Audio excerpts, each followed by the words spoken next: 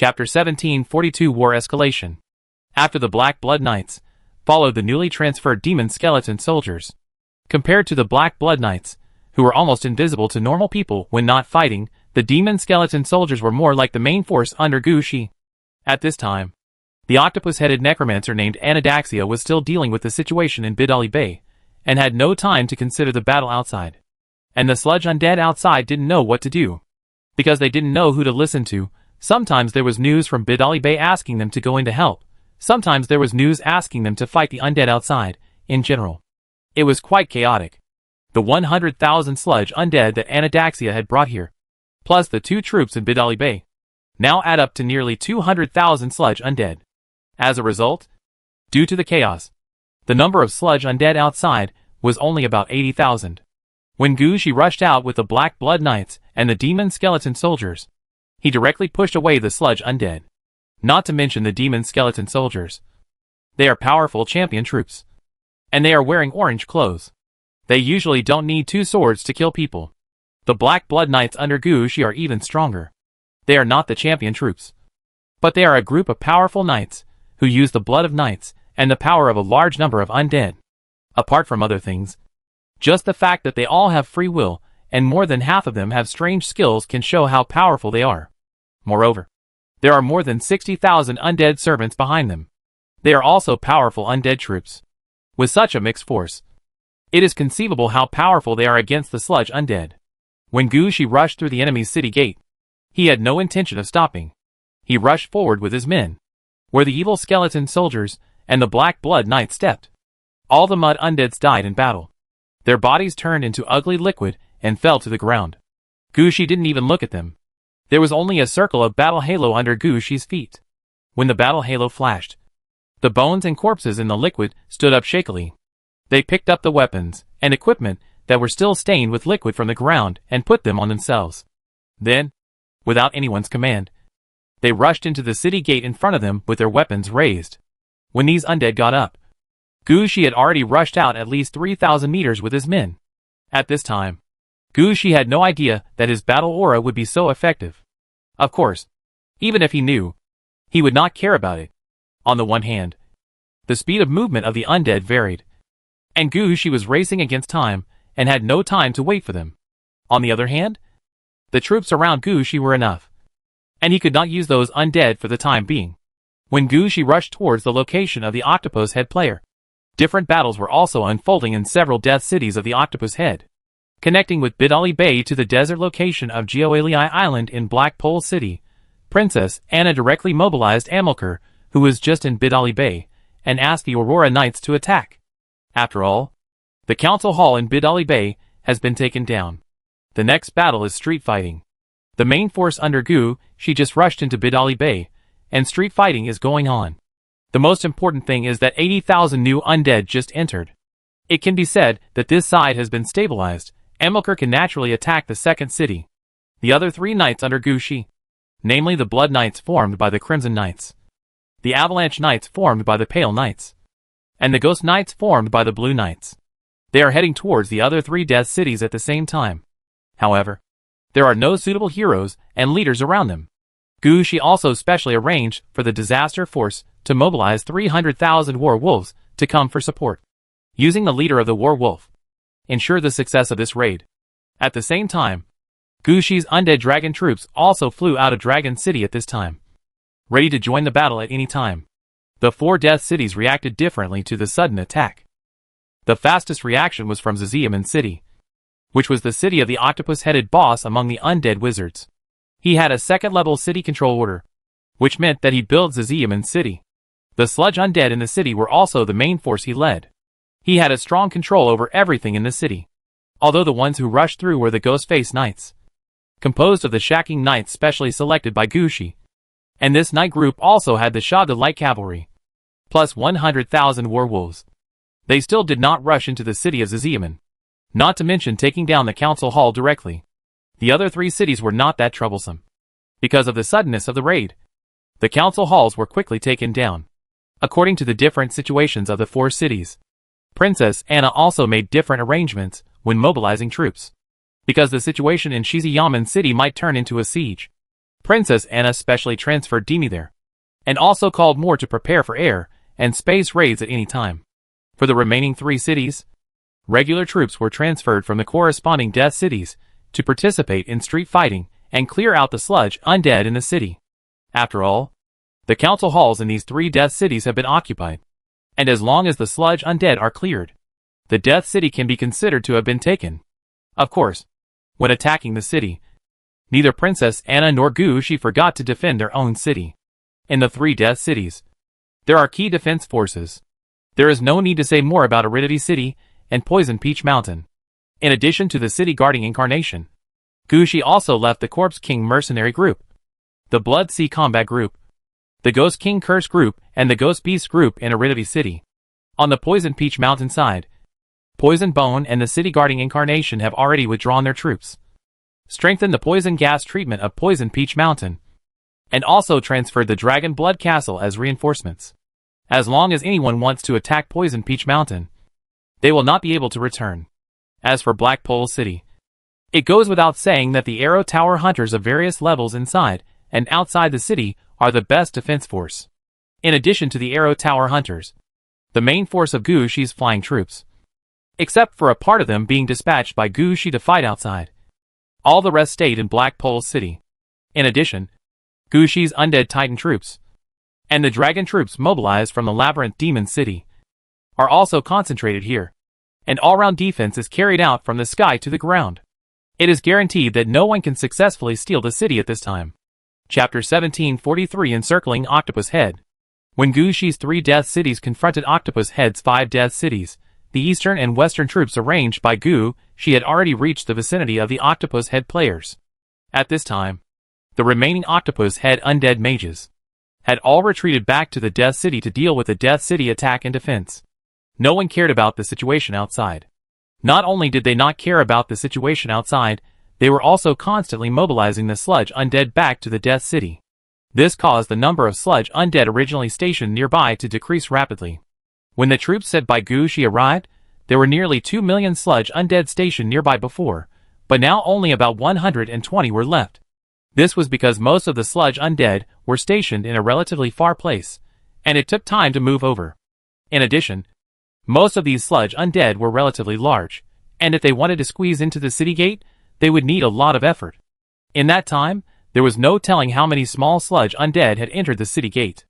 So the Octopus Head necromancers only brought the sludge undead that they could use now to the Death City. The rest were all left outside. However, these sludge undead also received orders, and were squeezing towards the gates of several death cities. Now the entire garrison of the Octopus Head players was in chaos. After all, it was impossible for a 1,000,000-strong army to squeeze together. And the sludge undead were not the kind of obedient ones. Sometimes they would pile on top of other sludge undeads, some squeezed in, and some ran out. The Octopus players had no way to command clearly. Under such circumstances, the troops arranged by Gushi to the east and west also arrived. When they came and saw this situation, they immediately rushed into the battlefield. This time was not like the last time, only the archers were in place. This time, a large army was in place.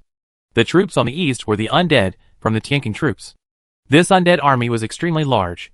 The number of people was directly in the millions, but their levels were really high and low, and their weapons were also good and bad.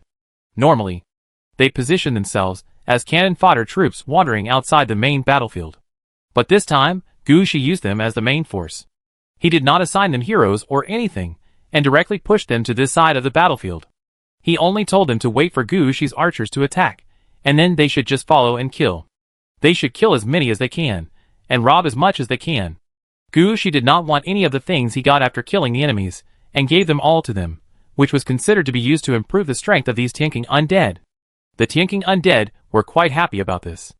No matter what kind of undead army, there are certain requirements for weapons and equipment. Not to mention that among the Tianqing undead, there are actually many archers. They have higher requirements for bows and arrows. Usually, they cut wood to make longbows by themselves, which are not very useful. Now they have the opportunity to grab some good things to change their clothes. They are very happy. After appearing in the east of the Octopus Head player station, they also followed Gushi's archer troops to shoot. Then the melee undead troops also took this opportunity to rush out. These undeads were killed in the depths of the game. They know their own combat power best. And they also know what to do when facing enemies stronger than them. When rushing forward, they also try to suppress their charge speed, ensuring that every step they take, they can kill a group of enemies. This is what they think is the most serious way to fight. And in the team of Tianqing Undead, the Lord Incarnation is actually there. But he has been waiting for an opportunity. Cut off the connection between the enemy undead and the necromancer, and then use his own means to turn all the undead into his subordinates. This kind of thing is most useful when encountering thousands of undead, because as long as he roars, the battle is almost over. The undead in the Tianqing can expand to so many people, which is the result of the efforts of the Lord Incarnation. Originally, when he came here, the Lord Incarnation would also let out a death roar directly, to cut off the connection between all the undead here and the necromancer. But after arriving here, the Lord Incarnation saw the current situation, and had a new idea in his mind. Now is not the time to let the enemy know that he has this ability. The 1.2 million sludge undead here, although it seems a bit chaotic, the enemy is too scattered. The Lord Incarnation's death roar. I am afraid there is no way to cover all the sludge undead. Only by driving them together, and then launching the death roar can it have the best effect. At present, with a roar, the Lord Incarnation can only cut off the connection between about 200,000 sludge undead and the necromancer at most. It is hard to say how many more undeads he can get back next. The Lord Avatar does not want to spend half a day's effort, and finally get only such a few undeads. He plans to play a big wave. Even if he can't take down 1.2 million undeads, he must take down at least half of them. For this reason, the Lord Avatar has no intention of taking action. He has been following at the end of the team, watching the every move of the Tianqing Undead. On the Tianqing Undead side, in addition to the regular undead, they also have the existence of the Bone Dragon Mothership. After the battle on the ground began, a large number of undead were also deployed in the sky. These undead troops have already headed for the center of the Octopus Head Players Station. At this time, in the west, the flying troops dispatched by Gu Shi to fight were the ones who took action. In addition, there were nearly 1 million werewolves. Although these two troops were both undead troops, their fighting methods were different. Moreover, the real main force of the flying and ground troops was not here. Most of them were fear bats. As soon as they came up, they released the terror scream, driving the sludge undead towards the Octopus Head Players' base. If these sludge undead wanted to escape, the situation would be different. Although the werewolves outside were of low level, they were numerous, and they were unreasonable when biting people. They were just crazy. The sludge undead, who rushed into the werewolf pack, had no chance of survival. It can be said that the two teams of Gu Shi selected the most suitable troops.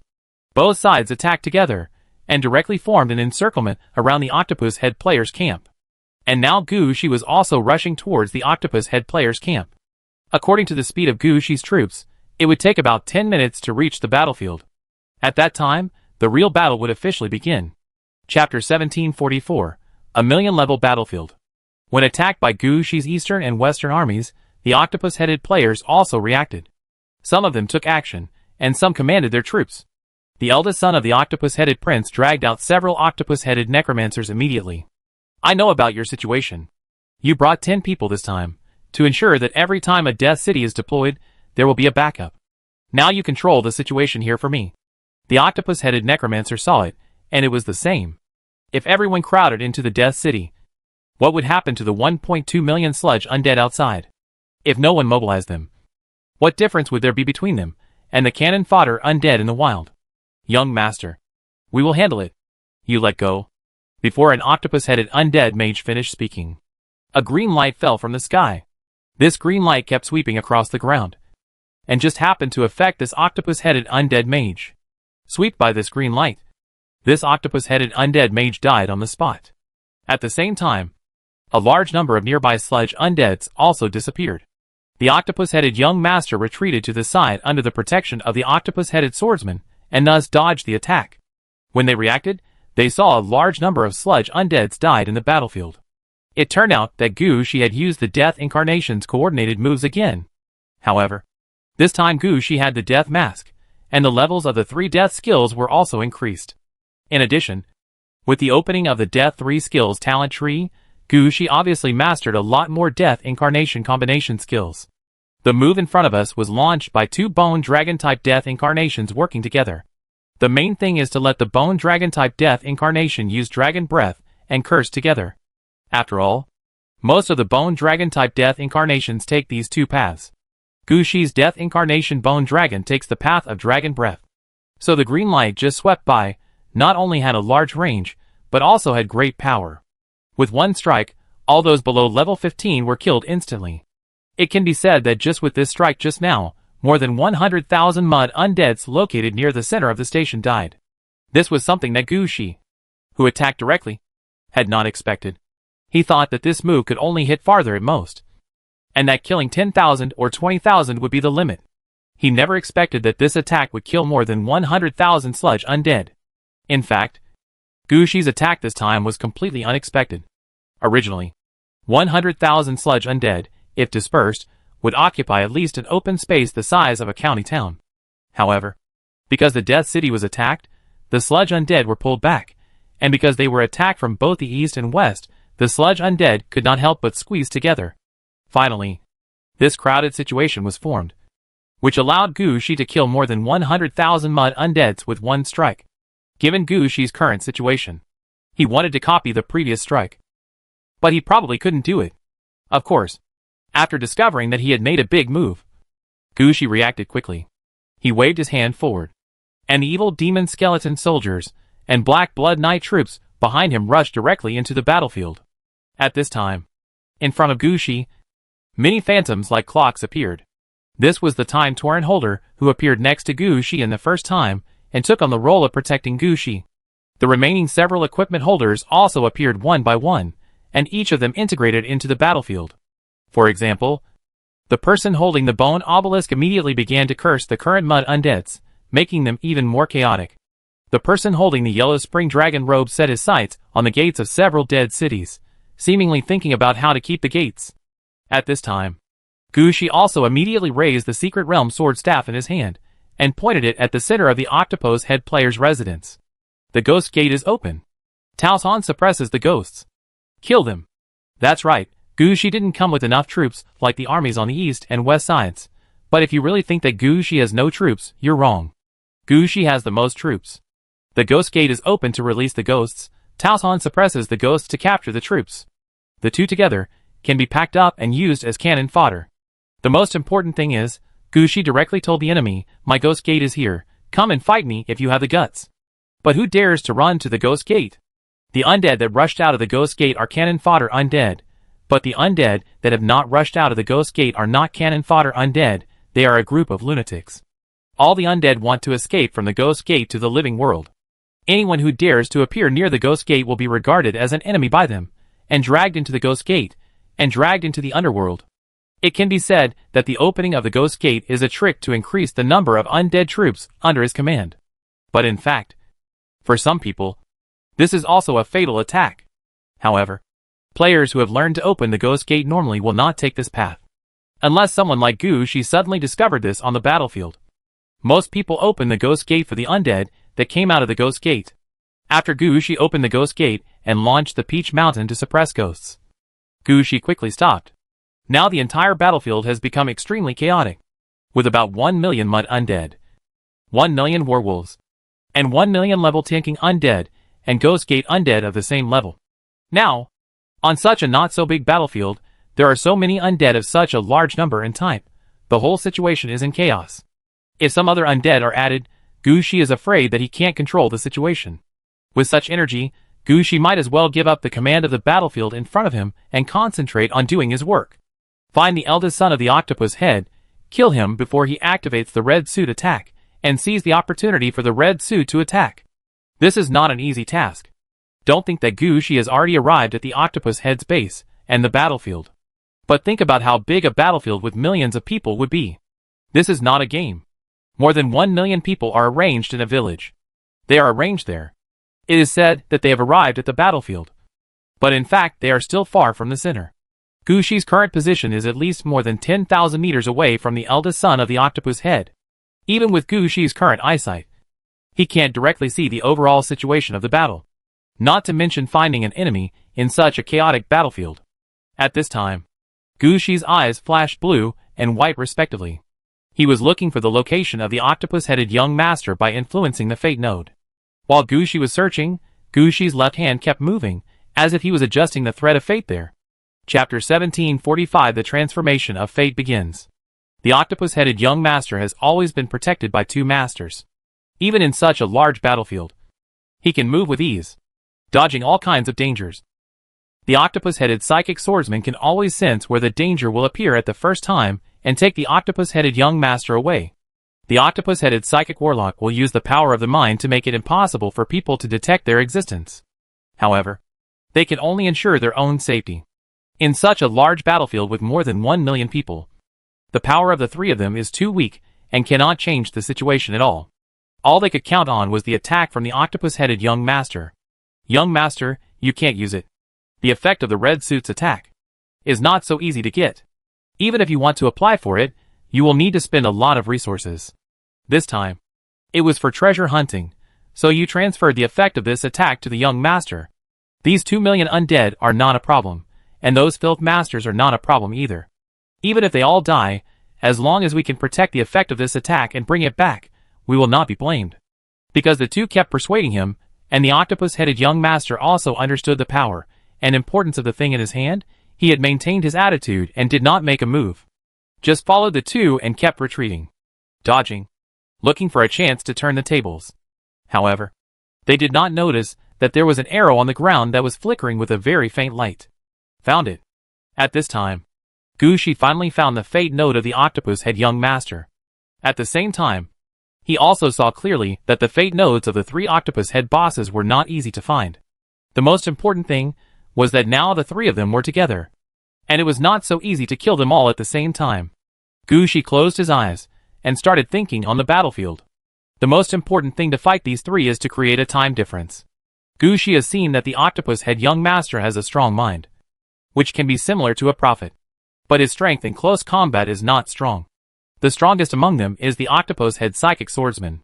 As long as someone locks on him, and the octopus-head young master, and wants to attack him, and the octopus-head young master, he can lead people to retreat quickly.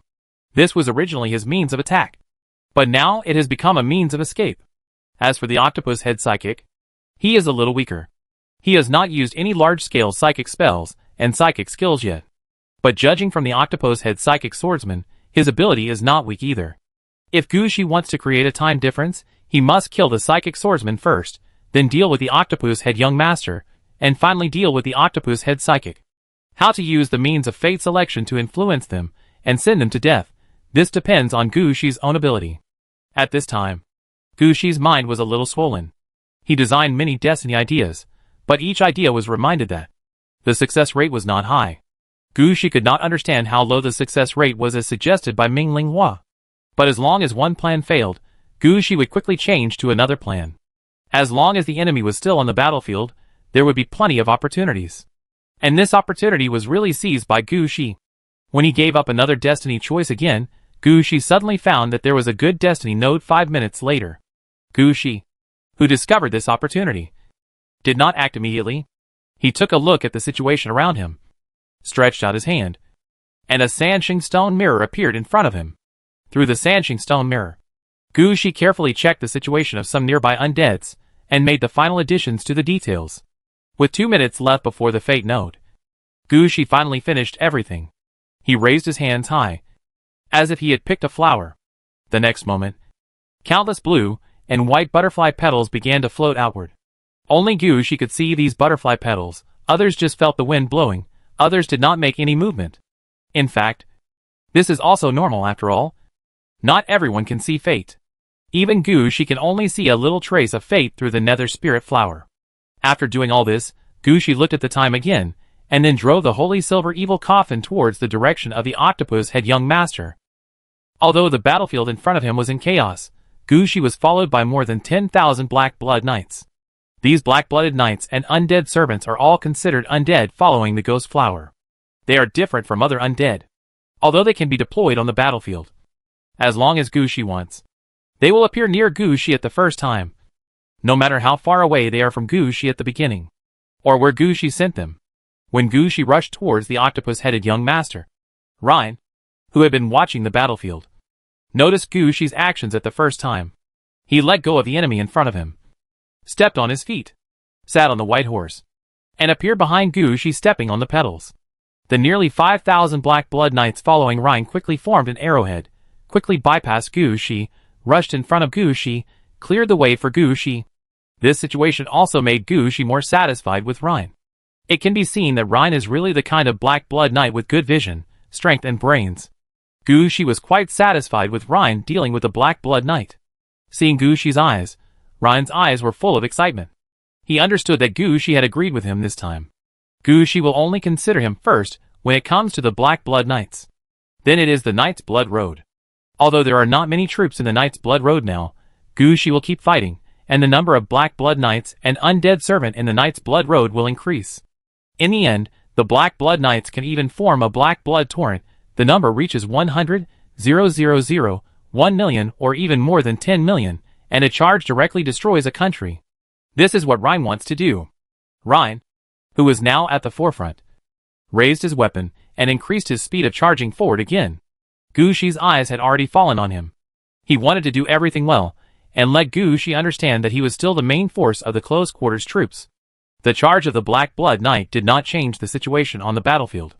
After all, in a battlefield with millions of people, the interspersed troops of more than 10,000 people were all small-scale mobilizations. In such a large battlefield, they were not noticeable at all. No one noticed the direction in which the troops were heading. Until 1 minute later, Gu Shi and his men rushed to a position about 4,000 meters away from the Octopus Head Young Master. From here, Gu Shi could clearly see all the reactions of the Octopus Head Young Master and his men. At this time, they finally realized that they were being targeted. Chapter 1746, The Means of Destiny. Young Master, they are coming for us. The Octopus Head Psychic Swordsman was the first to discover that something was wrong. However, this was only a troop of more than 10,000 knights. On the battlefield in front of them, there was no way to cause much reaction.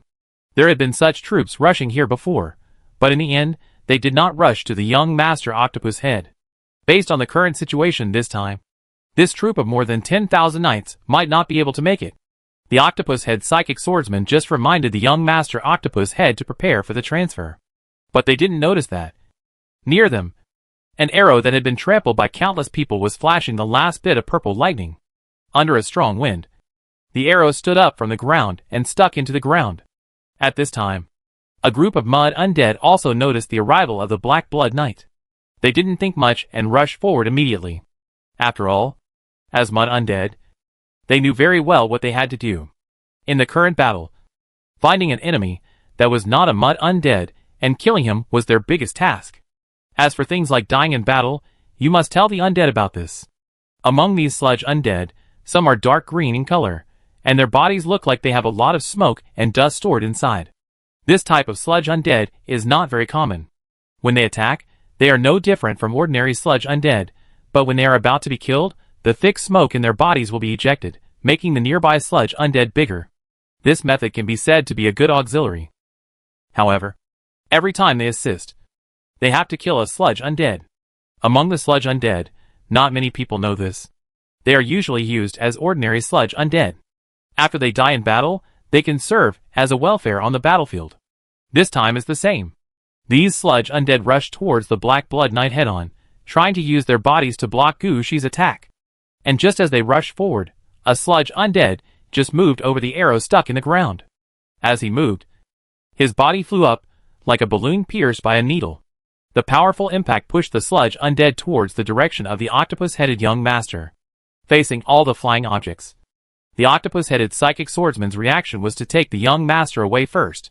However, facing the flying bodies of his subordinates, the octopus-headed psychic swordsman thought for a moment. This was not a big deal. He just raised his hand, and the long sword in his hand picked up the sludge undead and threw it aside. With this provocation, the sludge undead exploded not far from them.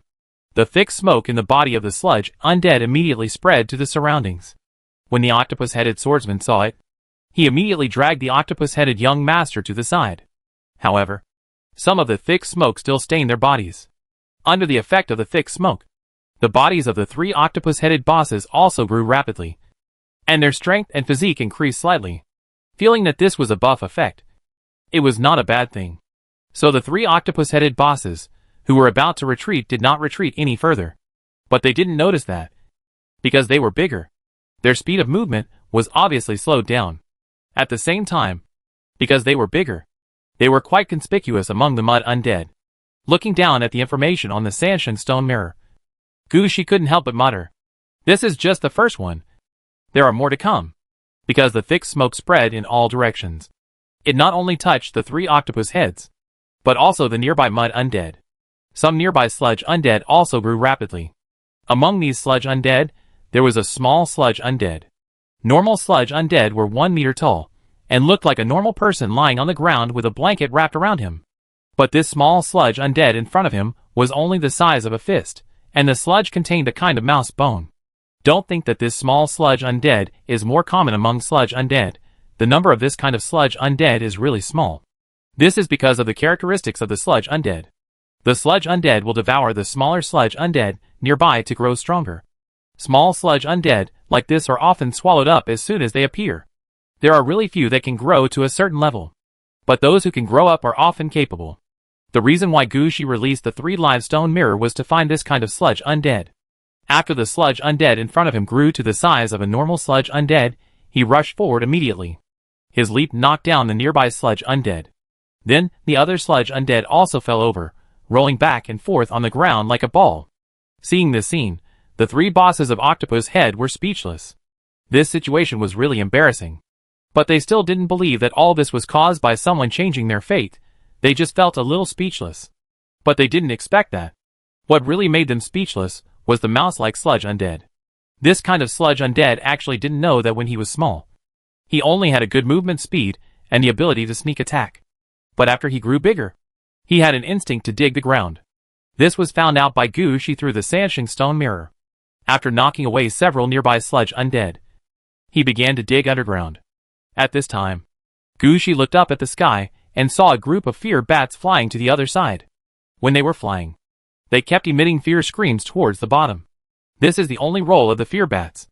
After all, their fighting power is really not that good. Whether they are used to open the air or to attack underground, they are not very good. At the beginning, their positioning was to cause chaos on the battlefield and destroy the enemy's battle formation. Although it has become a melee now, they still hope that the battlefield will be more chaotic. Under the scream of fear, the enlarged mud undead dug from the ground towards the 3 octopus heads, because they were his subordinates, and they didn't rush towards them specifically. So none of the 3 of them felt it clearly.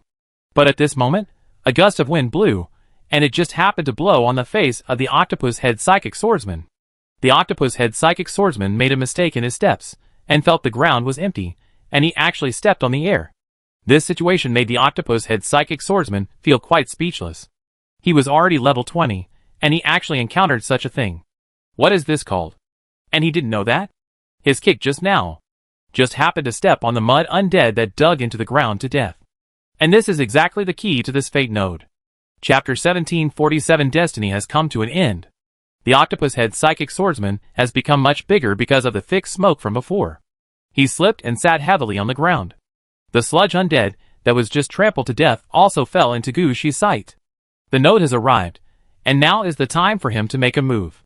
Gushi raised the secret realm sword staff and pointed in the direction of the sludge undead corpse. Of course, in the eyes of outsiders, Gushi was drawing his bow and arrow, wanting to shoot this attack at the octopus head psychic swordsman. For such actions, the octopus head psychic swordsman was the most sensitive. He immediately dragged the octopus head young master up, and prepared to leave quickly with him. However, when he dragged the octopus head young master with his left hand, and supported the ground with his right hand to get up and leave, Gushi said directly, "Corpse explosion?" That's right. The only action Gushi took when he came here was to launch a corpse explosion. This had to be done by him personally. And it was also the official fate node. This corpse explosion used the sludge undead corpse that was trampled to death by the octopus head psychic swordsman. Because its original size was not big. It just became bigger through the thick smoke. So the power of this corpse explosion was not actually that big.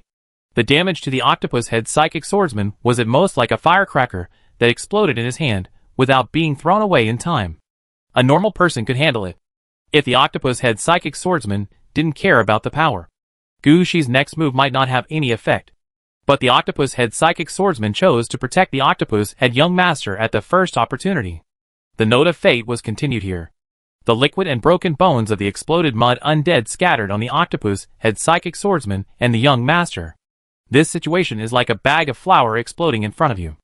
No matter how fast you dodge, you can't avoid getting any flour on it. Not to mention that this is not flour.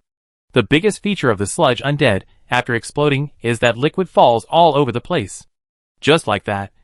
The octopus-headed swordsman and the octopus-headed young master were both covered with this liquid. Of course, this situation is not very harmful to them. But it is extremely insulting.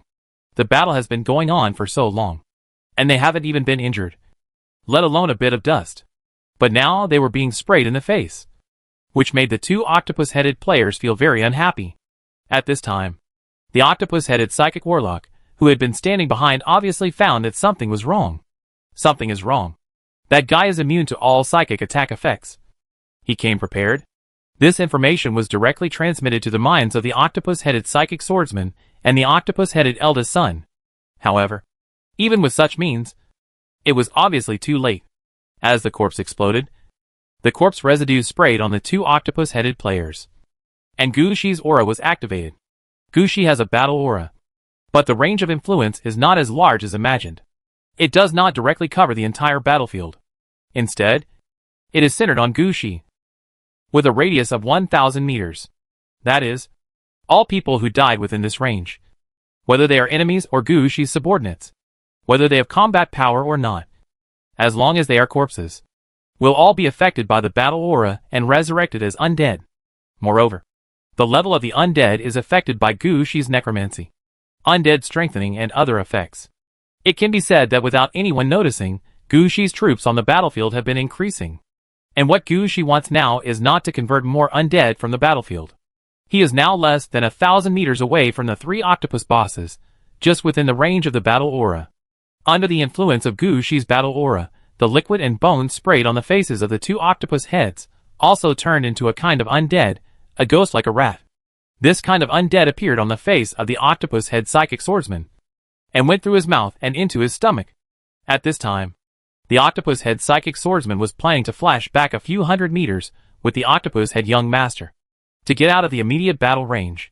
When the mouse got into his stomach, he was flashing. As a result, when he flashed, his stomach hurt, and something went wrong. Not only did he not flash to a safe place, but he flashed into a pile of mud undead. These sludge undead were stacked one on top of another, and squeezed together, and even squeezed in, just squeezing the two tightly to death. In this situation, the two wanted to move without any means. But fortunately, they were still at ease at this time, because they all understood that they were all sludge undead nearby. They were all their men, and they were just squeezing in a little bit now, and it wouldn't cause any harm to them. It was like the necromancer mixed in with the undead. Even if there were some squeezing in, it didn't matter, as long as it was safe here. The octopus-headed swordsman was about to look up to see the situation around him, but he didn't expect that the place where he appeared was exactly the last step of fate. This was not the battlefield arranged by Gushi, but the one created by the tanking undead of the troops on the east side of the battlefield. They had forced nearly 400,000 sludge undead to gather together through various means during the battle. This was to let the Lord Incarnation roar with death, and then turn all the sludge undead here into his subordinates. For this matter, the Lord Incarnation prepared for quite a long time. After all, it was a difficult task to bring all the sludge undead together. Although there were some minor accidents, which made the number of the gathered sludge undead not as many as the Lord Avatar had imagined, the Lord Avatar did not intend to delay any longer. If it dragged on, there would not be many sludge undead on the battlefield. At this time, the Lord Avatar flew towards the gathered sludge undead, opened his mouth and roared at them. After this roar, all the sludge undead's bodies tightened. All the connections between them and the octopus-headed necromancer were cut off. Now they are all considered as ownerless undead. Although their state of undead is different from that of normal undead, they are really ownerless and really undead. This is enough for the Lord Incarnation. The Lord Incarnation then activated the power of the Lord of Death. All the mud undead below, one by one, all were summoned by the Lord Incarnation and became the Lord Incarnation's subordinates. At this time, the octopus head psychic swordsman and the octopus head young master, who were squeezed in the middle of the mud undead, did not know what happened. They never thought that the sludge undead that was just on their side would change their master in just a moment. They also never thought that the sludge undead that was crowded with them would become their enemy in such a short time. So they were not prepared for these sludge undead. It was not until the sludge undead attacked that they realized that something was wrong. Chapter 1748 Successful Killing. It was too late. Among the hundreds of thousands of undead, even if there were only dozens of sludge undead that could squeeze around, there were indeed no shortage of attacks. The octopus head young master and the octopus head psychic swordsman were stunned by the attack in front of them. What was going on? I was in a relatively safe position now. How could I be attacked? The most important thing was that the sludge undead here attacked without any consideration and rushed over from all directions and directly pressed these two people on top of them. Even if the two wanted to escape, they had no chance to do so. At this moment, they were like being trapped in a swamp.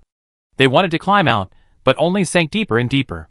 The octopus-headed young master and the octopus-headed swordsman could only keep swinging their weapons, trying to kill the mud undeads that were squeezing over. But their speed was slower than that of normal people. After only a few sword strikes, one mud undead after another rushed over and pressed them to the ground. The whole process took less than a minute, and the two were pinned to death on the spot. At this time, Gushi had already rushed here under the protection of the Black Blood Knight.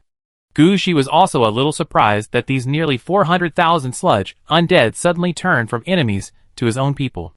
He had seen the fate line of the octopus-headed eldest son before, and knew that they would die when they were sent to this position. But Gushi really didn't think that they would die like this. Looking up at the Lord Incarnation, who was still in a daze in the sky, Gushi's eyes also flashed with a trace of surprise. He really did not make the wrong choice. The power of fate is really too strong. He really died just like that. And died inexplicably. Gushi admitted that he had planned some of the previous steps. But after he made the corpse explosion, the rest of the matter really had nothing to do with him. The fate that followed was not written by him, but was sent to him by the two big guys. Octopus Head. Gushi had to admit that his current performance of fate was still a little poor. He still had to think more about future matters. And he should use this trick as much as possible. Gushi thought as he drove away the gathered sludge undead. Go to those city gates. We haven't taken down several death cities yet. What are you crowding here for? Gushi drove the sludge undead away while giving loud orders. The battle here was almost over. Only a few sporadic flames remained on the battlefield. At this time, the undead gathered nearby would naturally use the city gates that were still there to kill their way into the death city of Octopus Head. As for Gushi himself, he drove away the sludge undead and walked to the place where the two octopus-headed players died. At this time, Gushi had temporarily turned off the battle aura. When he walked over, the corpses on the ground had not turned into undead. Gushi reached out and picked up the corpse of the octopus-headed eldest son and began to touch him. Finally, Gushi turned the corpse over and let it fall to the ground and pulled out something like a silver needle from the back of its head. As soon as the silver needle was caught in Gushi's hand, it turned into a small silver fish that kept twisting, trying to fly out of Gushi's hand. But what was in Gushi's hand? It was the Nether Spirit Flower. A real red suit. Even if it was not a combat type, it could still suppress the attack effect of this red suit. As long as Gushi kept his fingers on it, this thing would not be able to escape. Sure enough, not long after, a ding sound came from Gushi's ears. You get a chance to use the secret I read. As long as you activate this opportunity, you can use the attack effect of the secret eye once. Secret eye? Gushi was also stunned when he heard this information. Obviously, this hidden eye is not an offensive red equipment. But he wanted to take a closer look at the detailed information, but found that this thing was different from the attack opportunities of the Axe of Creation and the demon sword in Gushi's hands. The opportunity to use the hidden eye was snatched by Gushi. Gushi was already reluctant to give this thing to him, and he wanted to provide detailed information, but he thought too much. Anyway, now this thing is in his hand, telling you that you can use it once. As for what effect it will have after it is used, that is not something Gushi can imagine. He wanted to use it to achieve the effect he wanted. Either to snatch the Eye of Secret, or to find someone to help identify it and confirm the effect of this thing. Otherwise, he would have to throw the silver needle by himself, which would be a hidden weapon at most. But Gushi didn't care about these. What was he trying to do to snatch the chance to use the red suit? You wouldn't really think that Gushi wanted to snatch such a chance to use it. Gushi had the Nether Spirit Flower in his hand, and the red suit was in his hand. And he could use it unlimitedly. Gushi could easily divide this kind of thing into hundreds or thousands of copies. Sending out a large army just to grab such a thing? Gushi would not dare to think so even if his brain was filled with boiling water. Gushi grabbed this opportunity to use it for the red outfit on Octopus Head's side, which is the hidden eye. Almost all Octopus Head players have never seen the hidden eye, so even if Gushi wanted to influence it through the means of fate, he could not locate it. But it is different if he gets the opportunity to use the hidden eye once. This thing is integrated with the hidden eye.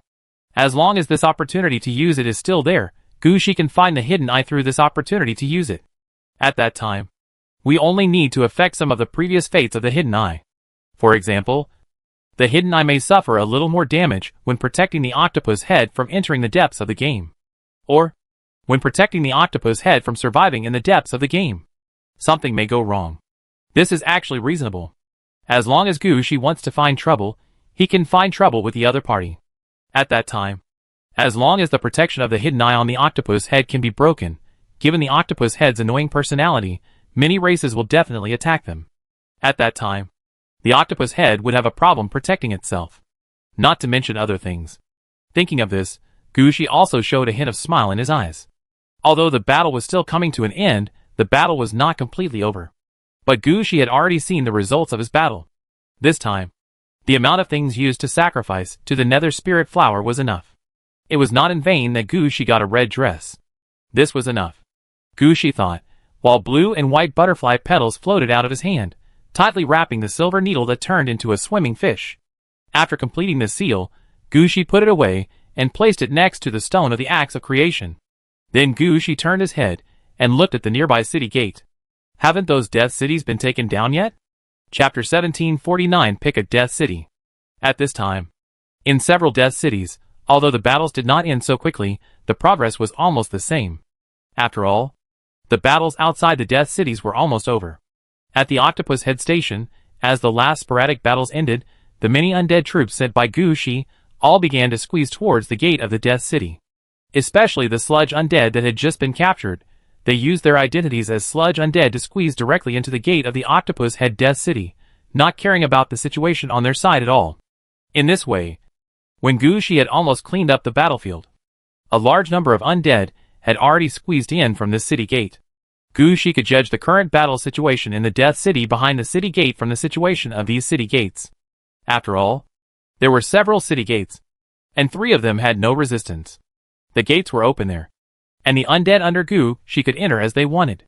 It was obvious that the Death City behind these 3 city gates had either been taken down by someone, or the battle was almost over, and the necromancers inside could no longer care about the situation of these city gates. The remaining one was relatively strong. When the undead under Gushi rushed over, they were sometimes pushed out by others. From this point of view, there was still resistance behind this city. It has been so long, and it has not been taken down. It seems that the troops invested at that time were not good enough. After the main goal was achieved, Gushi's attitude became much more relaxed. At this time, he thought about it, and finally waved to the Lord Incarnation in the sky. The Lord Incarnation immediately landed beside Gushi. When he fell, a large number of undead from the cenote had already squeezed in. However, he glanced at the city gate in front of him, and then glanced at Gushi, and the meaning was quite obvious. The city gate in front of him was a little small, and he couldn't squeeze in. Gushi was also a little speechless about the situation of the Lord Incarnation. I asked you to come here? Not because this city gate is small. I want you to choose. Take a look inside, and see which city behind the city gate is suitable for you. I see that the death cities of Octopus Head are all bays, deserts, etc. I don't know what the city looks like. We certainly can't leave all 5 death cities.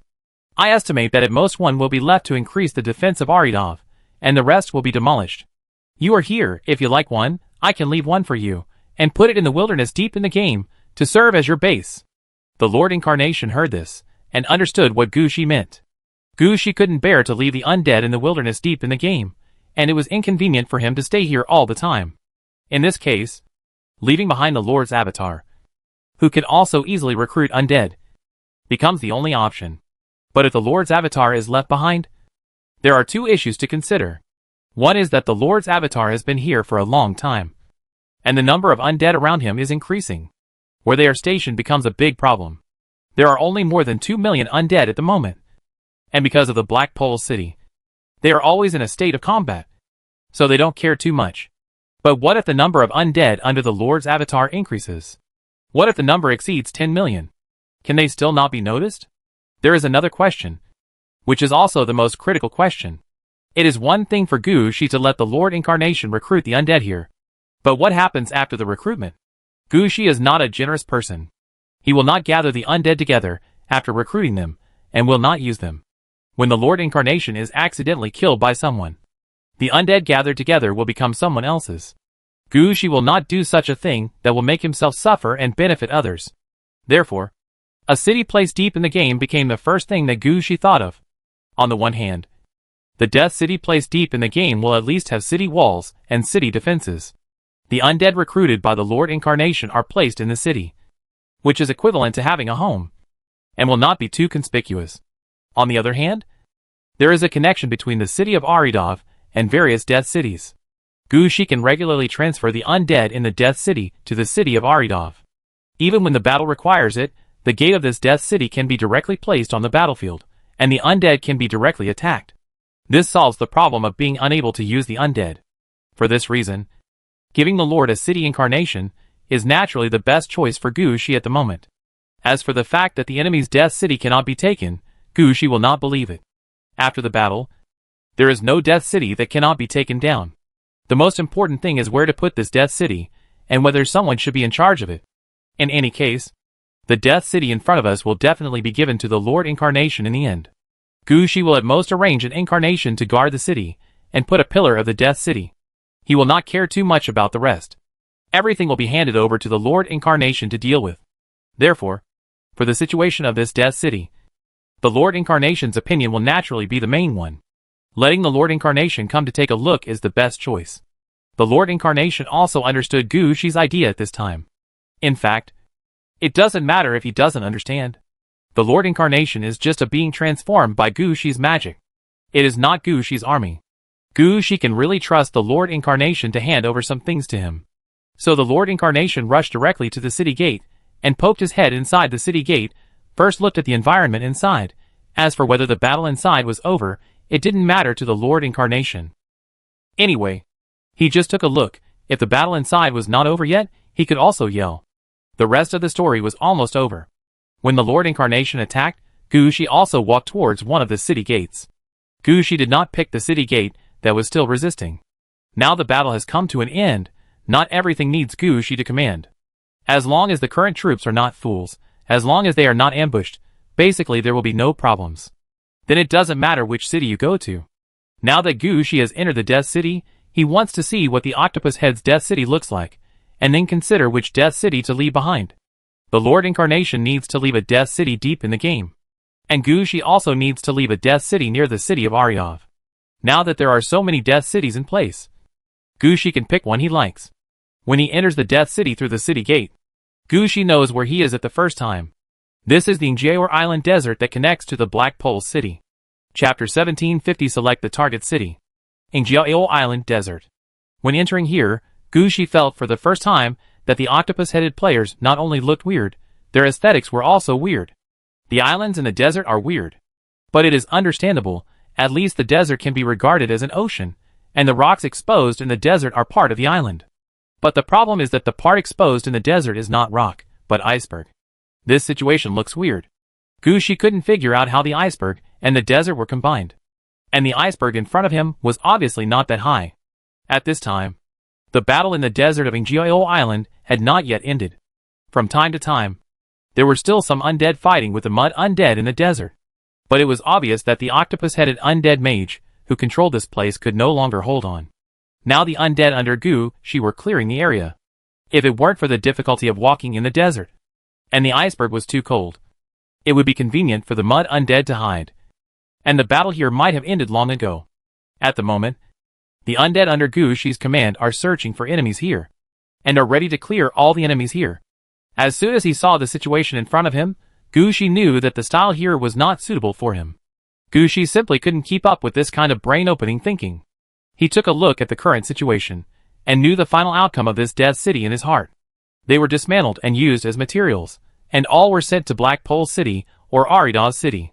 As for the Poison Peach Mountain, Gushi probably looked down on ice and sand in the past. After thinking about it, Gushi left the Yingjiao Aolei Island Desert and prepared to go to the next Death City. At this moment, the Lord Incarnation came to Gushi.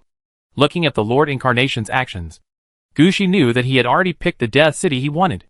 Gushi didn't care whether the Lord Incarnation picked one at random, or whether he made a decision after looking at several Death Cities. Anyway, the Lord Incarnation had already made his choice, so he would deal with it according to the Death City he chose. So Gushi followed the Lord's Incarnation into another city gate. Behind this city gate is a Death City made of stone. Wosi Cave, a Death City that fought against Arida's city. Like the situation in the Yingjiao Island Desert, Wosi Cave was almost destroyed, but it was not completely taken down. Of course, the reason why this Death City was not taken down is also very simple, that is, Wosi Cave City is directly a cave city in the belly of the mountain. Sometimes in a place that has been attacked, new enemies may appear at any time. Sometimes the enemy will counterattack. It is for this reason that the battle has not ended until now. Gushi took a look at the situation here, and quickly understood it in his heart. You chose this place. Then this is fine. I will arrange to deal with it first. You just clear the field, and clear all the undead here. Hearing Gushi's words, the Lord Incarnation flew up directly. The Lord Incarnation is the most suitable person to clean up the undead. All the undead who see him will take the initiative to join the Lord Incarnation. As for those undead with owners, the Lord Incarnation also has ways to deal with them. At most, it was just a matter of shouting. After receiving Gushi's order, the Lord's Incarnation flew up directly, and flew towards the sky above the Wosi Cave. Gushi looked at the direction where the Lord's Incarnation flew, and then raised his hand. Batches of liches appeared behind Gushi. In the previous task of binding the ghost flower, Gushi felt that the liches of the dead, which force field, were very useful. A city, a castle, and even a country can be transformed into a land of dead spirits. But after coming out of the world bound to the nether spirit flower, Gushi realized that he had thought too simply. In the world bound to the nether spirit flower, how big was that city? And how big was the city that he was going to take down? 20 sets of dead wizard force fields could take care of a city before. And judging from the current situation, without 200 sets of dead wizard force fields, it would be impossible to cover this Wosi Cave. If you really want to pick up the details, at least 300 sets of dead wizard force fields are needed. At this moment, Gushi recalled the time when he had to summon souls, when there was no soul summoning tower. At that time, his most important job in every battle was not to command the battle, but to use the soul summoning technique again and again after the battle. Thinking about it now, he didn't know how he could survive such a hard life. Later, after the soul summoning tower was built, the situation became better. He originally thought that he didn't need to do such hard work anymore, but he didn't expect it to happen again now. Gushi released the dead wizard force field, and each time he released a group, he had to specify their positions. It can be said that this task was done by Gushi alone. After the 300 groups of dead wizard force fields were released, Gushi's mana was drained several times. Sitting on the ground, Gushi no longer watched his men deal with the Wosi Cave. Whether there were still undead inside, Gushi no longer cared. What he wanted to do now was to have a good rest. After resting enough, he would come back to deal with the matter of Wosi Cave. But when Gushi stood up, Gushi found that the entire Wosi Cave seemed to have changed. The huge rock that was originally the cave was full of dead air. This feeling was a little wrong. Gushi thought about it, and did not immediately occupy or transform the Wosi Cave, but walked into a cave with his equipment. After entering the Wosi Cave, Gushi realized where the wrong feeling came from. The Wosi Cave was not what he thought. It was not a huge rock at all, but a huge corpse. It's just that the inside of the whole body has been fossilized, and it has become such a huge rock. If it was just a huge rock, it would be fine. The most speechless thing is that later, someone used this huge rock as a cemetery and buried a large number of bodies in it. I don't know how many years have passed, and the huge rock has been dug through countless times by people who buried bodies. And finally it became something like a maze. After that, I don't know why it fell into the hands of the octopus head, and turned it into a city of death. After the transformation of the octopus head, this place is relatively safe. But no matter how much we deal with it, what we can dig out is limited. Among these corpses, there are still a large number of corpses buried underground. Gushi was speechless when he found this. He felt that he should not have put some dead, which force field to transform the Huozi cave. He should have turned on the battle halo at that time, and turned all the corpses here into undead. Chapter 1751 A new city for the Tianqing undead. However, this discovery is a little late. 300 sets of dead, which force fields have been put in. Now every corner of this Huozi cave is filled with Gushi's undead aura. If Gushi wants to change the use of Huozi cave again, it will not only be a little troublesome, but also a big undertaking that requires a fresh start. Gushi doesn't have that mind. Huozi cave is just for the Lord Incarnation to station the Tianqing undead troops. He came here just to take over the Death City. There was no need to change back and forth here. When Gushi entered the meeting hall of the Huozi cave, he heard a ding sound beside his ear. You have conquered the Death City Huozi cave. What do you plan to do with it? Occupy? Destroy? Or give up? Occupy. Gushi responded immediately after seeing the message that popped up. Then another message popped up in front of Gushi. The Death City Huozi cave has been occupied. You can rename this Death City and move the Death City, only one chance. Gushi didn't think much about this information. He stretched out his right hand, and a large number of blue and white butterfly petals flew up. Then the Huozi cave in front of him also began to turn into the same kind of petals. At this time, many coordinate information flashed before Gushi's eyes. The method Gushi used now was the yin and yang of the nether spirit flower. He really planned to take this Death City to other places. Because this Death City belonged to Gushi, and Gushi also specially used 300 sets of dead, which force fields to transform all the undead aura in the Huozi cave. The operation of the nether spirit flower was quite simple. Gushi only needs to choose a suitable coordinate and launch the Huozi cave. However, Gushi does not know many coordinates at the moment. He thought about it seriously. The coordinates he was most familiar with were the coordinates of Heiji City. After all, he came back to the depths of the game this time to find the spiritual flower. The first coordinate he knew of in the depths of the game was in Heiji City. In addition to this coordinate, Gushi also remembered the coordinates between Yuanzhou City and Changzi City, where the train was taken. In addition to these two coordinates, Gushi was not sure about the location of the coordinates of other places. It's just that these two locations are not suitable for the Huozi cave. It's not because of the distance problem. Gushi's yin-yang conversion ability is the effect of the red suit, and the distance is not a problem at all. It's just that Gushi doesn't want to put his Death City near Yuanzhou City. Those players in Yuanzhou City are almost crazy.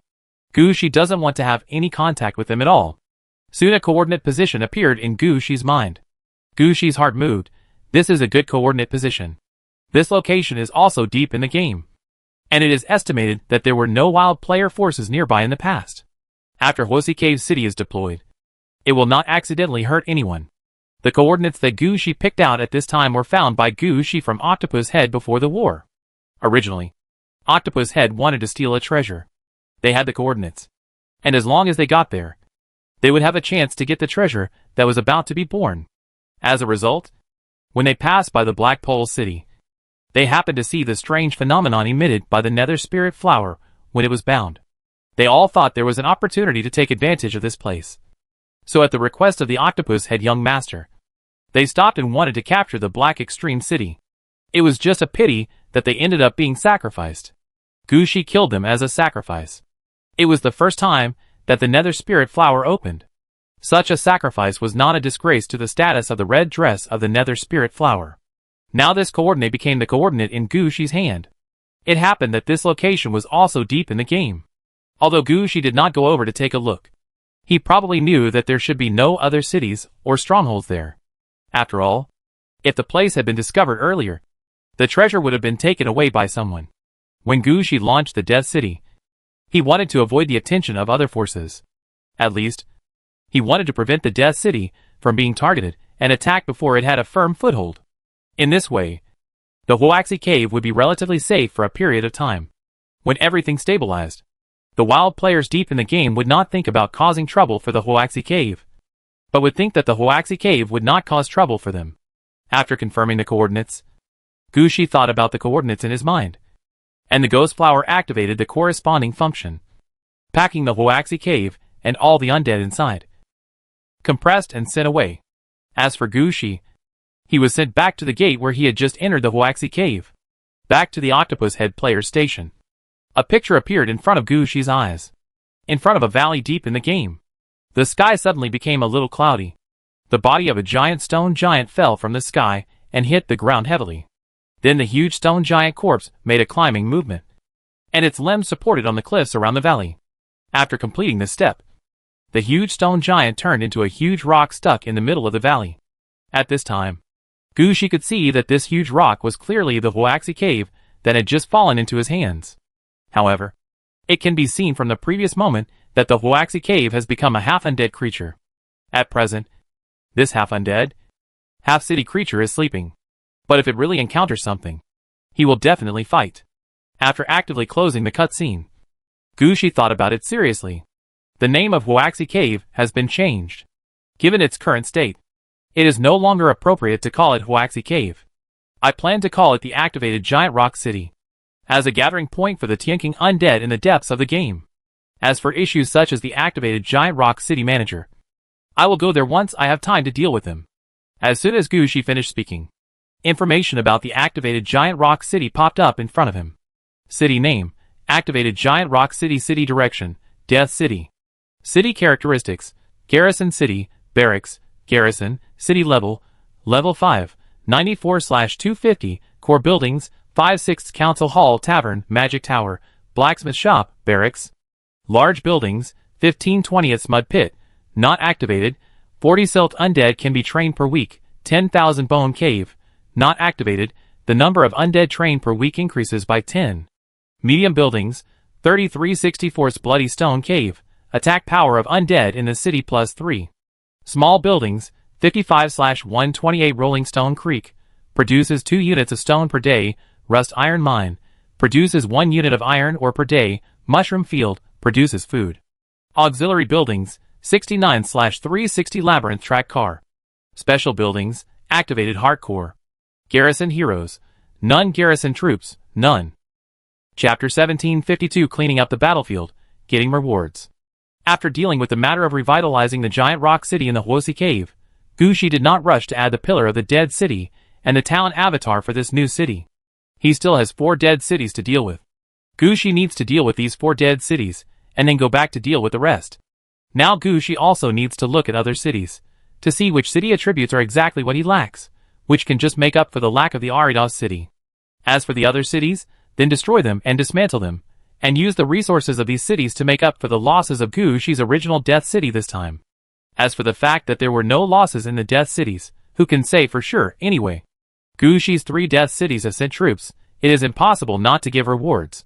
In order to complete this task, Gushi quickly entered the remaining gates. Quickly checked the properties of each Death City, and compared the characteristics of each city there. After comparison, Gushi finally felt that Shizuyaman City, which was fighting with Yaladovi City, was the most suitable city for Gushi to stay. This city was the most normal one among the several Death Cities, with a very classic Western-style city architecture, although it was not from the same period as Yaladovi. The architectural style and direction were somewhat similar. The existence of Shizuyaman City could just fill in some of the gaps in Yaladovi City, and at least the training speed of the troops inside the Death City could be improved by a few points. At the same time, it can also ensure the normal growth of the undead, ensure that new personnel join. Most importantly, this can ensure that a certain area of the Mirror Underground Palace has a big city to suppress. This last point is what Gushi wants. After all, Gushi has seen the situation in the underworld. He knows very well that after his level is upgraded, establishing his own underworld or hell will become the next most important task. Think about that ordinary underworld, which needs to be divided into 9 hells and 13 areas. Gushi's underworld must not have only one city. Adding a new city, there are only benefits and no harm to Gushi. After making a choice, Gushi acted quickly. After the incident in Huaxi Cave, Gushi was no longer careless and went directly to the Dead Witch Force Field. He first went into the city to use the things he might encounter. When the battle aura started, first see if this city can be revived. If not, try other things. Anyway, Gushi has this habit. After suffering a loss once, he will not fall into this trap the second time. After Gushi's treatment, Shizuyaman City was also forcibly pulled out by Gushi, sent to the other end of the Mirror Underground Palace. Now in the world of the Mirror Underground Palace, it has been divided into 2 parts. One part is still in the hands of the Great Lord. The area is relatively larger, about 3/5 of the entire Mirror Underground Palace. The other part is in Gu Shi's hands, accounting for 2/5 of the entire Mirror Underground Palace. Except for the Yaladowai city that originally belonged to Gu Shi, the Dragon City stuck at the junction of the two Mirror Underground Palaces, the Wanchi Ghost Domain that expanded outward, and the Labyrinth Demon City. Other places do not belong to Gu Shi. Now that Ziziaman City has fallen, it is equivalent to Gu Shi opening a new battlefield in the Mirror Underground Palace. This will become the new frontline battlefield, connecting the area captured by the Labyrinth Demon City. After Ziziaman City was put down, Gu Shi also changed its name. After all, the name Ziziaman was not smooth for Gu Shi to pronounce. Somewhat unhappy, Gu Shi simply called this new Death City Shancheng.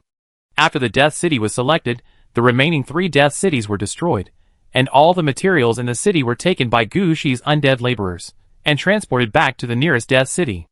After handling it in the Death City, it was transferred to other places where it was needed. It took Gu Shi 12 hours to carry it. He finally demolished the remaining 3 Death Cities, uprooted them, and even dug out the silt in the Bodepua swamp. While his men were carrying it, Gu Shi personally went to several Death Cities. Starting from Heiji City, Gu Shi personally arranged the Death City pillars, and the corresponding city guarding incarnations in each city. The Death City pillar in Heiji City was not bad. It was directly an arrow tower, which could attract undead with archer talents to Heiji City, and train them to become arrow tower hunters in the direction of undead in Heiji City. The incarnation of the city here is an orange equipment snatched from the Octopus Head Psion in this battle. Don't ask how Gu Shi snatched the orange equipment. The answer is that the undead under Gu Shi captured the Octopus Head Psion and asked him to try the blood sacrifice ritual stripping. As a result, this blood sacrifice ritual was quite successful. Successfully got 3 orange equipment from the Octopus Head Psion. One of them is the Psion's hat, which can be used to expand the Psion's mind control range. The remaining 2 items were a staff and a dagger. The staff could be used to strengthen the power of psychic spells, and the dagger could be used to protect the psychic from attacks and control. The route that Gu Shi took had little to do with these, so he only took the dagger, and placed it on the flame of the psychic dark lamp to burn it, hoping that the psychic dark lamp could fuse and devour the properties of the dagger, raising it from purple quality to orange quality. As for the staff, it was put aside to see if he could find a place to sell it. Only this hat was favored by Gu Shi, and was made into the incarnation of the city of Heiji City. This time everything went smoothly. Gu Shi invested orange equipment in the incarnation of the city, which originally only needed purple equipment. Heiji City has existed for so many years, and has a very strong energy source. In addition, Heiji City had nurtured the Nether Spirit Flower for a period of time. It can be said that everything this time reached a perfect level, except for Gu Shi's idea of making the orange equipment break through the boundary and reach the red equipment level. The last city guarding incarnation could only wear an orange hat and guard the Black Pole City. The only change was that, for the city guarding incarnation, his home area had expanded a bit. Originally, his guarding position should have been the entire city area of Black Pole City, starting from the city wall. Now it was different. The Arrow Tower Array area outside the city wall, all the way to the outermost Arrow Tower Forest area, were all counted as the guarding position of the city guarding incarnation. In this way, even after Gu Shi and the others left, the safety of Black Pole City could be guaranteed. As long as no one came with red clothes to destroy it, others would not be able to break through the Arrow Tower defense line and kill into Black Pole City. Chapter 1753, Processing Before Return. Compared to Black Pole City, the newly built revitalized Giant Rock City, and the Dead City Pillars, and the city incarnations in Shuncheng are a little simpler. The Dead City Pillars and revitalized Giant Rock City are quite prominent. After all, the function of revitalized Giant Rock City itself is to gather the undead in the cenote. So the Dead City Pillars arranged in revitalized Giant Rock City focus on highlighting the attraction of the undead deep in the game. It really doesn't matter what kind of undead there is, as long as it is an undead, it will be attracted. As for how to deal with it after being attracted, that is not their concern. Everything will be handled by the Lord Incarnation. Shuncheng focuses on the arrangement of the town incarnation, because in the next period of time, Shuncheng will become the main battlefield of the Mirror Underground Palace battle. The expansion of the territory of the Mirror Underground Palace will start from Shuncheng. At that time, the battle here will become the key. The town incarnation here is naturally more important. But Gu Shi is not the most important thing to do. When he came to Shuncheng and put down the pillars of the Dead City, and the incarnation of the city. Gushi also moved all the undead he got in this battle to Shuncheng. In this war, there were a total of 2 million mud undead under Octopus Head, plus the original guards in the 5 dead cities. The total number actually exceeded 4 million. Because of Gushi's double death, no matter how the enemy died, there would be more corresponding undead in Aladovi City in the end. However, among these 4 million people, because of the Lord Incarnation, more than 400,000 people joined the Lord Incarnation at Octopus Head Station and became part of the Tianqing undead. Later, when the Lord's Incarnation took over the activated Giant Rock City, he collected some more or less sludge undead in his hands. In fact, the number of ordinary undead that were finally transformed was about 3.3 million. This was already quite a lot for the city of Aridov. At the moment, Gushi immediately transferred them to Shuncheng, filling the missing manpower in Shuncheng. At the same time, Gushi also temporarily transferred Dimi here, letting her temporarily guard Shuncheng. However, when arranging Dimi in Shuncheng, Gushi had already made it clear to Dimi that she would not stay in Shuncheng forever. Gushi still has a place to use Dimi. It is impossible to keep Dimi here all the time. At the same time, 3.3 million new undead also appeared in the Night Blood Road. This time, because Gushi had detailed data, he knew the number of enemies killed in the battle. So at this time, Gushi also understood the transformation idea of the Night Blood Road. 1,000 people raise one night. This is the transformation idea of the Night Blood Road. For every 1,000 enemies that die, there will be 1,000 more undead in the Night Blood Road. And among these 1,000 undead, there will be 1 Black Blood Knight, 6 undead attendants, and the rest are all undead laborers serving the Black Blood Knight. Of course, this is the proper way of transformation. If there is a knight among the dead enemies, then the knight may be directly transformed into a Black Blood Knight. However, afterwards, the Night Blood Road will specially replenish 6 undead servants for this Black Blood Knight, and the corresponding number of undead laborers.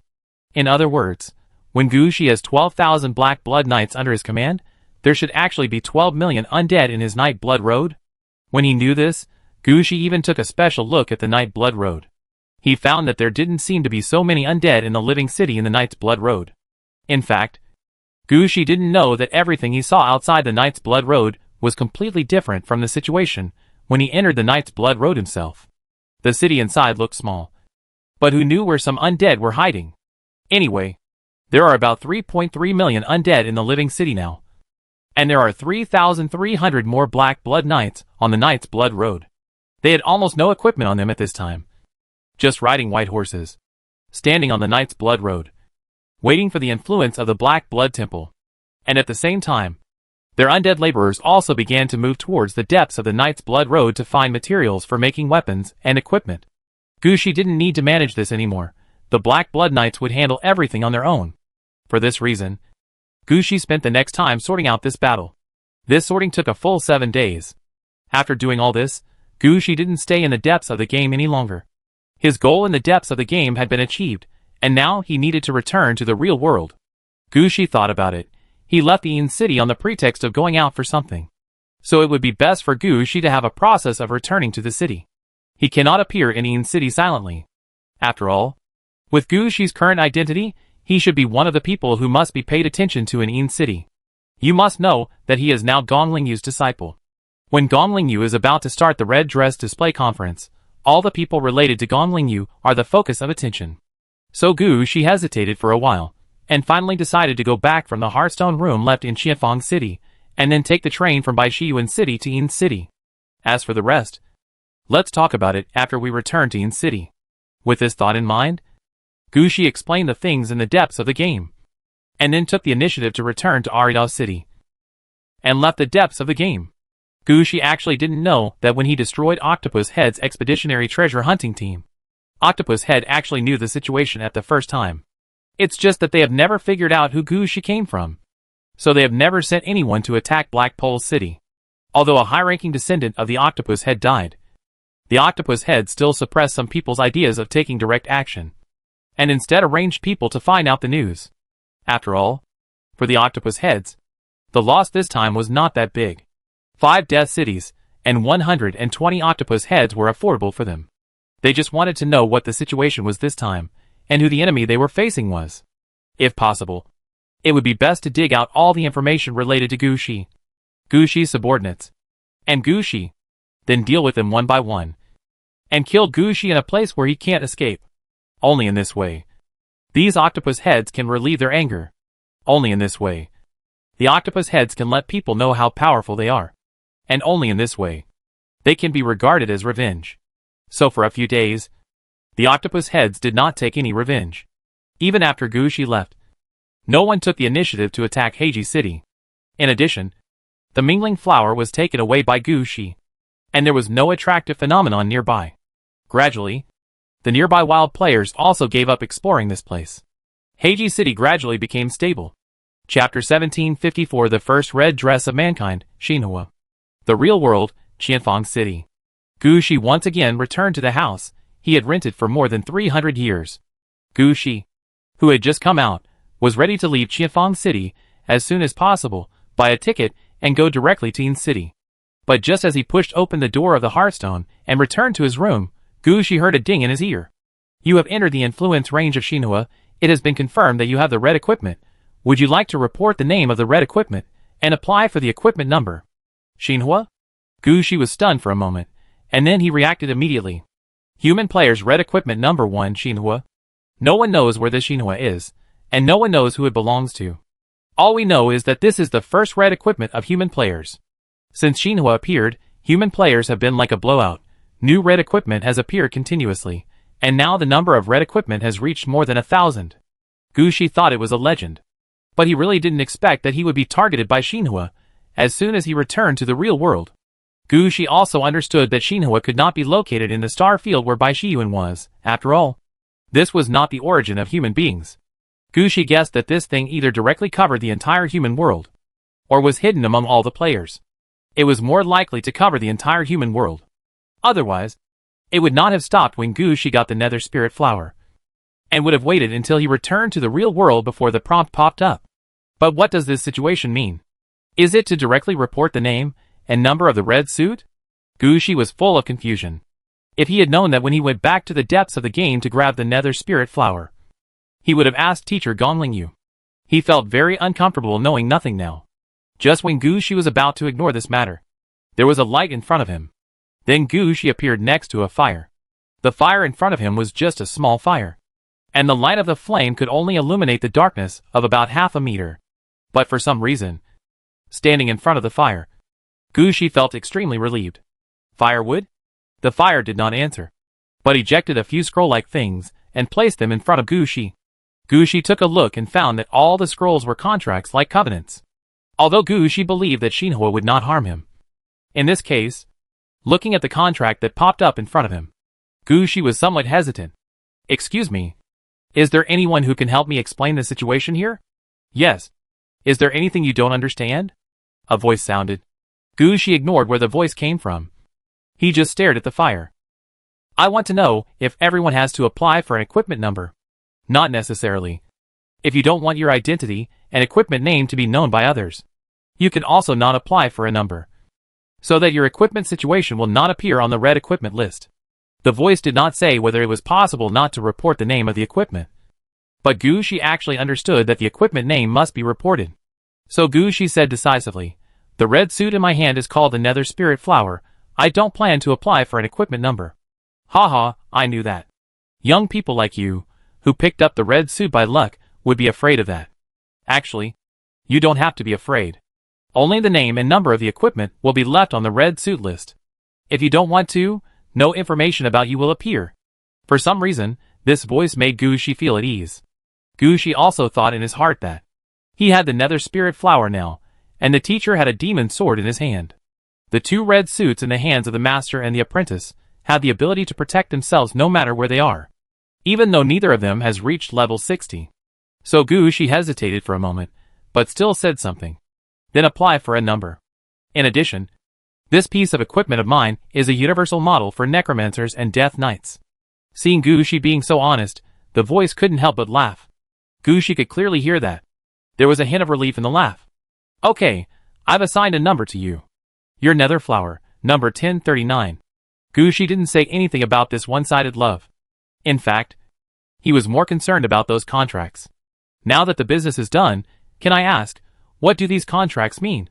I can understand these words separately, but I don't understand the meaning of them together. Of course, even if you don't ask, I will explain it to you. After all, there are some things that need to be explained to you clearly, lest you don't know the meaning of them and are unwilling to sign these contracts and agreements. These contracts are a constraint on the holders of red clothes. Not all races are like this. But on the human side, it is still like this for the time being. The most critical one is not the Red Equipment Protection Order. It is the Red Equipment Expansion Ban Order Temporary. This expansion ban order requires that players who have obtained red equipment, when giving up the red equipment in their hands, are not allowed to actively touch, occupy, or bind new red equipment. The voice paused here. Gushi was puzzled. Is there anyone who dislikes the large number of red equipment? Is this expansion ban really a joke? At this time, the voice explained again. I know you may not understand why we do this, but it is for the good of mankind. Since mankind started to light the torch, there have only been 1,039 pieces of red equipment in all these years. Although people have been working hard, their efforts are always one step short. If there is no restriction, red equipment will only be concentrated in the hands of certain people. You can understand it by thinking about it. How many equipment slots does a player have? How many people can share 1,039 pieces of red equipment? And you have also bound red equipment. And you know that when you bind red equipment, you can't bring anything in except things related to red equipment. If you think about it, you will understand that when you have a red suit, if you go to grab other red suits, how much advantage you will have. If you were in my position, for the sake of all mankind, would you issue such a ban on expansion? Gushi was stunned for a moment. And he also figured it out. When binding the Nether Spirit Flower, although he did not bring red equipment, the number of times the Axe of the Sky and the Demon Sword were used still made Gushi full of confidence. If someone really brought another red suit when binding a red suit, although it cannot be said to be a big kill, it would definitely not be a problem to easily take down the red equipment. If someone really has a red suit bound to them, and he hears that a new red suit has appeared somewhere, and he wants to go and grab it, then ordinary players may not be able to grab it. But Gushi was still somewhat unconvinced. And he asked stiffly, I can understand this. But what about the red suit mission I have already started? And what about the red suit I am nurturing? Please read it carefully. But you are not allowed to take the initiative to touch, occupy, or bind new red equipment. Mission rewards. Nurture them by yourself. And other people who come to kill with red suits. These are not included. Then if I encounter a red suit in the game, can I grab it back? The red suit in the game should have nothing to do with humans. And if you miss it, you will really miss it. Hearing this question, the voice also laughed. You have obtained a red suit, and you should know the conditions for the production of red suits. A large amount of energy and long-term nurturing are necessary. Sometimes, even if you consume the foundation of a game, you can't get enough energy. How many people can see the appearance of red equipment in the game? If you can see it, you are lucky. You can take it if you want. At this point, the voice said faintly, but from the beginning of the expansion ban to now, I have never seen anyone get a second red equipment. Maybe a player has used up all his luck by getting a red equipment. I hope you can have such good luck and become the first player to get 2 red equipment. Chapter 1755 Protection of Red Equipment.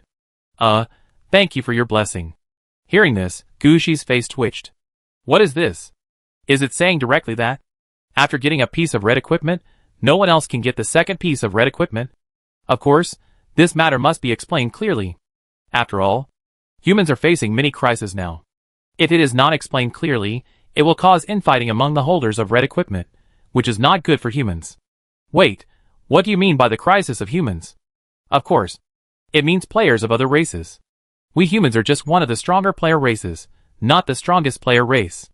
Red suit holders sometimes need to face red suit holders of other races. If your heart is not on the human side, it will be a problem. Wait a minute, can I interrupt you? I have a question. If I snatch the red suit of other races, can I bind it? Haha, you are still thinking about other red suits. I can answer this question, yes. Fighting with red suit holders of other races, this is someone else's death, and bringing red suits to kill you. Kill him, the red suit is yours. Is there a precedent? Yes, we have organized several actions of red suit holders, besieging red suit holders of other races, and snatched several red suits. However, no one wanted to bind the second red equipment, but instead distributed it to the more suitable human players to bind. Gushi was not stupid, he understood the situation as soon as he heard it. The previous action of encircling and killing the enemy's red equipment holders, I am afraid that at least 5 or more red equipment holders took action. And when they finally snatched it, I am afraid that they only got 1 red equipment. Even because it was impossible to unbind, they could only kill it forcefully, the red equipment might be gone. In this case, whoever proposes to bind red equipment will have to pay a huge price. Moreover, he will be targeted by more than 1,000 red equipment holders and regarded as an outsider. They snatched the red equipment, and naturally they wanted some benefits for themselves. As for snatching the red equipment that can be bound to themselves, siege is the most useless. Only by killing the red equipment holders of other races in a one-on-one situation. The red equipment snatched by force can be secretly left. However, in a one-on-one situation, red equipment against red equipment, if the red equipment is not restrained, the possibility of a draw between the two sides will be higher.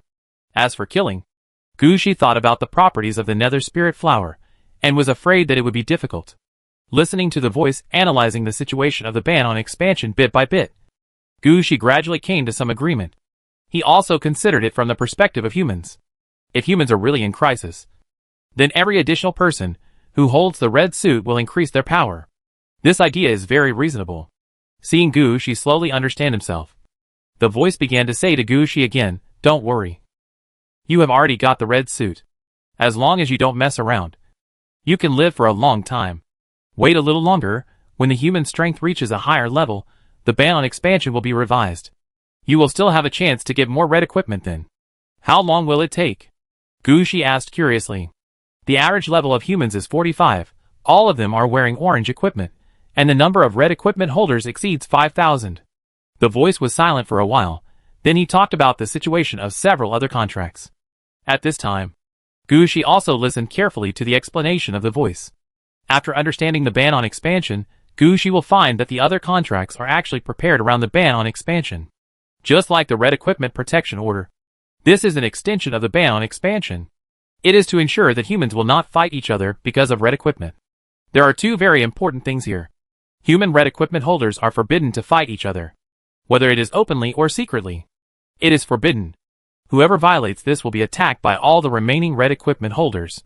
The other one is the inheritance right of red equipment. It doesn't matter if the inheritance right has not been determined. Once it is determined, the ranked heirs can no longer participate in the competition for red equipment. Of course, if you have the red equipment, you cannot inherit other people's red equipment. This is an absolute prohibition, and no one can violate it. Although this is not as severe as the punishment for red equipment holders to attack each other, the consequences are not light. In addition to these 2 points, this red equipment protection order also has clauses that if the red equipment holder encounters danger, he can ask for help from other nearby red equipment holders. And other red equipment holders must help. Anyway, the content of the whole article is the same. Holding the red equipment, as long as you don't commit suicide, you will live a long life. Then, there is the Red Equipment Code, which is a manual for red equipment holders. It records what each red equipment holder can do, and what kind of support they can get. It clearly states that every human red equipment holder must participate in the red equipment game once every 10 years. This red equipment game is more dangerous. The threshold for opening the game and entering is to hold red equipment. Without red equipment, you will not even hear of this game. However, in this dangerous game, there are many benefits. Materials and props for making red equipment, energy for nurturing red equipment, and methods for strengthening red equipment can all be found here. Humans do not force the holders of red equipment to hand over the things they get from this game. They only require that you participate in the red equipment game once every 10 years. Of course, if you are stubborn or warlike, it is no problem to participate every year. After all, the benefits of this red equipment game are more than those of ordinary games. In addition, the holder of red equipment sometimes needs to guard a certain border star field to prevent attacks from other races of players, or use the characteristics of red equipment to improve the player's strength or combat effectiveness, etc. There are quite a lot of things that the holder of red equipment can do here. And under each thing, there are corresponding rewards and support instructions. Gushi understood at a glance that if he really wanted to fight, he could use the rewards and support here to reach level 45 within a few years. After that, he found a job as the vice president of Hades University, and slowly improved his strength with a lot of offerings in time. However, in that case, Gu Shi's path might have been led away by the Hades flower. Perhaps the route Gu Shi took in the end might be different from what he thought at the beginning. There are also the Red Equipment Safety Contract, the Red Equipment Diffusion Convention, etc., which all have different meanings. However, Gu Shi no longer attaches so much importance to these. At this time, what he is thinking in his heart is that the creation bridge has not yet been connected to the real world, whether to do it or not.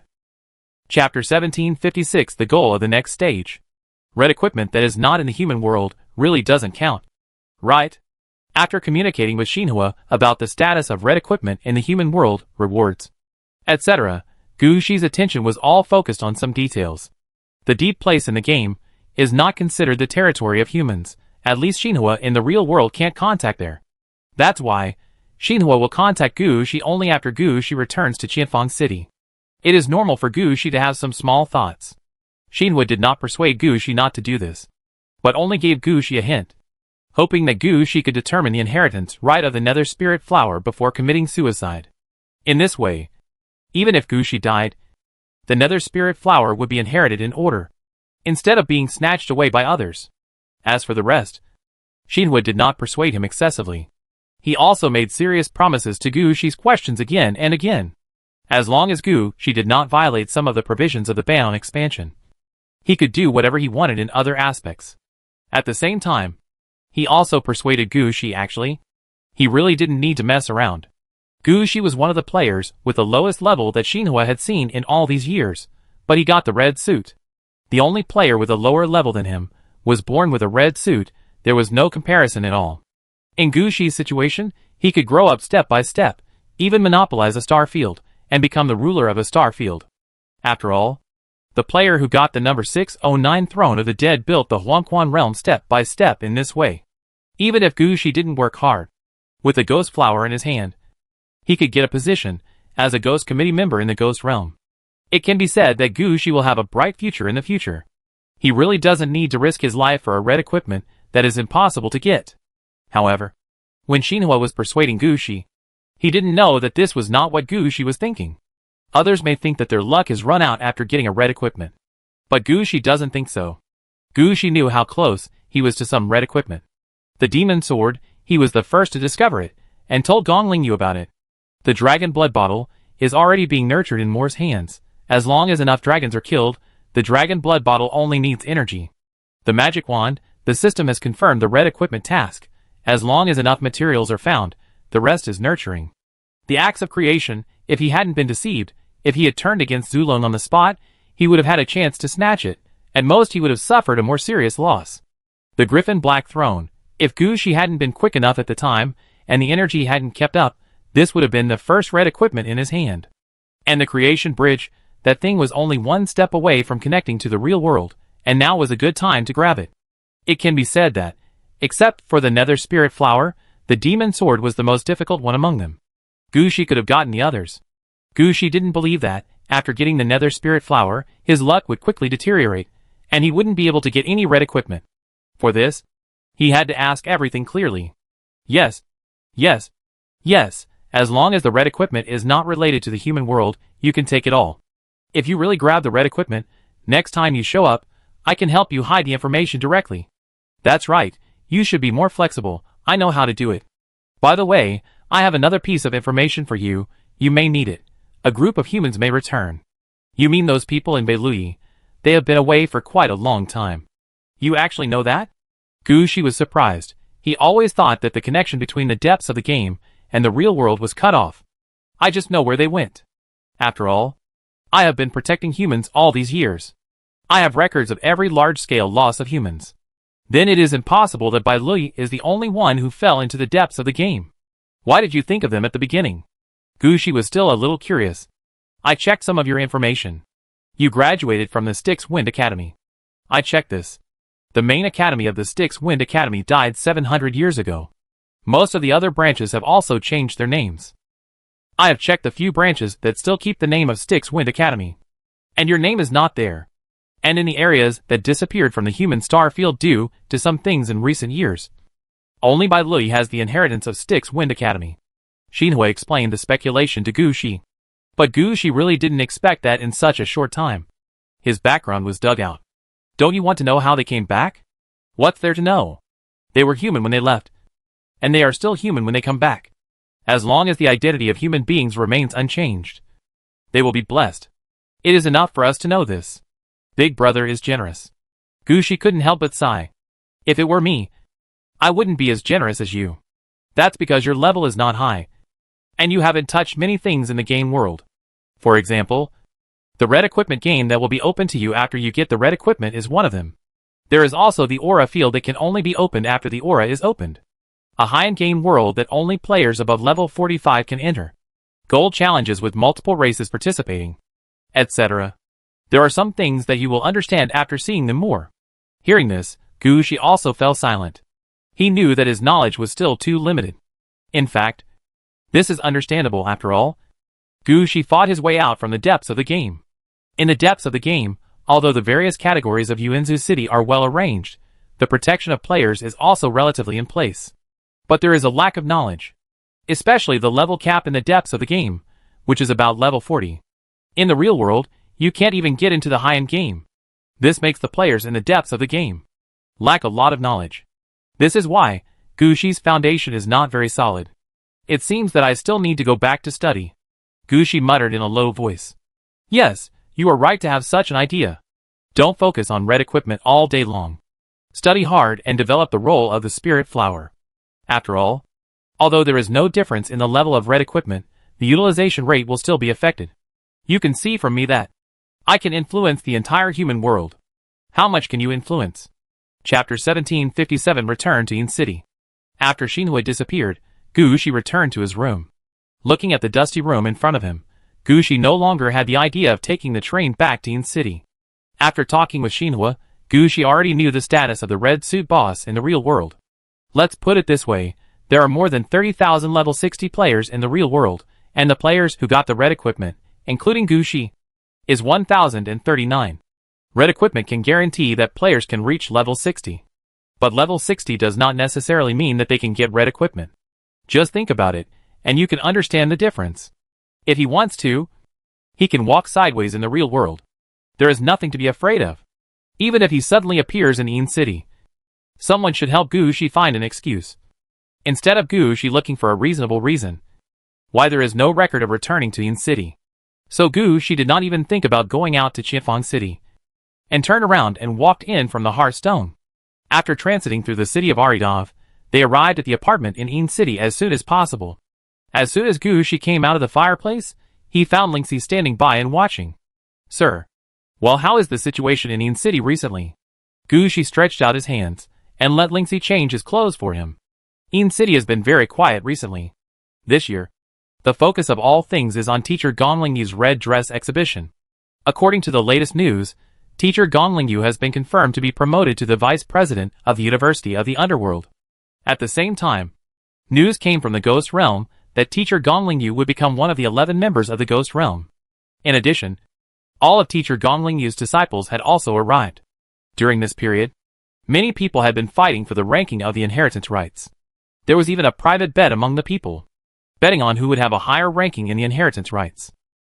Hearing this, Gu Shi smiled. What about me? Where am I ranked? The folk ranking ranks me at number 27. The reason they gave was that the demon sword was discovered by you. Sir, you are now considered teacher Gong Lingyu's last disciple. Before teacher Gong Lingyu is willing to accept other people, your status is considered the successor of teacher Gong Lingyu. In addition, the fact that the master was not in Yin City during this period has also been spread. They all think that the master is confident, so the master's ranking is a little higher. Hearing this, Gu Shi shook his head speechlessly. Those people really dare to think of anything. It's just a pity that they are going to lose the bet. If it was another red dress, Gu Shi could still count on it. Gu Shi has no right to inherit the demon sword. Lingxi, ask around, see if teacher Gong Lingyu is in school. I plan to go see the teacher. Lingxi understood what Gu Shi wanted to do as soon as she heard it. Regarding the matter of the nether spirit flower, others may not know, but the contracted undead under Gu Shi would know it. But she still asked curiously, Sir, when we came back before, didn't we agree not to reveal that we had taken that thing, and to return to Yin City normally from outside? What happened this time? When I arrived in Chiffong City, I met a senior, and learned some things from him. There are some things we took for granted. According to our previous thinking, it is actually disadvantageous to us. We should go directly to the teacher, and have a good talk with him. Don't worry, sir. I will go and ask now. But I believe that teacher Gongling should be in school. At least before the red clothing exhibition. She will not leave the school. When Lingxi retreated, Gu Shi was silent for a while. Gu Shi was willing to believe what Xinhua said before. But he also understood that his foundation was still far behind. In the game, it was easy to say about his own Death City. But in the real world, Gu Shi actually doesn't have many friends and connections.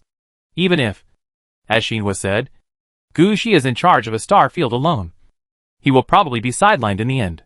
It's impossible for Gu Shi to not want any living people in the entire star field, but only want the dead. So he still has to hold on to teacher Gongling's thigh. At least Gu Shi has to use teacher Gongling's connections. At the same time, it has been nearly 200 days since teacher Gongling got the demon sword. Regarding the red outfit ban and other miscellaneous things, I believe he has studied them almost completely. Gu Shi could just ask teacher Gongling. After all, the Xinhua is aimed at all red dress holders. Gu Shi can't catch up with his level, nor can he understand it all. Gongling is the same as Gu Shi. Both of them are not at level 60, and they are formal master-disciple relationship.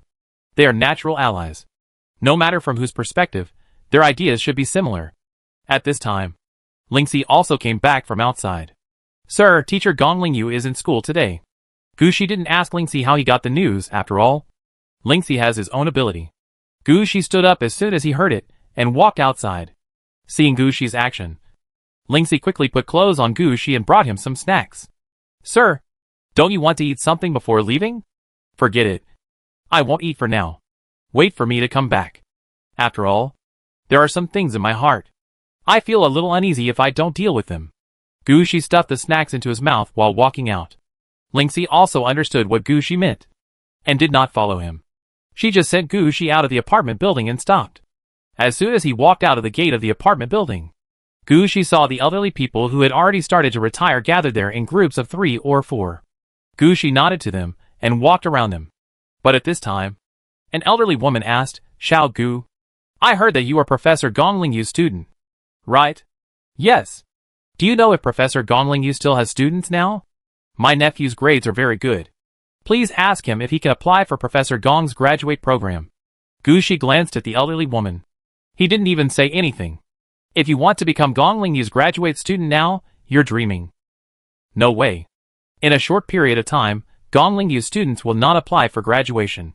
If they don't quit, Gongling will naturally have no vacancies. Asking at this time, that means he wants to squeeze out a senior brother. Gu Shi is not stupid. How could he do such a thing? And the things in front of him can't be explained clearly, so Gu Shi simply said nothing, glanced at the ant, and took a detour directly. But this ant was not willing to give in, and when she saw Gu Shi wanted to leave, she squeezed in directly. I'm talking to you, you didn't hear me. Chapter 1758, I am here to revoke the inheritance rights. Hearing this, Gu Shi raised his head and stared at the ant. Excuse me. Who are you? The ant wanted to say something, but Gu Shi glared at her, and then left without looking back. Gu Shi also understood that. In this situation, you can't win by arguing. Even if you just open your mouth to argue with such people, you will lose. So the best way to deal with it is naturally to ignore them. Now Gu Shi is giving them face. If they jump again, Gu Shi doesn't mind letting them know what is the anger of a common man. The old lady looked like someone who had never lost. When she saw Gu Shi like this, she got angry. Xiao Gu, what do you mean by this? I asked you to ask because I think highly of you and gave you face. If it was someone else, I might not be willing to ask. What's the matter with your face? You're trying to save my face. Right? If you don't agree today, I don't think you can leave this community. Gu Shi didn't even turn his head. He just turned his left index finger slightly in a half circle, and then he increased his speed. Seeing Gu Shi's action, the old lady became even more excited. She half jumped up, preparing to go forward and catch Gu Shi. But when she jumped, her feet slipped for some reason, and her action was deformed, and she fell to the ground. When the old lady got up from the ground, she had already lost several front teeth. The old lady wanted to shout there, but found that Gu Shi had disappeared. For a moment, the old lady didn't know where to vent her anger. Although the remaining uncles and aunts were old, They were still strong and had good eyesight.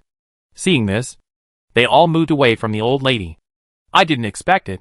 I thought Xiao Gu was going the necromancer route. But he turned out to be a master at playing with fate. Necromancer plus fate. What route is this? I haven't heard of it before. It seems to be a death prophet. Or a whistleblower. Although I don't know what it's called. There are always 1 or 2 routes. Not 1 or 2 routes. I heard that the god of death in a game world uses this kind of operation method, which makes people die unexpectedly. There is such a thing. Isn't that old lady Neo going to lose a lot today? Gushi didn't hear what they said. At this time, he had already left the gate of the community and headed towards the Hades University. When rushing to the Hades University, Gushi certainly did not forget to send a message to Gongling Yu in advance, saying that he had returned and wanted to see her, although he did not know why Gushi did this. But Gushi had been away from the Yin City for more than 100 days. It seemed that today should be the day he just returned. As soon as he came back, he would report to his mentor, meet him, and let the mentor know about his efforts and growth during this period. This was also the right thing to do. So Gongling Yu looked at the time and gave Gushi a message, saying that she could spare 20 minutes, and asked Gushi to find a place to wait after arriving at the Hades University.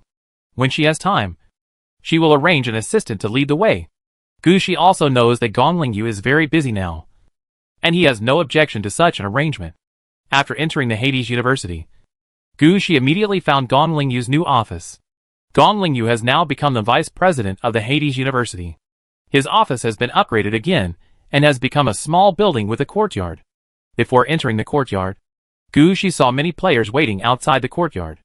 Several assistants were talking to these players one by one, asking about their situations. From this point, it can be seen that in just over 100 days, Gongling Yu's status has risen a lot. Before Gushi approached, he was stopped by a player. Brother, line up. For matters in the Underworld University, line up this line.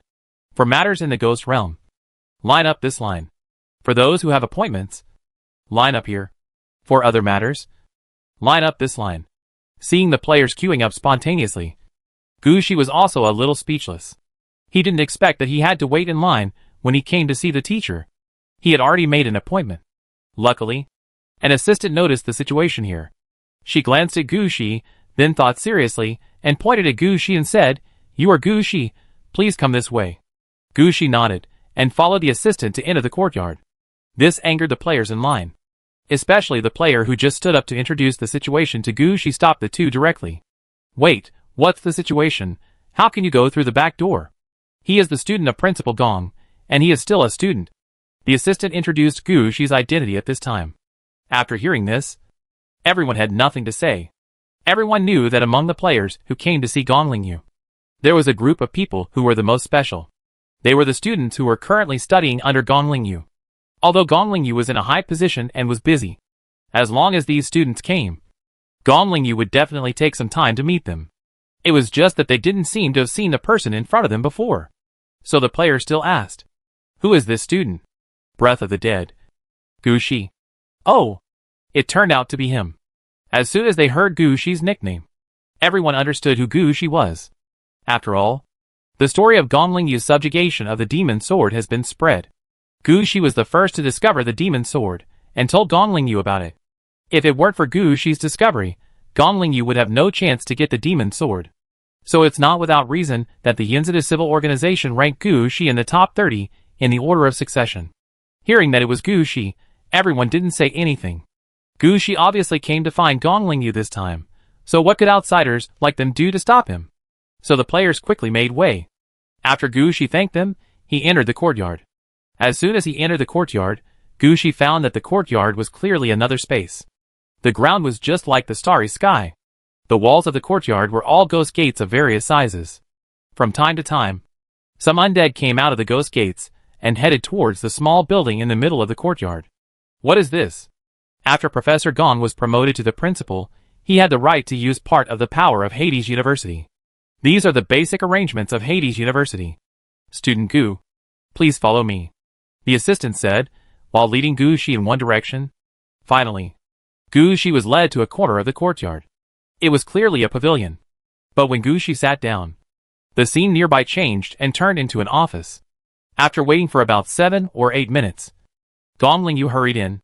As soon as she entered the door, she asked directly, "What's the matter?" "Teacher, I'm here to revoke the right to inherit the demon sword." Chapter 1759 The Role of Teachers. When Gong Lingyu heard this, his eyes fixed, and his gaze fell on Gu Shi. "You are bound to the red equipment?" It's no wonder that Gong Lingyu would guess this way. In fact, Gu Shi's words have already revealed the information. If Gu Shi simply didn't want the right to inherit the demon sword, he should have said to give up the right to inherit, rather than to cancel the right to inherit. To cancel the right to inherit, either Gu Shi has become the order of successor of other red equipment, or he has directly bound the red equipment. It is not realistic to become the first in first out heir, let alone the first in first out rule. In Gong Lingyu's heart, Gu Shi's status is quite high. When the succession ranking begins, Gu Shi will definitely have a relatively high ranking. For other red suits, it is impossible to give Gu Shi the first in first out rank position. Excluding the option that it is not, then even if it is impossible to happen, it is a fact. Gong Lingyu guessed it as soon as he heard it.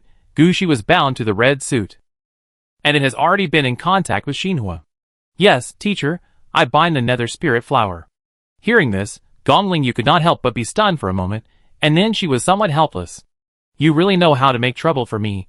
It would be great if you bound other red clothes." "Teacher, is there any problem?" "A little, but the impact is not big." Gong Lingyu shook her head and said, "The nether spirit flower is a red dress nurtured by the 10 scenes of Yin City. It contains the cause and effect of Yin City. No matter who gets the nether spirit flower, they must guard the Yin City for a period of time to repay the karma. This time may be 100 years, or 1,000 years. Anyway, the karma must be repaid. But fortunately, your level is not high, and I am here, so I can take this opportunity to lay a good foundation. I guess we can negotiate with the Yin City and guard it for 10 years. After listening to Gong Lingyu's explanation, Gu Shi couldn't help but say, "Teacher, I only left the name and number of Hongzhuang, and the rest are hidden. It's useless. As long as you go to Yin City, the karma has already occurred." Thinking of such a troublesome thing, Gu Shi was speechless. But Gu Shi immediately said, "Teacher, if I know there is news about other red suits, and I find out the source of that red suit, do you think we can change this cause and effect by snatching that red suit away?" As soon as Gu Shi finished speaking, Gong Lingyu slapped Gu Shi on the head. "I really don't know what to say to you. Are you stupid? Isn't it just 10 years of guarding the Yin City? These 10 years have passed in the blink of an eye, and you still want to exchange it for the red suit. If you have the opportunity to snatch the red suit, do you know how much benefit you can get in exchange? You really have no brains at all." After being hit by Gong Lingyu, Gu Shi also smiled helplessly. He could see that Gong Lingyu was doing this for his own good. "Okay, I'll take charge of this matter. I'll go and communicate with Yinzidu. Since you haven't revealed your identity, then you can hide for the time being. I'll talk to Yinzidu. Although I can't guarantee it completely, they will probably be willing to listen. You will stay in Yinzidu for 10 years. You can just stay with me. I'll help you lay a good foundation." At this time, Gong Lingyu's attitude towards Gu Shi was no longer the attitude towards an ordinary disciple. This way of considering Gu Shi is to regard Gu Shi as the successor and the last disciple. But everyone can understand this situation. After all, Gong Lingyu can see Gu Shi's potential. With the red suit in hand, as long as Gu Shi does not do anything stupid, level 60 is stable, and 1,000 years of longevity is the basis. It would be stupid to regard such a disciple as an ordinary disciple. As for persuading the top leaders of Yin City, it is also a simple matter. If only Gong Lingyu goes to persuade, or if Gu Shi, a stupid college student who is obviously still in school, goes to persuade, I am afraid there will be no good results. But when Gu Shi and Gong Lingyu are added together, the situation is different. Yinzidu originally had 3 red suits, and 9 red suits were still being nurtured. Now Gu Shi and Gong Lingyu have 2 red suits together. Whether fighting or voting, the 3 bosses of Yinzidu must consider the voices of Gu Shi and Gong Lingyu. So just as Gong Lingyu said, guarding Yinzidu for 10 years is probably negotiable. It just so happens that Gu Shi also needs to study at the Hades University to lay a good foundation. 10 years of guarding time, to him, really is nothing. But Gu Shi is no longer the child he was before. "Teacher, are there any benefits to guarding Yinzidu?" "Of course, I can go and talk to them, and ask them to give more resources, and the annual offering of 1 orange equipment and a large number of high-level corpses cannot be stopped. But you may not think about playing the game for these 10 years. I asked them to change all of them to dungeons, so that you can enter every day, and your guarding work will not be affected by the game. Then, there are other resources. I heard that Mr. June has many architectural design drawings. The 10 scenes of Ean City are all designed by him. He also has the fragments of Origin of the Dead. He has done a lot of research in this area. The Way of Earth in his hand has been upgraded several times under his research. We can take advantage of this condition to get some architectural design drawings from him. Gong Lingyu quickly talked about the benefits that could be obtained. Gu Shi kept nodding beside him. It feels good to have a teacher standing in front of me. Then Gong Lingyu continued to talk a lot. It can be seen that she really wanted to give all the capital of Ean City to Gu Shi. Of course, Gu Shi also returned the favor. When Gong Lingyu stopped, he asked directly, "Teacher, when do we start guarding Ean City?" You think too much. The so-called guarding Ean City means that you usually stay in Ean City and don't run around. When you encounter something, you can take action. Just like the last time the dragon attacked Ean City, the 3 of them took action. As long as you are here, it has already begun. Of course, if you put forward any different conditions, it is actually possible. You see, I still have a year to prepare for a red dress exhibition. How about, do you want to make a splash at this red dress exhibition? I'd better forget it. I plan to study hard and lay a solid foundation within 10 years. After 10 years, I can go somewhere to build a star field. By then, I will have enough experience, a solid foundation, a thorough understanding of the Nether Spirit Flower, and a not too high level. It's a good opportunity to see if I can build a star field similar to the Yellow Springs realm step by step. Chapter 1760 Human Situation. Listening to Gu Shi's words, Gong Lingyu was also stunned by Gu Shi's idea. But she changed her mind, and found that what Gu Shi said was not wrong. With Gu Shi's current conditions, it is not difficult to do this. The most important thing is that this idea is more in line with Gu Shi's growth path. Gu Shi is different from Gong Lingyu. Gong Lingyu's path is Ghost Emperor, but that is just an ordinary Ghost Emperor, while Gu Shi's path is the most orthodox path from the Lord of Huangquan to the Lord of Mount Tai, and finally the path of the Emperor of Fengdu. If he really wants to build a star field, it is not difficult. Very good idea. It seems that you have grown up in this period of time. If you really think so, you should study harder. After all, as your level and status increase, you will not have much time to calm down and study. Look at me. I am busy every day. But I don't know what I am busy with. I have to work hard for every task. You still have time now. It is right to lay a solid foundation. As for the level, don't worry. You are only in your 20s now. If you reach level 15 before the age of 40, you are considered a genius. Not to mention that your path has already been opened. Please wait here for a moment. I will go to talk to Teacher June first. These books are for me to read when I have free time. They are of no use to ordinary players, but they are essential knowledge for red-clad players. If you are free, read the books here.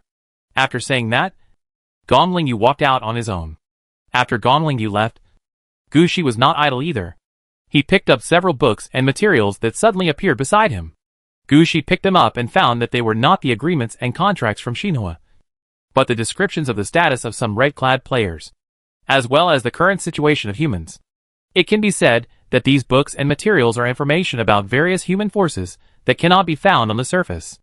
It also lets the red-clad players know how much foundation the entire human race has, and how many enemies they have at the same time. This is a world that Gu Shi has never known since the beginning. Gu Shi also became serious at this time, and began to read the information in front of him. According to the data, humans in the real world occupy a total of 5,037 star fields. All star fields are divided into outer, inner and core star fields. The outer field belongs to the star field that borders other forces, or has just been taken. Although this is already the territory of humans, there will still be some foreign players appearing, and war is the main theme of these star fields. The inner layer is the star field that has been stabilized by human players. A world like Chiafang City is in the inner star field. Players can clearly feel safe. Except for games, there is no danger that can kill players. The core star field is the star field where humans originated, where games originated, and so on. There are only a few such core star fields. For example, the Evening Realm where Yinzadu is located has a relatively high status in the eyes of the Necromancer, but it is not considered part of the core star field. The rights of humans are divided into 3 levels. The current human race is a semi-parliamentary system. Generally speaking, the upper echelons of humanity are in a parliamentary system, and jointly determine the direction of human development. But in each star field, it depends on the situation within the star field. There are city lord systems, imperial systems, or parliamentary systems, and the situations are different. Just like the Ghost Realm and the Yellow Spring Realm, both of which are star fields belonging to the undead route, the Ghost Realm is a parliamentary system, and the Yellow Spring Realm is an imperial system, and both belong to human forces. There is no conflict here. Going down further, each city is divided into city lords, guilds, family, and the political system there is becoming more and more chaotic. It can be said that each city has its own style. These materials do not explain in detail, in fact. They did not even introduce each star field. They only explained the situation of half of the highest level of human council. This council is also called the Power Council. The conditions for joining are very simple: the Lord of the Star Field or the representative of the Lord of the Star Field, reaching level 60, and mastering a red equipment. No need to apply. You can become a member of the Power Council directly. And you have the right to propose and vote. And you have 3 to 12 votes. The number of votes is also particular. After level 60, you will have 3 votes directly. For each star field you control or represent, you can have 3 votes. For each red equipment you control, you can have 3 votes. Now in the Power Council, the member with the most votes is a level 60 red-clad boss. At the same time, he also controls 2 star fields, which adds up to exactly 12 votes. When Gushi got the Nether Spirit Flower, he had actually become a member of the Power Council and received 3 votes. However, if he hadn't seen the information in front of him, Gushi really didn't know this, and he didn't even know where to vote. Now that he knows this, Gushi also understands how powerful he is. Even though his current level is only level 13, he can really influence the development of mankind. Thinking of this, Gushi couldn't help but sigh. No wonder a big man like Shinhua would consider the whole human race when doing things. After Gushi knew that he had such power, he sometimes considered all mankind when doing things. In addition to the information on the human side, these data also contained information about players of other races. It was not until he saw the data in his hand that Gushi realized that humans did not have an advantage in the real world. Although humans now occupy more than 5,000 star fields and more than 1,000 red equipment, they are not the strongest existence in the real world. Human power ranks only 3rd. And there are 2 more powerful races above humans.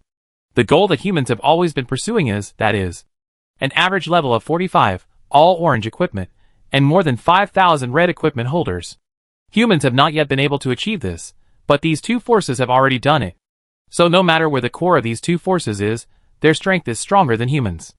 If there were no contradictions between these 2 forces, they usually focus on each other, and humans might not be able to withstand such pressure.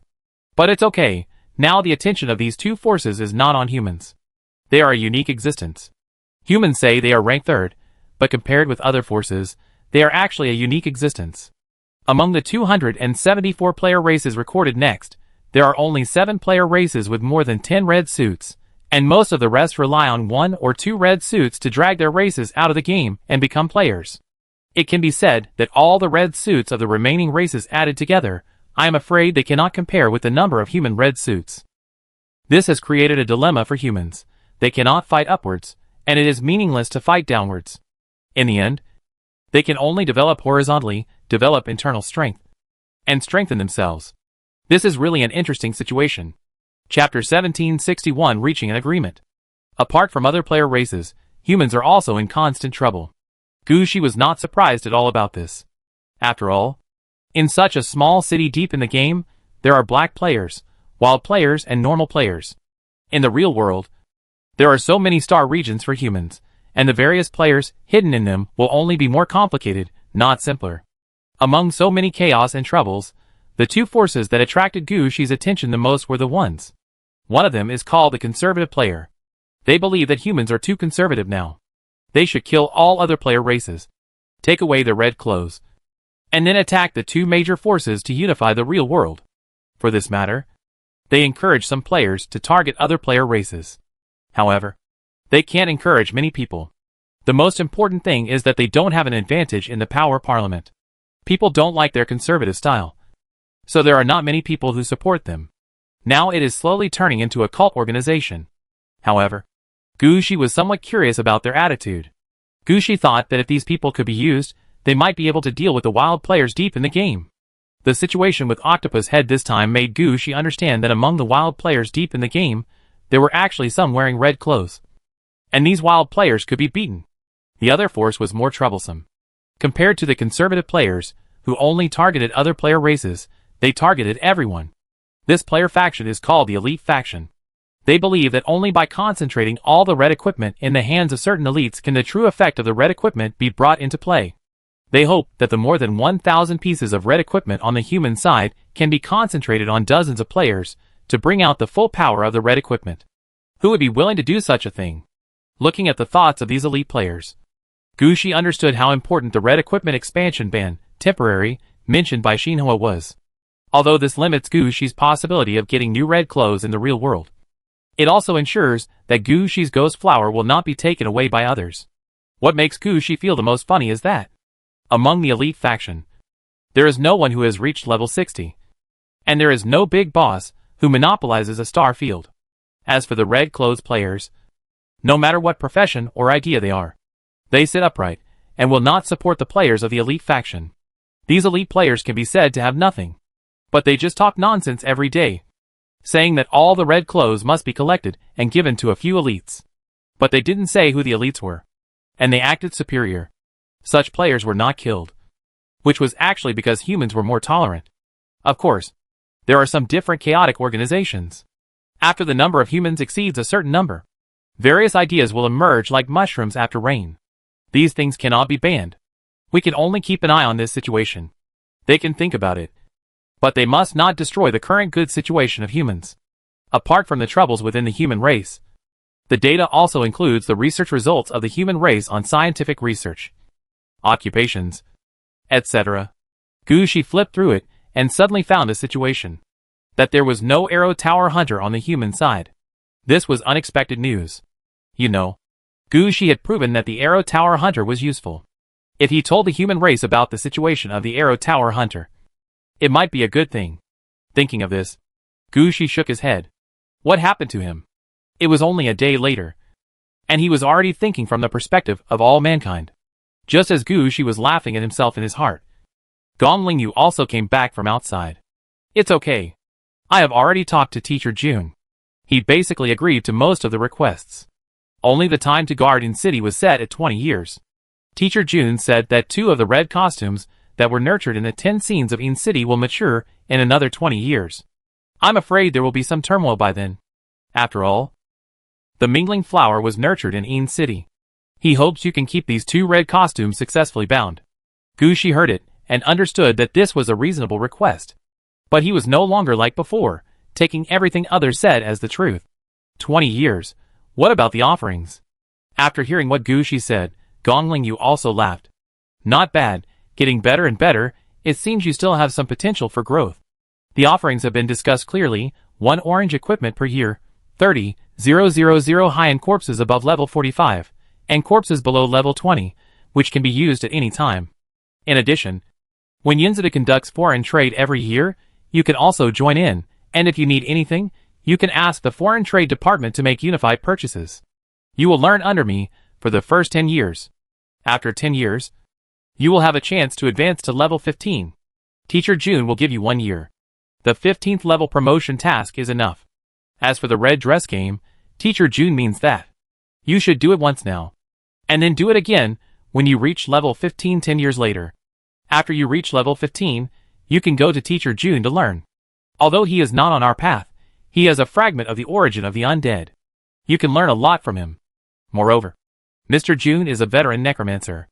Many players in the Power Council are his disciples. Learning from him will only benefit you, not harm you. After hearing what Gong Ling said, Gushi nodded with satisfaction. 20 years is 20 years. His current experience is overflowing. He only needs to upgrade regularly in the future. Even if he does not participate in the battle, he does not have to worry about not being able to improve his level. As for the road to promotion to level 15, Gushi has the Nether Spirit Flower in his hand. Gushi didn't believe it. On his way to level 15, he would meet an enemy who could fight against the red equipment. So there was no problem with this arrangement. Teacher, should I go to see Teacher June? Sure. I'll take you there. Gong Lingyu thought about it, and thought it was okay to take Gu Shi there. After all, Gu Shi got the red equipment, and he had to guard the Yin City for 20 years. It was also very important to come here to meet people, and pay respects to the doc. When walking out with Gu Shi, Gong Lingyu was still there introducing the situation of Yin City to Gu Shi. You saw Yin City before. There are 3 red suits in total, including Mr. Jun holding the 77th Earth Dao, Mr. Feng holding the 400th Nether Heart, and Principal Lu holding the Gem Gloves, who is the principal of our Nether University. Now I am included, but I can only be counted as half. I also have a committee job in the Ghost Realm. You can be the 4th person to guard Yin City. Chapter 1762 The Boss of the Earth. Under the Yin City. Passing through layers of burial layers of the dead, Gu Shi soon arrived at the underground space in the Yin City. When he entered here, Gu Shi could not help but be stunned.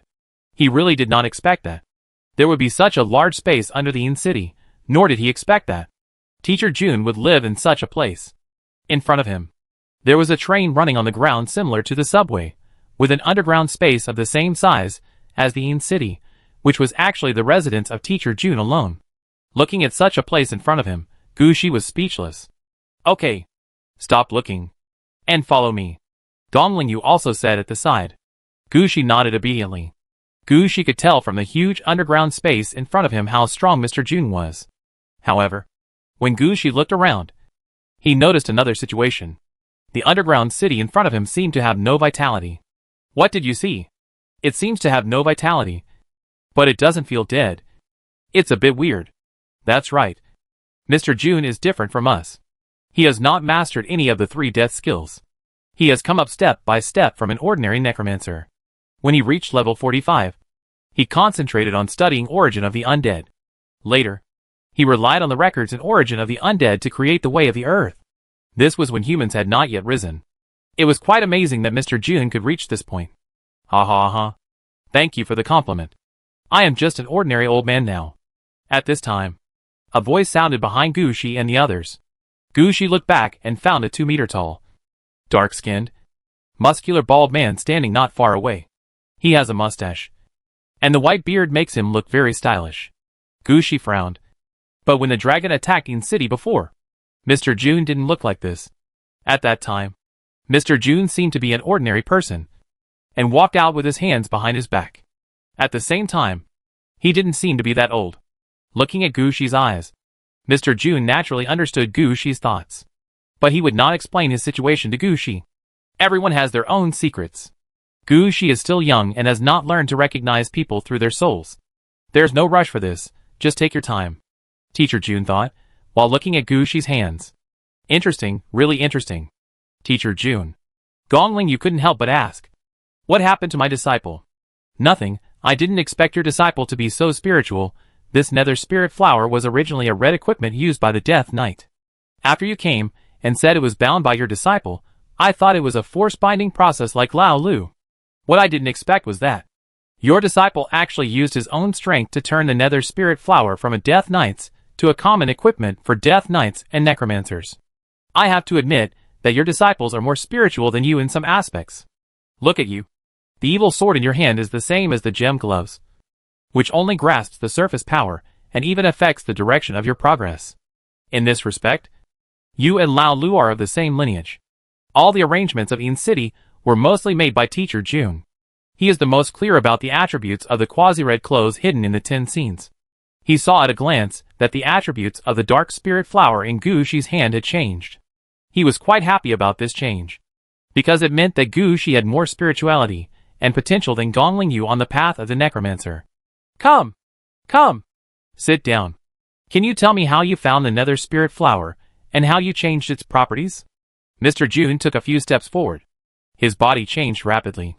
His height and muscles disappeared rapidly. And he finally became an ordinary person. This situation shocked Gong Lingyu. She didn't expect that Mr. Jun would think so highly of Gu Shi. Gu Shi was also a little confused. But he still talked about how he found the nether spirit flower. Of course, there were some things he didn't explain very clearly. For example, how did he know that the nether spirit flower was deep in the game? And how to bypass the creation bridge to enter the deep game? Gu Shi didn't explain this. On the contrary, when he talked about the direction of the selection of candidates for the nether spirit flower, He talked about it in more detail. After all, the candidate selected by the Nether Spirit Flower really made Gushi confused. Then came what Gushi saw during the binding process. The King's strange selection method. The special arrangement of the underworld. Etc. Gushi told him all. Gushi kept talking about the binding process. As for what happened with the octopus head, Gushi didn't say anything. Gong Lingyu and Teacher Jun were listening carefully. When Gushi was talking about these things, they didn't interrupt him. As for how Gushi found his way there, and how he came back, they didn't even mention it. After Gushi explained everything clearly, Mr. Jun took out a pair of glasses from somewhere and put them on. He took out something similar to a tablet and flipped it in front of him. The situation you mentioned is not in my record.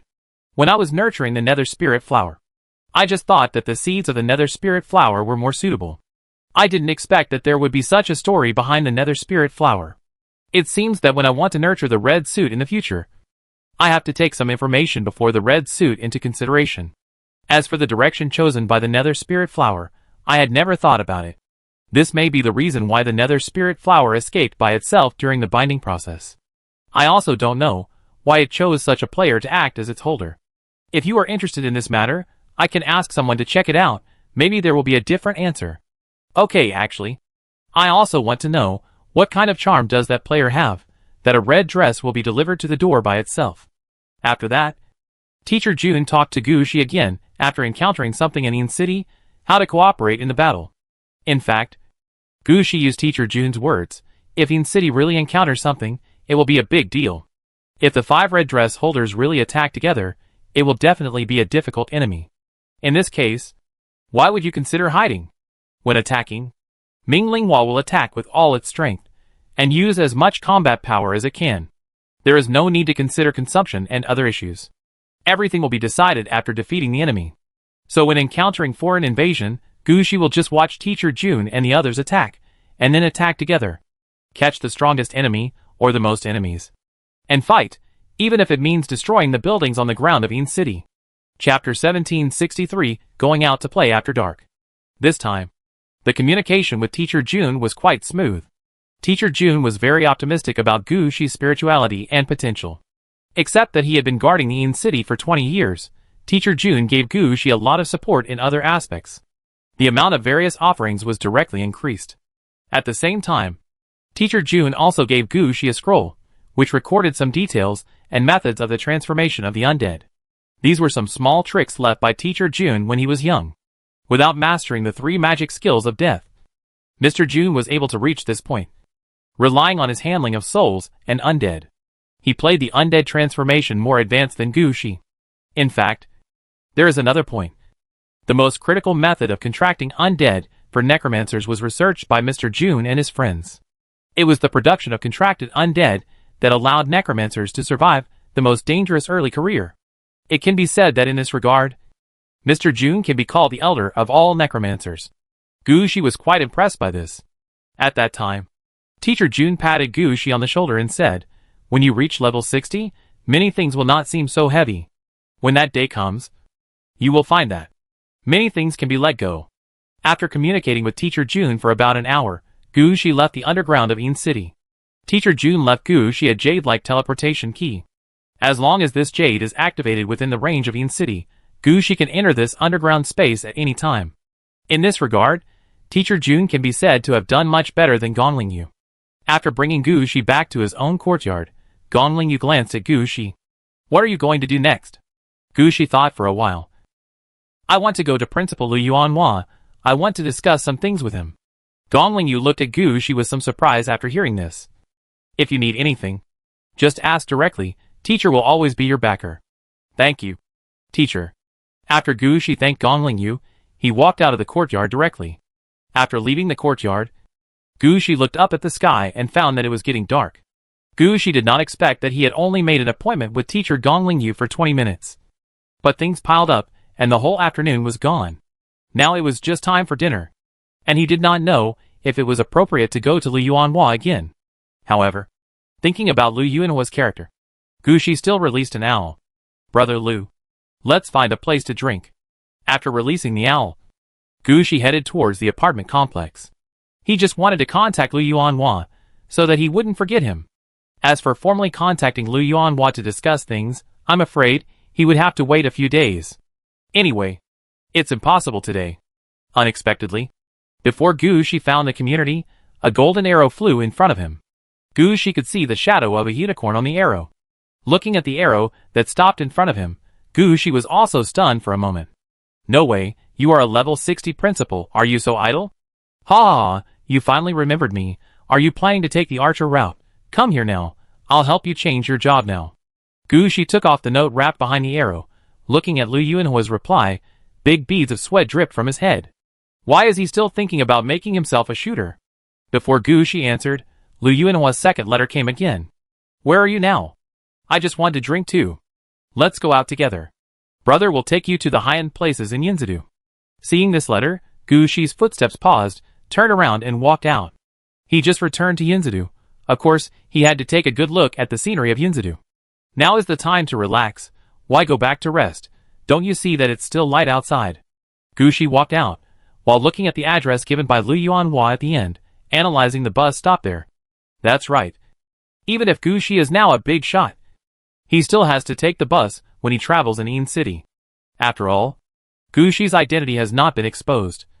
And even if it is exposed, he has to queue up to apply for a private car number. He still has to take the bus now. And he still needs to check how to take this bus. Standing at the bus stop, Gu Shi drew a circle there according to the address and map. Later, Gu Shi found that it was not too far away. Taking the bus only requires 3 transfers. If everything goes well, it will take only 1.5 hours to get there. So Gu Shi quickly released an owl, and agreed on a time with Lu Yuanhua, and then got on the bus according to the bus route. After getting on the bus, Gu Shi habitually found a seat to sit down, and closed his eyes, and a butterfly-like petal appeared between Gu Shi's fingers. In the underground space, Teacher Jun told Gu Shi that red clothes are different from orange clothes, and you can't just ignore them after getting them. Red equipment can continue to grow. Gu Shi's current level is still relatively low, and it is not advisable to expand the power and attack range of red equipment. What he should do now is to train the microcontrol of red equipment. In this way, Gu Shi can do many things that orange equipment cannot do. Now, as long as Gu Shi has time, butterfly-like petals will appear in his hands, helping Gu Shi to feel the power of the dark spirit flower. This time is the same. Gu Shi leaned back in his seat, closed his eyes, and the power of the dark spirit flower flowed between Gu Shi's fingers. Gu Shi was constantly fine-tuning the 4 powers of the nether spirit flower. After all, of the 4 routes of the nether spirit flower, Gu Shi couldn't just use one. He had to advance in parallel. Even if he had chosen the main battle route, the combat power of other routes would not be weakened. Gu Shi's actions in the car soon attracted the attention of some people. In the Yin City, there are players who are willing to practice every moment. Of course, there are also players who are unwilling to bet, and they are more willing to spend their time playing. After all, for real-world players, as their levels increase, their lifespan will increase. Time is not a big deal for players. There is no need to push yourself so hard. Wouldn't it be nice to relax when you have time? There were several spirited guys on the bus today. They were about to go out for a happy night. But when they got on the bus, they found Gu Shi with his eyes closed, and his hand was slightly controlling a pedal with his magic power. This made these spirited guys a little unhappy. You just take the bus. What does this mean? Is this to make us uncomfortable? So a spirited guy walked up to Gu Shi and kicked Gu Shi's seat hard. When Gu Shi raised his head with a puzzled look on his face, the spirited guy stared at Gu Shi and said, "What are you doing there?" Chapter 1764 Mastering Destiny. Hearing this, Gu Shi slowly opened his eyes, and a blue and white light flashed in his eyes. Just when he was at the point of choosing his destiny, Gu Shi found that the spirited young man in front of him had reached the note of destiny. Gu Shi smiled. "I'm going to tell you your fate." Hearing Gu Shi's words, the spirited young man raised his face, and was about to point at Gu Shi and scold him. But for some reason, he found himself back to the position where he had just got on the bus. Everything seemed to be rewound. This strange situation surprised the spirited young man. What was going on? But he was a player after all. Although he looked like the kind of player who wanted to punch a row of holes in his nose, his level and combat power were definitely excellent. The necromancers and death knights, who could come to the Yin City, all had some special skills. Upon seeing this situation, he immediately drew out a long sword. Maybe it was the fighting style of this spirited young man, or the characteristics of his long sword, anyway. When the long sword was drawn, the whole carriage was like a nightclub, flashing with colorful lights. When the other spirited guys saw this, they hurried forward to hold him down. "Brother, what are you doing? Brother, don't mess around. Brother, we are not in a game now." The spirited guy, who was held down, also looked very ugly. "Okay, what are you looking at? You have never seen such a beautiful sword." After saying that, the spirited guy put away the sword, pretending to show off the long sword, first picked up the lost face in front of him. When the bus stopped, he got off quickly with a few companions. He ignored his companions who were still muttering, saying that they hadn't reached the destination yet. Leaning against the window, Gushi watched the spirited young man leave in the distance, with a hint of smile in his eyes. He saw that the fate note of this spirited young man was gone. Originally, this spirited young man didn't have a conflict with anyone after getting on the bus, and he should have gotten off after 3 stops. After getting off the bus, he saw some people who he didn't like and came forward to provoke him. In the end, a conflict broke out, and they fought in the street. 3 of the 4 spirited young men died, and 1 was seriously injured. This person died the most uglier death. As a result, Gushi made such a move, and read his fate, so he got off the train 3 stops earlier. Although he was still angry, it was better than losing his life. As for Gushi himself, it also benefited him. One was that he drove off the train for people he disliked. On the other hand, Gushi had mastered 2 ways of using fate selection in this move, and his understanding of fate selection and the nether spirit flower had further improved. This was a good thing. Previously, Gushi's method of using fate selection was too crude, and was only used on large battlefields. Now, Gushi has done it in a much more detailed way. Just 1 sentence can change a person's fate. This gave Gushi a hint of enlightenment. After those spirited young men were driven away, Gushi immediately closed his eyes again, and carefully felt the gains this time. When the bus arrived at the stop and Gushi got off, he had already mastered this little trick. You can see from Gushi's movements when he got off the bus that he has already used the power of destiny in his life. When Gushi was on the bus, he activated the power of destiny. When he got off the bus behind him happened to be the one Gushi wanted. Such a thing, if it were in the eyes of ordinary people, it could be called good luck. Only Gushi himself knew that he was really influencing some changes in destiny. Gushi, who was about to get on the new bus, couldn't help but sigh in his heart. The power of the red suit is really strong, and the means of fate are really unsolvable. After changing buses 3 times, Gushi finally got off the bus near the place mentioned by Lu Yuanhua. After getting off the bus, Gushi looked up and looked around.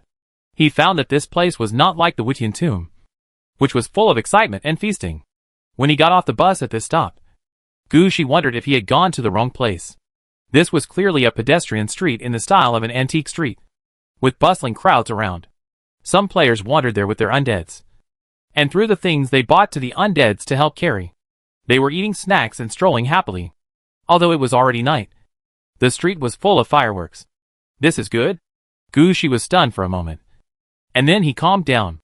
In Gushi's opinion, it would be a good idea to have a drink here. It just so happened that he came here to have a drink, and to talk to Lu Yuanhua about something. This place was just right. So he looked in the direction, and then went to the store name left by Lu Yuanhua. As he walked toward the antique street, Gushi noticed that the names of the shops on this street were all very low-key, either Wang's or Li's. One of the main points was not to let people know what they were selling.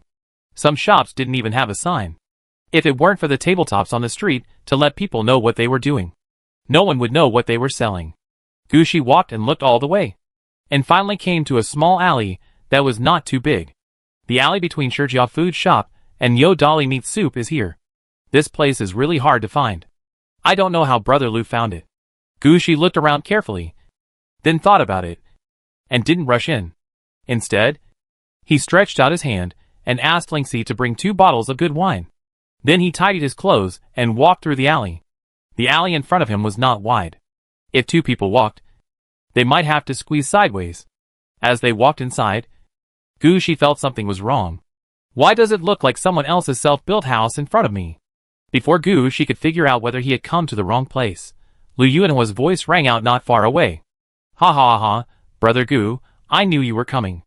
Come on, come inside, yes, this is it. Then the door of the self-built house opened, Lu Yuanhua walked out with a big laugh and dragged Gu Shi in. As soon as he entered this self-built house in the urban village, Gu Shi found that he had thought too simply. On the surface, this place looks like a self-built house in the urban village. But the interior decoration is in the magnificent style that middle-aged and elderly people like. The door that was open was an inconspicuous stainless steel anti-theft door. As a result, as soon as you enter the door, you will see a hall with a row of undead standing inside. When Gu Shi came in, he said directly, "Master, welcome home." Chapter 1765 Party. Ah? This? Gu Shi was stunned by the scene in front of him. He looked back at the security door he came in through, and then looked at the magnificent hall in front of him, and the rows of female ghosts in the hall. Gu Shi felt that he might have walked into the wrong place. The style of the place in front of him was completely different from that of the outside. Don't look at it, this is a private place. No one outside will notice it. I usually come here just to meet friends for a drink. If you like the style here, when you leave later, you can apply for a membership card or something. Just tell me my name when you leave, so you can avoid the trouble of review. As Lu Yuanhua said this, he dragged Gu Shi inside.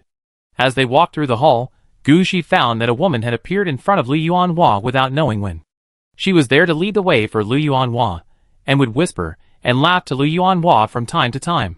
Seeing Gu Shi's puzzled expression, Lu Yuanhua quickly explained to Gu Shi, "Brother Gu, this is the maid who will lead the way.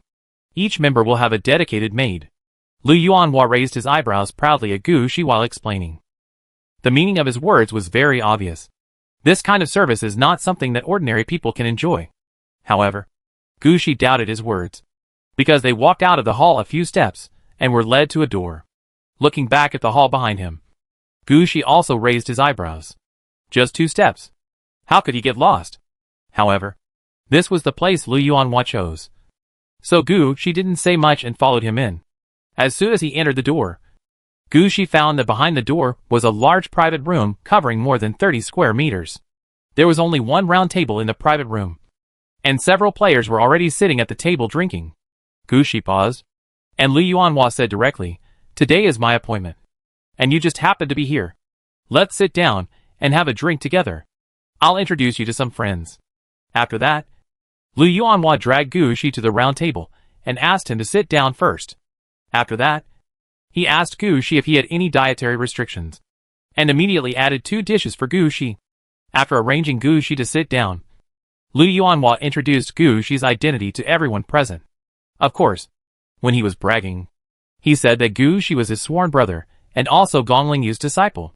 As soon as this sentence came out, the eyes of people looking at Gu Shi changed. During this period of time, Yinzidu wanted to talk about who was the most famous, and it was naturally Gongling Yu, the demon sword that had just been obtained, the Red Clothes exhibition that was about to begin, and the matter of the inheritance of the Red Clothes order, which one did not affect the hearts of the players in Yinzidu. They also wanted to get in touch with Gongling Yu. However, Gongling Yu was busy every day, and Gongling Yu's disciples would go out to party in groups every night, so other people couldn't get involved at all. Gu Shi's status was elevated by Lu Yuanhua all of a sudden. Gu Shi also understood that Lu Yuanhua was flattering him to save face. Gu Shi was not the kind of person who didn't know what was good for him, and he stood up immediately.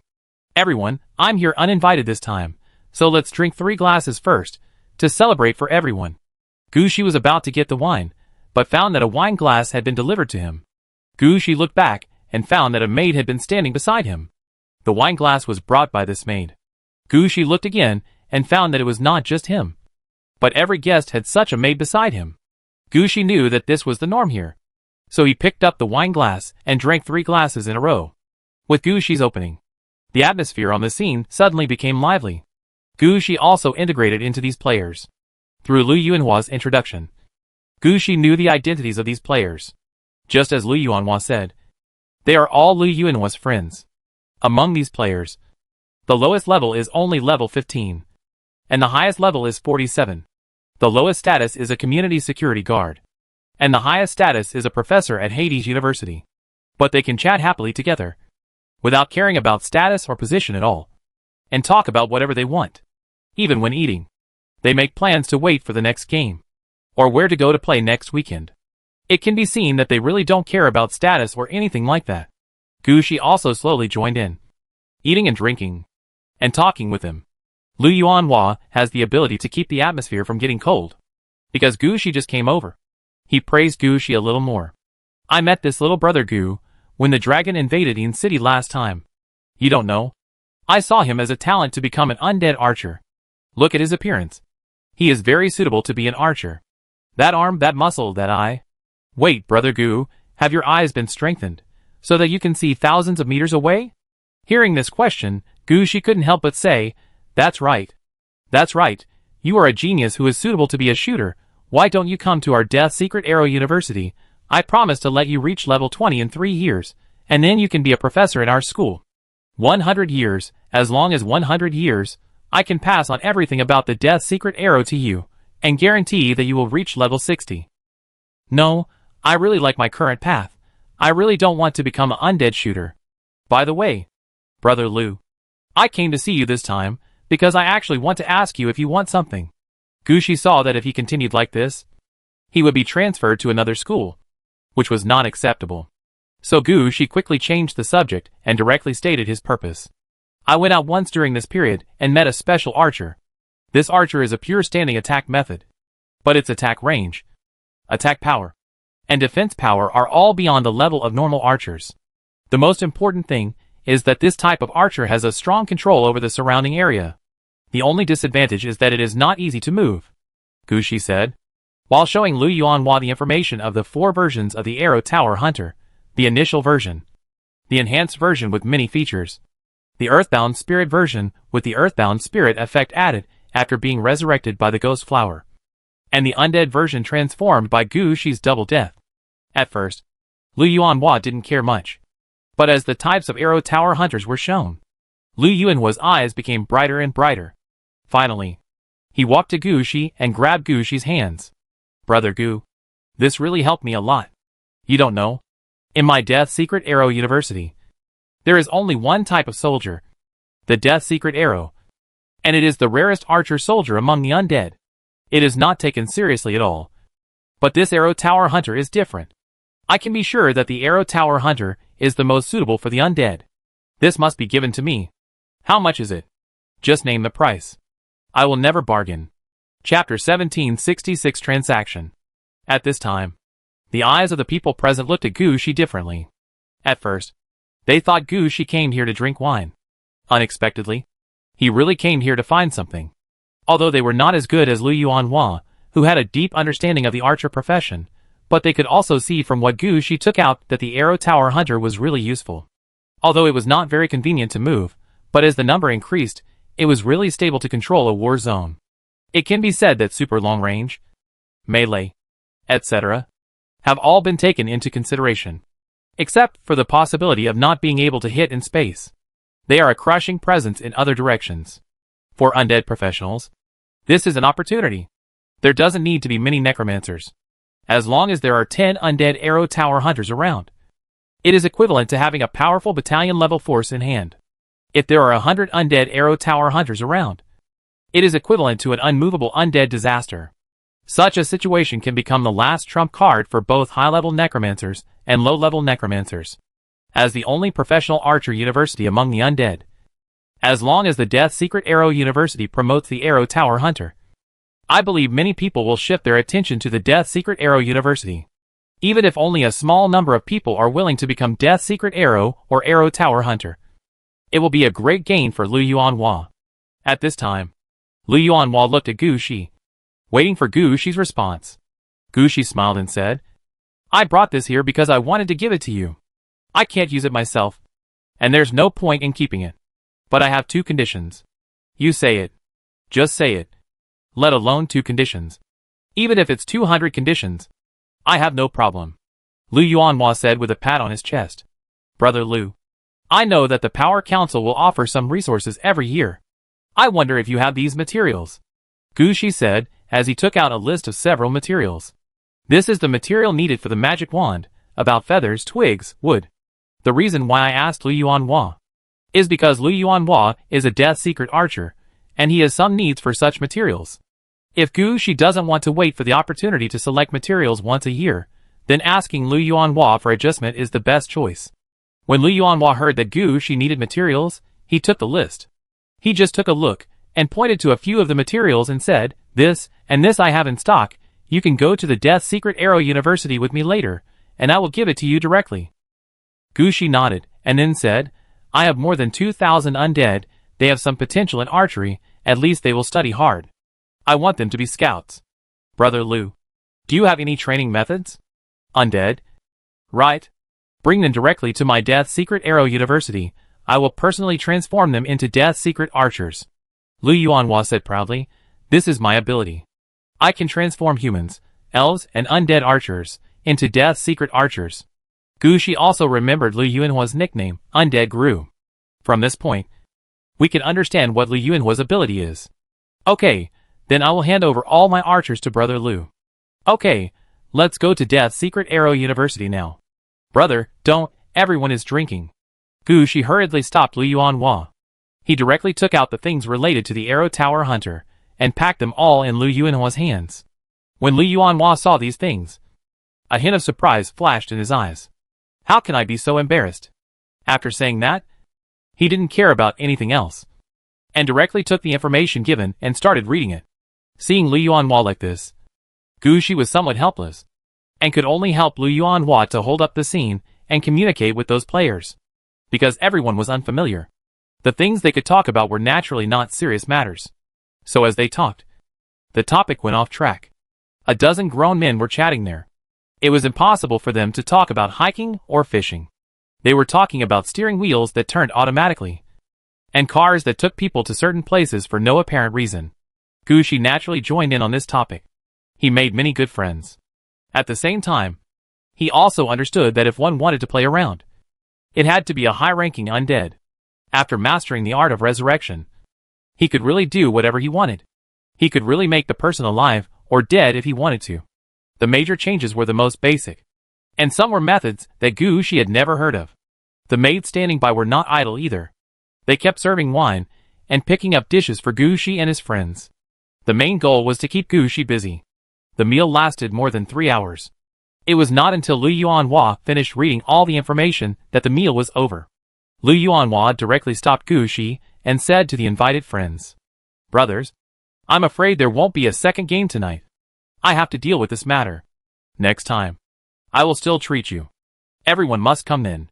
"It's okay, brother. Everyone knows that your matter is urgent." "That's right, brother. You should go quickly. If this matter is completed, I will go to buy some Arrow Tower Hunters from you." Yes, brother. We can go and play by ourselves." Lu Yuanhua smiled and greeted everyone, and dragged Gushi to the front desk to check out. When Lu Yuanhua was paying the bill, a man with translucent skin came to Gushi. "Hello, customer. How is your meal here?" Gushi glanced at Lu Yuanhua, and Lu Yuanhua smiled and said, "This is the boss here. A player, but he is a ground-bound spirit, and his strength can ensure the safety here." Gushi also said politely to the man, "Hello, boss. Hello. I just saw a new customer. Came to take a look. How do you feel about the food here?" "The dishes are good." Gushi felt that the food was good this time, although there was nothing in these dishes that could be used to improve combat effectiveness.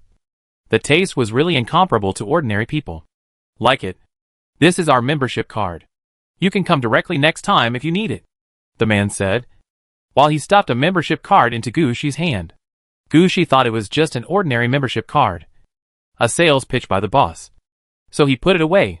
Then he smiled at the boss and followed Lu Yuanhua out. After leaving the door, Lu Yuanhua seemed to remember something. "Wait, let me see the membership card the boss gave you just now." Chapter 1767 Death Secret Arrow University. Gushi didn't quite understand why Lu Yuanhua asked this, but he still took out the membership card that his boss gave him. Lu Yuanhua glanced at the membership card, and then at Gushi, and couldn't help muttering, "It shouldn't be. Brother Lu, what's wrong?" "No, I'm just a little curious. The level of the membership card that your boss gave you seems a bit high. This kind of membership card should be given to top-level players." Gushi was stunned for a moment. Although Lu Yuanhua didn't explain it clearly, Gushi already felt something was wrong. He picked up the membership card and looked at it carefully.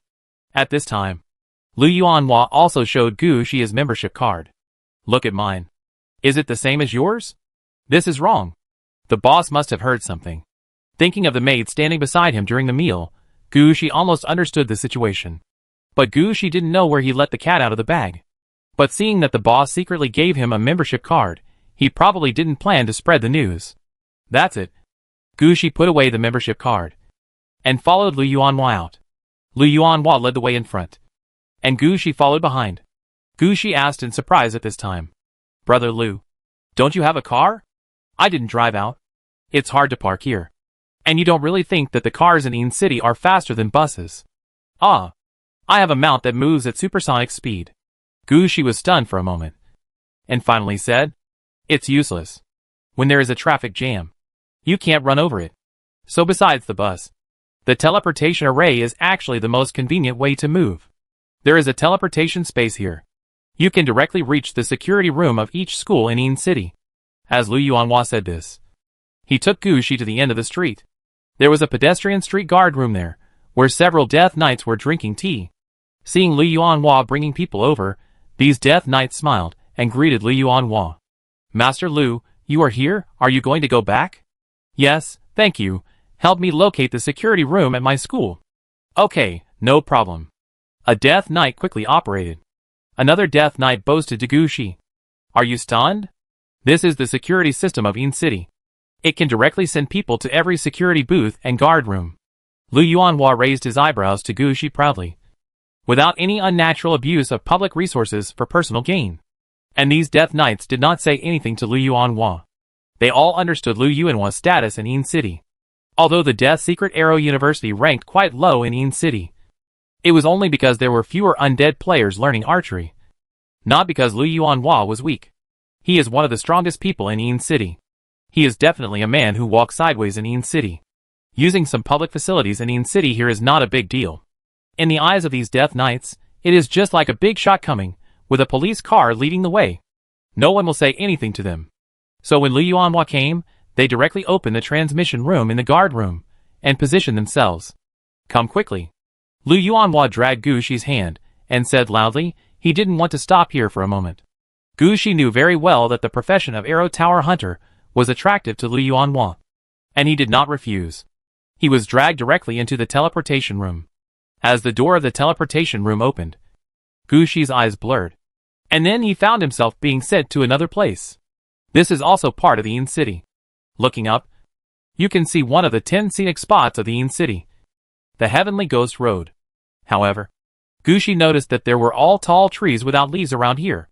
Buildings were hidden among the trees. When Guxi was brought here, Lu Yuanhua said to Guxi, "When I bought this land, Yin City was not so big. I bought the suburban area at that time. But I didn't expect that it has become the city center in a blink of an eye. The Heavenly Ghost Road over there was bought from me. Moreover, the training of undead archers, especially the secret archers of death, must be conducted in the woods. So I have never dealt with these woods." Lu Yuanhua said while releasing his mount. "You can also use the mount here. It's okay in my school. No one will care." Guxi looked at the unicorn released by Lu Yuanhua with some curiosity. Guxi had not encountered this kind of creature in previous battles. However, Guxi knew that unicorns were arrogant and only liked to come into contact with pure beings, especially elf girls, which were the main companions of unicorns. Lu Yuanhua was a big man who played undead. Even if he played an undead shooter, he still played undead. Guxi didn't quite understand why unicorns followed Lu Yuanhua. "Ha! These are the unicorns I raised. The tail of the unicorn is the only material used to make the mane of the beast, and it requires a large amount. It is slow and unstable to buy it outside. So I just raised it myself," Lu Yuanhua said as he jumped onto the back of the unicorn. It can be seen that this unicorn is quite convinced by Lu Yuanhua. Guxi was not polite either. He directly released his Holy Silver Evil Coffin and followed the unicorn to the logistics department of the Death Secret Arrow University. As the Holy Silver Evil Coffin moved forward, Guxi noticed that some undead would occasionally run through the trees in the woods. Lu Yuanhua explained to Guxi, "These are the scouts commissioned by Yin City. Yin City arranges 10 players and a group of fairly good undead to come for training every year. They will become suitable scouts, joining various positions. My Death Secret Arrow University is supported by this. If I rely on my little offerings, I really can't afford such a large university. Lu Yuanhua introduced the situation of the university to Gu Shi, while talking about his own philosophy of running a school. The Death Secret Archer is just the beginning. He hopes that more players will be willing to become undead shooters, instead of only thinking of the two paths of Necromancer and Death Knight when talking about the undead profession. But this wish is too difficult. Lu Yuanhua has worked hard for so many years. Undead shooters are still mainly skeleton shooters, and the number of players who choose the undead shooter profession is still very small. After players discover the potential of the undead system, they will check their own situation as soon as possible. Even if they find that they are agile, they will only choose to become a speed-oriented Death Knight, and will not think about becoming an undead shooter. Chapter 1768 Death Secret Archer. Now with the career design of the Arrow Tower Hunter given by Gu Shi, the situation is different. As an archer, Lu Yuanhua actually has connections with many archery schools. At the same time, he knows very well how troublesome it is for archers in a large army to stand still. They form a legion to fire a volley, which is very powerful, but their legion needs heavy tank troops for defense. Being attacked by knights, being attacked by flying troops, and even long-range shooting will cause damage to this legion. This is the biggest weakness of the standing archer. But once the Arrow Tower Hunter profession appeared, Lu Yuanhua knew that everything could change.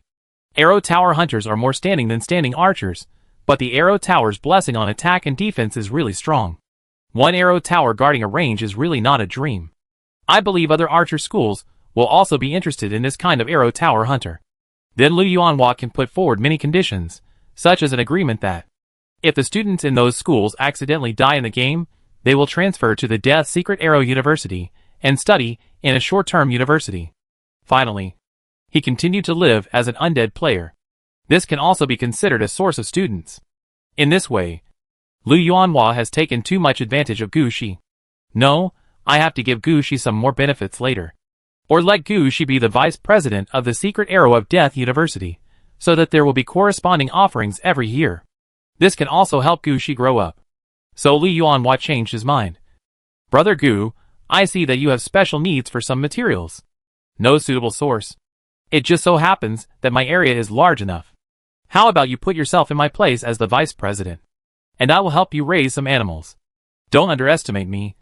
I can even raise unicorns. And other things are no problem at all. After hearing what Lu Yuanhua said, Gu Shi also thanked him. After all, Lu Yuanhua was thinking about himself. And didn't Gu Shi already get what he wanted? Anyway, Gu Shi had to thank him. While talking, they had already arrived at the warehouse of the logistics department of the Secret Arrow of Death University. Although it is located in the woods, the warehouse here is full of technology. After being brought here, Lu Yuanhua asked the staff guarding the warehouse to get the materials that Gu Shi needed, and said to Gu Shi, "Release the undead archers you want to transform. I have time here. I will help you transform all these undead archers into death archers." Gu Shi nodded, and the garrison gate appeared behind him. At the same time, all the undead archers of Guijing's scout camp came out. Lu Yuanhua is a veteran of the undead archer route. When Guijing's scout camp came out, he saw the situation of these undead archers at first sight.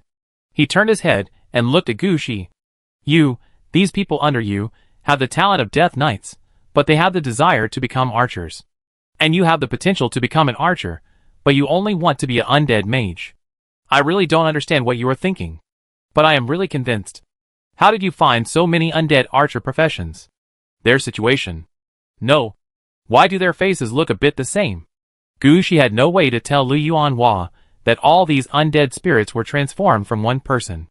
If he did, it would be equivalent to exposing Gu Shi's methods. At this time, Lu Yuanhua said again, "It seems that they are of the same origin. This is good. As long as they are of the same origin, the success rate of transforming into a secret archer of death will be much higher." Gu Shi asked curiously, "Is there such a thing as a success rate for transforming into a secret archer of death?" Some archers, who are not suitable for transforming into a secret archer of death, will not be able to transform successfully no matter what they do. Lu Yuanhua explained helplessly. The death archer is a bit like Gru's phantom archer. It is one of the special troops. Except for the scheduled professions that can be transformed. Other professions are useless no matter how many there are. Some of them can be tried to see the success rate. Lu Yuanhua pointed to the ghost archers in the undead archer team and said, "There are no ghosts in the death archer. Originally, their transformation success rate was not high. But now they obviously come from one body. The situation is different. Let me try to transform, Lu Yuanhua said, while waiting at the Guizhong scout camp in front of him. Then Gu Shi found that the black fog quickly enveloped all the archers in Guizhong scout camp. Then Gu Shi watched Guizhong's body change rapidly in the black fog, and the black fog became a part of him. When they changed, Lu Yuanhua was also a little surprised. It's really strange. Are they on the road to the secret archers of death, or not? Can't you see it? Gu Shi asked Lu Yuanhua. I can't see it. The situation of your men is too strange. Saying they are undead archers is okay. They are in the direction of death knights. That's fine. Forget it. It's better to have a transformation than not to have one. Let them learn as much as they can of the death archer's abilities. Lu Yuanhua was not sure what was going on, so he gave up on forcing the modification. After the black fog passed, Gu Shi found that all the undead archers in Guizhong scout camp seemed to have changed. They were no longer like before, with all kinds of undead. But now they seemed to be unified, all becoming one kind of undead. They looked like zombies with shrunken muscles, with half of their bodies covered in bone armor, and a blue translucent cloak like a ghost on their backs. The most important thing was that these undeads in Guizhong scout camp did not hold only one set of bows and arrows like normal undead archers. They were wearing 3 completely different bow and arrow systems. The first set was the long bow in their hands, which was made of bones and blue veins, and was about 1.5 meters long. There was no quiver for the arrows, and 5 long arrows made of bones were stuck in the handle of the long bow for easy access. The second set is the bow and arrows on their backs. This is a normal-sized compound bow. The bow is not strung, and the arrows are placed in the quiver, which can be used at any time for shooting. The third set is a small bow hung on their left waist. This bow is only half a meter long, and the quiver that matches the bow contains dozens of special short arrows. When they appeared like this, before Gu Shi went forward to check on the situation of the undead archers of Guizhong scout camp, Lu Yuanhua pushed Gu Shi aside. He grabbed one of these undead archers and studied him, and said as he studied, "It shouldn't be. Brother Gu, do you have any undead archers like this that you haven't taken out yet?" Chapter 1769 Characteristics of the Secret Archer of Death. Why do you say that? Gu Shi looked at Lu Yuanhua with some curiosity. When I transform into a secret archer of death, the size of the bow will not change. The most changes are in the arrows, so it is called a secret archer, Lu Yuanhua explained, while summoning a secret archer of death for Gu Shi to see. At this time, Gu Shi finally saw what a formal secret archer of death looked like. He also understood why Lu Yuanhua was so surprised by the group of secret archers of death transformed by Gu Shi. The death archer in front of him was wearing a dark green hooded cloak, holding a half-meter-long short bow in his hand, and hanging several quivers of different colors on his waist. The arrows in the quivers were all the same size, but the colors showed that the arrows were different.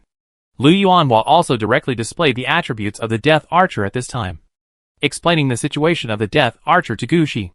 The death archer. Death-oriented agile players can choose the archer at level 5. The archer profession.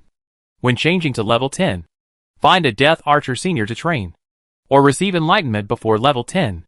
After the job change is successful, the death archer can lurk in the woods, move and attack. The short bow is suitable for fighting in the woods. The basic range is 1,300 meters.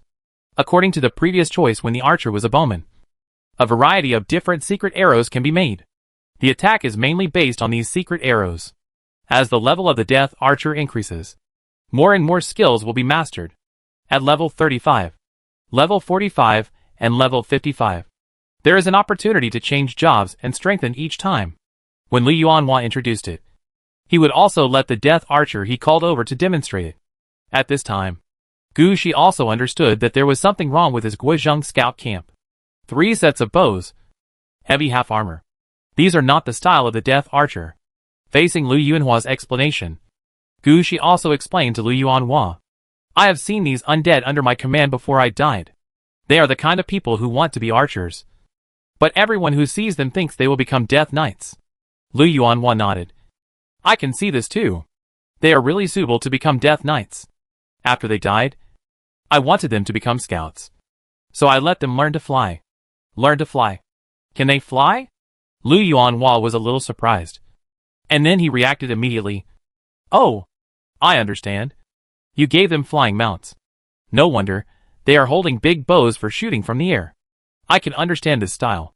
Seeing that Lu Yuanhua could react so quickly, Gu Shi was also a little surprised. Looking at Gu Shi's eyes, Lu Yuanhua couldn't help but laugh. Why, do you think I can't see your train of thought? I tell you, the things in your hand, except for the arrow tower hunter that surprised me, the rest are what I left over. Maybe I can't beat you in the rout of the necromancer, but in the track of the undead shooter, I am the first. Then Lu Yuanhua said, you undead shooters, if you want to become scouts, you still need to train. At the current level, they are still not enough. So, you keep them here, and I will let my students take care of them. High altitude shooting. I also have a special major here. Give me 3 months. I will let them have a short-term training. And I guarantee that you have an all-round scout team. Okay. Then let them all stay. Brother Lu.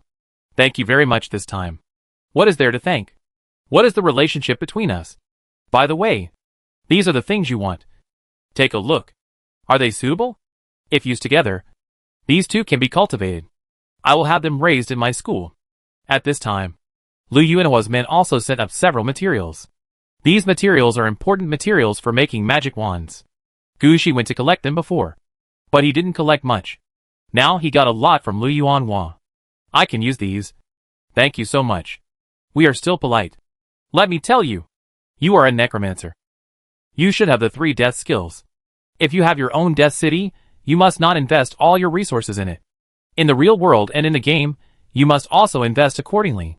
If you only invest in the death city, you will only have dead people to accompany you in the end. I see this very clearly. I had several friends before, who thought that the death city was their only thing. So some resources were invested in the death city. In the end, when his death city was breached, he disappeared in the death city. Hearing this, Gu Shi couldn't help but raise his head.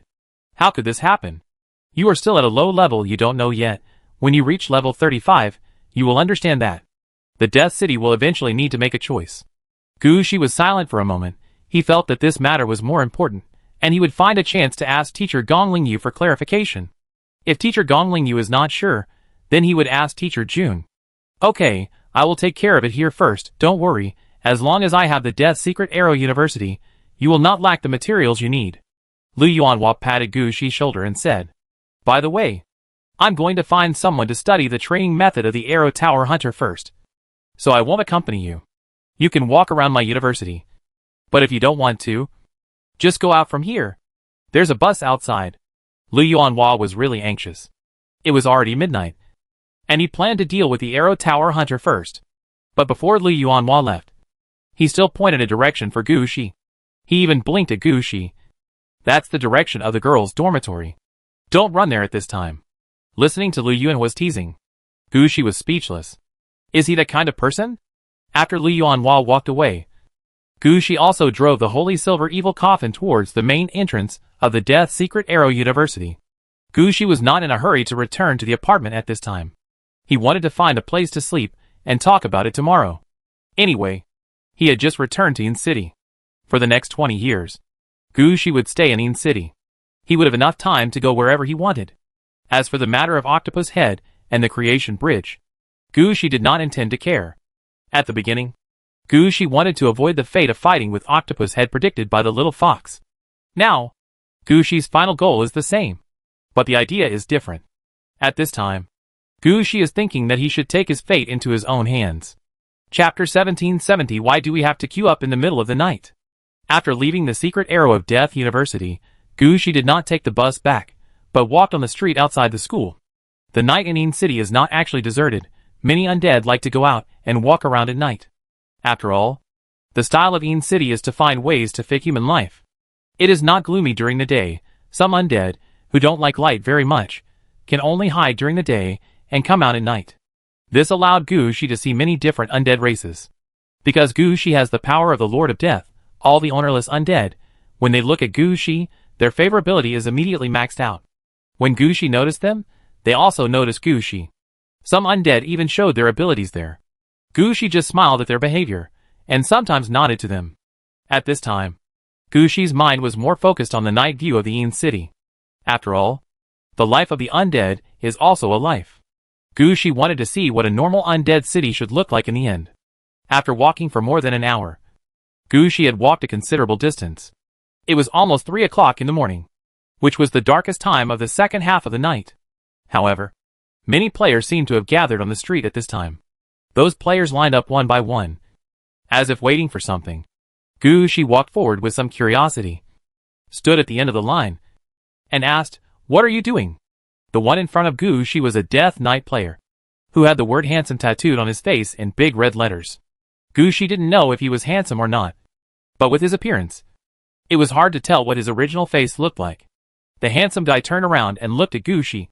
"Don't you know what you are queuing for?" "I was just curious because there were so many people here." "Huh. That's true.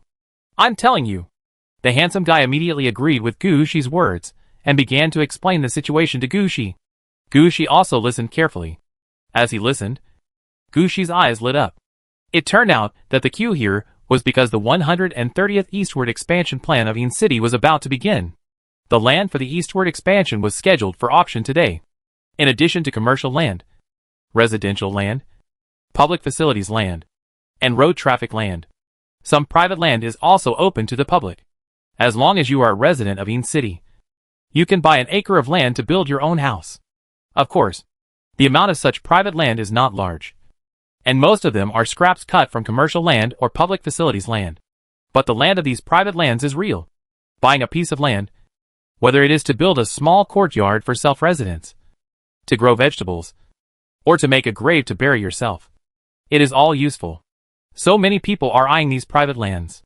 In order to avoid any confusion, and to ensure notarization, those who have channels in Yinzadu secretly got the news. Tonight at 3 o'clock, the private land auction will be open to the public. As long as you sign up, you can pay a deposit first. As for which piece of land you can buy, how to arrange the location of the private land later, those are all things to do later. Now that the deposit is paid, this acre of land is settled. Hearing about this, Gushi also became somewhat interested. No wonder there is such a long queue. These are all people who want to settle down in Een City. Yes, you said that living in an apartment is better than living in your own courtyard. And with your own private land, you can apply for a license plate.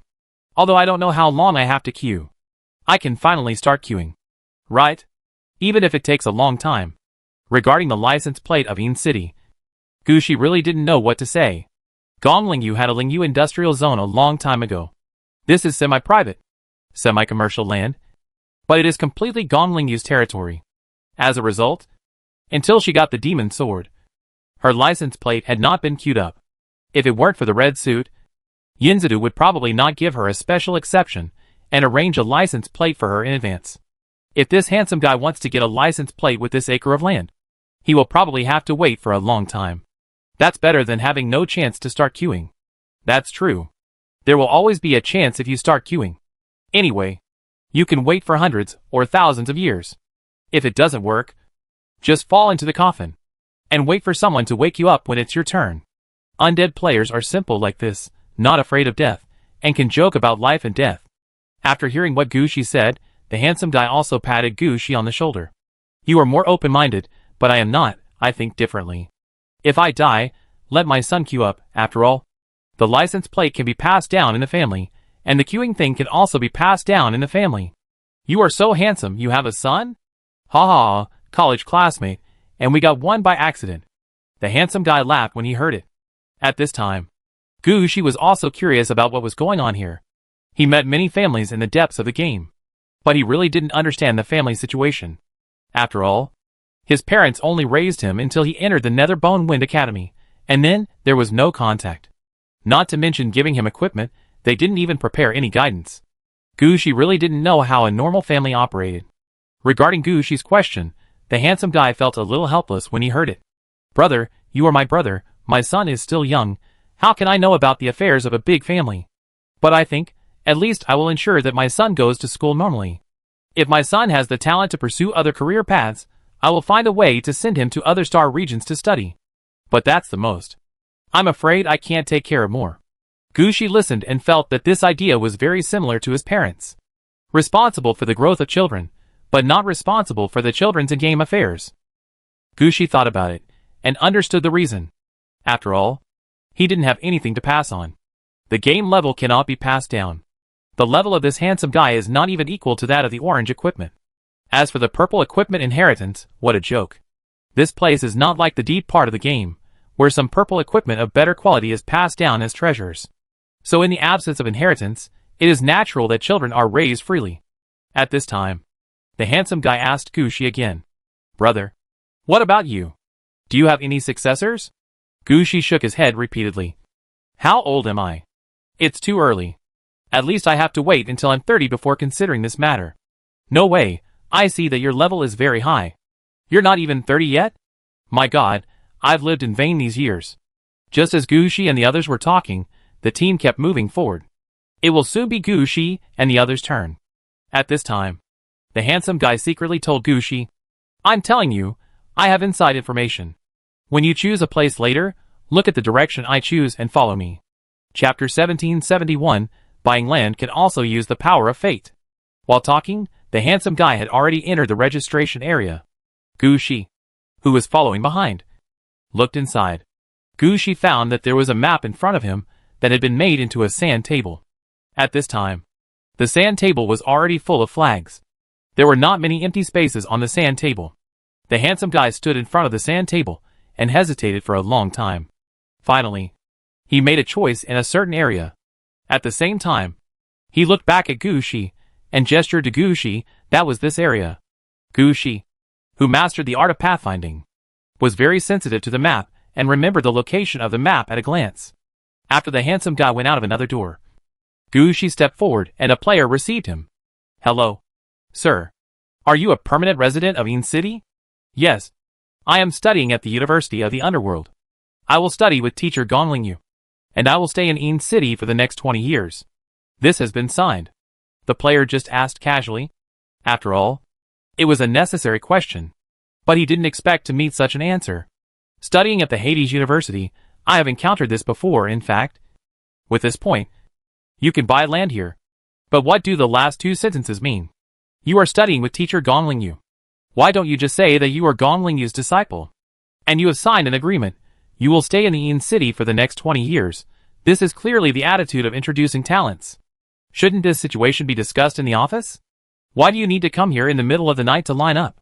But Gushi has already arrived. The player must handle this matter properly. "Okay, sir, come and take a look. This is the private land we are selling now. This time we are selling a total of 150,000 acres of private land, and there are still more than 34,000 acres left. You can take a look, see if there is a location you like." Gushi glanced at the sand table, and immediately looked at the location pointed by the handsome guy. But Gushi's eyelids jumped, and his pupils quickly turned blue and white. Then his eyes moved to the other side. He felt that there was a destiny node at the location he saw. As for the location mentioned by the handsome guy, there was nothing there. So Gushi did not wait for the player to introduce, and directly reached out to the location he liked. This location. The player saw that. It seemed that he was well prepared. It was clear that he had already picked a location. "Okay, I will write it down for you now. Location 11778, covering an area of 666 square meters. You should know the corresponding price. And you can go there to pay the deposit later. There is another point I want to make clear to you. This acre of land cannot be built into buildings. 1/3 of the land must be left vacant, which means that the construction land is only more than 400 square meters. The building height cannot exceed 15 meters. You can build a basement, but the basement cannot exceed 3 meters. As for water and electricity, after you confirm the situation, they will be paved, but the road needs to be built by yourself. By the way, do you need a construction team? If you do, you'd better order it quickly, after all. The construction team will be very busy in the next period of time," the player said, while writing a note to Gushi. After receiving the note, Gushi was rushed to the toll booth. When he arrived at the toll booth, Gushi saw the message. There were 666 square meters of land in total, and each square meter cost 30,000 yuan. You can pay a 1% deposit and book it directly, or you can pay in full or take out a loan. Other materials are also accepted as substitutes. 30,000 yuan per square meter? Gushi thought about it and felt that it was not bad. Although it was a bit far from the city center of Een City, it was a large piece of land, and it was a private land where you could build anything you wanted. This price is not expensive. Gushi thought about it, and then looked at the price list on the side, and compared the current prices of various materials, and took out the resources that could be used to exchange for funds. For Gu Shi, this little money is still affordable. After all, this time in the battle deep in the game, Gu Shi got a lot of benefits. A large number of unnecessary purple equipment can be dismantled at will, not to mention other resources. Gu Shi only picked out a part of the resources, and soon paid the money directly. The players who collected the money were not surprised that Gu Shi took out resources and equipment to pay the bill. After all, there were many players like Gu Shi, and some even took out great quality garbage to pay the bill. This kind of thing was actually quite funny, but it was quite real. Gu Shi paid the full amount directly, and a seal was stamped on the note, proving that the land numbered 11,778 in front of him was already Gu Shi's. When Yin City began to expand eastward, Gu Shi only needed to bring the note over to get his own private land. After putting the note away, Gu Shi also walked out of the registration point. He looked up at the sky. This time, the queue, registration and formalities added up to just over an hour. It was only about 4 o'clock now. He could just walk back and catch the earliest breakfast. Gu Shi looked around and found that there was a bus stop not far away. So he put his hands behind his back and walked towards the bus stop. About half an hour after Gu Shi left, a thin player came into the registration point. After he proved that he was qualified to buy the land, he said decisively, "Well, I want to reserve position 11778. Please help me find it. 11,778. Let me check. No. This position has been sold." "Sold? How is that possible? Please help me check again. Am I wrong?" The player jumped up when he heard it. "It can't be wrong. Look. It's this position. There is a red flag on it, which means that this place has been bought by someone in full. Do you want to change the position?" "No, I'm interested in this position. Can you help me check who bought the 11,778 plot?" "That's not possible." When the thin player heard this, he understood the situation. He put his hand on the table and said, "Don't worry. I won't cause you any trouble. That's not what I meant. I'm afraid you'll get into trouble. Let me tell you straight. The 11,778th plot was bought by Gong Lingyu's disciple. Gong Lingyu. You know very well that she is the most talked about person in Yin City in the past 2 years. Before the Red Clothes exhibition, she was the treasurer of Yin City. So you should not make any plans." Hearing this, the thin player's face became even uglier. He did not choose the private land he planned to buy, but turned around and walked out. He muttered in his heart while walking, "This shouldn't happen. Why would Gong Lingyu arrange people to grab this land? Could it be that she found something?" Chapter 1772 Business Roads in the Reality and the Game. Back in the apartment, Gu Shi just opened the door. Ling Shi led Gu Shi to sit down at the table. While helping Gu Shi press his forehead, she said to Gu Shi, "Sir, I have prepared hot water and breakfast. Do you want to take a bath, or eat breakfast before going to bed?" "No, I have already eaten. I am going to find Catherine. By the way, if there are any invitations in the next 2 days, please help me sort them out. Others may not have any ideas, but my senior brothers must be confused now," Gu Shi said, while laughing. Gong Lingyu's disciples must be confused. The order of succession has reached a critical moment. But Gu Shi was eliminated. After knowing this news, they must be more anxious than anyone else. They all want to figure out why Gu Shi was eliminated. Was it Gu Shi's own choice? Or did someone do something?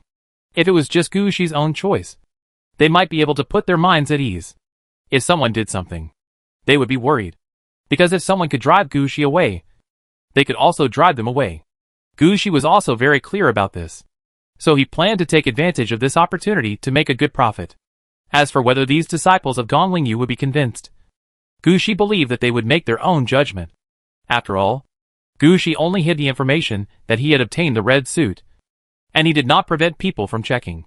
When the order of inheritance is settled, they will all figure out why Gu Shi was directly eliminated. At that time, the faces of these senior brothers will surely be quite exciting. Lingxi said seriously as soon as he heard it, "Please rest assured. Sir, I will arrange everything." Gu Shi did not say anything else, but returned to the city of Aridov through the Hearthstone. At this time, the city of Aridov was in a constant state of chaos.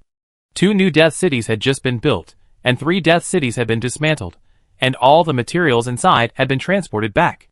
Gu Shi's men were busy dealing with these matters. The reoperation of the 2 new death cities, the classification and arrangement of materials, etc. Everyone was busy like a dog. A few days before returning to the real world, Gu Shi had also been busy with this matter. Of course, he knew the situation in front of him. So Gu Shi did not bother them after returning to Arida City, but went directly to the commercial district. The commercial district was the busiest place at this time. The identification, sorting, and classification of various materials were piled up here, especially the weapons and equipment used by the Octopus Head players and the Mud Undead troops, all of which had to be reprocessed. Those with purple quality or above needed to be identified to see which one could be kept. Those with blue quality or below blue quality all had to be recast to make them suitable for the undead. Now the undead in the commercial district wished that one person could be split into 3 to be used. They didn't even look at Gu Shi when he came. After arriving here, Gu Shi did not alarm Catherine, but went to several warehouses to take a look. Most of the caravans in the commercial district had already left. In the open space of the warehouse, there were still piles of goods that had just been traded, and goods that were ready to be shipped out. However, it was obvious that the number of undead transporting goods here had decreased. It seemed that everyone was really used here. This is exactly what Gu Shi was thinking about at the moment. Sir. When Gu Shi stood in front of the storehouse for 7 or 8 minutes, Catherine finally came over with her men. If Gu Shi was just passing by and taking a look, given how busy Catherine was now, she might not come to see Gu Shi. But Gu Shi stayed here for 7 or 8 minutes, which meant that Gu Shi must have something to arrange. As a contracted undead under Gu Shi, he naturally had to come here as soon as possible. Catherine, you are here, I have something to tell you. The creation bridge will be completed in about 1 to 2 years. Gu Shi said this without any context. Catherine immediately understood Gu Shi's idea. Sir, do you want to use this time difference to transport some materials from the depths of the game to the real world for sale? Yes. We have 2 dead cities in the depths of the game. Black Pole City and activated Giant Rock City. Black Pole City is closer to Swamp Record City. And there are other cities that can also develop trade routes. If not, the gathering place of the wild players will also work. There is at least 1 to 2 years left. And this is our chance to make money. When it comes to making money, Catherine immediately becomes shrewd. I understand. I will move the caravan from the Dragon Kingdom first. But what about the business model in the real world? I will go to the teacher's followers. They have access to the Ean City market. And we now have the ability to protect ourselves. We should make this money. After hearing what Gu Shi said, Catherine still asked, Sir, your identity is different now. At this time, we should give up some profits. Also, you'd better find an administrative advisor type contracted undead to help you with some social matters. After hearing what Catherine said, Gu Shi was also stunned. Then Gu Shi understood what was going on. Among the many contracted undead under Gu Shi, Catherine couldn't play with others. Gu Shi's subordinates, except for the contracted puppets, the contracted undead actually have small groups inside. Luna, Shea and Princess Anna, they are the first 3 contracted undead to follow Gu Shi. Although Shea rarely appears, the relationship between the 3 of them is the best. Eve, Lingxi and Yen Ryu, the relationship between these 3 is relatively complicated. Originally, Lingxi and Catherine's relationship should be better. But Lingxi stayed in the real world when Gu Shi fought the Dragon Kingdom, and had a certain friendship with Eve, who also stayed in the real world. Later, Yen Ryu appeared, which brought the 3 of them closer. Now the relationship between these 3 is no weaker than that between Luna and the other 3. Only Catherine, who has no relationship with either side, is usually busy with business matters, and is very sensitive to the distance between relatives. That's why she has the idea of dragging out a new contracted undead group. Of course, she still has to be more generous on the surface, saying that she is thinking about Gu Shi. Administrative advisor type contracted undead? Yes. Sir, you always have to recruit some subordinates in the real world. It's impossible for you to run all the things. And the maintenance of various relationships also requires manpower. In addition, there are more death cities now. And there are too few people you can trust. Chapter 1773 Meeting. Gu Shi talked with Catherine about the caravan. And then, he didn't say anything more. After all, business matters cannot be settled in a day or 2. The initial market survey and the later capital mobilization all take time. Gu Shi was not sure what the caravan could achieve in the end, but it was good enough to get the caravan started. After explaining the matter, Gu Shi left the business district and went to the magic district. Eve, who was supposed to be conducting various magic and scientific experiments in the magic area, was not doing experiments at this time. Instead, she was constantly identifying the various materials and equipment that had just been delivered. When she saw Gu Shi coming over, Eve just nodded to Gu Shi and did not stop her work. Gu Shi also knew that they were all busy now, so he walked over by himself. Do you have any purple equipment that has been sorted? Please help me pack some. I plan to give them away as gifts. Give them away? Yes. I'll prepare them now. Eve was a little surprised by Gu Shi's question, but she immediately took action and picked out 20 pieces of purple equipment that had just been sorted, and asked someone to pack them up directly.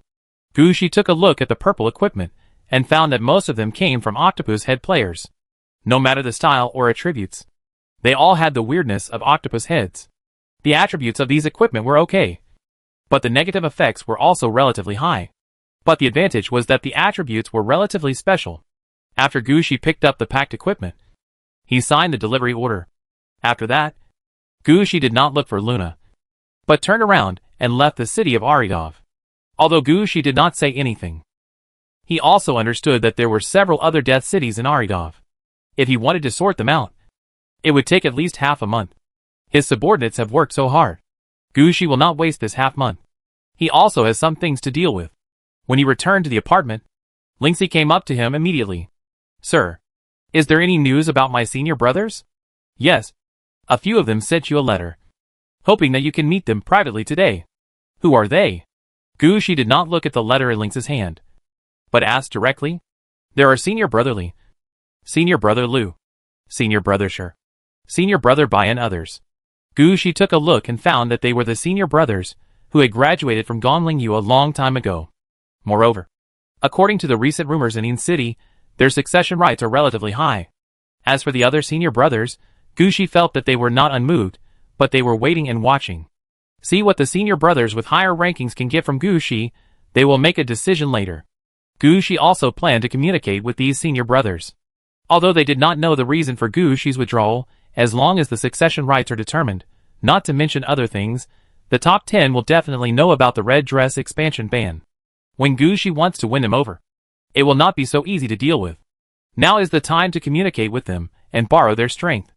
After all, Gu Shi is in Yin City, and his foundation in the real world is very weak.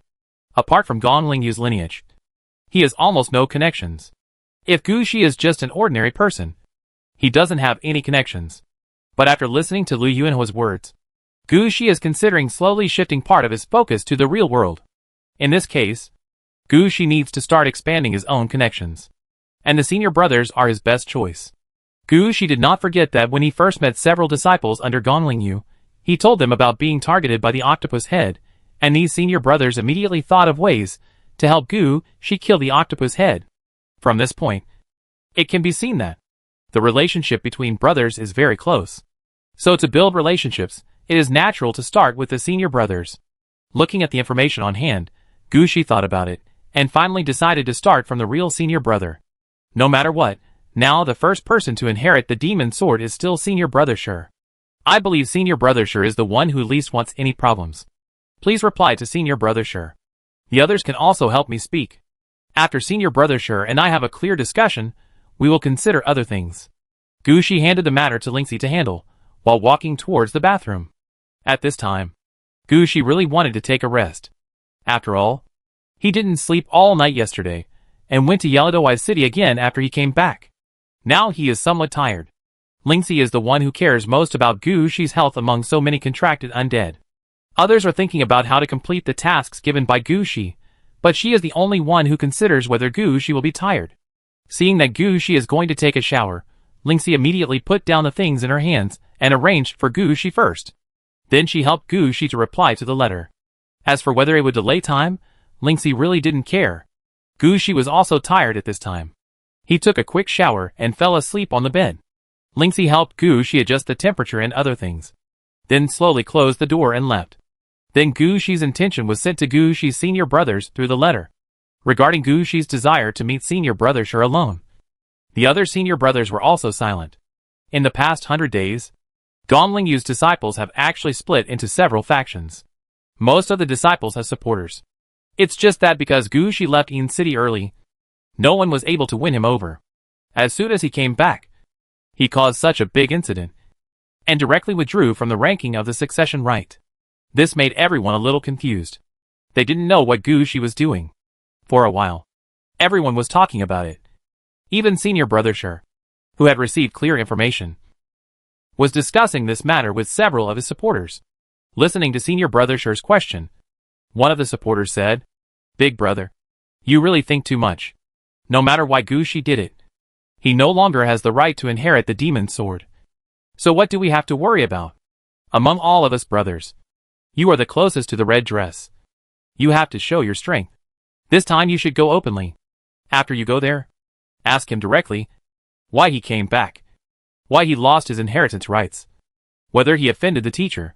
If so, we should be good people and help him communicate with the teacher, so that both the inside and the outside can be saved. Even if he gets his inheritance rights back, he will remember the kindness of the senior brother and finally turn around to support the senior brother." Chapter 1774. Are you showing off in front of me? Gu Shi slept until the afternoon. After getting up, he asked Lingxi to help him take care of himself while listening to Lingxi's report. "Sir, your senior brothers have already replied. Senior brother Lu and the others have agreed to make another appointment. Senior brother Li has directly made an appointment to have tea together tomorrow afternoon. The others are still waiting for us to schedule. In addition, Senior brother Shi has agreed to go out together today for a private trip and has already explained it to them. At 5 p.m. Senior brother Shi will have a car to pick you up." "Sure." We've all gotten on the bus in Yin City. Gu Shi knew as soon as he heard it that senior brother Shi wanted to show off to him. No matter what, he certainly had a show-off vibe. I just don't know what he wanted to show off to Gu Shi. Gu Shi touched his chin. I didn't expect senior brother Shi to be such a person. Maybe he could get more things from him. Thinking of this, Gu Shi's eyes flashed with a hint of smile. Lingxi had explained almost everything at this time. And at the same time, she arranged a seat for Gu Shi in the restaurant of the office and asked him to sit down. "You will definitely drink again when we go out later. So you should eat something properly. Eat these first to fill your stomach. Drinking on an empty stomach is not good for your health." Lingxi had already started to serve some food to Gu Shi, because she knew that Gu Shi was going out for a drink today. Lingxi served smaller portions of food. Each portion was about the size of 2 mouthfuls. But there are quite a lot of dishes. In addition to the must-have river clam soup, Lingxi also prepared chicken soup. However, Gu Shi felt that the amount of wolfberry in the soup was a bit too much. The other dishes looked a bit weird.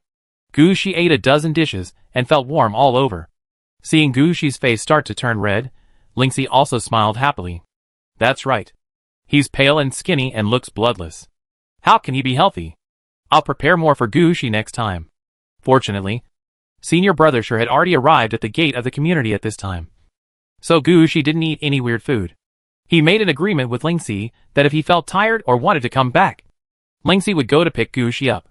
After all, Gu Shi was drunk, and sometimes he couldn't see the bus stop clearly and took the wrong bus. The last time he went to the Constellation Palace, it was because he took the wrong bus. After explaining everything clearly, Gu Shi put on his coat and went out. At this time, in front of the community gate, a carriage pulled by 9 black metal horses was parked there. A green rabbit sat on the driver's seat. Senior brother Shi was standing at the door of the carriage waiting. When he saw Gu Shi coming out, senior brother Shi raised his head directly. When Gu Shi saw the situation in front of him, he hurriedly asked, "Senior brother, is this your carriage?" "No. I borrowed it from a friend." "Get in the car first." Senior brother Shi was quite proud. In his opinion, he now showed that he had connections. But what Gu Shi wanted was that senior brother Shi had connections. After all, his current idea was to use connections to build bridges. However, Gu Shi never expected that senior brother Shi seemed to not see his position clearly. He thought that he might be ranked first in the order. After leading Gu Shi to the carriage, he took out the wine from the secret compartment of the carriage and poured himself a glass. "How is it? What do you feel?" Originally, Gu Shi wanted to have a good talk with senior brother Shi. But seeing senior brother Shi's condescending attitude, Gu Shi smiled. How many years did he wait in line to get the license plate? About 700 years. Senior brother Shi replied casually, but he immediately reacted and said cunningly, "Even if he waited in line for so long, it shows that my friend is powerful. His family settled in Yin City more than 700 years ago. So what? You are just one of their bets. As long as you are a disciple of Teacher Gong, anyone can borrow this car, Gu Shi said lightly. At this time, Gu Shi had already seen what senior brother Shi wanted to do. But you can't pretend in front of him. You haven't even completely settled the inheritance rights of the demon sword, and you are pretending to do this with me. It's a bit unclear. Gu Shi didn't give senior brother Shi a chance to speak, and said straight to the point. Senior brother Shi, you came to me so anxiously, because you want to know why I am not in the sequence of inheritance. When senior brother Shi heard this, he felt something was wrong. Why was the topic controlled by Gu Shi? Senior brother Shi was about to speak, but he heard Gu Shi say, "You may not know it now, but after you have the right to inherit the first few positions, someone will tell you one thing. Under certain conditions, normal players can only have one red equipment. In other words, when you are ready to inherit the demon sword, you have given up your desire for other red equipment. On the contrary, if you want to get other red equipment, you have to give up the right to inherit the demon sword." How did you know? Senior brother Shi asked immediately. As soon as he said this, he knew that he had asked the wrong question, and he said it with some embarrassment. Are you going to inherit the other red equipment? No wonder you left Yin City for more than 100 days at such a critical moment. It turns out that you have a better goal. Senior brother Shi reacted quickly. He found a good topic for himself at the first time. If it was Gu Shi before, he would still be willing to follow his words. But now, Gu Shi no longer has such an idea. Don't you want to show off? If you show off in front of me, you must be prepared to be slapped in the face. So Gu Shi smiled. In addition to inheriting the red equipment, there is another situation. Why don't you guess it? Senior brother? When senior brother Shi heard this, he wanted to point at Gu Shi and say, "How many levels are you at? When I was at your level, I just got the orange equipment. How could you possibly get the red equipment?" But when he was about to speak, he saw Gu Shi's half-smiley face, which made him calm down. Then he suddenly thought of something, that is, when Gongling Yu spread the news of Gu Shi's withdrawal, his eyebrows were quite happy. At this moment, a thought flashed through senior brother Shi's mind. Impossible, this is impossible. Seeing senior brother Shi like this, Gu Shi also laughed. He was about to speak, when he felt the carriage pause, and a bang came from the front. The carriage exploded on the spot from the front, and the shock wave of the explosion, carrying a large number of metal fragments, hit Gu Shi heavily. At this time, Gu Shi was not afraid at all. A large number of shields like clock shadows appeared around him at the first time, and immediately blocked the shock wave of the explosion in front of him. Chapter 1775. The carriage exploded. Senior brother Shi was shocked by the explosion in front of him. He didn't expect that he would be attacked in Yin City. Isn't this a slap in the face of Yin City? The giant dragons that slapped Yin City in the face last time have all been buried under the Dragon Tomb Ascension Road. For a long time, the price of dragon blood and dragon meat in the market was directly reduced to bone fractures. Since then, for a long time in Yin City, there were fewer people who got drunk and made trouble in the middle of the night. But now, he just borrowed a carriage to pick up Gu Shi to play, and encountered such a thing. What is going on? Gu Shi's reaction at this time was quite fast. He dragged senior brother Shi back. It was strange to say that the metal flesh and blood flying towards Gu Shi seemed to encounter some strange situations when approaching Gu Shi, either being bounced away or losing power. In short, none of them could hit Gu Shi within 3 meters. After dragging senior brother Shi to a distance of more than 10 meters, Gu Shi also saw everything that happened in front of him. The carriage pulled by the 9 iron black horses had been blown up in half. The rabbit at the coachman's position was left with only half of its body. The carriage was also blown up in half, and the metal flesh that flew over just now was the flesh of the black horse. In the flames caused by the explosion, a thin male player was walking out slowly. This player had a pale face, dry skin, and a skinny body. He looked like a necromancer who had played the undead too much. But whether it was Gu Shi or senior brother Shi, they both saw that something was wrong with the player in front of them. His eyes were red. This eye color usually only appears in players who play undead like vampires. It is relatively rare among normal necromancers. But if it was just this, it would be fine. What really made Gu Shi and the others feel something was wrong was that this player actually had some tattoos on his body. These were not the tattoos that Gu Shi had received from 2 waves of spirit guys last night. The tattoos on his body clearly carried magical power. Gu Shi had mastered spells such as fire and ice before, and had pushed these spells to a certain level. At a glance, Gucci discovered that the tattoos on this person's body were used to enhance the effect of elemental attacks. In addition to fire and ice, Gucci also saw the power of wind and electricity, earth and rock on him. If he only mastered one or two elements, Gucci might think that he might have accidentally come into contact with some elemental attack methods when he was growing up. Or he might have learned some magic skills directly in the magic tower. It's just like him. He can still play the fire domain now. But the four elements are complete, and the location of the tattoo is so inconspicuous, this makes Gucci doubt, is this person in front of him a necromancer? Adding to the explosion just now, the red eyes, Gucci immediately thought that the other party was an elemental mage. Senior Brother sure also noticed the abnormality of this person at this time, but he didn't observe there, but glanced around, and then raised his hand, and a city gate appeared behind him. Along with the gate, there was also a flood-like moat. Even standing on the suspension bridge, Gucci could smell the strong sour smell coming from the water in the moat. Senior Brother sure's operation was quite good.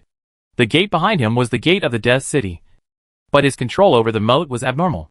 The water in the moat seemed to have spirituality, and could move back and forth with the operation. Looking at Gucci's appearance, he said with some pride, "How about it? You can't imagine it. Be careful." Gucci ignored the complacent Senior Brother sure and took a step back. Senior Brother sure released the Death City, so Gucci didn't need to send out any more troops. He should retreat to the back and watch the show. But Gucci never expected that when he had already retreated to watch the show, the thin player took the initiative to rush towards Gucci. When he rushed forward, he raised his hand and released a large number of magic missiles. This thing is a simplified version of the magic arrow. The magic arrow uses magic to condense into a long arrow for long-range attack. The magic missile only has the tip of the arrow. It is for this reason that the mana consumed by releasing a magic arrow can release 3 to 5 magic missiles. When his magic missiles flew out, they also carried the attributes of elements. Magic missiles of various colors formed a barrage and hit Gucci directly. Looking at the magic missiles coming at him, Gucci's eyes flashed with a disdainful smile. He did not use the power of the Nether Spirit Flower, but just let the person holding the time torrent take action, which was enough to block these magic missiles. Looking at all the magic missiles exploding in front of the virtual clock, Gucci's eyes became more and more calm. Being used to big scenes, the one-on-one battle in front of him actually aroused some interest. At this time, Senior Brother sure also felt that he was slapped in the face. He had already released the gates and moats of the Death City, but there were still attacks that could hit Gucci. Isn't this a slap in his face? Senior Brother sure is the kind of person who values face more than his life. Otherwise, he would not have borrowed the carriage again, and brought up the topic again, trying to suppress Gucci's momentum. He couldn't suppress Gucci because Gucci controlled the red dress. Even if it was just a suspicion, he had no way to verify it. But the player in front of him didn't have red clothes, and he took the initiative. So what right did he have to slap Sir Ernie in the face? Brother Sure put his hands together, and the water in the moat turned into 2 giant unicorn whales, which crashed into the player from the left and right. The equipment and clothes on the player melted away, revealing a body with only skin and bones. But the player didn't care at all, and even ignored the fact that his skin melted quickly under the strong acid. He stared at Gucci and opened his mouth as if he wanted to say something. At this time, Gucci clearly saw a tightly closed eye behind the player. As the player's life dropped rapidly, the eye slowly opened. It seemed that he wanted to see who killed the player and located him. Damn the curse power. Gucci immediately understood what was happening. Using his own life to curse and locate. They obviously had no grudges. And even if they did, they didn't have to make it so big. You are already dead. How do you know that this curse can hurt me? Although Gucci was puzzled, his hands were not idle. He pulled his left hand outward, and a petal of the ghost spirit fell on the player's head. Chapter 1776. The matter has become serious. Red suits attacking city. Die! Go to hell! Die for me! After trapping the player with the water from the moat, Brother Sure put his hands together and blasted the player's body with the acidic water. Brother Sure originally thought that, as long as he washed the player with the water, he would let the player die quietly. But he never expected that, no matter how he washed, even if the player's flesh and blood had been corroded by the acid, his internal organs had stopped beating, and his bones had begun to turn yellow, the player did not die. This player even tried to self-destruct, causing lightning to strike from the sky, but he still failed to die in the end. Both Senior Brother Sure and the player were already in a state of panic, and they no longer considered other things, and they showed their best skills, in order to prove that they were capable. Only Gu Shi could see the eyes behind the player, and he was using the effect of the infinite resurrection of the Nether Spirit Flower, to ensure that the eyes were stuck in a state of almost opening, but not opening. After all, only Gu Shi could see that, as long as this player died, the eyes behind him would open, and everyone who caught his eyes would be cursed. Although Gu Shi didn't care about these things. He could stand in a safe place and watch the show. So why would he risk his life? So Gu Shi secretly used some tricks of the Nether Spirit Flower. He watched Senior Brothershire kill the player again and again. Just when Senior Brothershire felt embarrassed and was about to use his ultimate move, there was a sound of horse hooves nearby. Here they come. Gu Shi turned his head and looked in the direction of the horse hooves. Sure enough, a group of uniformed Death Knights appeared over there. It seems that every undead city is patrolled by Death Knights. Before they even got close to this place, they were attracted by the city gate of Senior Brothershire. Then, they saw the player who was being hit by Senior Brothershire but still managed to survive. The situation in front of them made them feel a little puzzled. What was going on? Fortunately, at this time, Gu Shi stepped forward and took out a token. This is a targeted attack. You can't handle it. Listening to Gu Shi's words, one of the Death Knights was about to say, "Who are you?" but was stopped by his companion. Then he also saw the token in Gu Shi's hand. He had seen this kind of token before. It was made and issued by Mr. June himself. Generally speaking, only a few big guys in the city who have passed level 60 have it. Gu Shi's level seems to be only level 13. Players can take out such a token. Either the person behind him is very powerful, or the equipment he has is very powerful. Then who should I ask to come over? Listening to the question of the Death Knight, Gu Shi also scratched his head. He didn't know who to ask for such a thing in Yin City. At this time, Senior Brothershire also hesitated for a moment. Why don't we find the teacher? After all, this matter has become a big deal. Asking the teacher to come forward should be the best choice. Gu Shi looked up and saw the eyes behind the player that were about to open. Invite the teacher and a few red suit holders. Just tell them that there are red suit holders who want to plot against Yin City. Red suit? How is this possible? It must be fake. Gu Shi thought about it, and finally said, I guessed, but that guy must have the effect of a red suit attack. You can't handle this thing. Let the red suit holder come and take a look. Ask them if they have any ideas. The Death Knights didn't react too much. They just knew that the situation in front of them was not the real red suit attack, but the effect of a red equipment attack. Although this matter also needs the red suit holder to come and deal with it. It is not the most urgent situation. So they spread the news and surrounded Gu Shi. However, the look in Senior Brothershire's eyes, when he looked at Gu Shi, was obviously wrong. Gu Shi said it so calmly. It was obvious that he had encountered it several times before. It seems that what Gu Shi said is most likely true. He has bound the red suit. How is this possible? He has not even reached level 15. How can he bind the red suit? Senior Brothershire's face quickly turned from red to black. It was obvious that he was unwilling to give up.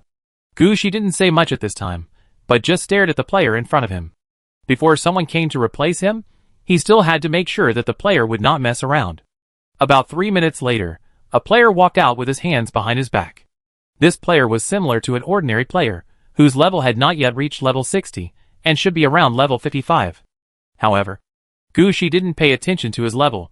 To be honest, Gu Shi had seen players at level 60, so level 55 was really nothing.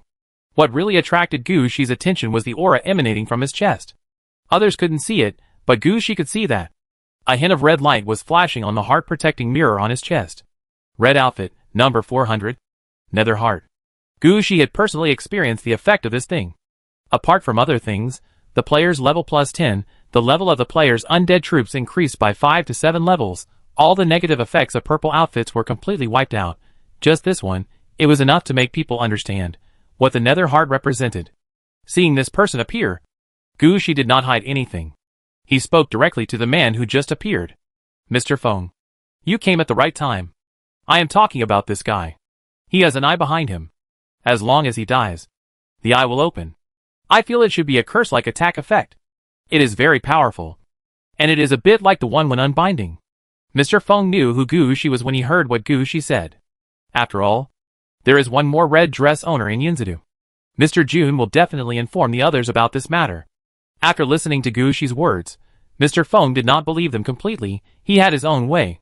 Mr. Feng put his hand on his eyes and stared at the player, who was only left with bones. As for how to judge that he was still alive when only bones were left, Mr. Feng did not care at all. He was now looking at the huge eyes that Gu Shi mentioned. Really, it seems that someone is not convinced. Xiao Gu. You did a good job. How about it? Do you want to join us? Red dress? Gu Shi immediately understood the meaning of Mr. Feng's words. Of course, they're coming. We have to fight back, otherwise. How will outsiders view our Yin city? Sure, but how do we divide the spoils? Gu Shi said seriously. Hearing Gu Shi's words, Mr. Feng couldn't help but laugh. You don't think we are going to steal the red suit? It's not that simple. The holder of the red suit can be defeated, but it's hard for him to die. This time we are just going to teach them a lesson. We can't kill him. Chapter 1777. Let's go grab the red suit. Ah, you're not just grabbing the red suit. Then what can we get from this battle? Gu Shi muttered. Mr. Feng wanted to slap Gu Shi when he heard what he said. What kind of words is that? It's not worth fighting without the red suit. Right? But he also understood that Gu Shi was a newcomer who had just got the red suit. And his level was only 13. In their eyes, such a person was completely a rookie. It was reasonable that he didn't know some things. So Mr. Feng explained to Gu Shi. In addition to the red suit, there are actually many things that can be snatched. Just follow them. It's a good opportunity to let them know that there are not only 3 red suit holders in Yin City now, but 5. Let's go, Mr. Feng said, while putting his hand behind Gu Shi. Then he glanced at Gu Shi. Gu Shi also understood what he meant, and stretched out his left hand, and the player with only a skeleton left was caught in Gu Shi's hand. At this time, Gu Shi still had a chance to say hello to Senior Brother Shi. Senior Brother Shi, I may not be able to drink this time. I have something to do first. Senior Brother Shi nodded there in a daze this time, until Gu Shi and Mr. Feng disappeared. He looked at the direction where Gu Shi disappeared and sighed for a long time, and hit his head hard. What kind of thing did he do? And Gu Shi, who was taken away by Mr. Feng, was also there listening to Mr. Feng's chatter. You are the Red Guard of Yin City anyway. There are some things you need to use. I will have someone arrange the license plate and car for you later, and you can also take the police passage, secret passage, portation gate and other functional passage maps. Don't take the bus anymore. If you take the bus every day, you will lose face as a red dress owner. Thank you, but sometimes you still have to take the bus, after all. You can see many nodes of fate there. Gu Shi said casually, but he also understood that the method of moving quickly in Yin City was what he really wanted. It's up to you. Anyway, when you have nothing to do, everyone has their own things to do. I heard from Gongling you that you plan to study for the next 20 years? Yes, the foundation is not solid. Take this opportunity to learn and lay a good foundation. 20 years later, I will be level 15, and I will be able to make a name for myself with the red suit. Gu Shi expressed his thoughts. As for the fact that he only leveled up 2 levels in 20 years, he really didn't care at all. In Gu Shi's opinion, if he wanted to level up to 15, he could do it now, and he didn't need that much time. But if he wanted to lay a solid foundation, he had to accumulate it bit by bit. And it was not something he could do by just reading a book. He would use 20 years to lay a solid foundation for himself and the Death City, and then rely on the foundation and the red suit to soar to the sky, and reach level 60 in the shortest time. This was Gu Shi's entire plan. And he also has such confidence. Looking at Gu Shi's confident look, Mr. Feng patted Gu Shi on the shoulder and said, It's good to be confident, but don't think too much. After level 45, you look back at your plan, you will find that you actually think too much. Do you think too much about having red clothes? Not necessarily. Mr. Feng didn't say anything else. They used some transfer methods and soon arrived at the underground of Yin City. At this time, Gongling Yu had received the news and came here one step ahead, along with Principal Liu of Hades University. Principal Liu looked like a young man in his 20s, but his hair showed how high his status was. He had no hair on his forehead. He was wearing a casual uniform, and on his right hand was a glove made of bones, which was inlaid with red, blue sapphires, topaz, diamonds, emeralds, and a complete little skull. Seeing Gu Shi and Mr. Feng coming over, Principal Liu first looked at Gu Shi, and then his eyes fell on the gloves on Gu Shi's hands. I didn't expect that the ghost flower is actually a pair of gloves. Hello, Principal. Facing his own principal, Gu Shi still lowered his head obediently. At this time, Gong Lingyu also walked in front of Gu Shi. Okay, there will be plenty of opportunities to get to know each other in the future. Let me first tell you what happened. As soon as Gu Shi heard it, he threw the player who was not dead yet to the ground. Because only some bones were left, the skull of this player rolled back and forth on the ground. At this time, everyone's attention was also focused on the eyes behind this player. As the player's skull fell to the ground, the eye was about to open, but Gu Shi waved his hand, and the player's bones reassembled themselves, and he came back to life. Seeing 5 red-clad bosses surrounding him, the player, who was still in a skeleton state, didn't know what he felt. At this time, Teacher Jun came over and mentioned the player, and then glanced at the eyes behind the player. It's someone from the cursed Holy Land. How about it? Have you thought about it? Fight, Mr. Feng said immediately. We have been dealing with them for so many years. It's rare to encounter such a good opportunity. We must fight. Yes, the contradiction between the cursed Holy Land and us can no longer be resolved. This battle is inevitable. Principal Lu also said there. Only Gu Shi pulled Gong Lingyu's sleeve and asked in a low voice. Teacher, what is the origin of the cursed Holy Land? Oh, Blood Skull, the alliance of the 3-player races of Guifang and Shirshi. These 3-player races mainly play the undead route, and have a total of 4 red equipment in their hands. They have been provoking our Yin City for many years. It's just that Yin City has never been free to deal with them. When I got the demon sword before, Teacher Jun asked me if I wanted to fight them. Later, I thought that 3 against 4 had no chance of winning, and it didn't work out in the end. But this time was different. This time, they were the ones who started the trouble first. Plus, your appearance gave Mr. Feng and the others an opportunity. So they wanted to be ruthless. Gong Lingyu explained to Gu Shi. How ruthless? 4 against 1? To steal his red suit? You're thinking too much. I guess in the past, it should be 4 against 1 before the other party reacts. And beat the man half to death. When the other party reacts, leave quickly before the red suit holder rushes over. Get revenge first. And maybe steal some more things from them.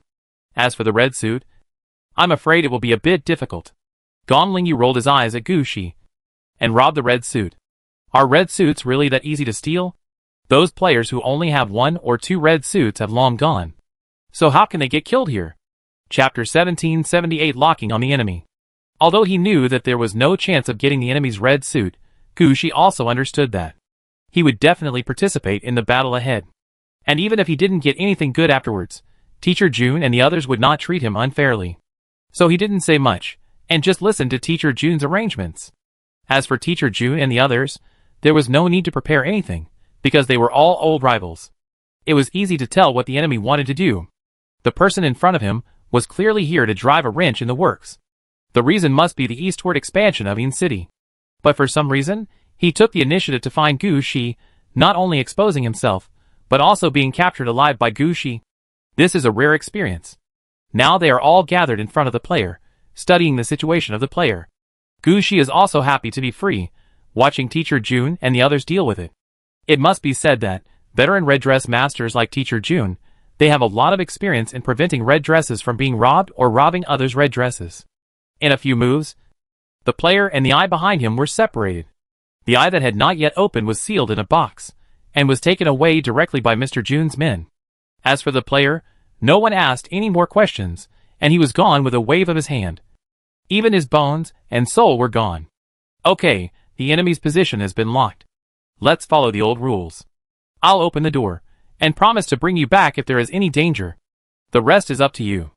Mr. Jun set the direction directly.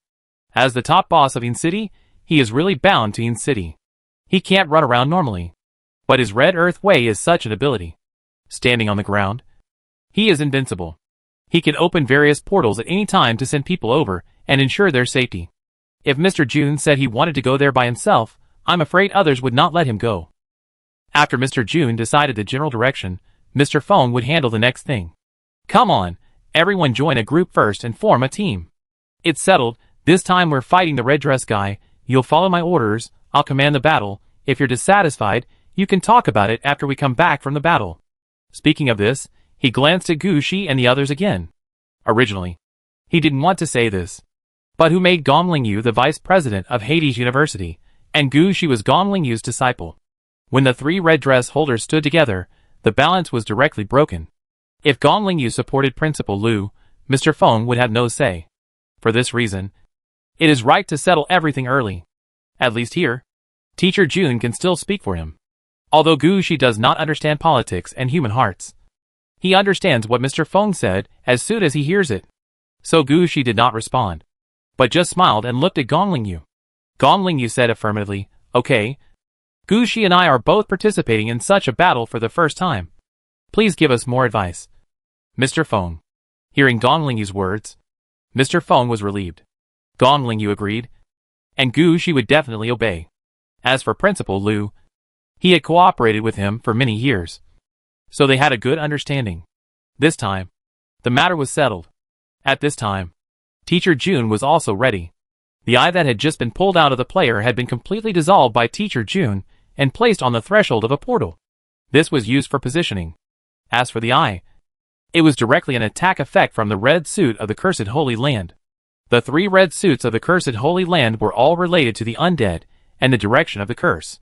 They all have a big feature: they need appreciate time. The longer the appreciate time, the stronger the effect of the curse. And their attack method is also special. They need to lock the target. Whether it is to lock the target with life as a guide, or to lock the target by reaching a designated location, anyway, your target must be locked. Every time the Yin City expands, it is the best time for the Cursed Holy Land to take action. They will secretly control the bodies of some human players, let them buy the designated plots of land at the location where the Yin City is expanding, and then send themselves away. Use the player's life to exchange for an opportunity to lock the Yin City. After locking, they can expand the curse on the Yin City. It doesn't matter if they are discovered, it's just a move anyway. Even if they die, they can lock the people in the Yin City and cause chaos among the Yin. This kind of thing is actually quite normal in the eyes of the people in the Cursed Holy Land. It is naturally quite easy for Teacher Jun to catch the enemy's position through the one attack effect of this red suit. While Mr. Feng was talking there, Teacher Jun had already prepared the portal. Of course, the portal at this time is open through the earth path. Not only will it not be discovered by the enemy, it also has the ability to enter and exit quickly, which can ensure the safety of Gu Shi and others. Standing in front of the portal, Teacher Jun glanced at everyone. "Okay, you can start. I'm not sure what's behind the portal, but I can guarantee that it will be relatively safer there. At least you won't be attacked by the red equipment once you go there." And now they don't know that. We have one more piece of red equipment. Even if they know about the demon sword, they will set up a 3-on-3 ambush. As long as your sneak attack succeeds, you will have a great chance of winning this time. It will be easy to seriously injure a red dress holder and make them suffer a big loss. At this point, Mr. Jun turned his eyes to Mr. Feng again. "Sifeng, this time when you go over, you must seize the opportunity and give them a hard time. Let them understand that we in Yin are not people who can come and provoke us." Mr. Feng nodded when he heard it. At this time, Gu Shi whispered, "Teacher, didn't they say they had 4 red suits? How could it be a 3-on-3 ambush?" Gong Lingyu said, "You are stupid. No matter what, you must keep a red suit as a final guarantee. You see, Teacher Jun is the strongest, but he didn't make a move. That's because we all know that with Teacher Jun, we have a way out and can leave at any time. The same will be true for the Cursed Holy Land. They will ensure that they have a way out." "Oh, then teacher, are we going to the Cursed Holy Land now? I don't know about this. After all, I haven't been there, but I think it should be their gathering place. Gong Lingyu has never been to the territories of other player races. As for the situation where several player races gather together in the Cursed Holy Land, she is not very clear. Now she can only follow Mr. Feng and Principal Lu, who have fought in the battle, and prepare to fight to the new world together." Chapter 1779 Pre-War Arrangement. Before setting off, Mr. Feng still explained the situation of the Cursed Holy Land to Gu Shi and Gong Lingyu, the 2 red-clad combat rookies. The Cursed Holy Land is the old enemy of Yin City. Mr. Feng couldn't tell when the conflict between them started, but they really fought. Yin City had destroyed the Cursed Holy Land's red-clad nurturing plan. There is a red-clad nurturing in the 10 scenes of Yin City, which was snatched back from the Cursed Holy Land. The Cursed Holy Land also caused Yin City to suffer some losses. Once when Yin City expanded to the south, the land it expanded to was cursed, and that area is still a wasteland that even the undead dogs are unwilling to go to. Because they have been fighting each other for too long, there are some things that they can tell what the situation is at a glance. Especially the opponent's red clothes, which are a set of bows and arrows, an eye-like necklace, a dagger and a shield. The bows and arrows and shield belong to the Stone Creek tribe. The necklace comes from the Blood Skull tribe, and the dagger belongs to the Ghost Fong tribe. However, they rarely use shields. As for the other 3 items, Mr. Fong has touched them. According to Mr. Fong, the most troublesome thing here is the bow and arrow. That thing is really natural to restrain all moving things. As long as it moves, it will be cursed, and the luck will be worn away once it is cursed, and finally everything will go wrong in the fight. And the necklace that looks like an eye is the eye that Gu Shi and his friends encountered this time, called the Cursed Eye. Just as Gu Shi guessed, as long as you are seen by the eye, even if you are locked, the locked person will be cursed for 5 to 7 days. If it targets a region, the whole land will eventually be cursed. Anyone who enters will not be able to get out without being cursed 8 or 10 times. The last dagger is simpler. First sacrifice one of your own people. Then lock on to an enemy. And the curse will continue on the spot until the enemy dies. Oh! For necromancers like them. Even if they die, the curse cannot be lifted. This time, they are targeting the eye of the curse. According to Mr. Feng's estimation, there is an 80% chance that they will be sent to the Blood Skull clan's territory, and a 10% chance that they will be sent to the forbidden area of the Holy Land of the Curse. There is also a 10% chance that they will be sent to the location chosen by the opponent, and will be ambushed by the 3 red dress holders of the opponent. However, Mr. Fong estimated that the last possibility was not high, because the Cursed Holy Land usually likes to make long-term plans. Although he didn't know what the situation was this time, Mr. Fong felt that it was most likely that Gu Shi and his team accidentally destroyed the arrangement of the Cursed Holy Land, because the player was captured alive. The effect of the Cursed Eye had not been activated, so they should not have discovered that their conspiracy had been cracked, and they locked the Cursed Eye along this line of thought. For this reason, Mr. Fong judged that there was an 80% chance that they would be sent directly to the Blood Skull clan's territory. All of Mr. Feng's current thoughts were based on this possibility. The Blood Skull clan's territory, to put it more clearly, was the star field where the Blood Skull clan was located. There were a large number of Blood Skull clan players there. There were also Blood Skull clan cities. Mr. Fong and his team's goal this time was very simple: to release their own undead with all their strength, to destroy everything they could see. Listening to Mr. Feng's arrangement, Gu Shi couldn't help but whisper to Gongling Yu, "Are we just going to charge forward like this?" Of course. Although it was the first time for Gongling Yu to participate in such a battle, she was obviously much more confident. In fact, this was also normal. The level and number of Gongling Yu's troops directly crushed Gu Shi. How could she not have any confidence? Gu Shi was observing Mr. Fong and Principal Lu. Both of them were high-level necromancers. Although he couldn't see the route they took, and was not sure whether they had mastered the 3 divine skills of death, Gu Shi believed that they must have a way to store their undead, and they have quite a few undeads under their command. Gu Shi estimated that he would just be a bystander in this battle. But Gu Shi didn't want to just come back as a bystander. It was rare for someone to take the lead. So Gu Shi naturally had to go all out.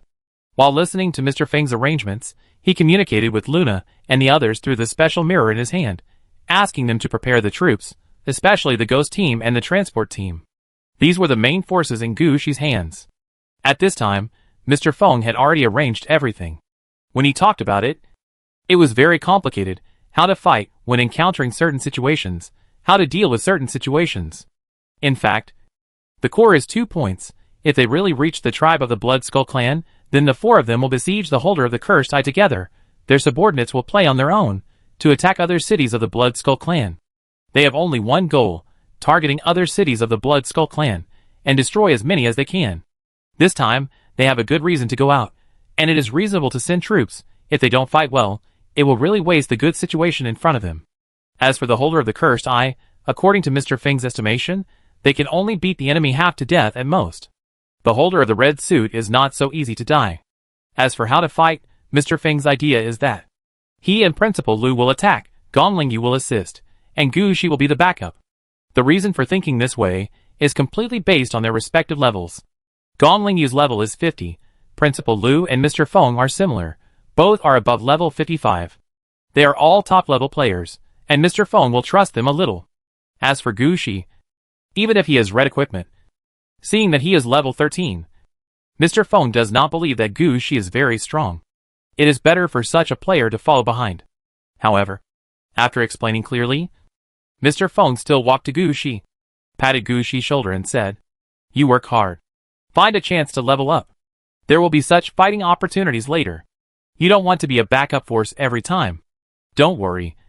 I will find a way to improve my level." Gu Shi said affirmatively. He now has red equipment. And he has also sorted out his future growth path. At the same time, his experience is overflowing. Now he really wants to level up. It's not possible to reach level 20 directly, but level 17 is not a problem. So Gu Shi didn't care about what Mr. Feng said. What Gu Shi needs now is stability, not anxiety. Humanity is not about to perish, so he doesn't need this little time. At this time, Mr. Feng had already explained everything, and he took the other people into the portal. Gu Shi quickly followed, and then his eyes blurred, and he was teleported to a place similar to a sea of blood. Chapter 1780, The Blessing Effect of Red Clothes. Looking at the bloody scene in front of him, Mr. Feng said decisively, "That's right, the Blood Skull Clan's territory, the Blood Forbidden Area." Seeing the situation in front of him, Mr. Feng knew that his guess was right, so this battle should go smoothly. As Mr. Feng thought, he pressed his hand on his chest, and the effect of the Heart of the Netherworld was activated. Gu Shi felt a chill on his body, as if ice had swept past him. Then a voice came to Gu Shi's ears. "You are temporarily affected by the Heart of the Netherworld.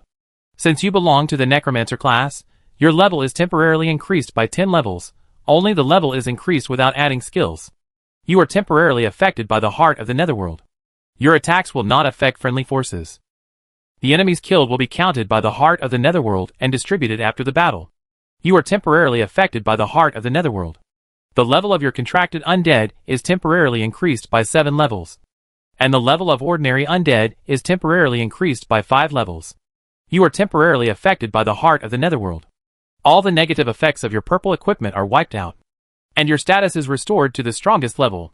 You are temporarily affected by the Heart of the Netherworld." Gu Shi was affected by the Heart of the Netherworld once before, but when the effect of the Heart of the Netherworld fell this time, he couldn't help but sigh. The effect of this nether heart is much stronger than his nether flower.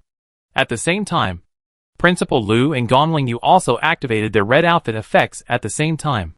Principal Lu raised his right hand, and the gems inlaid on the white bone gloves on his hand also lit up one by one. At the same time, another voice came to Gu Shi's ears. "You are temporarily affected by the gem gloves. You will be immune to curse-type magic attack effects. You are temporarily affected by the gem gloves. All magic damage you receive will be rebounded. You are temporarily affected by the gem gloves. All your spell levels are increased by 10 levels. You are temporarily affected by the gem gloves. All your magic troops are temporarily increased by 3 levels. You are temporarily affected by the gem gloves, your subordinates. Unlike the nether heart, the gem gloves belong to the elemental route. There is nothing related to the undead at all." Gu Shi didn't know how Principal Lu integrated the gem gloves with his profession. However, the gem gloves are still very useful at the moment. At least the attack and defense of the magic system have been greatly improved. Unlike last time, it only gave an immune effect to fire. After Principal Lu, Gongling Yu also took action. She raised the evil sword in her hand and slashed it forward. Gu Shi didn't know what was cut open. He just felt his whole body warm up.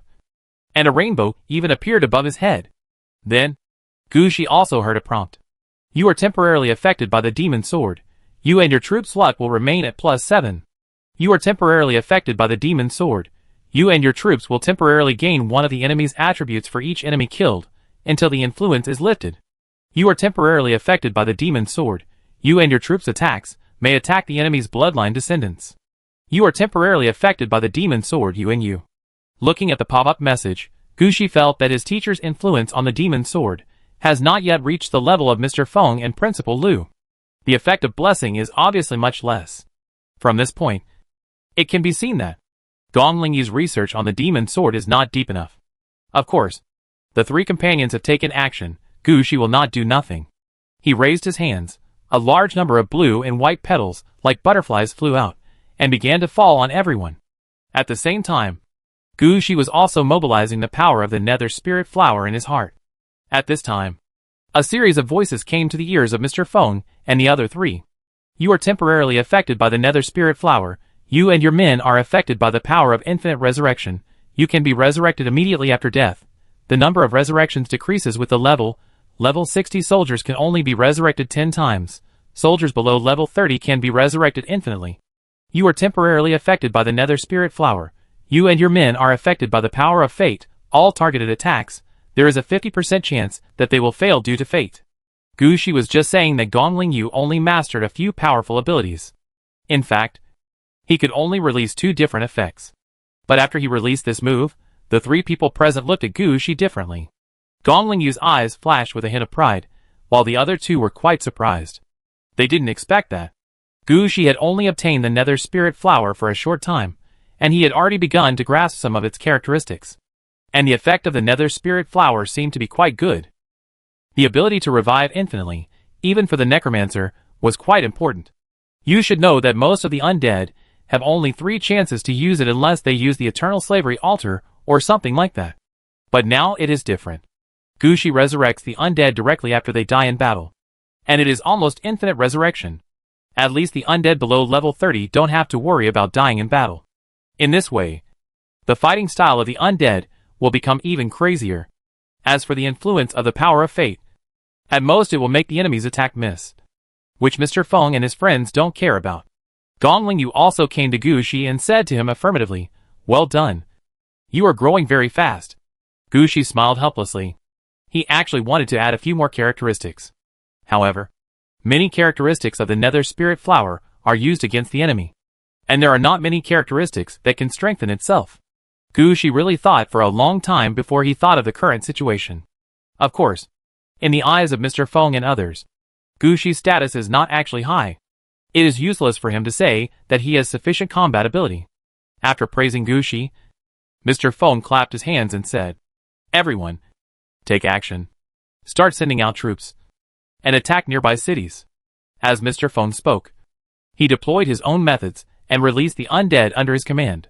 Just as Gu Shi guessed, neither Mr. Feng nor Principal Lu had mastered the skill of the Death City. However, they were at a high level and had red suits in hand. They all had their own ways of leading the undead, which was just like the Night Blood Road of the Nether Flower, and was an unreasonable operation. Mr. Feng was like this at the moment. He just stretched out his hand, and a mirror appeared behind him, and batches of undead troops walked out of the mirror. Chapter 1781, Dispatching Troops. Gu Shi knew at a glance that this mirror-like idea was not the routine of the Night's Blood Road, but it must be related to the heart of the Netherworld. When these undead troops came out, Gongling Yu was also explaining to Gu Shi. "These are the Netherworld Army, Mr. Feng's direct undead troops. The number is unknown, the level is unknown, the only thing we know is that they are very strong." Listening to Gongling Yu's introduction, Gu Shi rolled his eyes silently in his heart. This introduction is better than no introduction. Even if you don't introduce it, I can see the situation of these ghost troops by myself. They are not like the ones in front of me, who are clueless. At this time, Principal Lu also released his own undead troops. Unlike Mr. Feng, Principal Lu's undead were not hidden in the red clothes. Instead, they opened a large number of ghost gates behind him, and a large amount of river water gushed out. These are not the moats that Senior Brothersher released, but the graduation projects of students arranged in front of the gate of the Hades University. The Yellow Spring, the Forgotten River, or the Styx. It can be said that behind Principal Lu, standing is the entire Hades University. And above the Ghost Gate and these rivers, a large number of undead are heading out. These undead have different strengths, but no matter what, their numbers are increasing. Gu Shi wanted to continue watching here, but he didn't expect Gongling Yu to drag Gu Shi aside. "Don't wait there, open all the city gates, release everything that can be released from your own Death City. You and my men will act together." Gongling Yu still considered the situation of his disciples, and wanted to help Gu Shi.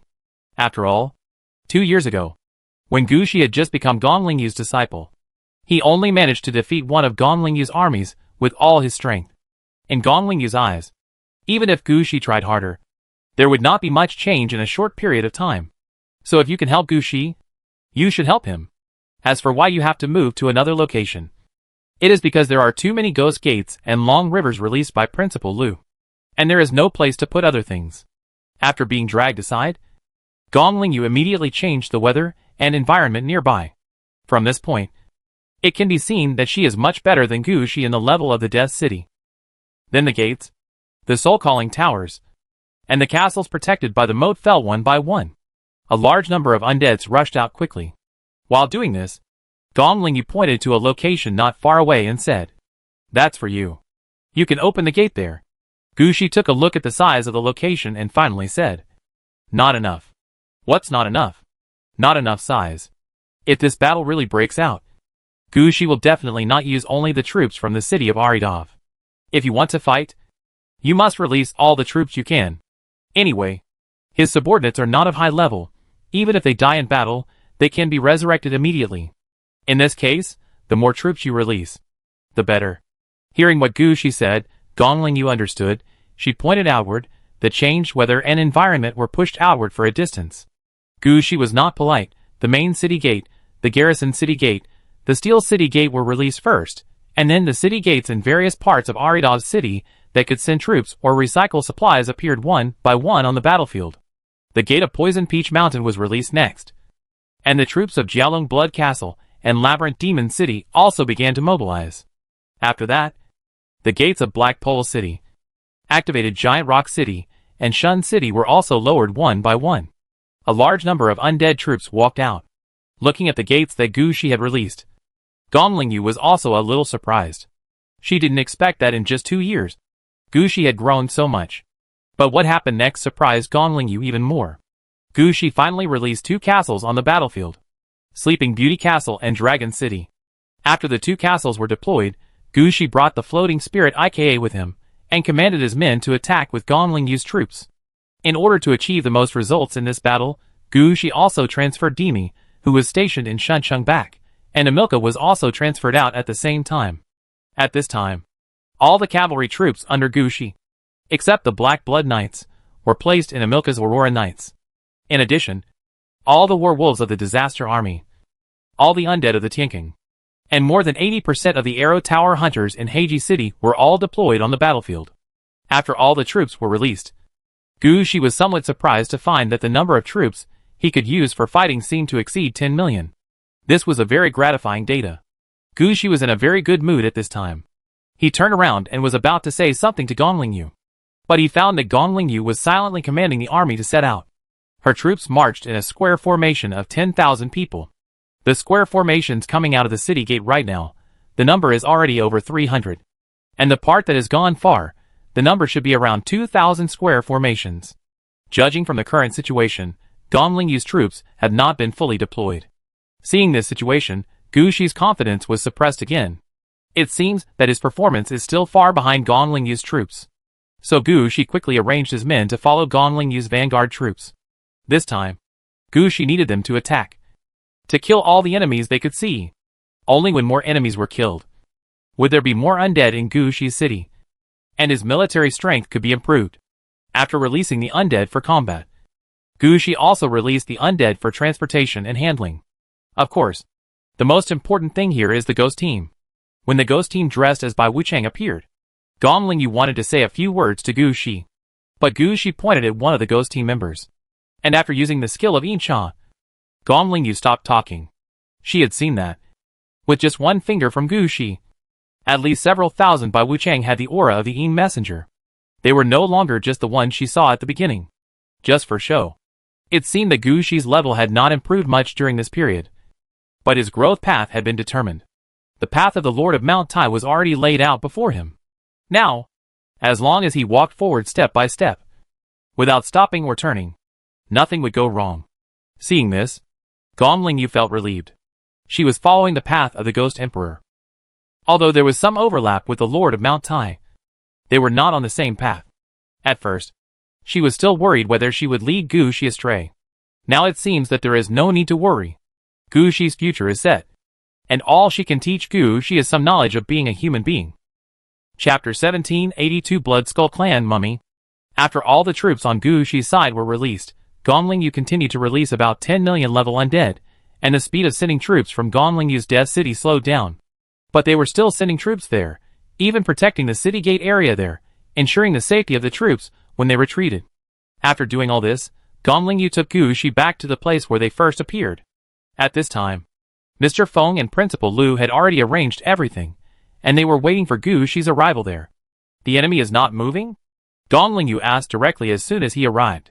After all, it took them nearly an hour to deploy the troops. and even the slowest people had already adjusted. Teacher June will make arrangements. But they have already discovered it, and are now mobilizing people to defend. Mr. Feng has taken action many times, and he is most familiar with the situation in front of him. As he spoke, he looked at the target position. Following Mr. Feng's gaze, Gu Shi had time to pay attention to the situation of the Blood Skull Clan's clan territory.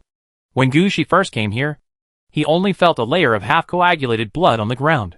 At that time, Gu Shi felt that this kind of place was a good place to raise vampires. But now when he looked at the place where Mr. Feng was paying attention, Gu Shi found that there was such a miraculous building in front of him. And he didn't even notice it. This was really strange. What a big pyramid. Why didn't I see it at first? Gu Shi took a look at the pyramid in front of him, and felt that he was dazzled when he just came here. Don't mention you. I didn't see it, but I think it was Teacher June's ability. After all, it was Teacher June who used his personal strength to delay us for a whole hour. Gongling Yu also said this at this time. Gu Shi looked down at the mingling flower in his hand. It would take some time for him to master the red dress. Then Gu Shi focused his attention on the pyramid in front of him. This pyramid is blood red all over, about 140 meters high, and is a standard Egyptian-style pyramid. This kind of pyramid is not unfamiliar to the necromancer. Because even if the necromancer cannot recruit mummies, but mummies, as a relatively important type of undead, have actually always been in the research scope of the necromancer. Gu Shi can tell at a glance that this pyramid in front of him is a standard pyramid. In other words, the Blood Skull Clan are mummies? Gu Shi had such a doubt in his mind. However, he immediately reacted, curse, undead, there are really more mummies taking this route. A race of pure mummies? What kind of world is this? While Gu Shi was still muttering, Mr. Feng had already pointed his hand in the direction of the pyramid. That's the Blood Skull Tribe's land, let's go. Mr. Feng walked in front. Gongling Yu revealed some details about the cursed holy land to Gu Shi from behind. In fact, only the Blood Skull Tribe is mummified in the cursed holy land, and the other two tribes have different situations. But they all have one thing in common, that is, they all have pyramid-like buildings. The Blood Skull Tribe's pyramid is a formal Egyptian-style pyramid. The Guifang Tribe's pyramid is an Inca-style pyramid, and they perform blood sacrifices on the top of the pyramid. The Shirshi Tribe's pyramid is a high platform-type tomb, also called a burial mound. Gongling Yu only gave a brief reminder, and Gu Shi quickly understood the situation here. After all, the study of various different tombs is also one of the compulsory courses for necromancers. Although Gu Shi came out from the depths of the game, everything he learned was professional.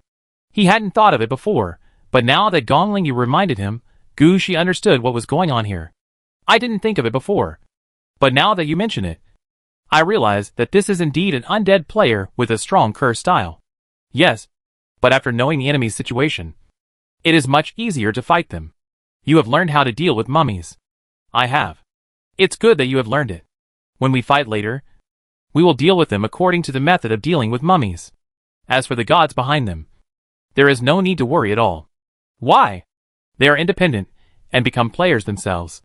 The reason why mummies cannot be controlled by necromancers is that there are corresponding gods behind each mummy, and they belong to those gods since birth. After they die, their souls also return to the gods. So mummies are never held by necromancers. And if you want to deal with mummies, the first thing is to target the gods behind the mummies. These gods have different characteristics, and each has its own strengthening effect. If you really want to fight, there must be a process of testing first. But Gongling Yu's words made Gu Shi understand that the mummies of the Blood Skull Clan were different from what he thought. After becoming a player, the gods behind them could no longer control them. Although they can still worship gods, it is just like ordinary players worshipping gods. Sometimes they can get the support of gods, but they are not like before, becoming the exclusive subordinates of gods. Without this relationship, they can still borrow the power of gods as before. But when they are in trouble, the gods behind them may not come to save them. So they have no backers. So they fight. When Gu Shi understood this, his eyes lit up. Fighting the mummy? This is a good thing. He must fight hard and bring out all his fighting power. When Gu Shi was thinking about this, a large number of blue and white butterfly petals began to float around him. These petals fell to the ground and quickly turned into flower seeds. And a large number of flowers grew on the blood mud ground. Gu Shi's actions did not attract the attention of Mr. Feng and others. In their eyes, Gu Shi's behavior was the most normal thing to do. At their level, even if they did not have means such as the Death City. When they appeared on the battlefield, the first thing they would do was to change the battlefield environment. Only when you fight in the most suitable territory will the fight go smoothly. What Gushi did was a little rough, but in their eyes, Gushi was just a newcomer. As for newcomers, everyone should be more tolerant. So when they saw Gushi act like this, they didn't ask any more questions, and just headed towards the direction of the pyramid. At this time, the enemy's mummy troops had begun to appear near the pyramid. When these mummies appeared, Gushi finally understood why this mummy race was called the Blood Skull Clan. Chapter 1783 Easy Attack.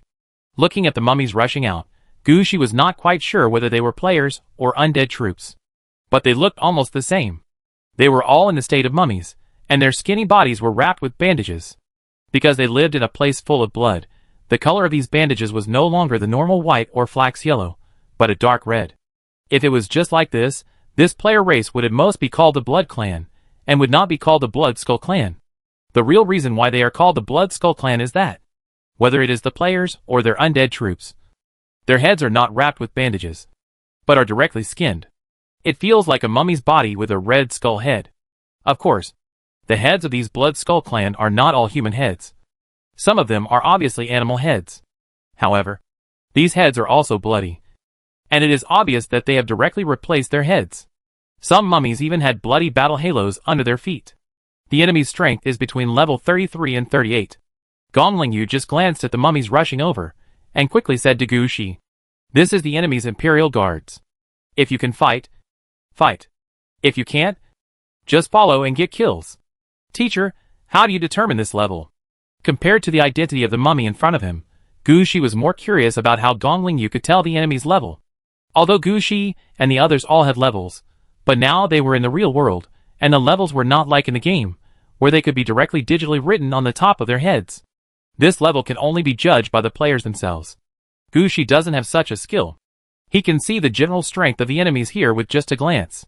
He couldn't help but want to ask, how do those big guys see the strength of others? He really wants to learn to show off. Don't you know? Gong Lingyu glanced at Gushi. He didn't expect that Gushi, a smart kid in other aspects, didn't understand some common sense things. Can't you know this by feeling it? You see a person appear, whether you can beat him or not, can't you tell it at a glance? If you can beat him, how much weaker the enemy is than you can know their strength by feeling it. That teacher, in my current situation, I can really beat everyone below level 40. Gushi was a little embarrassed. Although he was only level 13, he really could beat everyone below level 40. At most, it's just a little troublesome. Now his ambition has been directly raised, making him somewhat unaware of the specific situation. At this time, Gong Lingyu also understood that Gushi's level was still too low. Okay, I didn't expect your current situation. You are right. Even if a large army appears below level 40, you don't have to be too scared. If you want to feel the enemy's level, this is actually very simple. Just make your perception level 20 points higher than the other party's perception level. In that way, the enemy's position, his strength, weaknesses, and how much life he has left can be seen almost at a glance. Gushi looked at the mummies rushing over again after hearing this. He found that he seemed to be far behind. The basic skills have not been filled, and the various attributes have not been improved. It seems that after this battle, he needs to settle down. Teacher, is there any way to improve the various attributes? Strength and physique can be improved by fitness. Agility and perception can be improved by archery or evasion. Intelligence can be improved by meditation. And charm can be improved by art or makeup. Another way is to take some pills or potions. White potions can permanently enhance attributes, but the amount of improvement is relatively small. Didn't you do well before? Now it seems that nothing has been enhanced. Gushi wanted to say that his fitness and pathfinding skills were not improved bit by himself, but were directly enhanced by the clone. Why not find time to strengthen the clone? Gushi thought that he seemed to have not been to the mysterious academy for a while. This is not a good department head. Now that he has mastered the red suit, it's time to show off at the mysterious academy. Some plans flashed through Gushi's mind. At this time, Mr. Feng and Principal Lu in front of him had already fought with the enemies on the mummy's side. These soldiers, Mr. Feng and Principal Lu directly used ranged magic. Mr. Feng pulled out his weapons and equipment. Gushi saw that he was already wearing orange clothes, and it was very likely that he had a suit. Looking at this situation, Gu Shi had decided that the old red suit boss was rich. If this orange suit was placed in the depths of the game, he would not dare to think about it at all. But this is actually normal. When Gu Shi agreed to guard the Yin City, he had already confirmed that he could get an orange suit as an offering every year. That is to say, 20 years later, even if Gu Shi would distribute some of the orange suits to his subordinates, he would be able to put together such a set. So Gu Shi was not jealous. He was watching Mr. Feng's actions carefully. Mr. Feng was a traditional necromancer. The full set of equipment on his body, the weapons in his hands, all were prepared according to the direction of the necromancer. After leaving the city of the underworld, he showed himself directly. He was wearing a black robe like the one used by ghosts. And under the robe was a white bone armor. The heart of the underworld was stuck on his chest. At the same time, he held a human head soaked in a bottle in one hand, and a rusty iron sickle in the other. It was obvious that he was a standard necromancer. When he was about to rush into the mummies, Mr. Feng just slashed the sickle in his hand, and a group of ghosts flew out from Mr. Feng's blade and pounced on the mummies. When these ghosts flew out, Gu Shi's eyes widened. Since he became a necromancer, he has always regarded himself as a commander. He never thought that the undead could be played like this. Was he using the undead as ammunition or a means of attack? But Gu Shi immediately changed his mind and thought that it was not that these means were special, but that he himself had not discovered them. For example, his dead wizard force field was a similar way of fighting, except that one was attacking and the other was force field defense. At this moment, the ghosts that flew out from Mr. Feng's sickle blade had already pounced on the mummy. They hugged the mummy's body, dragged the mummy's soul, and wanted to drag the mummy to the underworld. This is a trick of exchanging one life for another. It seems that this trick is very powerful. At this moment, Principal Lu also took action. Chapter 1784 Pushing the Soldiers. Unlike Mr. Feng's attack methods, Principal Lu's attack methods are more inclined to elemental magic attacks. When the blood skull mummies rushed in front of him, Principal Lu just raised his right hand. In his right hand, wearing a gemstone glove, he was holding a long skeleton staff that was taller than him. Under the influence of this long staff, a large amount of dirty yellow river water rushed towards these mummies like a torrent. Standing behind, Gu Shi could clearly feel that this dirty yellow river water had a power that consumed the soul. This is clearly the water of the underworld. This is Principal Lu's method, combining the power of elements and the undead. Only in this way can we ensure that the effect of the red outfit, the gem gloves, will not be wasted. It can be seen that Gu Shi is not the only one who is trying to change the tendency of the red outfit. In fact, many players who have obtained the red outfit are doing so. After this wave of attacks, Mr. Feng and Principal Lu immediately launched a new attack. This time they used different tactics again. Principal Lu was the first to take action. After the flood, he released swept the mummy away. He immediately used the power of ice. Countless hailstones, like skulls, fell from the sky and hit the mummy. If it was just hailstones, it would probably be just an ordinary physical attack, with a power equivalent to a blizzard of several dozen levels. And at most the affected area would be larger. But Principal Lu used hailstones at this time. And it was definitely not just for the physical attack effect. This hailstone actually has the effect of a magic attack. After falling into the water, the hailstone melted on the spot and froze the flood. Some mummies that were just knocked down by the flood were frozen on the spot and died directly. At this time, Mr. Feng's second wave of attack had also arrived. Mr. Feng's attack this time was more gorgeous. His sickle pointed at the ground, and a large number of knights holding long spears rushed out from the ground and rushed into the mummy team head-on. These knights were in the same situation as the previous ghosts. They were all spellcasters. After they rushed out, they did not consider their own safety at all. They just rushed in waves. When the mummy's attack fell on them, they pretended not to feel it. Anyway, as long as they could kill a mummy, it would be considered their record. Killing more would be a pure profit. After this wave of knights was released, Gong Lingyu also took action. She did not use the demon sword to attack.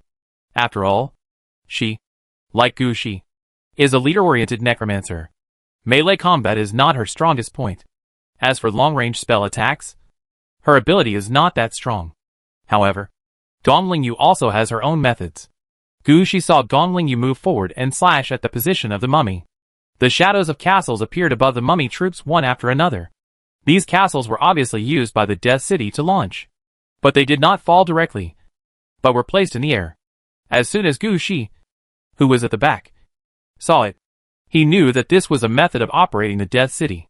If it was before, Gushi might not be able to understand what was going on. But it was different now. Inside Gushi's death mask, there was an upgrade tree for the 3 death skills. It can be said that except for some very personal operating methods, all subsequent changes of the 3 death skills can be found in the upgrade tree. It's just that Gushi has no way to light it up now. But after taking a look, he knows what this trick is. Gushi can still do it.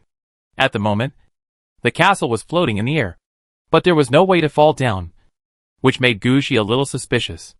Was this the trick he knew? Dead City Distortion? Gushi didn't expect Gongling Yu to play like this. This is really rich. Dead City Distortion is a special attack method behind the Death City. Unlike other methods of attacking the Death City, Dead City Distortion directly uses a Death City as a weapon. To do this, there must be more than one Death City, and clear out all the residents in a Death City. Then, during the battle, drop part of this Death City on the battlefield. This drop is the key. The Death City cannot be actually dropped, but the corresponding drop action must be made. The Death City that is not completely dropped will automatically produce a distortion effect, sucking nearby enemies into the Death City. Then, these enemies will be squeezed to death by the distortion force when they are dragged into the Death City. Even if they didn't die, they would slowly be assimilated by this Dead City of Death, becoming part of the foundation of the City of Death. This could be considered one of the big moves of the City of Death.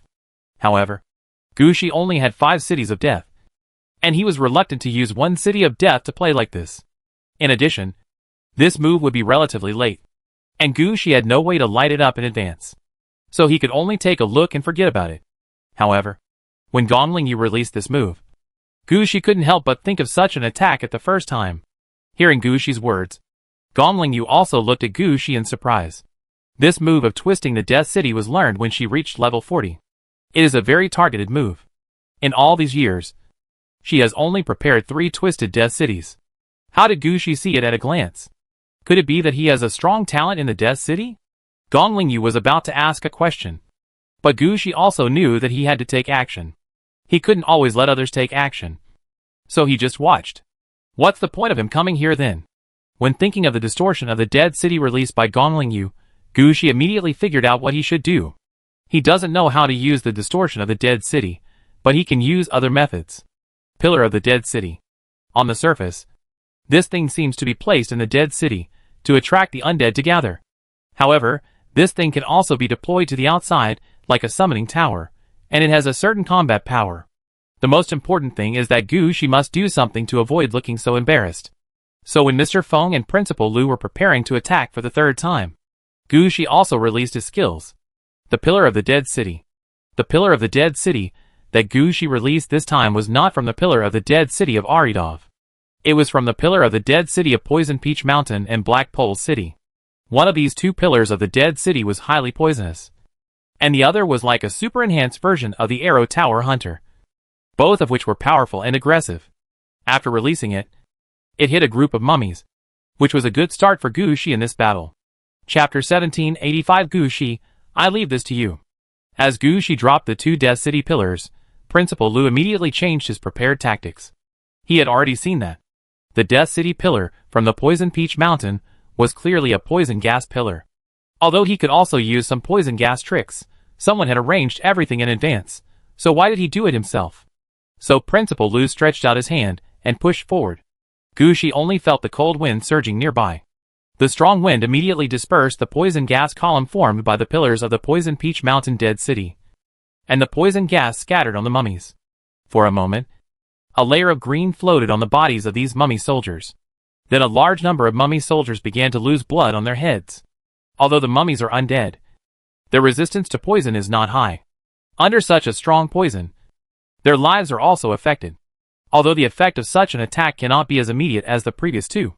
In the eyes of Mr. Feng and Principal Lu, Gushi is no longer a burden. It would have been enough to do this. But Gushi was unwilling to give up. He also saw that his action this time did not seem to have the effect he wanted. Gushi's face froze. This won't do. We are all big guys with red clothes. Why are you fighting these undead so easily in front? Why have to wait here? No, I have to use a big move. I can't embarrass myself in front of Mr. Feng and the others. Looking at the mummies who gathered together again, Gu Shi turned his hand. A large number of blue and white petals floated out of Gu Shi's hand and fell on the mummies. Seeing Gu Shi's actions, Mr. Feng and Principal Lu looked unhappy. They didn't expect Gu Shi to use the power of the red suit in advance. At the beginning, didn't they agree to let Gu Shi serve as a backup? What's going on? Does he look down on these players above level 50? But at this moment, the Black Blood Knight didn't hurry with the undead servant, and rushed out stepping on the petals. They are different from the knights released by Mr. Feng. The knights released by Mr. Feng are actually somewhat similar to necromancers. They are not undead, and they die in battle. But the Black Blood Knights under Gu Shi are not like that. They are all powerful undead troops. Not only that, each Black Blood Knight has corresponding wisdom, and at least half of them have strange means. Even if they don't gather together, they can still push down enemies who are taller than them. Not to mention that Gu Shi has now directly released a large army. More than 10,000 or nearly 20,000 Black Blood Knights. No matter what kind of battlefield they are on, they are considered the most powerful. Even if the enemy in front of them is higher in level than them. Even if they have turned on the battle aura. These Black Blood Knights will directly fight for their lives. If one frontal attack cannot kill the enemy, then send 2. If 2 is not enough, send 3. And Gu Shi's battle aura and infinite resurrection effect really took effect at this time. Even if 3 to 5 Black Blood Knights have to die to kill a mummy, the resurrected Black Blood Knights will immediately rush out of the Night Blood Road on the blue and white petals. They are still the same Black Blood Knights, with the same equipment, and their experience levels have not even dropped much. On the contrary, after killing enemies stronger than them, their experience levels have been improved to a certain extent. The most important thing is that when they run to the corpses left behind, the black blood dripping from the Black Blood Knights will melt the corpses. And finally the black blood will return to the Black Blood Knights' bodies to improve their combat effectiveness. It can be said that the attack of the Black Blood Knight has only advantages, no disadvantages. And this time Gu Shi really killed some mummies. Although the battle loss ratio is relatively heavy, Gu Shi can replenish his troops infinitely, but the mummies are not so lucky. After only 3 charges, most of the mummies that surrounded him were killed, and the number of the remaining mummies became scattered, without the previous momentum. Yes, then you will clean up the remaining enemies, and follow up after you clean them up. Mr. Feng saw that Gu Shi's Black Blood Knights were still relatively useful, so he said to Gu Shi immediately. When Gu Shi heard this, he immediately responded, "Don't worry. I won't embarrass Hong Zhuang."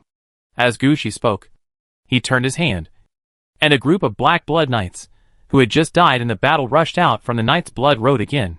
This time, they did not charge together like before, but dispersed with their undead servants and rushed towards all the enemies. All the remaining mummies were trapped at once. After the mummies were stopped, Mr. Feng and his men went out easily and rushed directly to the huge blood-red pyramid in front of them. After seeing them leave, Gu Shi decisively raised the Secret Realm sword staff. "Hurry up. Clean up these garbage. And don't let the red suit run away."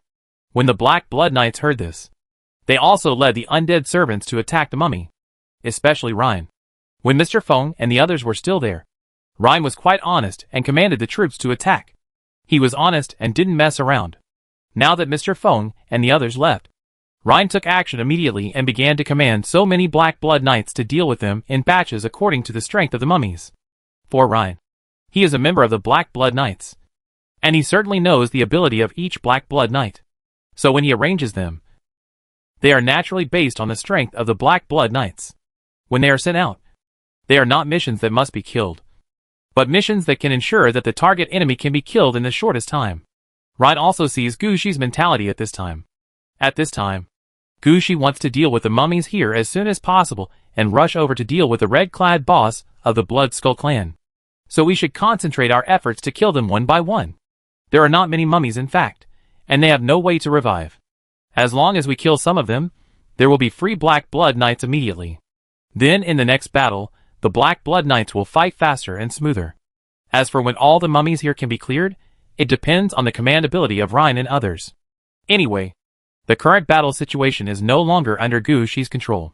When Ryan led the Black Blood Knight forward, Gu Shi also drove the Holy Silver Evil Coffin forward. Wherever he passed, the mummies that died in the battle would immediately explode their belts, transforming into various undead, crawling up from the ground. and following behind Gushi, looking at the mummies affected by the battle aura. Gushi couldn't help but say, "What a pity." Chapter 1786 Level 60 Stone Statue. Yes, in Gushi's mind, it's a pity. He could put away the battle aura, and prevent it from affecting the bodies of these mummies. But then what? Now all the gates of Gushi are open on the periphery. Even the porters, like the ghost squad, have been arranged out. Even if he knew that there were many bodies above level 30, no one came to move them, they would be wasted in the end. Instead, he now used the battle aura to turn all these corpses into undead. Although it was a pity, it was a good solution. After all, Gushi didn't know whether the people of the Blood Skull clan would use these mummies to do anything. Anyway, Gushi's double death and the Night Blood Road had already used these corpses. It was a waste. Putting away the regretful mentality, Gushi walked forward. The newly crawled undead quickly snatched the weapons and equipment that originally belonged to the mummies from the ground, and followed the Black Blood Knight into the battle. Although they may not be able to participate in the battle, at least they can make a show. Soon the battle on the mummy's side was over. Without fighting, the Black Blood Knight quickly returned to the Night's Blood Road. As for the undead transformed from the mummy, they chased after Gushi. But Gushi had no intention of waiting for them, and drove the Holy Silver Evil Coffin directly forward. When they rushed forward for more than 5,000 meters, Gushi found that Mr. Feng and the other three were fighting in front. Gushi thought he had met the enemy's red-clad boss, and was happy in his heart, wanting to join the battle. But when he got closer, Gushi found that it was not the case. The stone statue with a green dog head was surrounded and beaten by Mr. Feng and the other two. This stone statue was also in the ancient Egyptian style, with a height of at least 30 meters. When being beaten by Mr. Feng and the other three, the statue kept fighting back. But the way he fought back was a little weird. It felt like a normal human encountering a mouse or a cockroach, and always wanted to step on it with his feet. As for the ultimate move, I don't know if it doesn't exist, or if I was tricked. When approaching, Gushi already knew why Mr. Feng and the other three red-clad bosses above level 50 joined forces to besiege the stone statue. The stone statue in front of him was stepping on 3 different battle halos. This is a level 60 existence. I don't know if it is a soldier or something. Gushi was thinking in his heart. If I touch him from a distance now, can it be counted as my kill? If it can be counted, then I won't fight with them for this body, and there will naturally be a level 60 undead appearing in the city of Aridov. Thinking of this, Gushi's eyes lit up. This is the best opportunity to kill the level 60 at close range. It can't be missed. But how to fight? Gushi narrowed his eyes, and blue and white light flashed in his pupils. He was looking at the fate node of the enemy in front of him. See if there is any way to deal with this stone statue. After seeing this, Gushi's eyes flashed with a look of surprise. It turned out that Gushi actually saw the situation when this stone statue was made. This statue in front of you cannot be considered a stone statue, it should be considered a cement statue. It's just that the method of making this cement has some of the style of the Blood Skull clan. The things added to the cement here, except for cement and sand, all the other things are abnormal. When water was originally added, blood was added. When stones were originally added, skulls were added. Finally, when casting the statue, a lot of souls were used for consecration. The main style is the underworld. After it was cast, the Blood Skull tribe did not let the statue fight all the time. They used some tricks, directly throwing the enemy into a deep pit, letting the statue jump in and trample on it, in order to upgrade the statue's level. After the statue reached level 60, they readjusted the statue, painted it with blue paint made of lapis lazuli, and turned it into what it is now. It is precisely because of the previous growth experience that although the statue in front of him has many big moves, when dealing with enemies smaller than him, he still likes to trample them with his feet. However, due to its level, and the reasons for casting, the stone statue in front of us can actually use some big moves. It's just that when Mr. Feng and his men rushed out just now, they used some small tricks to deceive these big moves. Now the stone statue has to use its feet to trample Gushi. However, this kind of attack method is fine for ordinary people, but it will be a big problem against Mr. Feng and his 3 men. Don't look at the level of this stone statue at 60. And it has been strengthened many times, so it is strong and thick. But he was now facing 3 big men in red. Because of the heart of the netherworld, these 3 were temporarily upgraded to level 60. And Mr. Feng and Principal Lu, because they had been in Yin City for a long time, were all wearing orange equipment. Any piece of orange equipment could cause some damage to the stone statue, not to mention that they had red equipment in their hands. The stone statue was just taking advantage of its longer life and dragging the battle there. His idea should be to wait until the ultimate move can be used again, to see if he can use it to take away 1 or 2 enemies. Unfortunately, Gushi arrived at this time. Through the eyes of fate, Gushi saw everything clearly in front of him, and he immediately released the 3 live stone mirror to check whether his judgment was correct. After reading the information of the 3 live stone mirror, Gushi laughed. The biggest weakness is that when you are stepping on it, your center of gravity is unstable. Is it easy to fall down suddenly? Then fall down. Gushi pointed at the ground in front of the stone statue. This muddy ground, which was originally composed of yellow sand mixed with blood, became even more corrupt. At this time, Mr. Feng and his men also noticed Gushi's arrival. They all felt that they were a little slow in their attack. Gushi had defeated all the mummies. As a result, 3 of them fought against 1, and after fighting for so long, they still hadn't killed a level 60 mummies. This couldn't go on. Wouldn't Gushi become the main force in this battle? How would they talk when they went back? Would they still have face? So Mr. Feng and Principal Lu increased the intensity of their attacks. At this time, the stone statue stepped forward heavily, and just stepped on the soil that Gushi had just dealt with. With this step, the body of the stone statue tilted, and it lost its center of gravity, and fell heavily to the ground. Chapter 1787 Level 60 Subordinates. Boom! Seeing the stone statue that they had beaten for a long time suddenly fall flat on its back, Mr. Feng and the other 3 were also a little surprised. Before Gushi came over, they had been trying to deal with the stone statue's legs for a long time. The stone statue's legs had stronger defense than its body. They chopped for a long time, but there was no reaction, which made them feel as if they were doing a pedicure. In the end, they found that the guy fell down by himself. What's going on? Although Mr. Feng and the other 3 didn't understand, they were not idle. As soon as they saw the stone statue fall, their attacks immediately fell on the head of the stone statue. At this time, Gushi also rushed towards the stone statue. He fired a wave of bone spurs and magic arrows. He didn't care about anything else. For Gushi, the most important thing was to hit the enemy first, so that people would know that he was also involved in this battle. Gongling Yu knew a little about Gushi's situation. When Gushi attacked from a distance, he gave way to Gongling Yu.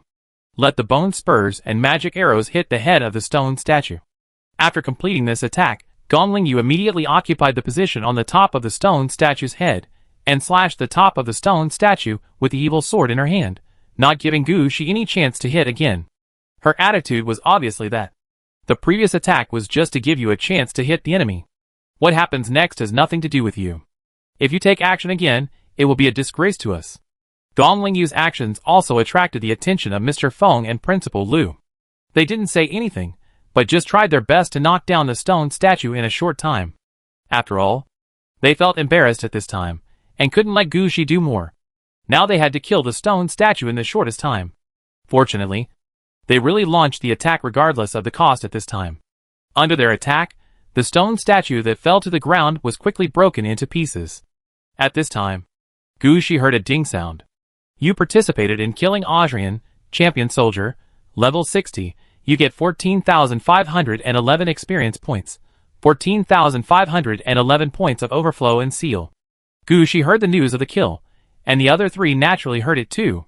Normally, at this time, the battle can be stopped. After all, the system has already prompted, the enemy has been killed. But these 3 did not stop, but chased after the stone fragments, clearly wanting to smash the stone into powder. Gushi was a little confused and wanted to go over to take a look, but was stopped by Gongling Yu. Don't do it.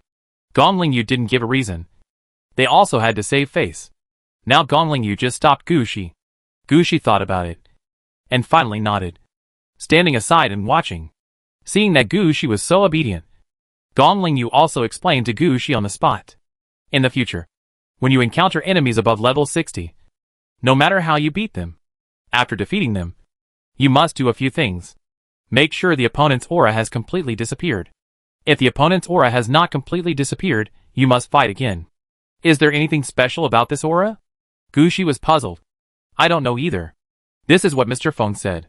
I heard from Mr. Feng that this was something that Teacher Jun specifically pointed out when he led them. Hearing Teacher Jun's name, Gushi understood. Did the level 60 boss teach him? He must know some different changes after level 60. Although I don't know why. I still wrote it down and learned it.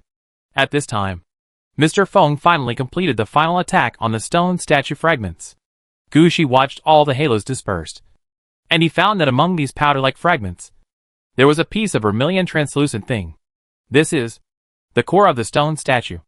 Gong Lingyu followed Gu Shi's gaze and muttered casually, "For this kind of thing, Gong Lingyu didn't think of picking it up immediately. Now is not a good time to divide the spoils.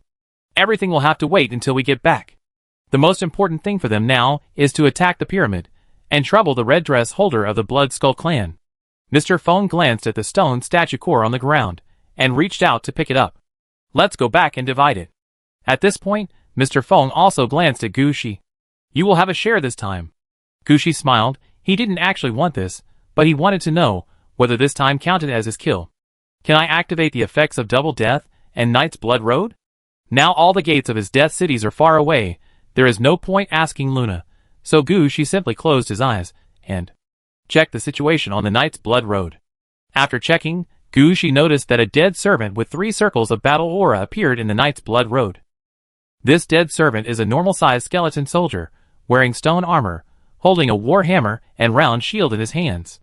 It can be seen that, no matter how big he was in his life, after entering the Knight's Blood Road, his size will be transformed according to the normal undead in the Knight's Blood Road. Although this Adrian could not be transformed into a Black Blood Knight, it was still good, as he was not transformed into an undead laborer.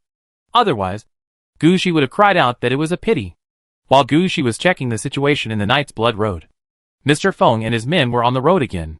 For them, killing a level 60 enemy was not a big deal. Although they were still a long way from level 60. They already had level 60 under their command. They had killed level 60 enemies before. And even Gong Lingyu had a record of killing them. The stone statue was a little bit difficult to fight this time. But it didn't affect the overall situation. They didn't need to stay for a dead stone statue. As for Gu Shi, who was following behind, although they didn't regard Gu Shi as a backup, they didn't take him too seriously. At this time, the attention of the 3 was still on the pyramid in front of them. Gu Shi also knew that before his combat power was improved, the 3 would not take him seriously. So he just let the Holy Silver Evil Coffin follow. And he was there studying the undead servant he had just obtained. The undead servant in front of him, who had transformed from a stone statue of more than 30 meters in height into a skeleton soldier of normal height, naturally inherited his original name, Adrian, because of the forced transformation of the Knight's Blood Road.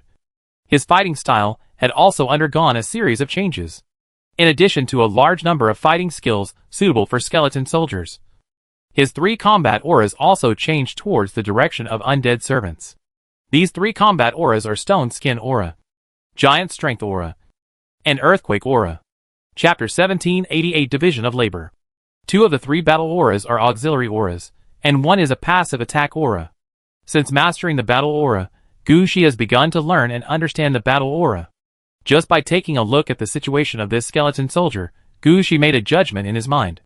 This skeleton soldier transformed by Adrian is level 60. His idea of choosing a battle aura is 2 auxiliary and 1 to strengthen the battlefield environment. 2 auxiliary and 1 means that among the 3 battle auras, 1 is the main one, and 2 are auxiliary. The main function of the auxiliary combat aura is to enhance the effect of the main combat aura. The current situation is the petrification aura and the giant force aura, all of which are used to strengthen the effect of the ground shaking aura.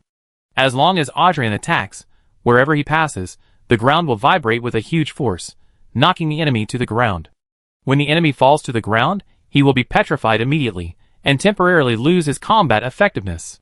This is a complete set of attack systems. From Adrian's combat aura thinking, it can be seen that his combat aura is not used for frontal combat, but for auxiliary combat. The object of assistance is not others, but the Black Blood Knight behind him, and the undead servant who fights with him. However, Gu Shi is not sure. Given Adrian's current strength, he does not know whether he can find a suitable Black Blood Knight, an undead servant for him. Gu Shi feels that if one undead servant is level 60, and the other undead servant is only level 20, the Black Blood Knight may not even be level 20. Such a combination may not be very smooth. While Gu Shi was studying Adrian, Mr. Feng and his team had already arrived in front of the pyramid. At this time, they all stopped, and Mr. Feng pointed to a stone door just below the pyramid and said, "The inner passage is there." Gu Shi looked in the direction of the stone door curiously, wondering if we are going to kill our way in. Buried in there are the bodies of the Blood Skull Clan strong men, as well as some of the Blood Skull Clan's secrets. I guess there may be the bodies of gods in there. This is also the source of the Blood Skull Clan's power. In a place like this, Because will not let us in. Because? Gu Shi muttered softly, and looked at Gongling Yu. Oh! It's because J. Croft, the owner of the Cursed Eye. Mr. Feng also heard Gu Shi's muttering, and he explained it there. After all, Gongling Yu had never participated in the battle with the Cursed Holy Land, and she didn't know the situation of the several red dress owners in the Cursed Holy Land. Mr. Feng was not only explaining for Gu Shi, but also letting Gongling Yu know the situation of the enemy. Because? Gu Shi looked up at the tall pyramid in front of him, and was not sure whether what Mr. Feng said was true. At this moment, Gongling Yu looked up and pointed at the situation on the top of the pyramid. Gu Shi looked up and found a huge mummy 6 meters tall standing on the top of the pyramid. This mummy was obviously a player. In addition to the dark red bandages on his body, he was also wearing a lot of equipment. These equipments were all made of gold, and each piece flashed orange light. It was obvious that he was a player wearing all orange equipment like Mr. Feng.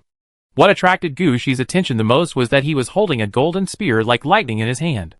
For some reason, when he saw the spear, Gu Shi wanted to snatch it and give it to Xianglong Zhu. His head was not a human head, but an eagle head without skin, leaving only a bloody skull. His left eye flashed with a faint blue flame, and his right eye was a metal eye. When he looked at the eye, Gu Shi immediately felt that the eye was glaring at him. The next moment, a large number of butterfly petals appeared in front of Gu Shi, causing him to move. It was with this movement that Gu Shi escaped the lock of the cursed eye. At the same time, Gu Shi also understood that this person was Bika's, and the metal eye in his eye socket was the cursed eye. Seeing Bika's appear, Mr. Feng said to Gu Shi, "You stay down there. If there are enemies attacking, or if the nearby mummy soldiers attack, you will handle it." Gu Shi looked up at Bika's above. In fact, he still wanted to join the battle. Looking at Gu Shi's actions, Mr. Feng shook his head, and turned to look at Gongling Yu. "Gu Shi, don't mess around. Obey orders in battle. Don't mess around." Hearing this, Gu Shi also glanced at Bika's on the pyramid, and finally gave up the idea of going up to fight. After that, Gu Shi's back was like a strong wind blowing. A large number of petals spread out, and batches of undead servants and black blood knights came out. Looking at Gu Shi's actions, Gongling Yu also smiled. He understood that this was Gu Shi's compromise with reality. Choose to stay near the pyramid, prevent others from approaching the pyramid, and affect Mr. Feng and his team's battle. In fact, Gu Shi could see that this matter should have been Gongling Yu's business. Mr. Feng's initial plan was for him and Principal Lu to fight 2 against 1. Gongling Yu would block the others coming, and Gu Shi would just watch the show. But the power Gu Shi showed just now made Mr. Feng recognize Gu Shi's fighting ability. So Mr. Feng temporarily changed his plan, letting Gu Shi block the attacks of others, and Gongling Yu fight with him. From 2 against 1 to 3 against 1, this way, they will take less time to defeat Bika's. It is even possible to kill Bika's. With this thought, Mr. Feng's spirits were obviously lifted. Then they went up along the pyramid. Watching the 3 of them rushing up, Gu Shi could only shake his head helplessly. Ryan saw the situation in front of him as soon as he appeared. He immediately understood Gu Shi's idea. We can't let such a good opportunity fall to the ground. Even if there is nothing here, he still wants to squeeze some oil out of the mud. My lord, I understand. Kunad, you take your men to guard you. Priel, you take the troops around to see if the enemy can get close. Others, follow me. Ryan quickly arranged everything, and led some of the Black Blood Knights to the gate of the pyramid. Didn't Mr. Feng say that there are many secrets hidden in the pyramid? Then open the gate, and let the things inside out. If there is really something, just destroy it directly. If there is no strong enemy, then the situation will be even better. Gu Shi believes that the things in the pyramid must be useful. If you take them all out, it won't be a loss. As for the fact that the gate of the pyramid cannot be opened, it's because you don't believe in fate. Chapter 1789. The pyramid gate is opened. Ryan did a good job, but it was not enough. After Ryan arranged the Black Blood Knights and Undead Servant, Gu Shi shook his head.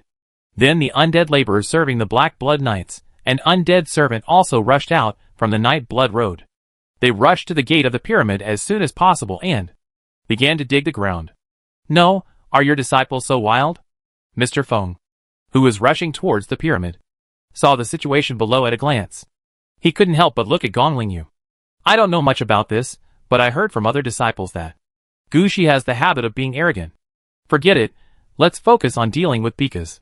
Your disciple has a red suit in his hand. It shouldn't be difficult to hold the enemy back." After saying that, Mr. Feng didn't look down, and of course, he didn't see the entanglement on Gu Shi's face at this time. At this time, Gu Shi was considering whether to arrange the blood sacrifice secret ceremony stripping. Although it is impossible to strip the red equipment, it is definitely not a problem to strip the orange equipment. However, there is no enemy who needs to strip the orange equipment, so there is no point in using it. There is no point in arranging it in advance, and it will waste manpower and material resources. If he has that time, he might as well dig more soil on the spot and bring it back.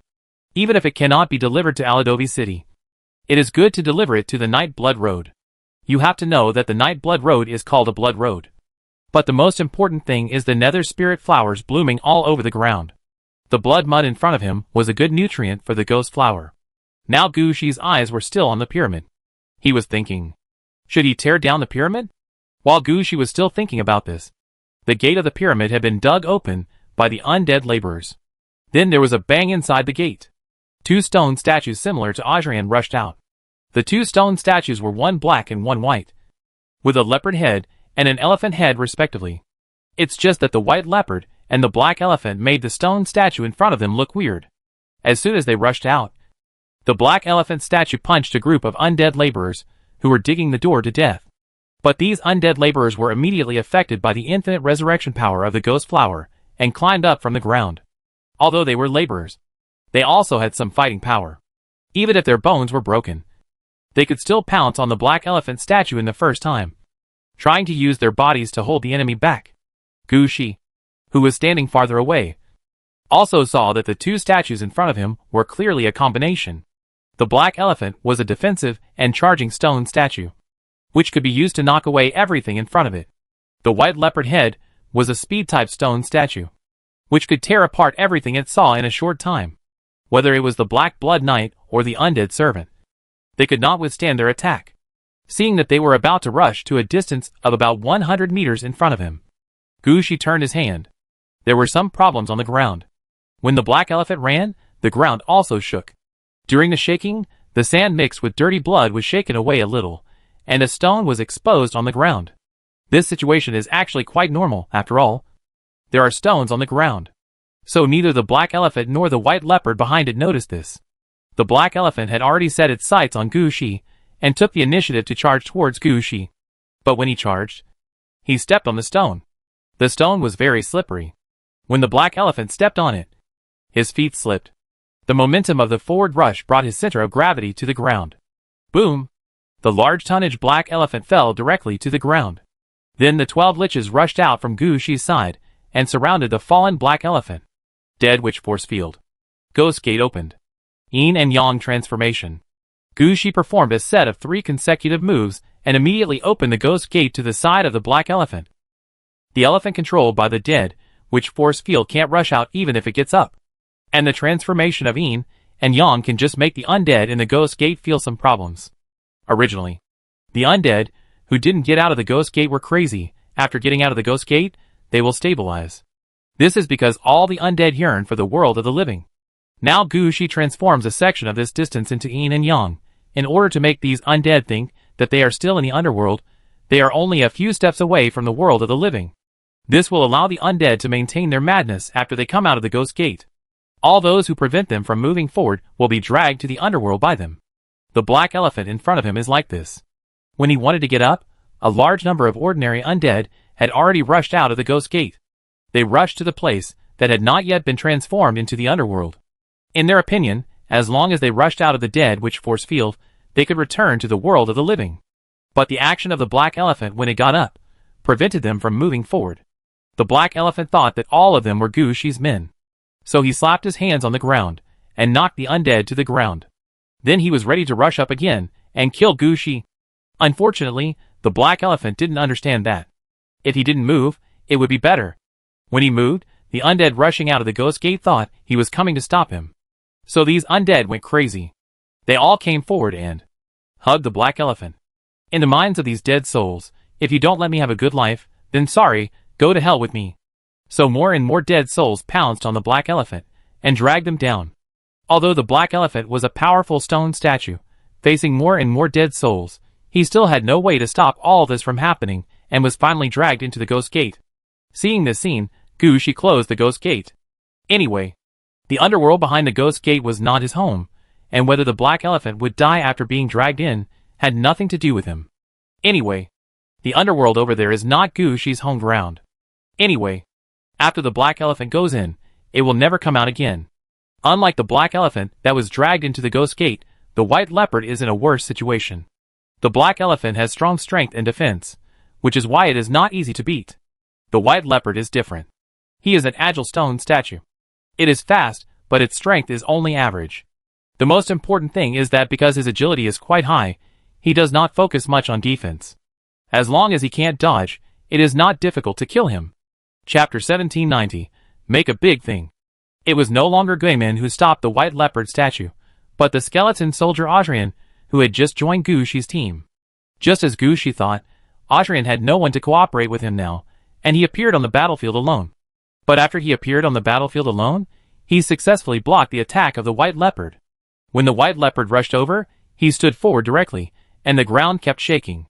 It was this powerful shot that caused the white leopard to fall on the spot. After all, no matter how agile the white leopard was, he was actually a stone statue. He could not jump up or pounce from above like the agile troops. His way of moving was to run on the ground. As long as he was still standing on the ground, the influence of the earth-shaking aura would affect him. If it didn't work once, he would fall to the ground after a few more times.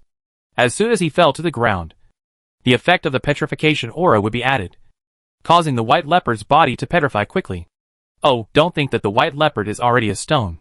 The petrification here is the kind that makes it unable to move on the ground. The next thing, there is no need for Adrian to deal with it. Ryan will not miss such a battle in front of him.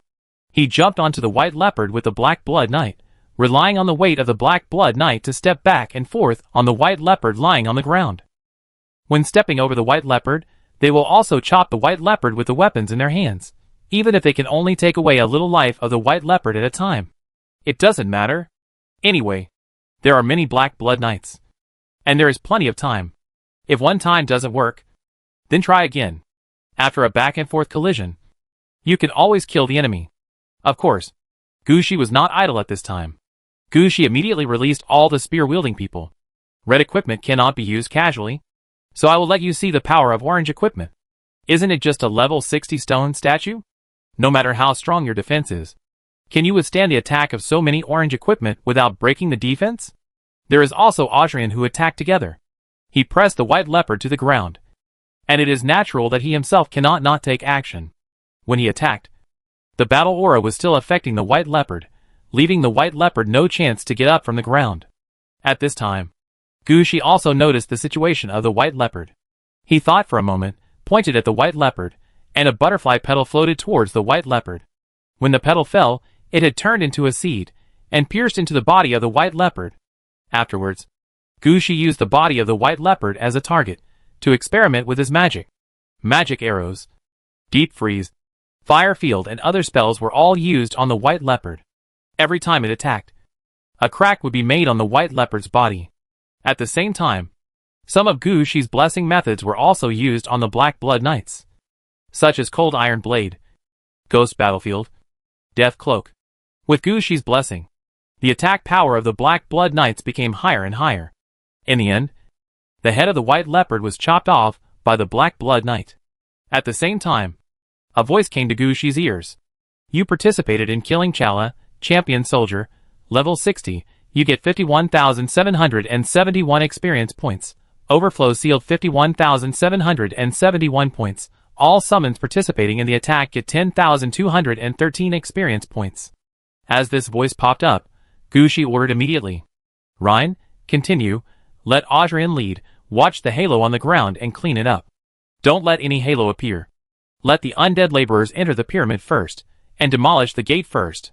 Ryan, who was about to rush into the pyramid, heard Gushi's order. He turned back and cleaned up Chalice's body immediately. The undead laborers waiting nearby also rushed forward and began to dismantle Chalice's body. These undead laborers really did everything.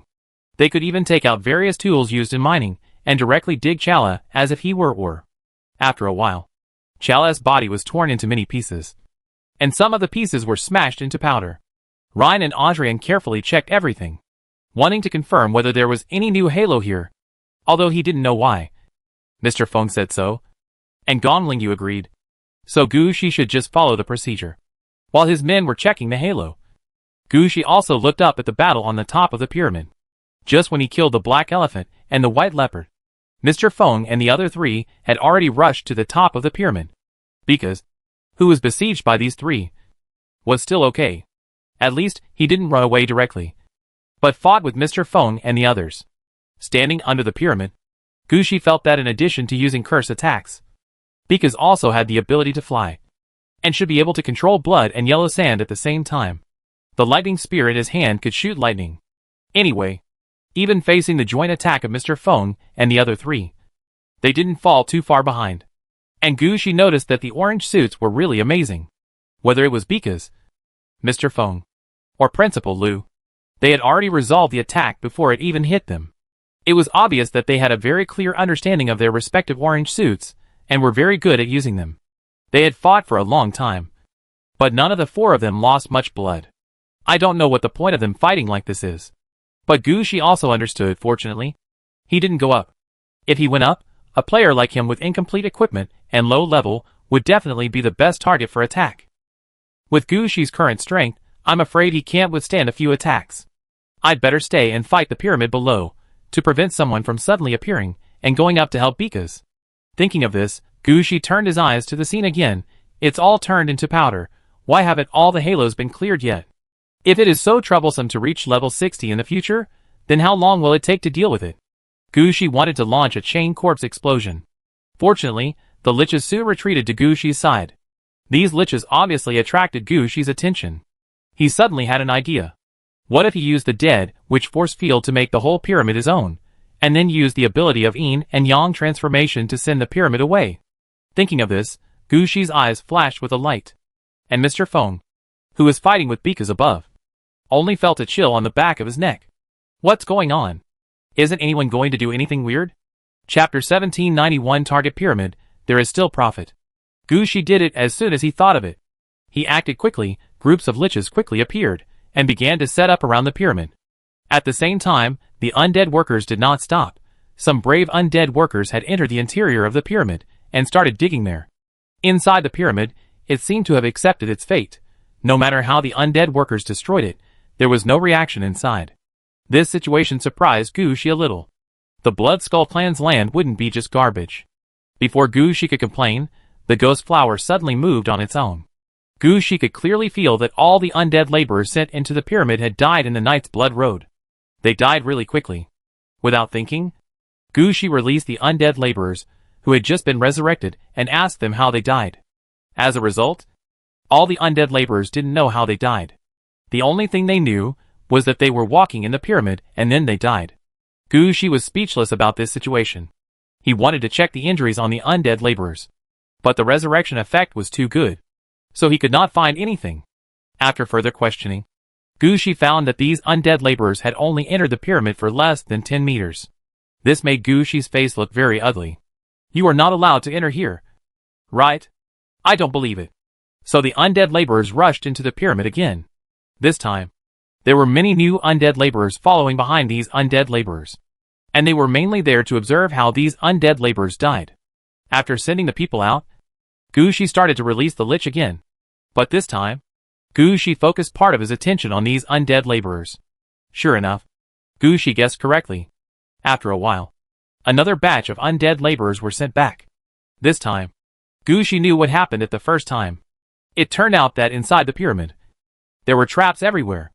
Normal people would die easily if they walked through it, but the undead laborers dug here and there, and when the traps were triggered, they would die. So it's a mechanism? This is quite rare, Gushi muttered. However, Gushi also understood that mechanisms are rare, not because it is rare to set up mechanisms in tombs, but because he doesn't really need to use them for defense. The undead guarding here are enough to guard his tomb. And this pyramid, it is obvious that there is no plan to put any undead here to guard, so it is normal to use mechanisms. After Gushi knew the enemy's situation, there was nothing to guard in the pyramid. It's just a mechanism. If it doesn't work, just risk your life.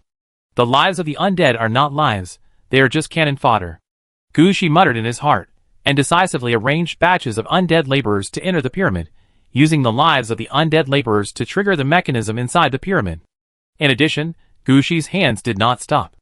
In addition to preparing to set up the dead witch force field, Gushi also kept asking other undead to take his ghost flower petals to every corner outside the pyramid. Just now when fighting the white leopard, Gushi used some new methods. But the white leopard didn't hold on at all, and didn't wait for Gushi to make a move. It's different now. With such a big pyramid, Gushi can do whatever he wants. As for the battle above, Gushi took a look and it's still in the testing stage. It's estimated that in the past they would fight here until the other people in the cursed Holy Land reacted and came to support. Or maybe because would be exhausted. The battle has just begun. And it's still early. So Gushi had plenty of time to play slowly. As the undead laborers went deeper, Gushi found that the mechanisms in the pyramid should not be underestimated. These mechanisms are not just physical mechanisms. Some of them are magic mechanisms. Among these magic mechanisms, some are elemental magic, but most of them are curse magic. These magics are not like physical mechanisms, which will disappear after a few uses. This thing can be used continuously as long as the magic power is sufficient. And with curse magic, no one knows when they are hit. Sometimes the undead workers died while moving forward, and they did not necessarily die at the location where they were hit. This caused great trouble for the undead workers to move forward. When this news reached Gushi's ears, Gushi also pondered. It might not work to just rely on the undead workers to rush in. If some places cannot be rushed through, then the undead workers will die in vain. We must find a way to introduce our own power into the pyramid. Gushi thought about it seriously, and stretched out his hand. And a large number of undead petals turned into seeds in his hand. Gushi threw the seeds on the ground, and asked the undead laborers, who were ready to rush in to die, to come and take the seeds. The seeds flashed on the undead laborers and disappeared. Normal people could not tell what the undead laborers were carrying. These undead laborers just rushed in. Wherever they died, they took the seeds of the nether spirit flower with them.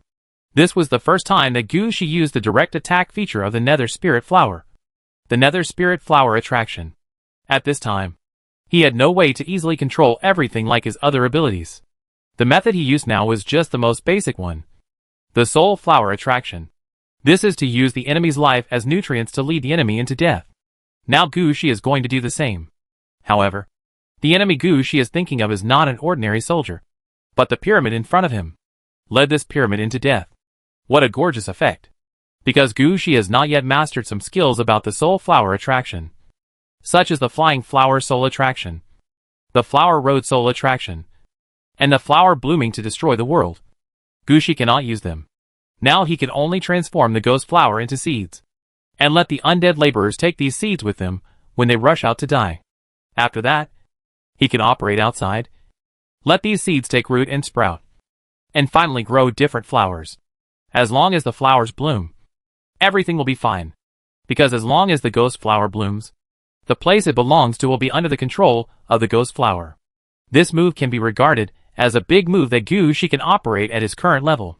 Gushi had seen the scene where the flowers bloomed instantly, and everyone on the planet, whether players or NPCs, was completely killed.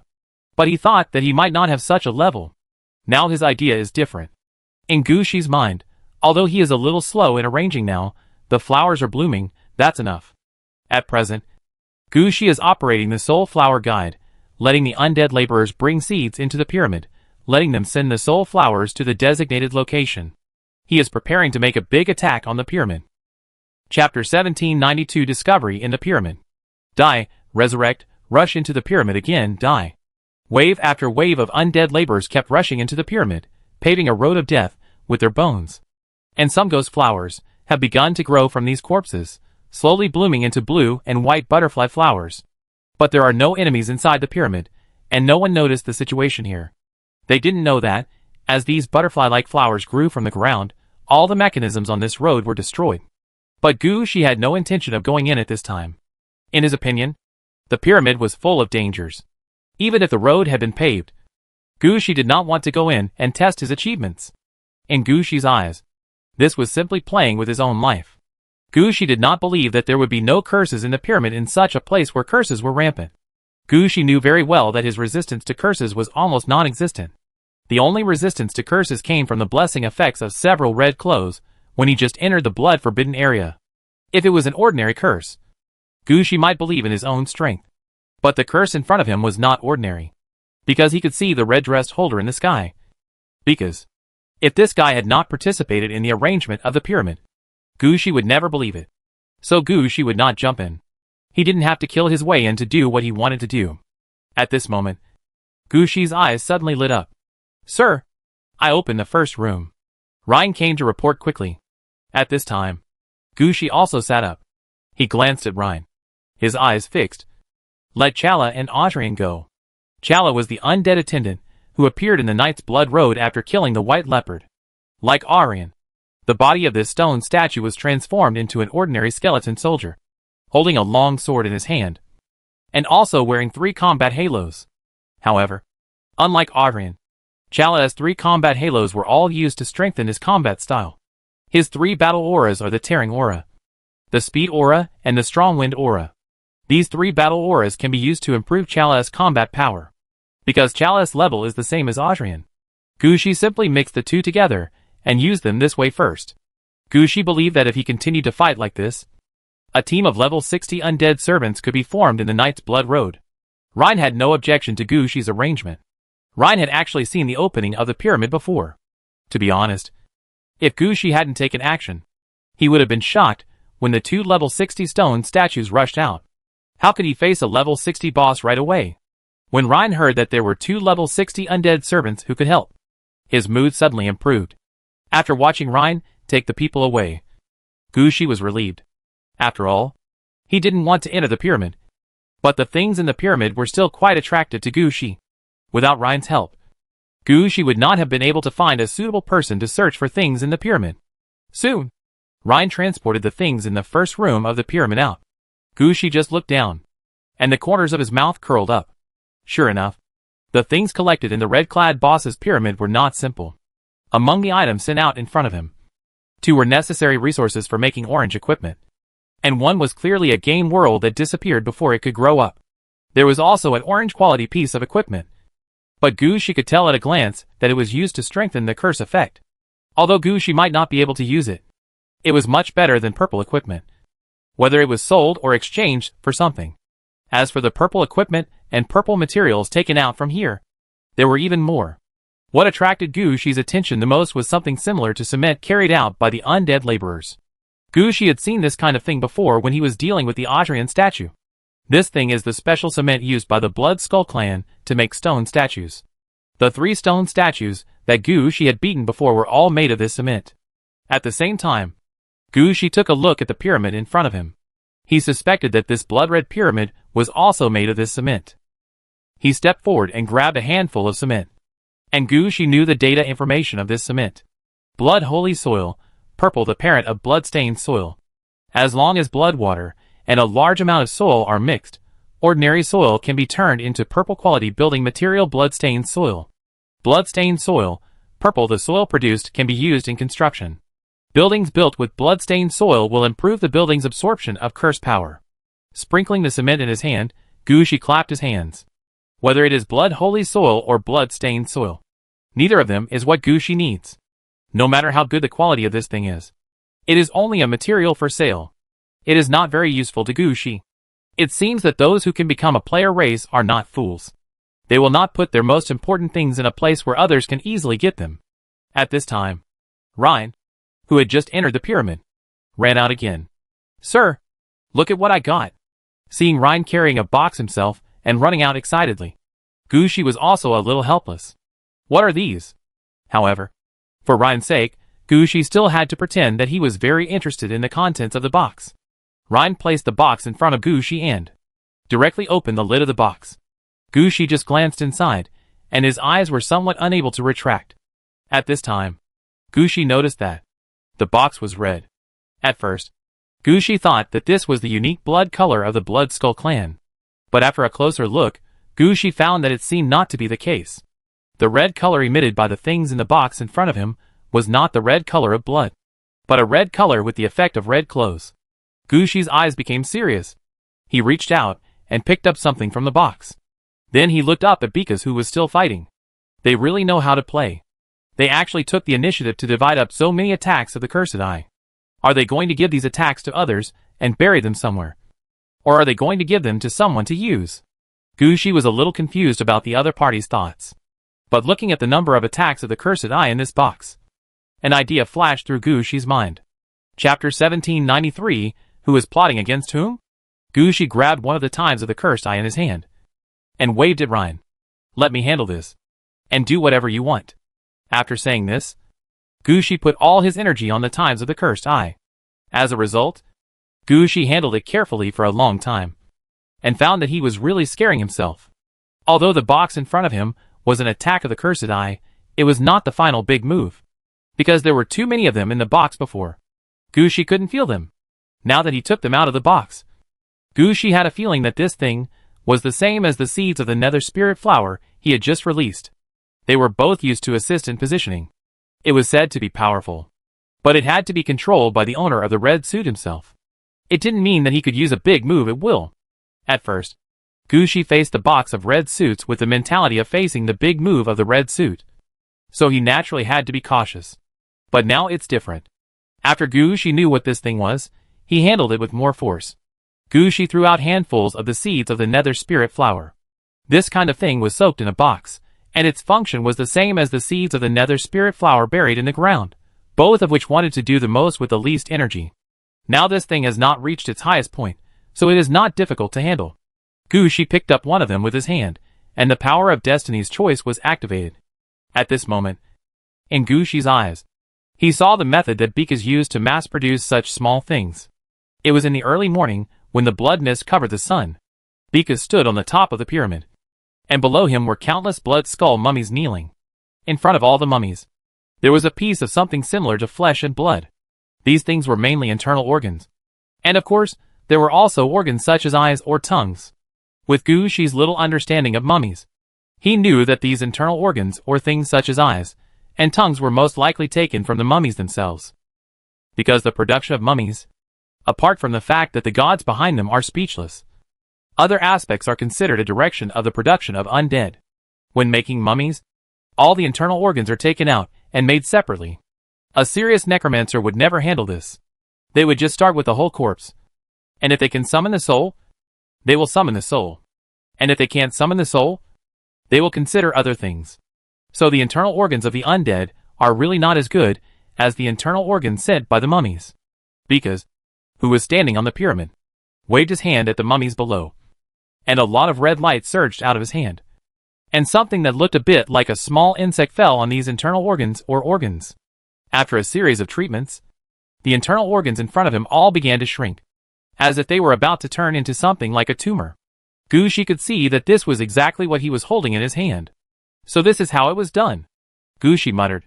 But he immediately understood that this was the method used by the Cursed Eye to divide the number of times.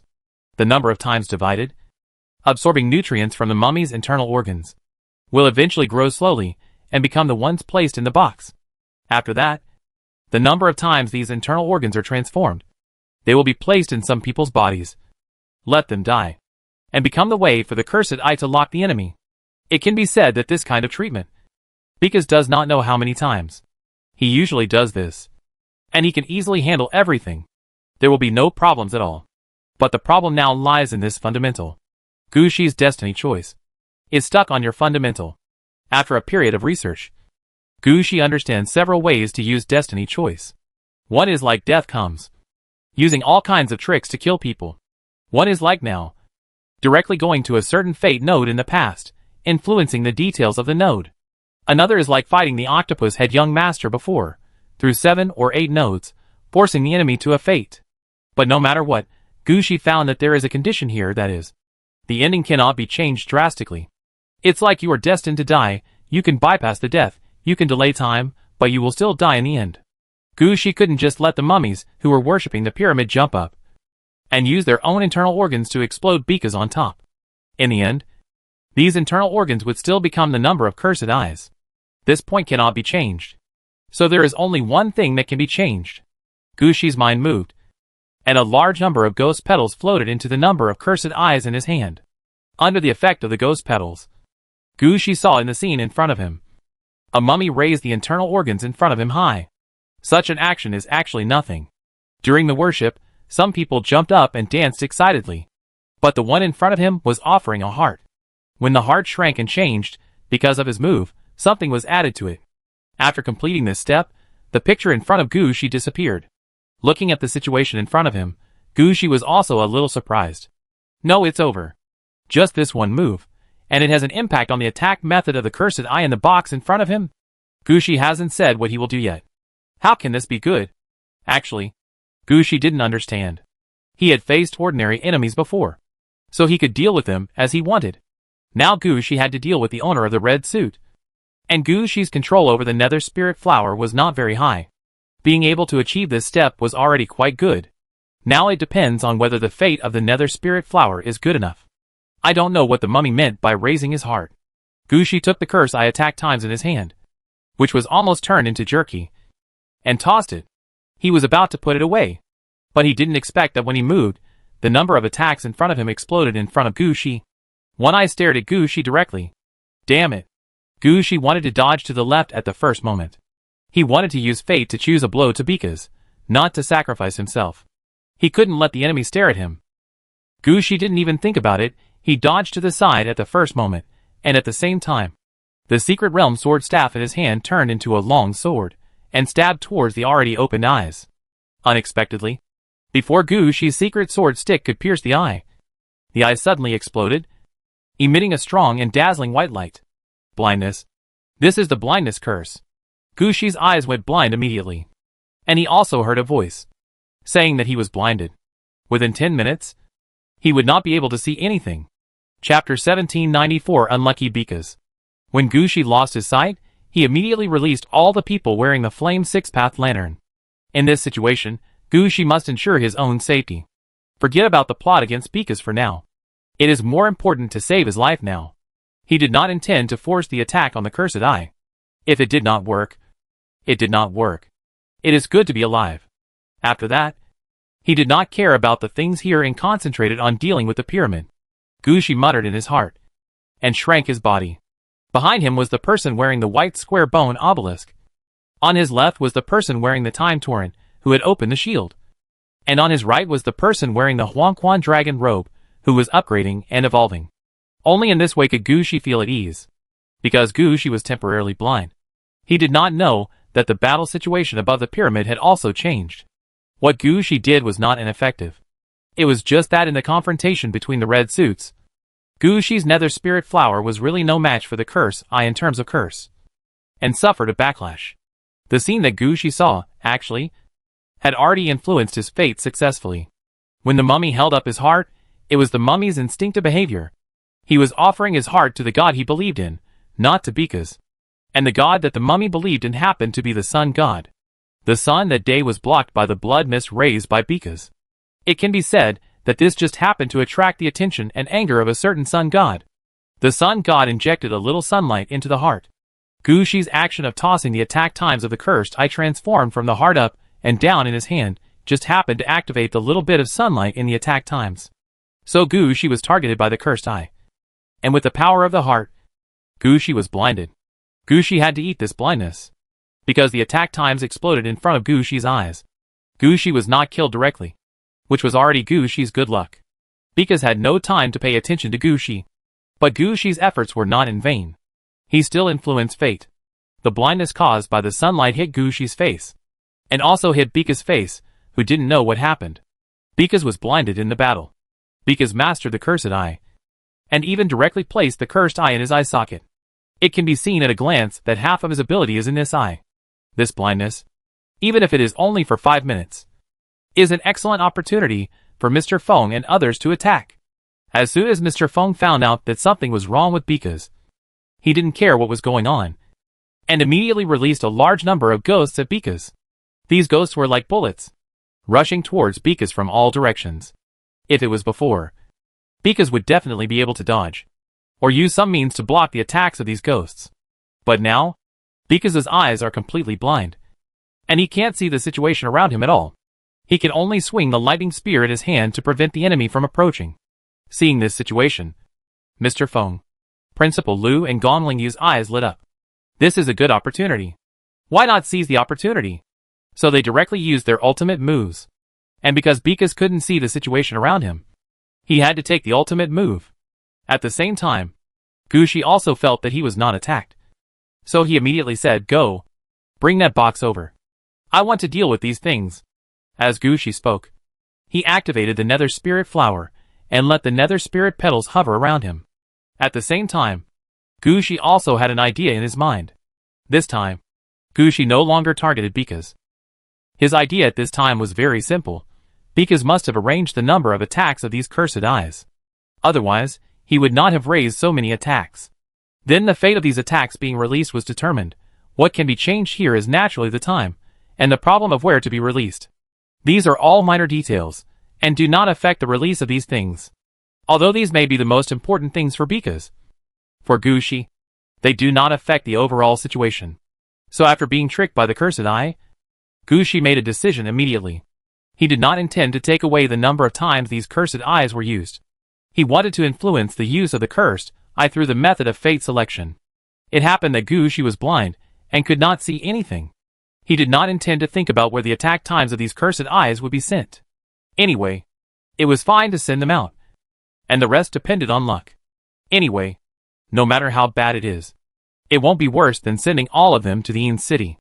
At that time, the attacks of these cursed eyes will be launched in other people's territory. Those people will definitely not come to trouble Gushi. If they want to trouble, they will definitely trouble Bekas. So Gushi's hands moved quickly, without looking, without thinking, anyway. The power of the ghost flower was launched like this. All fell on the number of times those cursed eyes were used. Every time it fell, Gushi could feel that the ghost flower was asking what he meant, asking himself whether he wanted to manipulate his fate. But Gushi didn't care about that. He really chose random for everything. And everything was random. After a while, the attack times of all the cursed eyes in the box were all stained with the power of the ghost flower. Then Gushi didn't care that he couldn't see anything, and pointed in front of him. The ghost gate is open.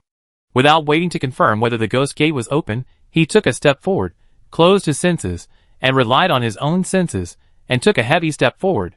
This kick just happened to kick the box of cursed eye usage times into the ghost gate. After this kick, Gushi did not move again. Now he could not see anything. And moving would be dangerous. The best way to deal with it now is to stay still.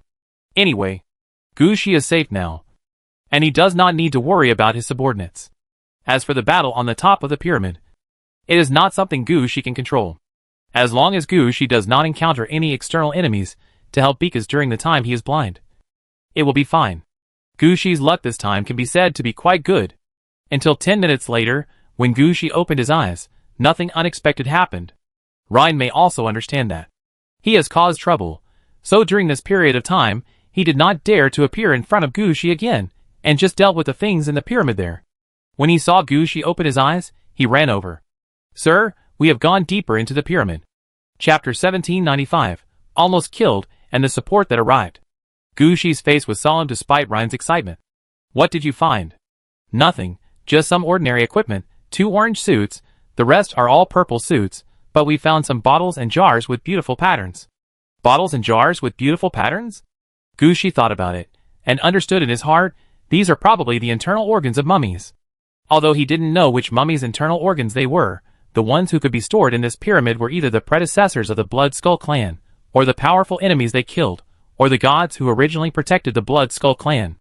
Anyway, for players like mummies, these are good stuff. Of course, for ordinary necromancers, these are also good stuff. Because when necromancers create high-level undead, especially when they transform some high-level undead, they need to add some things into the corpse. But no matter how good the stuff is, it can't compare to the properly processed internal organs. Many mummy forces sell some useless or extra internal organs as goods to the outside world. The internal organs collected by the Blood Skull clan are not ordinary internal organs. These are definitely high-quality things. Put them aside. Take them away when you can. If you can't take them away, forget it. Gu Shi made a quick decision. If it were normal, he would take as many as he found. But it's different now. All the gates of the Death City can't be opened. So these things can't be sent in. As for sending them to the Night Blood Road, that's a good idea. But the problem is that the Night Blood Road is a dead-end road. And the supplies can only go in, but not out.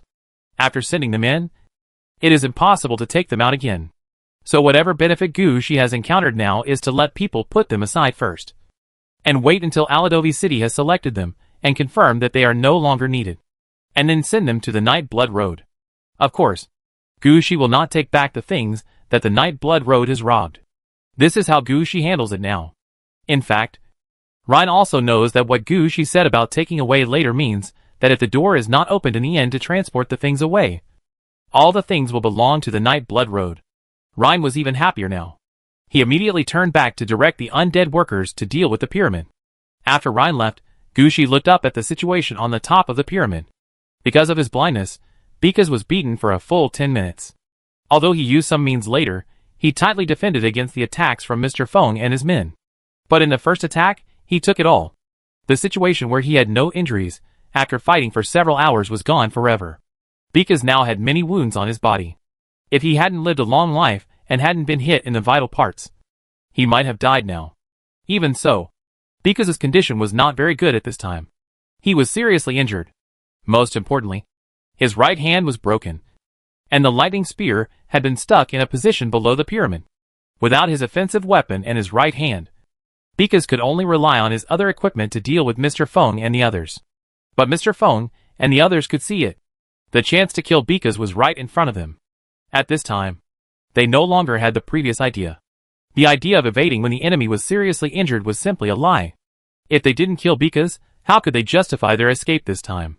So Mr. Feng quickly ordered, "Principal Lu, I will suppress all the opponent's orange equipment next, and the attack is up to you." "Don't worry." Principal Lu responded decisively. Principal Lu, who was holding the gem gloves, was a master of elemental attack methods. Although the elemental attack methods were now tainted with the breath of the undead, the power of elemental magic had not changed at all. In this situation, Principal Lu was naturally the best choice as the main attacker. At the same time, Mr. Feng also glanced at Gong Lingyu, who nodded, indicating that she understood. Then she took the demon sword and prepared to launch a red attack. As for Gu Shi's battle below, they didn't care at all at this time. In Mr. Feng's mind, this time, he will definitely make a lot of money, as long as he can bring back Bekas's head. With Mr. Jun's ability, he can naturally remove the cursed eye from Bekas's eye socket. At that time, the 5 red dress holders will work together to suppress the cursed eye, and then let Xinhua deal with it. After washing away the spirituality on the cursed eye, they can arrange for someone to come and bind it.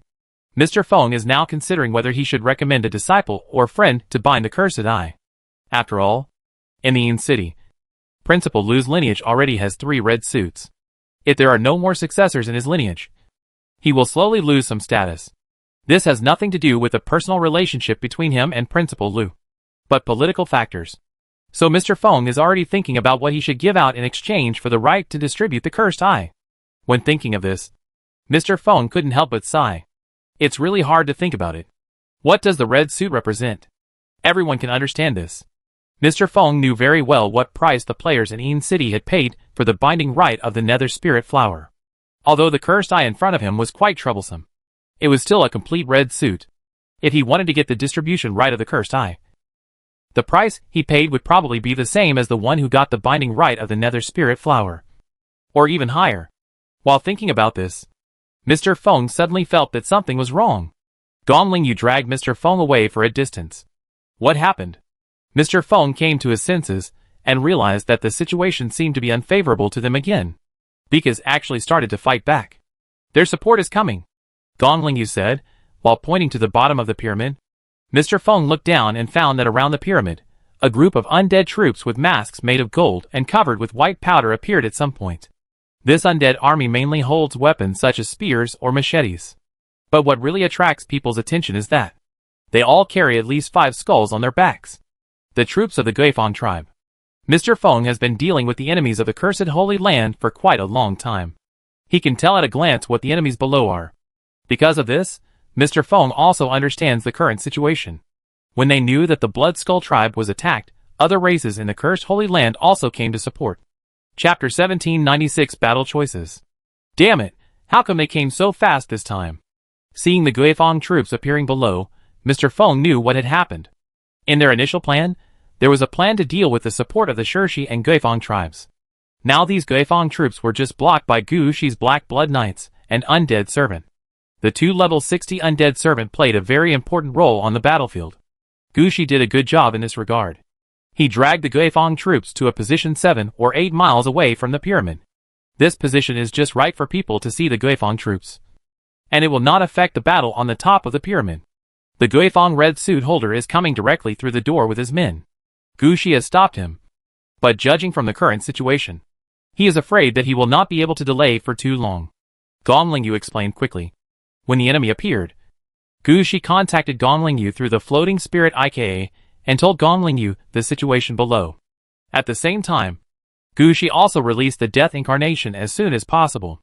After the war, Gu Shi's level was directly increased by 10 levels, reaching level 23. His Death Incarnation even reached level 31. However, such a Death Incarnation is not good enough in the eyes of big men like Gong Lingyu. Not to mention the core figures of the Guifang tribe. Gu Shi can stop the troops of the Guifang tribe, but it is difficult to hold him back. Mr. Feng knew what kind of situation Gu Shi encountered as soon as he heard it. He saw Gu Shi's strength. Gu Shi was good in everything, except that his level was a little low. But he would be more spiritual in fighting. In addition, he had the Nether Spirit Flower in his hand, which at least ensured his immortality. But he was afraid that he would not be able to defeat the red dress owner of the Guifang tribe. You have to know that the three of them fought against Bikas alone, and it took until now for him to be seriously injured. In a one-on-one situation, they were not optimistic about Gu Shi. How long do you think Gu Shi can last? At least 20 minutes, and at most 40 minutes. My disciple is somewhat spiritual, but he follows the path of the Lord of Mount Tai. He usually follows the path of the Ghost Emperor behind him. His fighting power is probably not as strong as his subordinates. When in danger, even if he does not retreat, his subordinates will drag him away, so he can hold on for 20 minutes. But he can't fight for 40 minutes. Gong Lingyu said this, and Mr. Feng nodded. At the same time, a thought flashed through his mind. How to choose. Continue the battle, or just let it go. If they continue the battle, they will have a chance to get a red equipment for the undead. But this is just a chance. If they don't fight, they won't lose this time. They came here to seriously injure the enemy and rob some good things. They made a profit anyway. What should they choose now? Mr. Feng had several thoughts in his mind. In the end, his desire for red equipment made him make a decision. Teacher Gong Lingyu, you went down to help Gu Shi. No matter what, hold the enemy back for a day. We can definitely take this guy down within 1 day. Mr. Feng turned his head and glanced at Bikas. 1 day? No problem. 2 against 1 will not be a problem. Gong Lingyu responded immediately. At this time, Mr. Feng said, by the way, the Guifang people are coming. And Shirshi must also know the situation here. If the people from Shirshi show up, no matter whether they bring red clothes or not, you must notify me immediately. And then we will change our combat objectives. Mr. Feng knew very well that they were 4 against 2. And one of the enemies was seriously injured. So their chances of winning were still very high at this time. But if it's 4 against 3 or 4 against 4, they won't have any chance. At this time, they must prepare in advance, give Bikas a hard blow, and then they need to prepare to break out and leave. After all, whether it's Principal Lu or Gu Shi, they are treasures of Yin City, and they can't be lost here. After hearing this situation, Gong Lingyu immediately understood Mr. Feng's thoughts, and also knew Mr. Feng's choice. Okay, I'll handle it. If I find something wrong, I'll notify you directly. Mr. Feng didn't say anything more, he just turned around and joined in the attack on Bikas. He also understood that time was running out, and he had to increase his efforts to take down Bikas in a short time. Gong Lingyu jumped down from the pyramid as soon as possible and headed towards the location where Gu Shi was fighting. Gu Shi was fighting with the red-clad boss of the Guifang tribe. Before, Gu Shi watched Mr. Feng and the other 3 fighting Bikas, and they hadn't taken him down for so long, and he was still muttering whether such a fight was useless. It was not until he met this old-fashioned red-clad boss that Gu Shi understood what it meant to be uncomfortable to fight. As a big boss in red suits, as long as they hang around for a while, they will more or less have all orange suits on them. If you look for it specifically, you may be able to get a full orange suit. This guy in front of me is like this. He has a dagger that looks inconspicuous hanging around his waist. Other than that, he is wearing all orange equipment. Although it is not a full set, but full orange suits are enough. No matter what Gushi's attack is, he can easily block it, while the Time Torrent wearer has to spend a lot of effort to block his attack. Faced with such a situation, Gushi could only hold on with all his strength. How far could he hold on now? Let's put it this way, the Death Incarnation was directly released by Gushi as ammunition, and once released, he used a big move directly. After the big move, nearby enemies were seriously injured, the Death Incarnation was gone. Gushi released the Death Incarnation again. This kind of battle made Gushi feel the refreshing fighting style of Mr. Feng. At this time, Gushi was thinking in his heart whether he should try to see if there are some tricks to add to the Dead Witch summoning. If possible, he would open another track. And Gushi thought that this attack method could actually be combined with the Nether Spirit Flower. Whether it was the Nether Spirit Flower attraction or the Infinite Resurrection, the Nether Spirit Flower could be integrated into such a technique. Gushi even thought that the Yin-Yang transformation of the Nether Spirit Flower could be integrated with the Dead Wizard Force Field, etc. Of course, now, Gushi's attention was still on the Death Incarnation. Seeing that the enemy on the opposite side wanted to kill him again, Gushi waved his hand again, and two Death Incarnation's bone dragons appeared beside him. And at this moment, Gong Lingyu also happened to rush down from the pyramid. Chapter 1797 Changes in the Pyramid. Seeing Gong Lingyu coming down from the pyramid, Gushi immediately understood what Mr. Feng and the others were thinking. At this time, Gushi immediately said, "Teacher, help me hold the line." When Gong Lingyu, who had just come down, heard this, he also laughed. "Okay, I'll hold the line for you." After saying that, Gong Lingyu took action, standing about 2,000 meters behind Gushi with the demon sword in hand, and at the same time released some of his men, prepared to intercept the enemy. At this time, Gushi no longer paid attention to Gong Lingyu. He pointed forward with the Secret Realm sword staff, and a group of Black Blood Knights raised their weapons and rushed towards the enemy. After the Black Blood Knights rushed out, the two Death Incarnations that had been prepared long ago bone dragons gathered together, opened their mouths at the same time, and sprayed the Death Dragon Breath at a certain position. When the Death Incarnation bone dragon sprayed the Death Dragon Breath, Gushi turned his left hand, and several pieces of Nether Spirit Petals flew into the Death Dragon Breath. Under Gushi's operation, the two Death Dragon Breaths became one, and then became a guide. The two Death Incarnations bone dragons were dragged towards the enemy. The enemy used the orange equipment to block the attack of the Death Dragon Breath. But at this moment, the Death Incarnation was guided and crashed into him. Facing such an attack from Gushi, the leader of the Guifang tribe was also somewhat helpless. Gushi really played a routine from beginning to end. Every time, the Death Incarnation Dragon Breath came first, and then the Death Incarnation crashed into him. Then the Ghost Flower detonated the Death Incarnation, the Bone Dragon, mixing the Death Dragon Breath with the explosion, causing a powerful explosion. If it was just an explosion, it would be fine, but the most speechless thing is that Gushi also added the fate choice of the Ghost Flower here. The explosion is an explosion, but because of the Ghost Flower, the explosion attack effect is all concentrated on one point. In this way, all the damage will hit this guy. After being hit again and again, although he was not seriously injured because of the orange equipment, he could not move forward. You see, Gushi just completed this attack, and immediately released two more Death Incarnations, in order to ensure that the attack would not stop, without finding a way to crack it. This guy really couldn't break through Gushi's defense. In fact, he didn't know that Gushi didn't have a bone dragon around him. If he had a bone dragon, he could make people understand the power of 50 Death Incarnations exploding together. Seeing Gushi's attack method, Gong Lingyu also understood that Gushi had begun to integrate the power of the Nether Spirit Flower. Gushi is a little bit better than Gong Lingyu in this respect. It seems that I need to focus more on the demon sword in the future. While Gushi was attacking non-stop, the undead laborers in the Night Blood Road did not stop. They were still digging things in the pyramid. At the same time, they rushed into the pyramid with the seeds of the Nether Spirit Flower. Although Gushi had no time to pay attention to them now, the seeds of these Nether Spirit Flowers were rapidly taking root and sprouting in the pyramid, and slowly blooming a large number of butterfly-like flowers. At this time, the undead workers digging inwards have already dug up the third room. Based on their current progress, they are now at a position that is actually about 30 meters deep into the pyramid. But Gu Shi has no time to pay attention to them now. These undead workers don't know what to do next. They are digging there quickly. This time, they actually dug up a room that is not small. In this room, the things piled up are no longer the same as before. This room is filled with statues of all sizes and qualities. Most of the statues here have animal heads and human bodies. Each statue is carefully maintained, including the blue dog head, the black elephant, and the white leopard that Gu Shi had beaten before. If Gu Shi was here, he would understand that. This is actually a record room.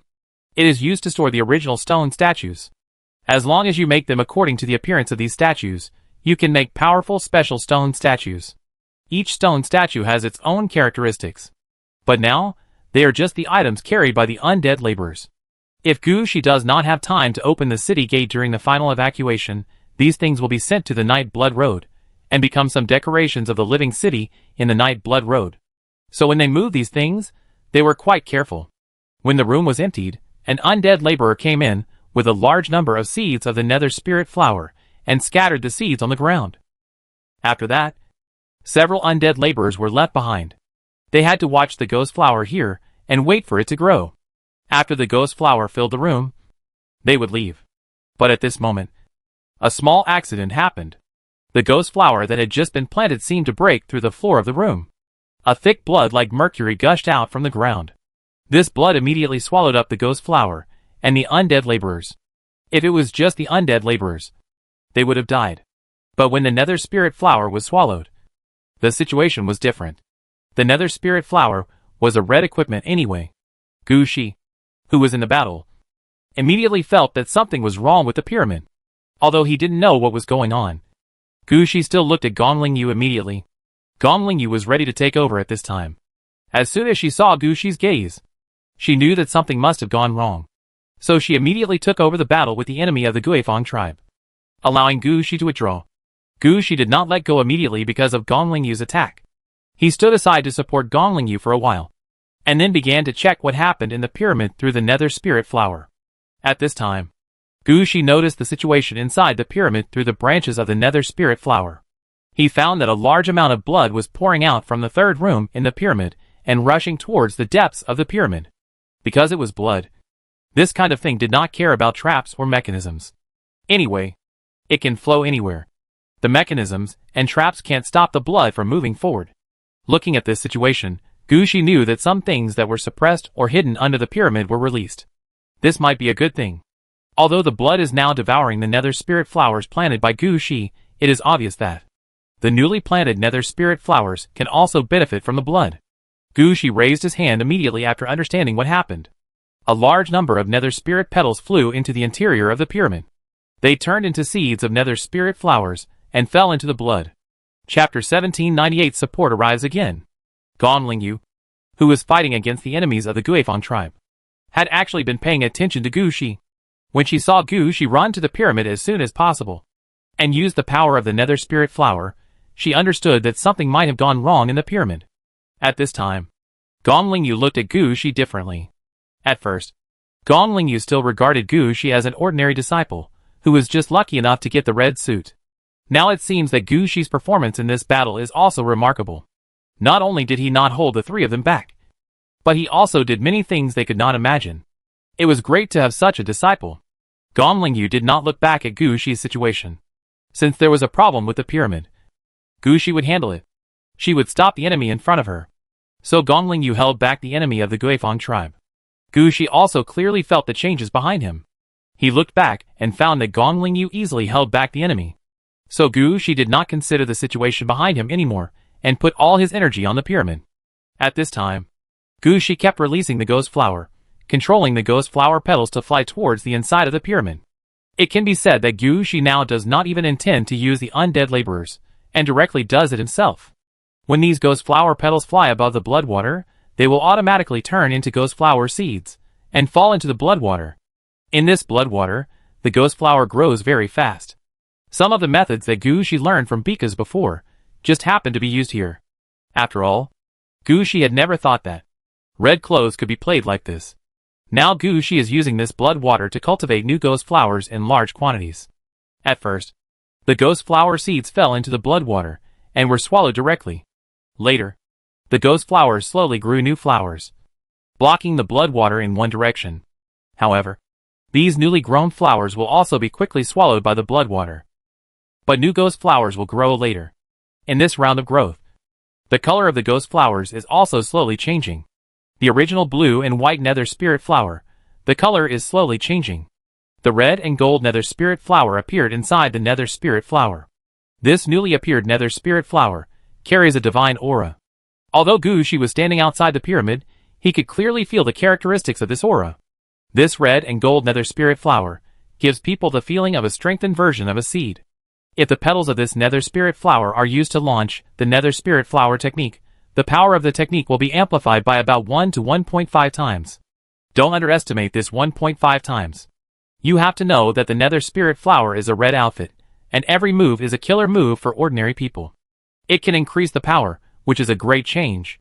At the same time, Gu Shi also has a feeling that if all the blood can be absorbed, the quality of the nether spirit flower will be improved a little. This is a good thing. An idea flashed through Gu Shi's mind to release more seeds of the nether spirit flower and iterate directly in this blood. If it doesn't work, just swallow the whole pyramid. Gu Shi was happy to think so, but Gong Lingyu found that something was wrong. Gu Shi, prepare to retreat. Gu Shi, who was trying his best to release the seeds of the nether spirit flower, was speechless. The battle was only halfway through. Why were they preparing to retreat? But Gu Shi immediately thought of something. He looked back and found that about 20 kilometers away, the air was fluctuating abnormally. Although Gu Shi couldn't see the details so far away, he could still see the general situation. Someone else has been sent to the Blood Skull tribe's territory through a portal or something like that. The Stone Creek tribe has arrived. Although we don't know how many enemies are coming, judging from the current situation, the situation will quickly become 4 against 3. Gu Shi and Gong Lingyu can't hold the enemy here for long. If they keep fighting, they may not even be able to leave in the end. Teacher, how should we prepare? Gu Shi immediately took back some of the seeds, and immediately gave up some of the arrangements here in the pyramid, signaling the undead workers to transport some of the things they had just dug out and move back to the Knight's Blood Road. Then he came to Gong Lingyu. It will take at least half an hour for the enemy to come over. We can still hold the enemy back for another 1 to 2 hours. This time is for Mr. Feng and his men. And what we need to do is to bring back the troops we sent out. Recall? Gu Shi realized that all the death cities under his command were placed outside the territory of the Blood Skull clan, where they were burning, killing and looting. Now they have not come back. Now they need to come back. Otherwise, after robbing so many things, they lost all their troops to the Blood Skull clan. That would be ridiculous. I know. I'll send them a message now. Let them fight for another half an hour, and then start to retreat to the city gate. Don't talk about the rest. Gong Lingyu ordered. Gu Shi also understood that his estimation of time was not that accurate, which was also Gu Shi's weak ability. Gu Shi should believe the estimation made by Gong Lingyu, a veteran of many battles. After hearing what Gu Shi said, Gong Lingyu nodded. Hold this guy. I'll talk to Mr. Feng. Gong Lingyu gave up her position and let Gu Shi take over the battle on her side. This made the red suit holder on the Go's side very angry. These two really didn't take themselves seriously. They just changed people as they said. Did they look down on the red suit? But it was useless for him to be angry. Gu Shi and Gong Lingyu cooperated so well. As soon as Gong Lingyu retreated, Gu Shi quickly took over. At this time, Gu Shi still used his set, the combination of the Death Incarnation and the Ghost Flower. Anyway, the Death Incarnation died, and a new one could be summoned immediately. It was dead. However, he didn't care about the Death Incarnation, which made Gong Lingyu, who had just notified Mr. Feng, shake his head. This is the Death Incarnation. Normally, releasing a Death Incarnation would drain all the magic power in the body. Gong Lingyu himself couldn't be like Gu Shi, who didn't take the Death Incarnation seriously. After all, Gong Lingyu is not like Gu Shi, who has 2,799 layers of Earth Vein energy, 10 points of mana in each layer, and does not affect other mana. In other words, Gu Shi can easily do 2,799 times what he did when he used up all his mana. Normal people with such abilities would also be like Gu Shi, not taking the Death Incarnation and the 3 death skills seriously. At this time, Gong Lingyu said, Gu Shi, let's join forces. I'll hold him back, and you use a big move to send him out. Chapter 1799 The Growth of Gu Shi. Gong Lingyu only took a glance and understood the usefulness of Gu Shi's Death Incarnation Fusion skill. Although this skill takes a long time to shake, it is really useful. And if you want a large range, you can do it. If you want a small range, you can do it. Everything is controllable. This skill is quite useful for the current situation. And Gong Lingyu also found that as long as she operates well, she can hold two enemies at the same time, gather the enemies together, and let Gu Shi attack. This is the way to exert the greatest strength. Listening to Gong Lingyu's words, Gu Shi was stunned for a moment. Is there a bigger trick? That's also possible. Anyway, Gu Shi has a lot of death incarnations. In addition, because of the death mask, Gu Shi has many ideas that have not been developed. Now that Gong Lingyu is there to support him, Gu Shi has more time and opportunities to experiment. So Gu Shi smiled at Gong Lingyu, turned his head, and looked at the red-dressed holder of the Guifang tribe, and quickly summoned two death incarnations. Under Gu Shi's attack, the red-dress holder of the Guifang tribe was beaten back again. Gong Lingyu also took this opportunity to attack the enemy, and trap the enemy through the climate and environment methods he mastered. When Gong Lingyu made such a move, Gu Shi's eyes lit up. Gong Lingyu's method was somewhat similar to Gu Shi's dead witch force field. But it was not a dead witch force field, but the kind of influence released through the Death City. Gu Shi could see from Gong Lingyu's behavior that Gong Lingyu's route would conflict with him at level 35. Gong Lingyu's core power should still be above the Death City, and Gu Shi has already understood that. His final power should be above the term the Underworld or the Netherworld. But now Gu Shi can still learn something from Gong Lingyu's methods. After thinking for a while, when releasing the Death Incarnation, Gu Shi still had time to look at the pyramid. The pyramid was now full of liches. They were using their own abilities to use the Death Wizard Force field from outside the pyramid to influence the situation of the entire pyramid. Now, Gu Shi had a new idea. So some of the Nether Spirit flowers fell on the liches, and took the initiative to activate the ability of Yin and Yang conversion. Under the effect of the Nether Spirit flowers, the pyramid was also directly affected. The biggest impact was actually the Nether Spirit flower road paved from the gate of the pyramid. A thick Yin Chi surged out from the Nether Spirit flower road and drifted towards the inside of the pyramid. The previous mechanisms and traps could not stop the flow of blood, and naturally could not stop the invasion of this Yin Chi. After Gu Shi finished all this, he did not observe the final result. His attention was still on the direct battle with the enemy. At the same time, the enemies of the Shirshi tribe were about to appear, and Gu Shi and Gong Lingyu had to shift their attention to them. In addition, the undead troops sent by Gu Shi had to be withdrawn now. All of this needed to be handled by Gu Shi. He really did not have so much energy to deal with other things at the moment. He could think of the dead witch force field, which was already enough to divert some attention. As for the final outcome, Gu Shi didn't know, just as Gu Shi thought. After this, Gu Shi no longer had the energy to care about the pyramid. All his energy was focused on attacking the enemy in front of him. At the same time, he also participated in some arrangements made by Gong Lingyu. Sometimes, he would look back at the battle on the top of the pyramid to judge whether Mr. Feng and his team had a chance of winning. However, this time, it was not Gu Shi who understood it himself. Gong Lingyu showed considerable experience at this time. Every time Gu Shi attacks, Gong Lingyu can give some suggestions.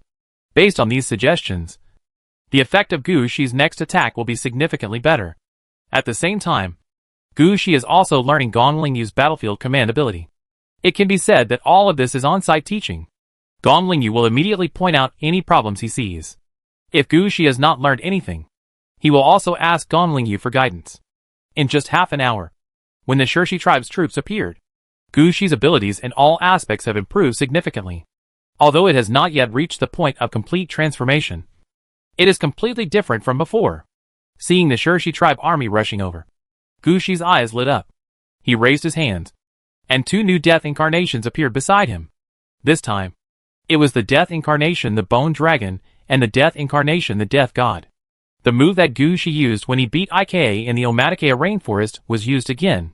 However, this time, under the guidance of Gong Lingyu and the blessing of the Nether Spirit Flower, the power of this move was obviously much greater. The Death Incarnation Bone Dragon, which flew into the sky with the Death Incarnation the God of Death, immediately attracted everyone's attention. Then when the two death incarnations turned into meteors and meteorites and fell from the sky, it aroused the vigilance of the Shirshi tribe troops, who had just arrived. You should know that the power of this attack is obviously much greater now. Moreover, Gu Shi, after being instructed by Gongling Yu, made preparations in advance and predicted some things. When this attack fell, it was just when the Shirshi tribe troops rushed to the battlefield in front. In other words, this attack will wipe out all the troops of the Stone Creek tribe. When the red-clad owner of the Stone Creek tribe saw this situation, he quickly issued a new order. He could see that even he might not be able to withstand such an attack. Not to mention the ordinary players and soldiers under his command. If they were hit by this attack, many people would probably die. The Stone Creek tribe sent people here, and they came to support them because of the relationship with the cursed Holy Land. Not to sacrifice all their main forces here. Stop! Before he finished speaking, the meteorite falling from the sky seemed to be affected by something and spun in the sky. After that, it was like a plane about to fall apart, and it could not control its direction at all. And it directly fell into the Shirshi tribe's troops. Boom! As the meteorite transformed by the incarnation of death exploded on the ground. Gongling Yu looked back at Gu Shi. Those who play with fate will also be played by fate in the future. If you want to use the power of fate on the battlefield, then you must have the strength to offset the influence of fate.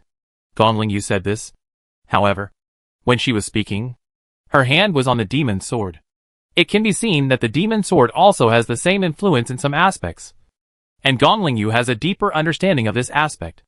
Chapter 1800 grabbed the red suit. Gu Shi didn't understand all of Gongling Yu's words, but he still wrote them down carefully. In the future, Gu Shi will use his own methods to judge the right and wrong of these things. He will turn Gongling Yu's words into his own experience of growth. Now some things should be used. Under the big explosion, most of the Shirshi tribe's troops were lost, but the Shirshi tribe's red suit holders used the power of the red suit to save some of their men. The owner of the red suit took out a shield. Originally, equipment like a shield has super strong defensive power. Not to mention that the shield in front of him is a red equipment. Under such a big explosion, the owner of the Stone Creek tribe was not even stained with dust, and even saved about half of the troops. Seeing the situation of the enemy, Gu Shi couldn't help but say to Gongling Yu, "Teacher, this doesn't seem to be cursed equipment. When most player races get red suits, the first one is often a red suit that suits their own race style, so that the greatest characteristics of the red suit can be brought into play. The second one will be relatively casual. After all, red equipment is not something you can get just by thinking about it. If you want to get a piece of red equipment that matches your race attributes, or even your professional attributes, it may take a race thousands or tens of thousands of years of effort to barely get it. On the contrary, ordinary red equipment is different. Other races are not like us, and will not sign any red equipment ban order. Sometimes they will really grab red equipment by force, and even equip all red equipment on one person." Gongling Yu sighed. Then Gongling Yu immediately said, "Let's do the same attack again. This time to hit the guy from the Guifang tribe." Gu Shi was about to say that they were too close to the red dress holder of the Guifang tribe.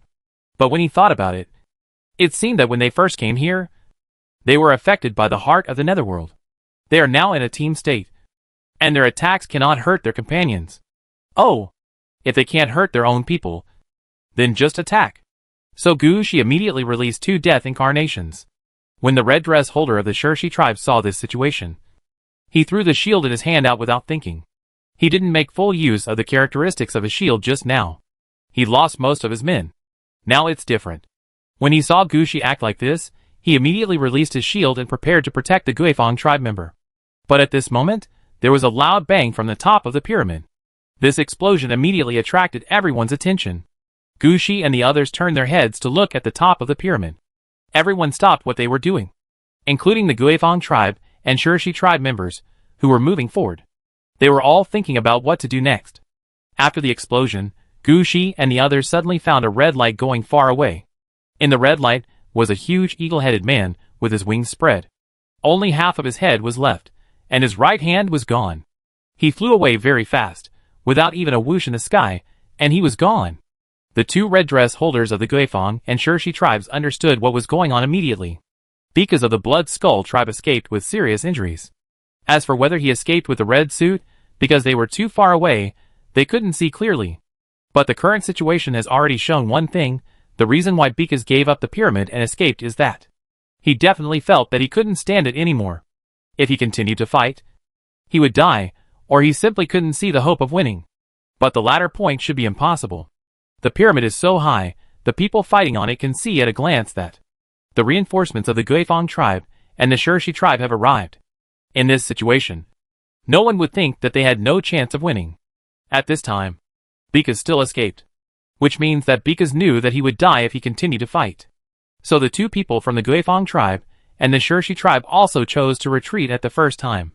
There was no need to fight any further. After all, the real boss had escaped. If they dragged it on here, they would be in danger. You have to know that this battle is the business of the Blood Skull tribe. It has nothing to do with them. If we don't retreat now, can we wait for Mr. Feng on the pyramid to come over before retreating? Dodge first. The two from the Guifang tribe and the Shirshi tribe looked at each other and didn't say much. The one from the Shirshi tribe immediately put up a giant shield, which formed a wall of earth, blocking the sight of Gu Shi and Gongling Yu. When Gu Shi launched an attack to knock down the wall of earth, he found that the troops of the Guifang tribe and the Shirshi tribe had already run far away. Chase! Gu Shi immediately gave the order. The Black Blood Knight, following Gu Shi's order, chased in the direction where the Guifang and Shirshi tribes fled. And at this moment, Mr. Feng's voice came from the sky. Don't chase. We'll leave here immediately. Gu Shi looked up at Mr. Feng. He found that Mr. Feng was contacting Teacher Jun at this time, and Principal Lu was holding half of Bekas's face in his hand. This half of the face was embedded with their target this time, the cursed eye. Principal Lu held this half of the head tightly in one hand, and his right hand kept blessing the head with various effects. That action clearly told Gu Shi and the others that they had already taken what they came here for.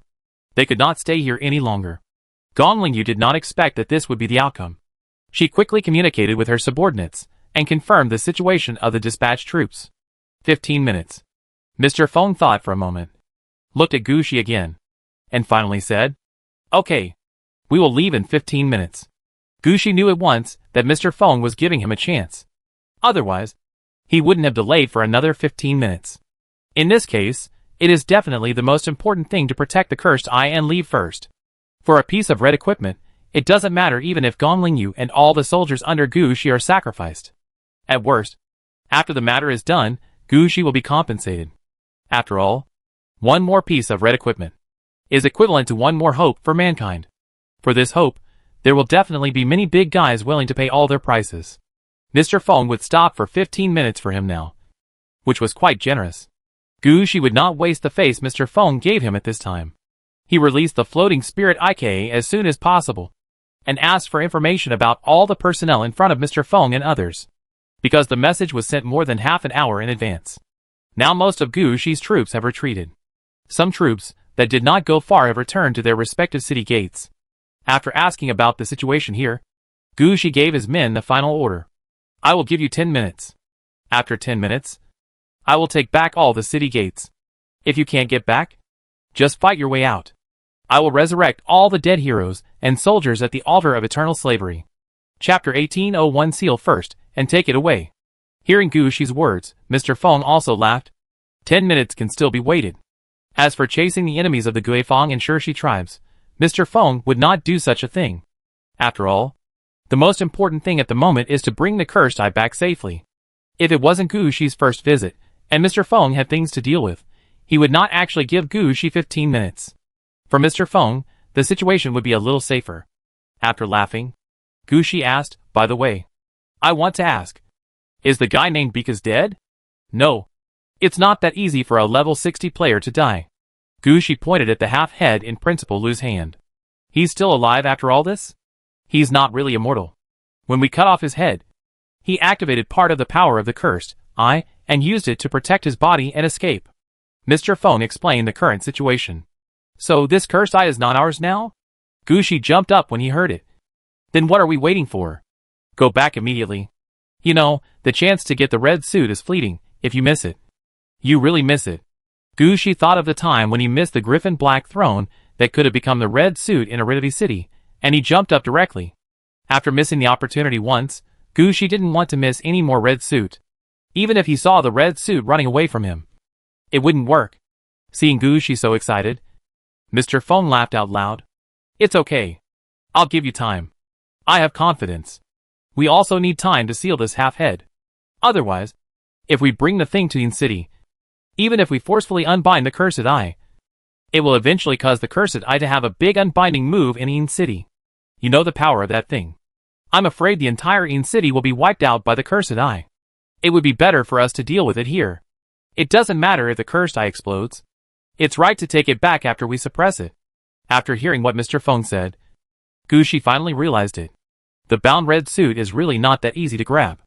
If anyone wants to unbind it, the binding protection of the red suit will be activated immediately, and the whole game, or the whole star field, will be destroyed. Gushi didn't think about it at the time, and just wanted to take it away, and didn't think about it. If he really brought the cursed eye back to Yin City, the unbinding protection would be activated, and the whole Yin City might be gone. There is only one thing that can be done now. That is to seal the cursed eye, and this half of the head, and through some means, let the cursed eye think that Bekas is dead. After the original owner dies, the red suit will automatically look for the successor of the red suit. At this time, if the power of the red suit is sealed, the red suit can be kept, and then some of the spirituality on the red suit can be polished away, and a new binder can be found for the red suit. This matter is considered to be over. Before that, it would be irresponsible to bring the cursed eye back to the Yin City. Listening to Mr. Feng's affirmative words, Gushi turned his head and glanced at Principal Lu. Just as Mr. Feng said, Principal Lu was holding half of the head tightly with one hand, and his right hand was constantly operating. Layer after layer of ice fell on the half of the head, sealing it in ice, and the half of the head was struggling all the time. If Principal Lu hadn't pressed it hard, the half of the head might have flown away or exploded on the spot. It seems that sealing this head is not that simple. Seeing that Gushi understood, Mr. Feng did not say anything more to Gushi, but stepped forward to deal with the half-head with Principal Lu, because Mr. Feng did not expect that he could grab the half-head with red clothes this time. So he did not bring anything to seal the red clothes. Now all he could do was to seal the half-head through the undead level. At the same time, Mr. Feng said to Gushi, "You seem to understand. Can you come over and help me? What can I do? I remember that when you found the cursed eye before, the player was left with only bones. And you could also keep him alive. Can you give this half-head a shot, let him stay in a dead state?" Ah! The soul protection of the nether spirit flower allows people to be resurrected infinitely, not to be killed infinitely. Gushi was also a little speechless. How can he maintain this half-head in a dead state? Mr. Feng was not surprised. He explained to Gushi, "Don't understand the ability of Hongzhuan literally, but rely on your own imagination to understand. Think about it, you need a corpse to revive something. Is the body dead or alive?" Gushi was stunned for a moment. Then he understood what Mr. Feng meant. "I understand. I'll try it now. Wait a minute. Let this half-head maintain the state of just dying and preparing to be resurrected. Don't let it die directly." Gushi glanced at Mr. Feng. He knew that Mr. Feng was also afraid that this half-head would die, and the cursed eye would go to find his successor. In this way, they would really get nothing. So Gushi said with certainty, "Don't worry. I know what to do." As Gushi spoke, a petal like a butterfly appeared in his hand and fell on the half-head. As the petals fell, the twisting head slowly calmed down, and the bloody skull was about to turn yellow. At this time, Mr. Feng said to Gong Lingyu, "Help me. Cut off the luck connection of this half-head to the outside world. I want to make this half-head an independent individual." Gong Lingyu heard it, stretched out his hand and pulled out the demon's sword, and chopped down at the half-head. Gushi could see from the Huangquan dragon robe that the connection between this half-head and Bika's body was also cut off. After doing all this, Mr. Feng and Principal Lu also accelerated the sealing action on the half-head. Before, they used magic seals, but now they began to use physical seals. Various metal boxes and cases were found from nowhere, and the half-head was sealed in layer by layer. After everything was done, Mr. Feng and Principal Lu each held the tightly sealed box with one hand, and nodded to Gushi and Gong Lingyu. Gushi looked at the time, which was exactly the 15 minutes that Mr. Feng promised to give Gushi at the beginning. At this time, a portal back to Yin City slowly opened, and Teacher Jun was standing behind the portal, looking at them with a smile on his face. Chapter 1802 The Blood Forbidden Zone is gone. The portal is open. Mr. Feng showed a smile on his face. He and Teacher Jun have worked together for the longest time, And he knows Teacher June's strength well. As long as Teacher June is there, generally nothing will happen. At this time, Teacher June also saw the boxes in the hands of Mr. Feng and Principal Lu, and his face suddenly became solemn. But he didn't say much, just waved to Mr. Feng and the others. Come! Mr. Feng and Principal Lu took a step forward at the same time, and stepped into the portal. Gong Lingyu and Gu Shi were not in a hurry to leave. They held their weapons, and looked around to prevent anyone from attacking them at this time. After Mr. Feng and Principal Lu had confirmed that they had been teleported back to the Yin City, and that there were no problems, Gu Shi and Gong Lingyu retreated into the portal. As early as when Mr. Feng and Principal Lu sealed the cursed eye, Gu Shi and Gong Lingyu had already begun to withdraw their troops. Now they have collected all the Death City components that were deployed. As for the looted items, most of them have been sent to their respective Death Cities. Although due to the rush, many items could not be divided, and all were packed and sent away. At least nothing was left behind. Even the bodies after the battle, and the bloody mud on the ground were transported away. Only some troops that really ran too far, or were scattered did not have time to return. Of course, the troops returned, but because they were quite chaotic when they returned, most of the troops did not run to their own cities. After Gu Shi and the others return, it will take at least 7 or 8 days to sort it out. Gu Shi and Gong Lingyu don't have time to care about these things now.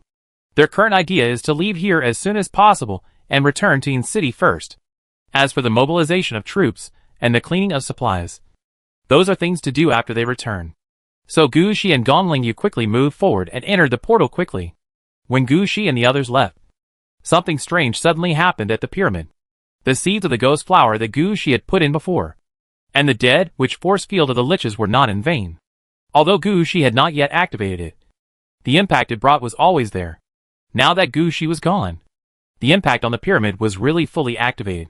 Gu Shi's initial idea was to do something big, to perform a yin-yang transformation on the pyramid, and to send the pyramid to the underworld. Later, because he dug up the pyramid, he encountered mechanisms and traps. So Gu Shi planted some ghost flowers. His ideas changed a little. The role of the ghost flower was adjusted again. It became the effect of the nether spirit flower attraction. After the blood appeared in the third room, Gu Shi changed his mind again. As for the final reinforcements from the Guifang and Shirshi troops, because was seriously injured and fled from the pyramid, Gu Shi's thoughts were already confused. He really had no way to control the nether spirit flower seeds in the pyramid. This thing could not be taken back at all. So Gu Shi simply ignored everything, gave up this place directly, turned around and quickly left the blood-forbidden area. Even the liches were kept by Gu Shi, and they were asked to set up the dead wizard force field here. After Gu Shi and the others left, the blood water under the pyramid finally broke through the defense line set up by the ghost flower, and poured out from the main gate of the pyramid. When the last ghost flower was swallowed by the blood water, all the liches who set up the dead wizard force field there also felt the blood water under their feet.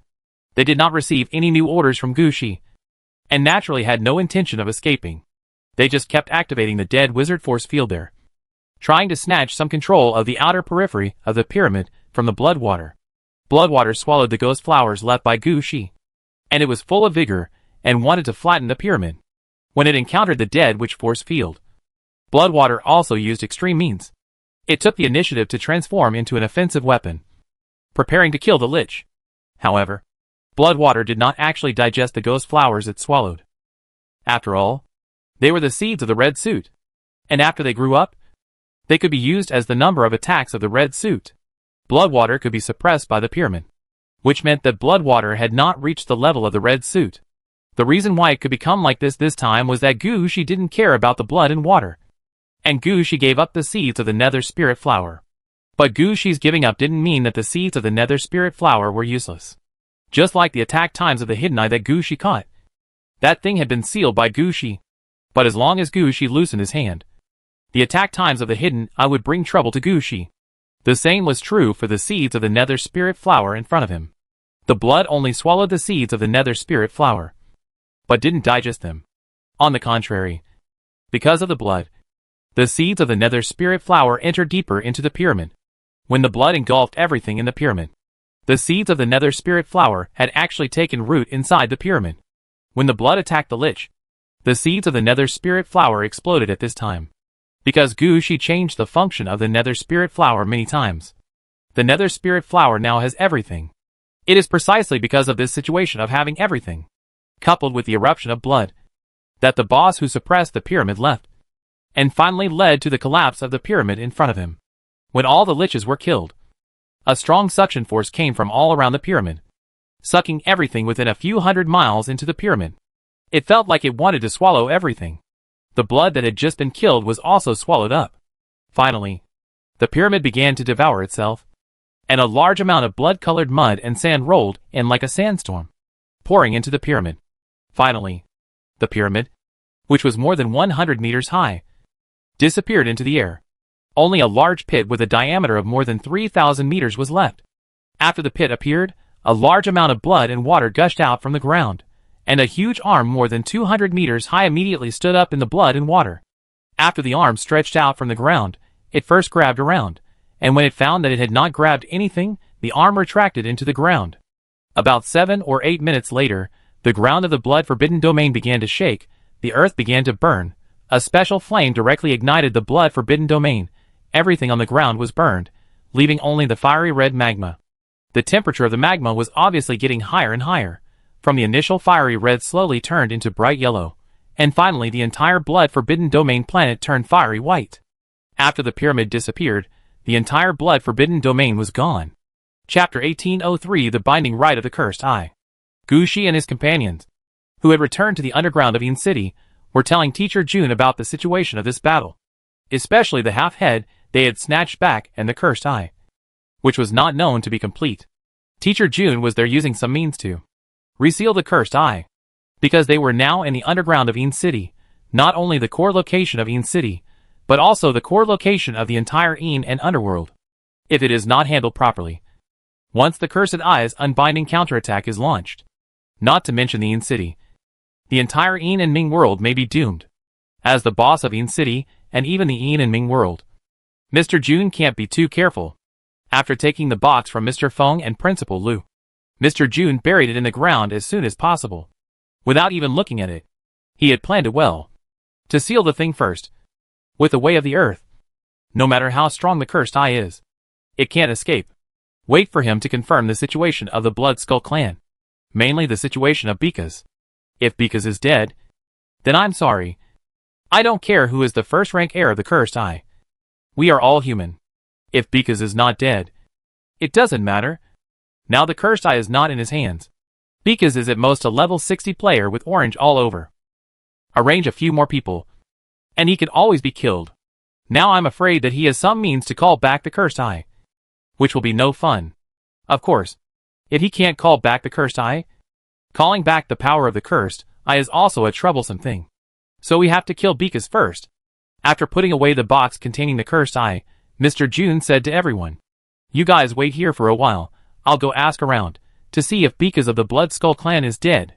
Mr. Feng and Principal Lu were laughing happily at this time. They responded immediately after hearing what Mr. June said. "Teacher, handle it yourself, we can do it ourselves." "Well, you did a good job this time. If you succeed, not only me, but also the higher-ups will give rewards. The most important thing is, this cursed eye is the most suitable red outfit for the undead, and it can be used immediately. This time humans will know you," Teacher June said, while he opened a portal and walked in. After Teacher June left, Mr. Feng called Gu Shi and the other three aside and began to discuss the binding rights of the cursed eye. For the binding rights this time, Mr. Feng must recommend his own people. But before that, he must get the approval of Principal Lu, Gong Lingyu and Gu Shi. This was the first time that Gu Shi encountered such a thing. He didn't know how to deal with it. He could only stand behind Gong Lingyu and listen to Principal Lu, Gong Lingyu and Mr. Feng bargaining. Although Mr. Feng's route was completely different from Principal Lu and Gong Lingyu's, he knew what Principal Lu and Gong Lingyu needed. Soon, Principal Lu was defeated by Mr. Feng's eloquence and got what he wanted. Gong Lingyu's side dragged on for a little longer. On the one hand, Gong Lingyu's route was too different from Mr. Feng's. On the other hand, Gong Lingyu's situation was special. Her level was only over 50. It shouldn't have appeared on the desktop of a level 60 boss. At most, it would only be circulated among players of the same level. So Mr. Feng's understanding of Gong Lingyu also started from when she got the demon sword, and then worked backwards through intelligence. Some information was not comprehensive for Mr. Feng. And the things Mr. Feng gave Gong Lingyu were not to her liking. Because of this, the negotiation took some time. And finally Mr. Feng added some more things to satisfy Gong Lingyu. After talking about Gong Lingyu, Mr. Feng's attention turned to Gu Shi. Mr. Feng was even more helpless about Gu Shi. Gong Lingyu was easier to talk about. After all, she was a candidate member of the Ghost Realm, a graduate tutor at the Hades University, and her previous information was quite complete. I just want to find life trajectory, mentality changes, growth process, and other things, all of which can be found. According to this, although it may not be complete, the things can still satisfy Gong Lingyu to some extent. But Gu Shi was different. He seemed to have jumped out of a crack in the stone. Checking his information, we could only find that he had appeared in Qianfang City. There was no other information after that. As for the school he graduated from, we could tell from the championship ring in his hand. We didn't know anything else.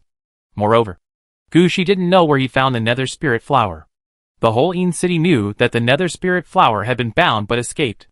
But the whole Yin City went out to chase the Nether Spirit Flower. But they didn't get anything back. As a result, Gu Shi went out for no apparent reason and came back with the Nether Spirit Flower. Mr. Feng had inquired about it. When Gu Shi went out, he asked Gong Lingyu for leave. Gong Lingyu also gave Gu Shi a chance to attack with the demon sword. After Gu Shi left the Netherworld, he disappeared immediately. When he came back, he appeared in Qianfang City. After that, he did not take any transportation and appeared directly in the Yin capital. From this point, it can be seen that Gu Shi wanted to hide the binding information of the Nether Spirit Flower at first, and regarded himself as an ordinary player, brushing up the security data or something. It should be after talking with Xinhua that he changed his mind and came back directly.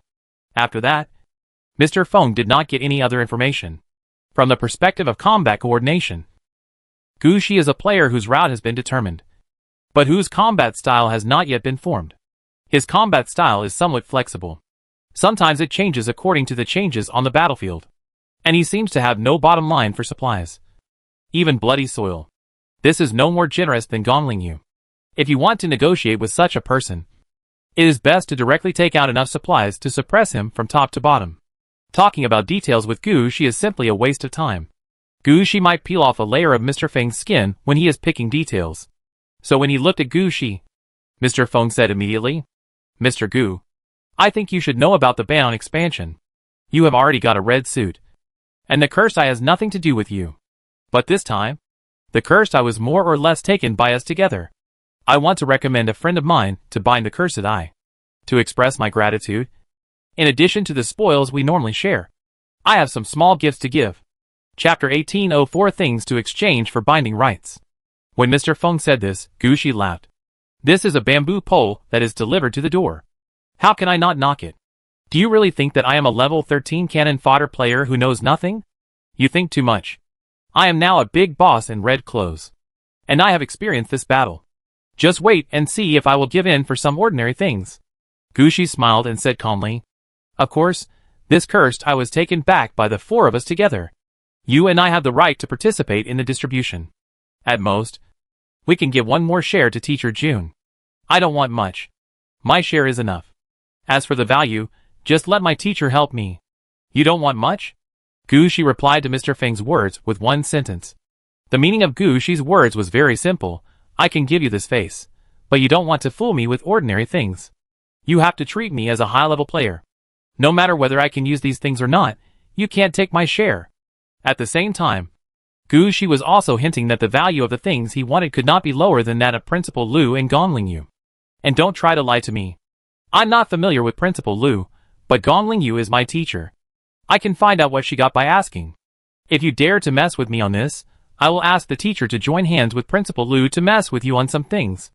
I'll see if you are afraid." When Gu Shi said this, Mr. Feng was speechless, thinking furiously in his heart. "Don't you have some ideas of your own?"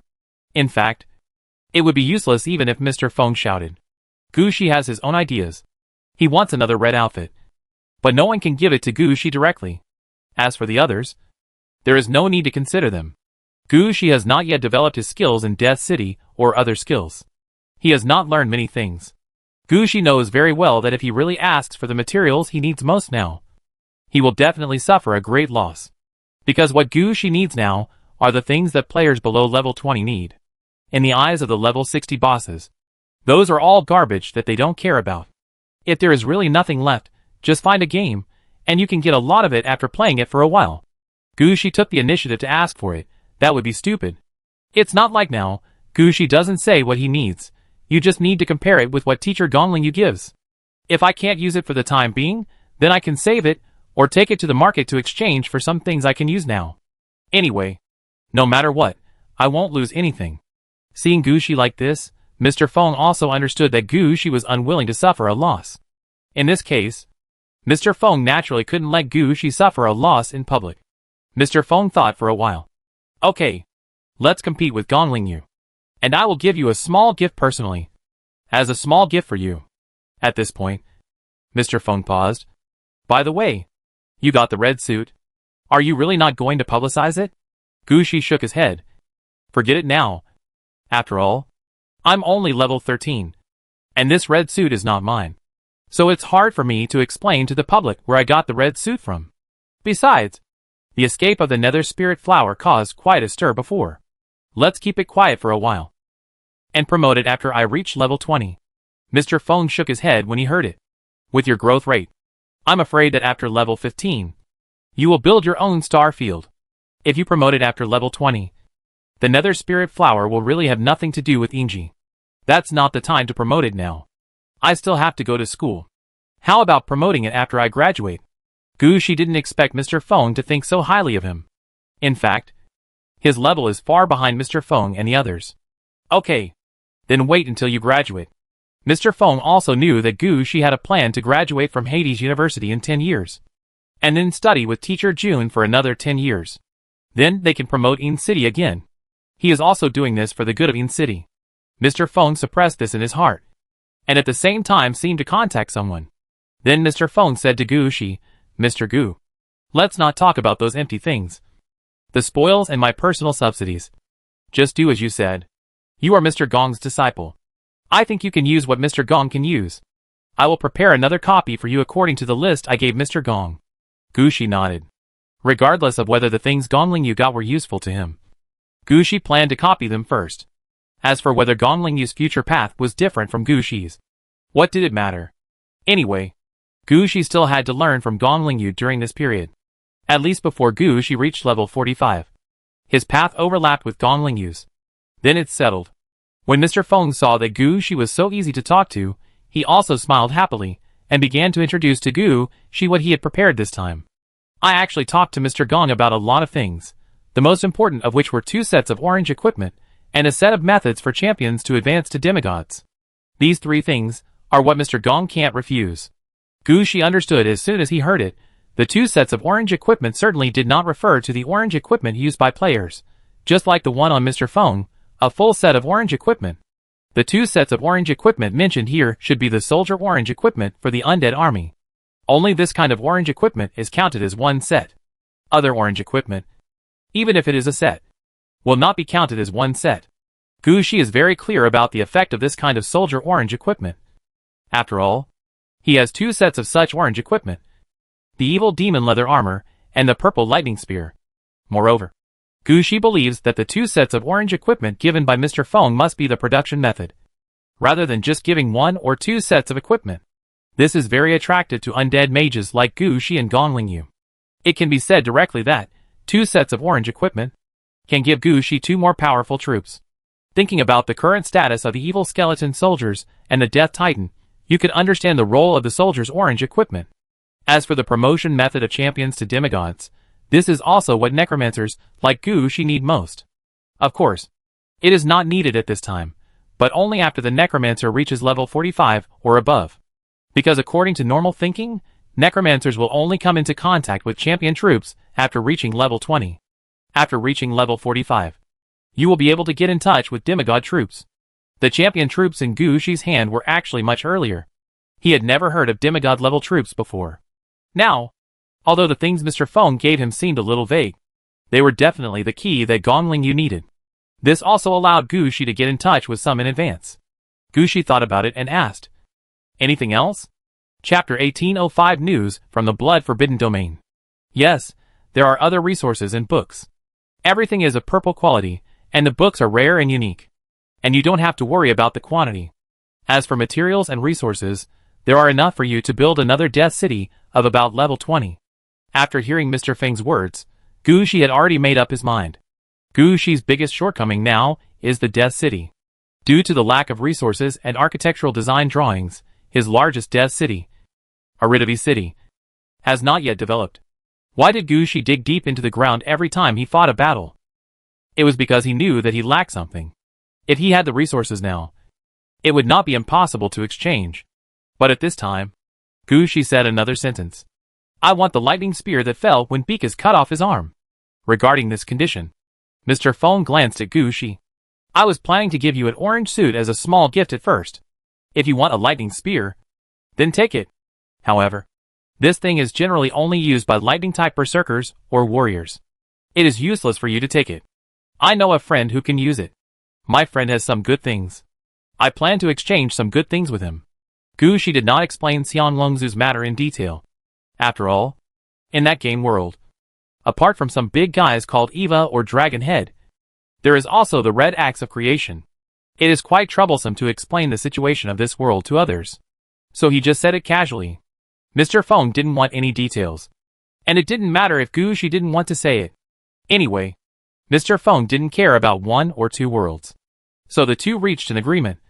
And Gu Shi was not sure about the details. Mr. Feng did not ask any more questions. He just asked his men to prepare various resources in exchange for the opportunity to recommend his men to bind the cursed eye. Now he was waiting for the teacher to come back with the news. Just at this moment, a portal opened nearby, and Mr. Jun came back with a surprised look on his face. Mr. Jun, what's the situation? Is Bekas dead? Mr. Feng was most concerned about this question. As soon as he saw Mr. Jun coming back, he immediately stepped forward and asked. Mr. Jun glanced at Mr. Feng and asked in confusion, How did you do it? Ah, we were just 3 against 1 to carry out the siege, mainly because Bekas was caught off guard by us, and he was stupid, knowing that he couldn't do it but still wanted to die. Mr. Feng quickly conducted a post-war analysis. Unexpectedly, Teacher Jun stopped Mr. Feng from speaking. It's not Bekas, but the entire Blood Forbidden Domain. Hearing this, Principal Lu, Gong Lingyu, and Gu Shi also gathered around. Teacher Jun, what happened to the Blood Forbidden Domain? The Blood Forbidden Domain was directly hit, and the planet in the Blood Forbidden Domain became a new sun on the spot. All the Blood Skull Clan players living in the Blood Forbidden Domain were wiped out. Several nearby star regions were also affected. Now this matter has become a big deal.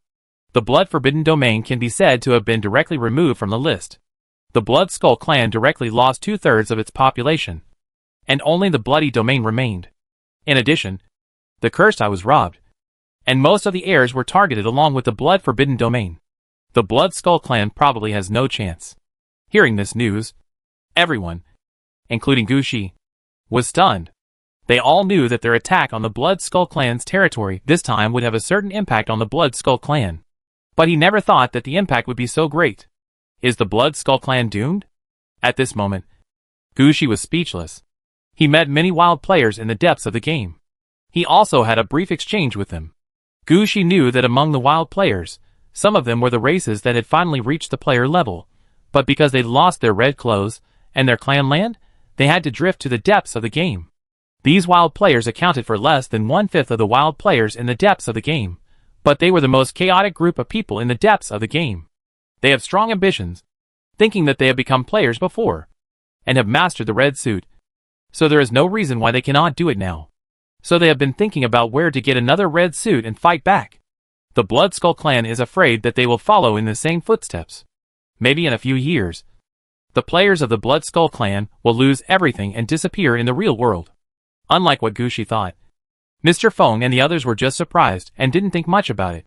In their opinion, after taking the Cursed Eye, the matter was over, and the matter of the Blood Forbidden Domain had no direct connection with them. Only Principal Lu said something there. Teacher Jun, what do the people in the Cursed Holy Land think? Do they plan to retrieve the Cursed Eye? What can they think? One of the 3 dogs was killed, and the remaining 2 knew to curl up with their tails between their legs.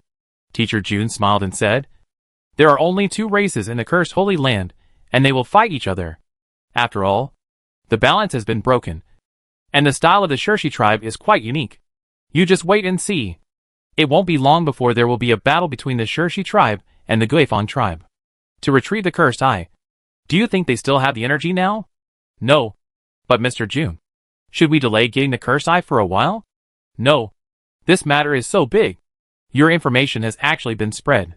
And some people can already guess that the cursed eye is in our hands. There is no point in hiding it any longer. My idea is to deal with the cursed eye first. Now that Bekas is dead, the cursed eye is temporarily ownerless.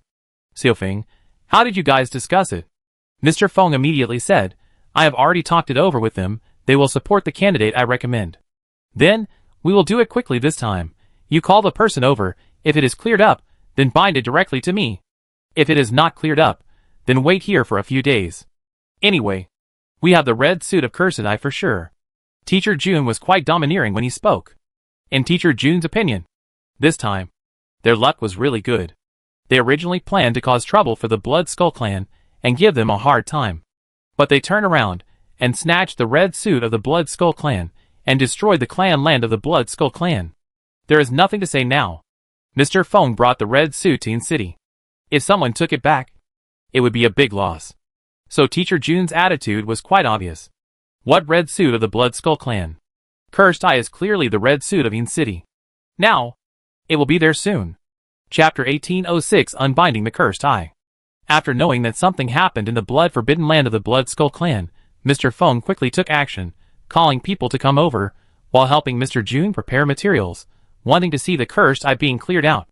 Gu Shi and the others naturally stayed behind out of curiosity. After all, this kind of thing is not common. They had to stay and take a look, to broaden their horizons. What if they encounter the red suit that is dropped by killing the enemy in the future? If I don't know how to deal with it, I can't clean it up directly. When I bring it back to the real world, the red suit will not be my own. Especially Gu Shi. He is thinking about the red suits deep in the game. He is still hesitant about the creation bridge. But Gu Shi must take the secret eye in the hands of the octopus head. Those guys have been plotting against me for so long. And if I don't take a piece of their red suit, I will really let down all the suffering I have endured. So learning some knowledge is also very important for Gu Shi. Gu Shi was watching from a distance. And Principal Lu and Gongling Yu were explaining on the side. Of course, it was Principal Lu who was explaining. And Gongling Yu and Gu Shi were listening. After all, whether it was Gongling Yu or Gu Shi, they had only cooperated with Teacher June a few times. They had no idea about Teacher June's Earthway. The only thing that was certain was that the Earthway could open a portal at any location it will, and send people there and drag them back. At present, to deal with the Cursed Eye, there is definitely no need for something like a portal. Teacher June used another method of the Way of Earth. Can you see where Teacher June's Way of Earth is hidden? Principal Lu introduced it while looking at Gongling Yu and Gu Shi proudly. Gongling Yu shook his head, but Gu Shi said, Shoes. Principal Lu looked at Gu Shi with some surprise. How do you know that the Way of Earth is red shoes? Gu Shi couldn't say that the origin of the undead in his hand recorded the properties and production methods of the Way of Earth and the Throne of the Dead. Gu Shi not only knew the first version of the Earth Road, but also knew how to make it. When Principal Lu asked, Gu Shi naturally said it easily. Nothing. Just this feeling. Gu Shi said while looking at the position of Teacher June's feet. Principal Lu immediately reacted when he saw Gu Shi's gaze. So that's how it is. You guessed it because you saw that Teacher June never changed his shoes no matter where he was? Gu Shi wanted to say. That's not the case. At this time, Gongling Yu said, It's not like that. Teacher June's shoes are quite unique. Gu Shi should have discovered this. Gongling Yu pointed at the foot of Teacher June. At the foot of Teacher June, something similar to a skull would appear from time to time. Before Gu Shi pointed it out, Gongling Yu might not have felt anything. But after Gu Shi pointed it out, Gongling Yu always had a feeling. She asked with some confusion. You said that the Way of Earth can be upgraded with the orange quality death boots? Gu Shi thought about it, and found that it was indeed the case. Among the 3 pieces of the Ghost King cloak, the death boots can be strengthened and nurtured through a series of means to make the Way of Earth. The undead amulet can be made into the Throne of the Dead through a series of strengthening and nurturing. Gu Shi's eyes lit up. This is the discovery of the highlight. There is a vampire cloak missing here. But Gu Shi believes that this thing also has the idea of upgrading to a red outfit. If these 3 red clothes form the Ghost King's cloak, what will happen? Gu Shi didn't know what to think. But Gongling Yu didn't have such an idea. She didn't know that the throne of the dead was made of the undead amulet. She just noticed the changes caused by the way of the earth. And then she made some guesses. Principal Lu felt a little embarrassed at this time. He had followed Teacher June for so long. But he didn't even see what the way of the earth was. In this respect, he was not as good as Gu Shi and Gong Lingyu. How can this be? Will he be outdone in the future? So he quickly boasted about his knowledge from other parties, and also asked about the preparations for Gong Lingyu's red dress exhibition. At this time, Teacher June also took the box out of the seal. When the box was taken out, a platform suddenly rose from the ground. Principal Lu quickly said, "This is the second ability of the Way of Earth, the power of the earth. As long as the Way of Earth stands on the earth, it can mobilize the power of the earth, whether it is attacking or defending, or performing other operations. It can be done quite easily. Don't underestimate the huge underground space of Yin City. It is actually the result of the efforts of the Earth Tao." While Principal Lu was talking, Gu Shi had already seen Teacher June open the box. As the box was opened, the seal that Gu Shi and his team had previously placed on the half-head was still in effect. The half-head was in a dying state, and there were a lot of ice and other things on it. Teacher June ignored the seals at all, reached out and pressed down, and the half-head and the seal sank into the ground, and at the same time an arm made of mud reached out, and forcibly pulled the cursed eye off the half-head. When the cursed eye was pulled out, a flash of light was clearly seen. But the arm made of mud immediately turned into a rock state, wrapping the cursed eye. The light had not yet fully exerted its power, and it disappeared. After that, the mud began to melt, as if it was about to shrink back to the ground. Principal Lu did not know how Mr. June operated at this time. The only thing that was certain was that the cursed eye had been untied, and it did not cause any unnecessary trouble. At this time, Mr. June turned around. "I am clearing some things from the cursed eye. It will take about 10 days. You all go back. Xifeng, arrange for someone to come and wait here. After the cleanup, we will start binding immediately." "Okay." Mr. Feng agreed immediately. As for Principal Lu and the others, they did not stop it. After all, they had already received benefits from Mr. Feng, and the opportunity to bind this time had been sold. When everyone was about to leave, Teacher June called Gu Shi. "Little Gu, you did well this time. Although your level is not high, your luck and fighting power are quite strong. You don't want to stand in the front for the time being, which I can understand. However, you have to use the hidden benefits given to the holders of the red suit in Yin City. You wait here. I will have someone contact you and arrange some things." Chapter 1807, Compensation for Losses. After coming out of the underground of Yin City, Gu Shi was dragged back to Yaladowai City as soon as possible. Now all the people in Yaladowai City are too busy, and there are still some things that Gu Shi must deal with personally. The biggest problem here is the retreat of the undead troops sent out. Because the retreat of the undead troops was quite sudden, most of the undead had no way to choose the city gate they came out of to return. There are many undead here, and they retreat with the idea of entering whichever city gate they see. This caused part of Gu Shi's undead troops to run to Gong Lingyu City, and part of Gong Lingyu's troops to enter Gu Shi City. These troops are what Gu Shi needs to deal with most now, because Gu Shi can't leave Gong Lingyu's troops in his city. Gong Lingyu won't leave Gu Shi's troops behind either. Now Gu Shi needs to count how many of Gong Lingyu's troops are left behind, sort them out, and send them back to Gong Lingyu. At the same time, Gu Shi still had one thing to do, which was to revive the troops that were damaged in this battle. If they had just died in normal battles, Gu Shi might not have been so anxious to revive the troops that were damaged in this battle. But this time, a large part of the casualties were because they did not have time to retreat, and all of them were left in the blood-forbidden zone, which has now become the sun. Now Gu Shi does not know how many of his men died in this way. But fortunately, Gu Shi has a permanent altar of eternal slavery. All the information of the undead is recorded here, and he has his own means. The soul protection of the ghost flower can be resurrected infinitely. Although the resurrection here requires the consumption of mana and so on, it is better than consuming experience at the eternal slavery altar. As long as Gu Shi is willing to take action, he can naturally resurrect all the people lost this time. Gu Shi usually doesn't care about these things. If the undead under his command die, they die. Whether to resurrect or not depends on the choice of their own heroes. But this time, Gu Shi had to go personally. After all, the losses this time were all caused by accidents, so he should revive them if possible.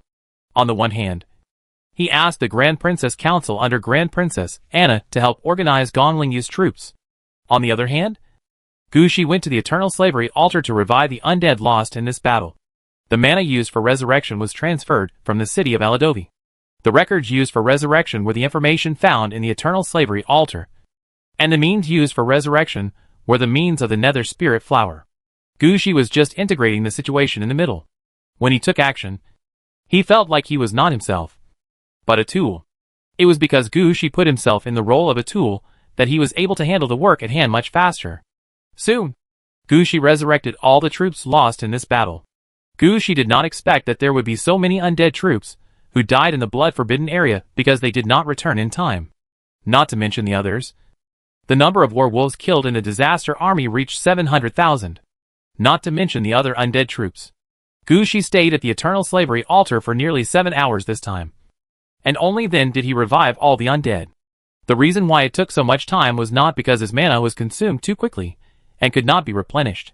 It was because there was not much open space near the eternal slavery altar. Every time a batch of undead was resurrected, they had to be sent out to make room for resurrection. This also made Gu Shi feel for the first time that his city was still too small. There were many things in the city that were not prepared. At the same time, Gu Shi also thought of one thing. He sent out such a small number of troops, and ended up losing more than 1 million undead. Gonglingyu sent out so many troops. And how many undead troops did not come back? In fact, Gu Shi really thought too much about Gonglingyu. Gonglingyu had experienced many battles, and she had countless troops. From the fact that she sent out tens of millions of troops this time, but arranged them in an orderly manner, it can be seen that there are capable people who can command the army among her subordinates. With such manpower, even if there is any problem, the troops can be mobilized back at the first time. Although there were some losses in the end, the losses were not too great.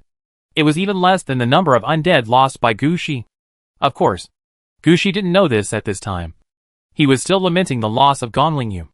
Seeing that Gu Shi was free, Princess Anna appeared beside Gu Shi at the first time. At this time, Gu Shi was sitting directly beside the altar of eternal slavery, eating the food that had just been served. Looking up at Princess Anna, Gu Shi asked while eating, "What's the situation?" Gonglingyu's undead troops have been sorted out. There are about 9 million people, of which more than 7 million are gathered near the city of Aridov. More than 1 million are gathered in the Black Pole City. The rest are scattered in the Poison Peach Mountain, Shuncheng, and the activated Giant Rock City. We now need to contact Gonglingyu and ask them to open the corresponding city connection route to send these more than 9 million undead troops to them. How many troops do we have with Mr. Gong? Gu Shi did not answer immediately, but raised a new question. About 600,000. Princess Anna was quite familiar with the number of troops in the city. She knew exactly how many troops Gu Shi had sent out, and how many undead souls had been resurrected. Adding and subtracting, the undead souls that had not been resurrected, and had not returned, must be with Gonglingyu. There was no need to think too much about this. Just do the math and you'll know. Then I'll talk to Mr. Gong about this. By the way, send the undead souls from Black Pole City and activated Giant Rock City here first. Those places are deep in the game, and there is no creation bridge to connect to the real world yet. It is not good for people to know too much. Gu Shi quickly issued an order, asking Princess Anna to send back the undead who fled to other cities. Gu Shi himself planned to ask Gonglingyu how to deal with the undead troops under her. Gu Shi believed that more than 9 million undead were a large army for Gonglingyu, and she had no reason to give up. After sending these 9 million undead back, Gu Shi also happened to ask Gonglingyu about the information of the 2 sets of orange suits and demigod arms given by Mr. Feng. Of course, there were also those supplies. Gu Shi also needed to ask Gonglingyu to see how to use these things best.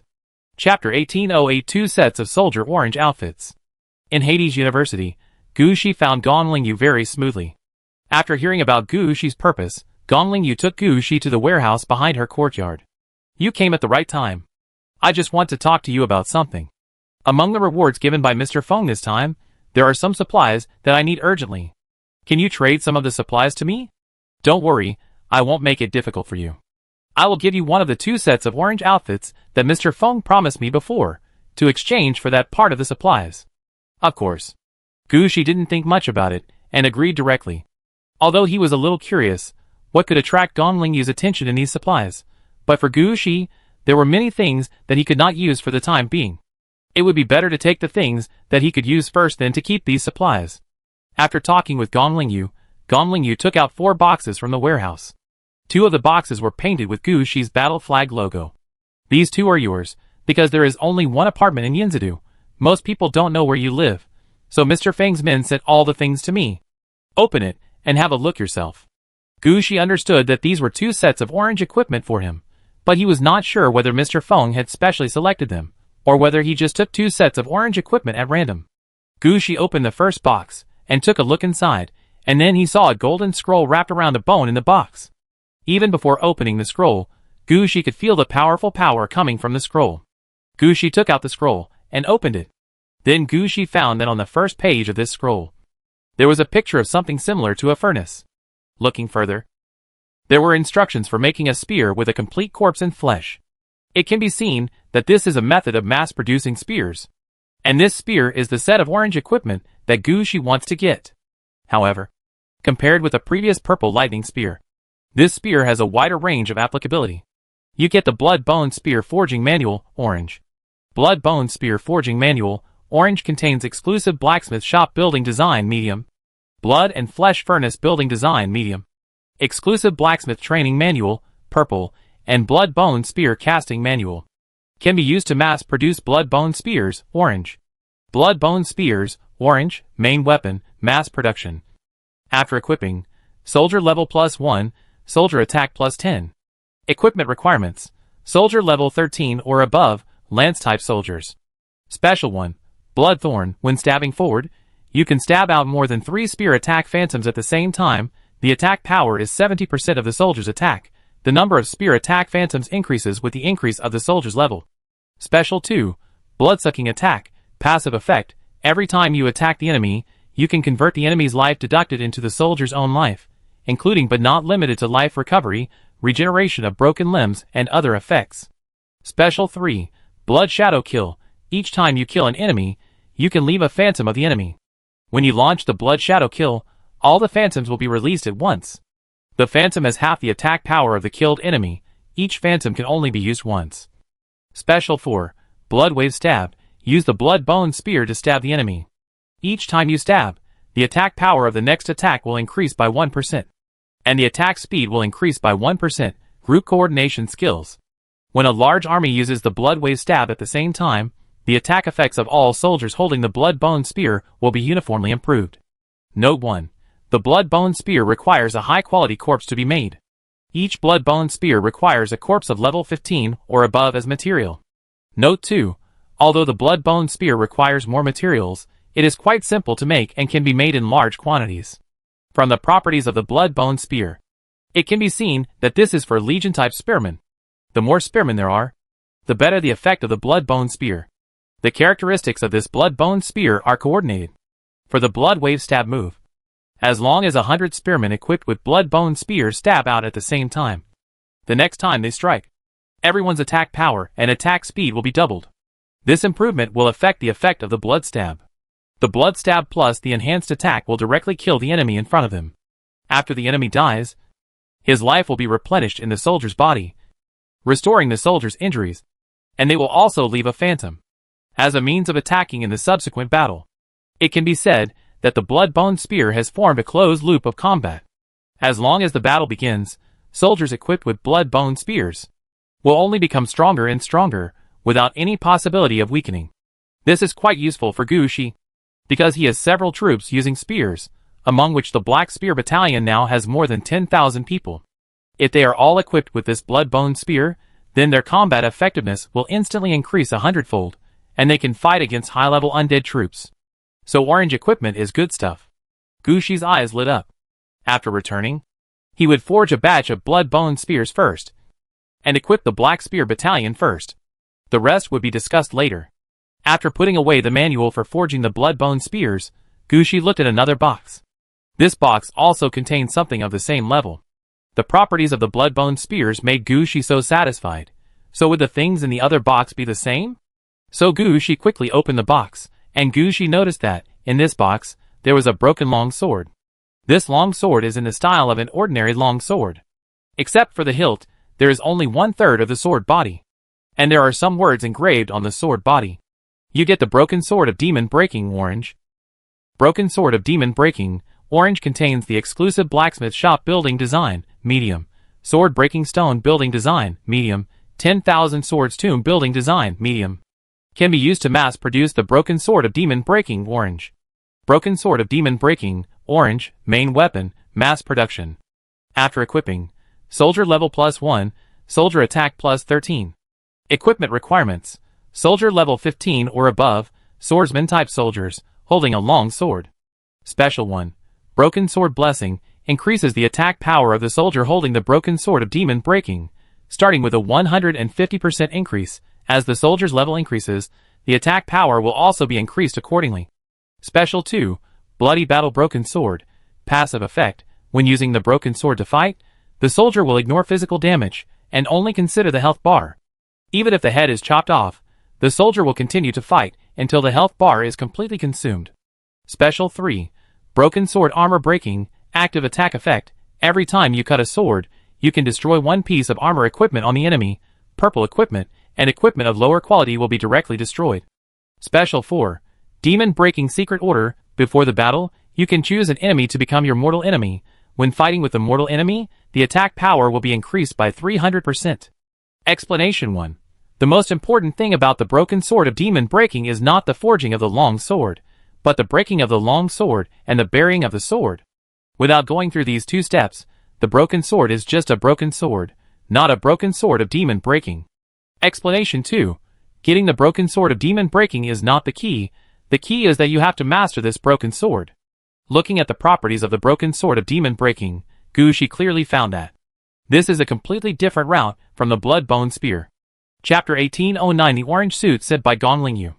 Different from the Blood-Bone Spear, just by looking at the properties of the Demon Breaking Broken Sword, Gushi understood that this actually brought the training method of the troops together. For the Demon Breaking Broken Sword, you must first forge the sword, then break the sword, and finally nurture the sword. The sword will be useful after it is nurtured. If it is not nurtured, it may not only be broken, but also the soldier will be finished. This is actually a gamble. But Gushi is willing to gamble, after all. There are quite a lot of undeads with swords under his command, and he doesn't need a few more soldiers. After nodding with satisfaction, Gushi also put away the broken demon sword. At this time, Gonglingyu also opened the 2 boxes given to her, revealing 2 sets of orange equipment inside. Unlike the broken sword and scroll on Gushi's side, the orange equipment that Mr. Feng gave Gonglingyu was obviously more gorgeous. However, if you think about it, you can understand that Gushi has few soldiers with orange equipment. But Gonglingyu is different.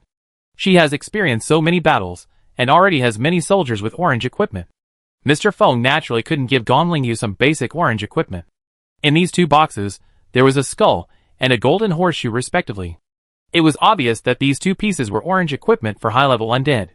One was for the Lich, and the other was for the substitute Death Knight troops. It can be said that this was much better than what was given to Gushi. Gushi looked up at Gonglingyu, and found that a hint of casualness flashed in Gonglingyu's eyes. In other words, no matter what Gushi took away, it was not important to Gonglingyu. Gushi thought about this seriously. Finally, he reached out, and moved his hand to the box on the skull. Gushi also understood that he should strengthen his own magic troops. Whether it was the skeleton mage, the corpse wizard, or the lich, their level, number and strength were not as good as Gushi's Death Knight troops. They even didn't have a strong hero except for the brave fighter. The Blood Curse Battalion composed of Blood Curse Corpse Wizards, the Poison Mist Battalion composed of Mist Corpse Wizards, and the Soul Control Battalion composed of Soul Control Corpse Wizards did not have a suitable commander, and they did not play any suitable role in the battle. They are more like the background board in the city of Aridov. They don't even have the chance to be used at ordinary times. But Gushi understands that the magic troops are more important in the undead troops. Just like the undead cannot lack the undead dragons and death knights, the magic troops are also an indispensable part of the undead.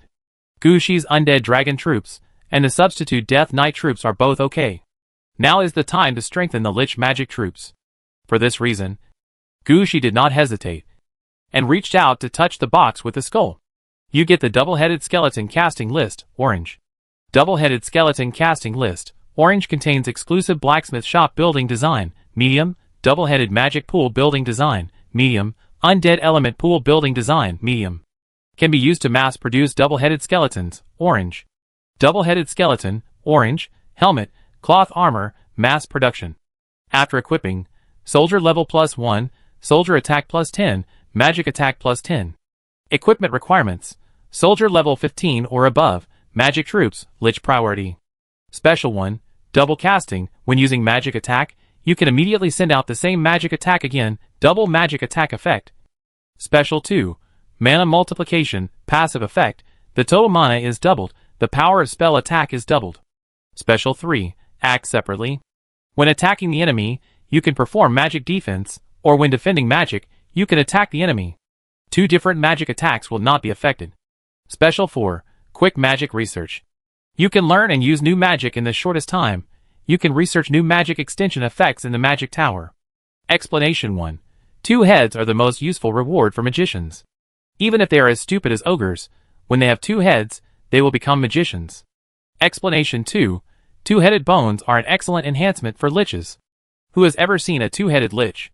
Looking at the properties of the 2-headed bones, Gushi knew that this property was good. No matter which lich unit you give it to, or even the skeleton mage unit, it can bring excellent results. The most important thing is that this 2-headed skeleton can actually affect the magic research in the magic tower. You should know that among the various magics in the magic tower, there are players who can learn, heroes who can learn, and soldiers who can learn. Each type of magic has several different extended research directions. The requirement for upgrading the magic tower is to study the magic of this level to a relatively high level. It can be said that among Gushi's previous magic troops, a large part of them stayed in the magic tower to study. Of course, there were also many who were conducting research and learning in the alchemy laboratory or other places. With the blessing of the 2-headed white bones in front of him, the magic tower would need fewer magic troops. So Gushi would have more manpower to arrange for other places. Seeing Gushi put away the 2-headed white bones casting list, Gonglingyu did not think about it anymore. At this time, Gonglingyu put away the horseshoe. Then he said to Gushi, "By the way, the promotion list for the demigod troops has been delivered. There are some conditions in this list. Do you have a champion unit under your command?" "Yes." Gushi responded immediately. He not only has a champion unit under his command, but also a champion unit with orange equipment. That's good. The requirements for promotion to demigod are very simple. Champion unit, soldier level over 40, equipped with at least 1 orange equipment, then you can be promoted according to the corresponding situation and route. Now there are 2 promotion routes for demigod level soldiers. See which one you have on hand, and take that one. Gushi was not surprised by the trouble of upgrading demigod level soldiers. What surprised Gushi was the idea of the promotion route. Will there be requirements for the direction before demigod? There are not too many restrictions on the direction, but there will always be some requirements.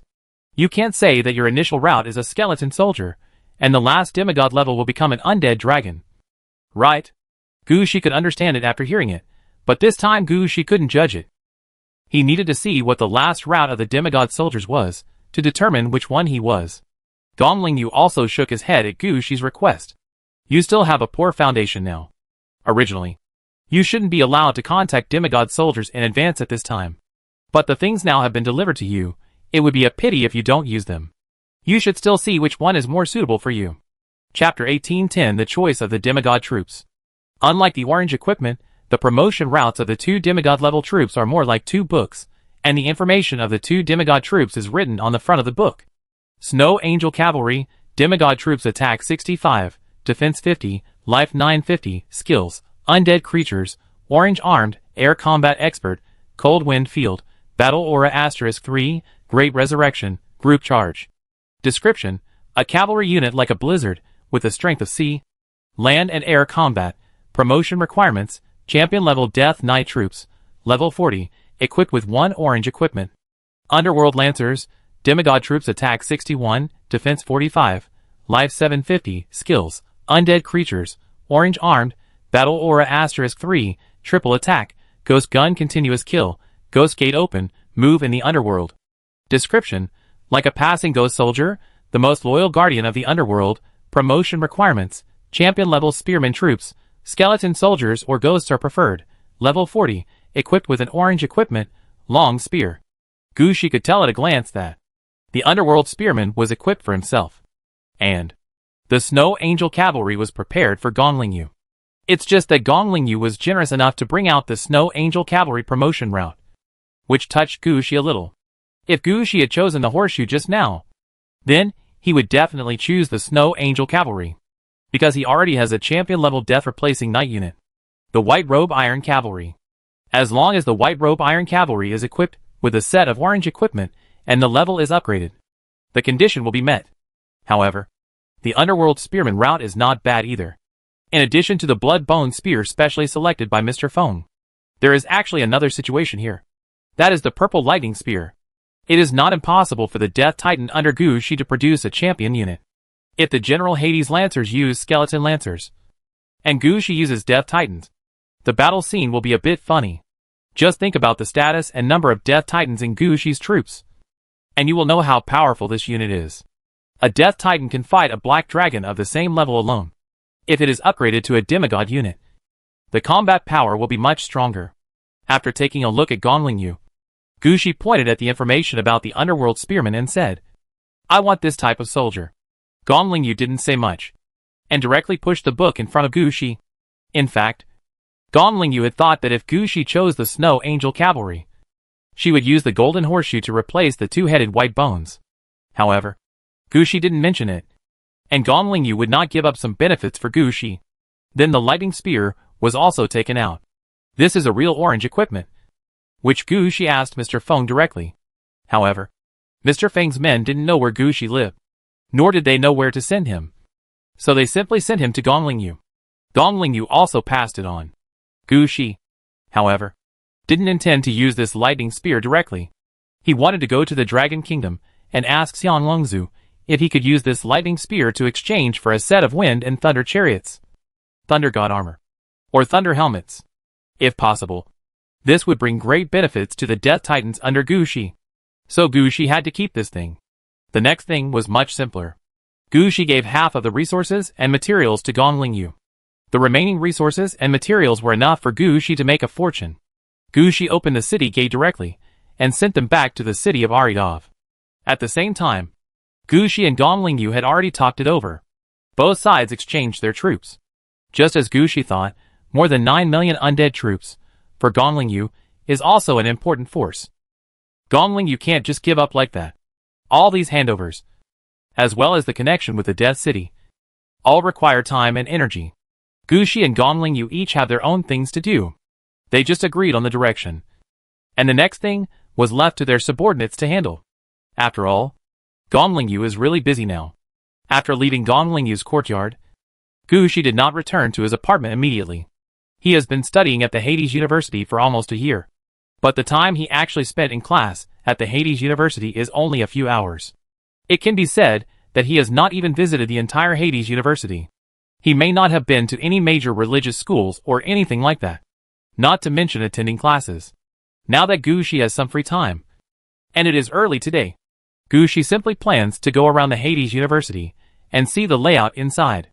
After all, for the next 10 or 20 years, Gu Shi will study in the Hades University. It is impossible that Gu Shi is already in the Yin City. Gu Shi should send Yen Ryu to the school to copy books and find a place to study by himself. Gu Shi is not stupid. It is very convenient to have a teacher to guide learning. Gu Shi knows it well. So it is very meaningful for Gu Shi to get familiar with Hades University. So Gu Shi put his hands behind his back and walked in the campus. Although Gu Shi is not very familiar with Hades University, he has the ability to find his way and is not likely to get lost. In addition, Hades University is located in the center of Yin City. No matter where he goes out, he can return to Yin City. There is no need to worry about getting lost. So Gu Shi didn't think much about it, and just walked around the Hades University. If Gu Shi didn't walk around, it really wouldn't matter. In addition to the teaching buildings, the Hades University is like a small self-sufficient city. The Soul Calling Tower, the Magic Tower, the Experimental Center, the Science and Technology Center, the Yellow Spring Road, the Ghost Gate, whatever you can think of, are all built here. At the same time, there are also cinemas, supermarkets, internal buses, and other living buildings. It can be said that the Hades University is the best development template for the City of Death. Just by looking from the outside, Gu Shi knew that his City of Death was lacking something. There were training camps for the troops, barracks and various reinforced buildings, and buildings for magic and technology. However, in terms of entertainment and life, there was still something missing. Although the undead did not necessarily need entertainment buildings, there was a piece missing, and Gushi still felt that something was not right. Gushi did not actually want entertainment buildings, but there were some things he could not think about. But he must have a direction. In the end, Gushi was still moved, and simply went to the Undead Civil Engineering College in the Hades University to inquire about the city building design drawings.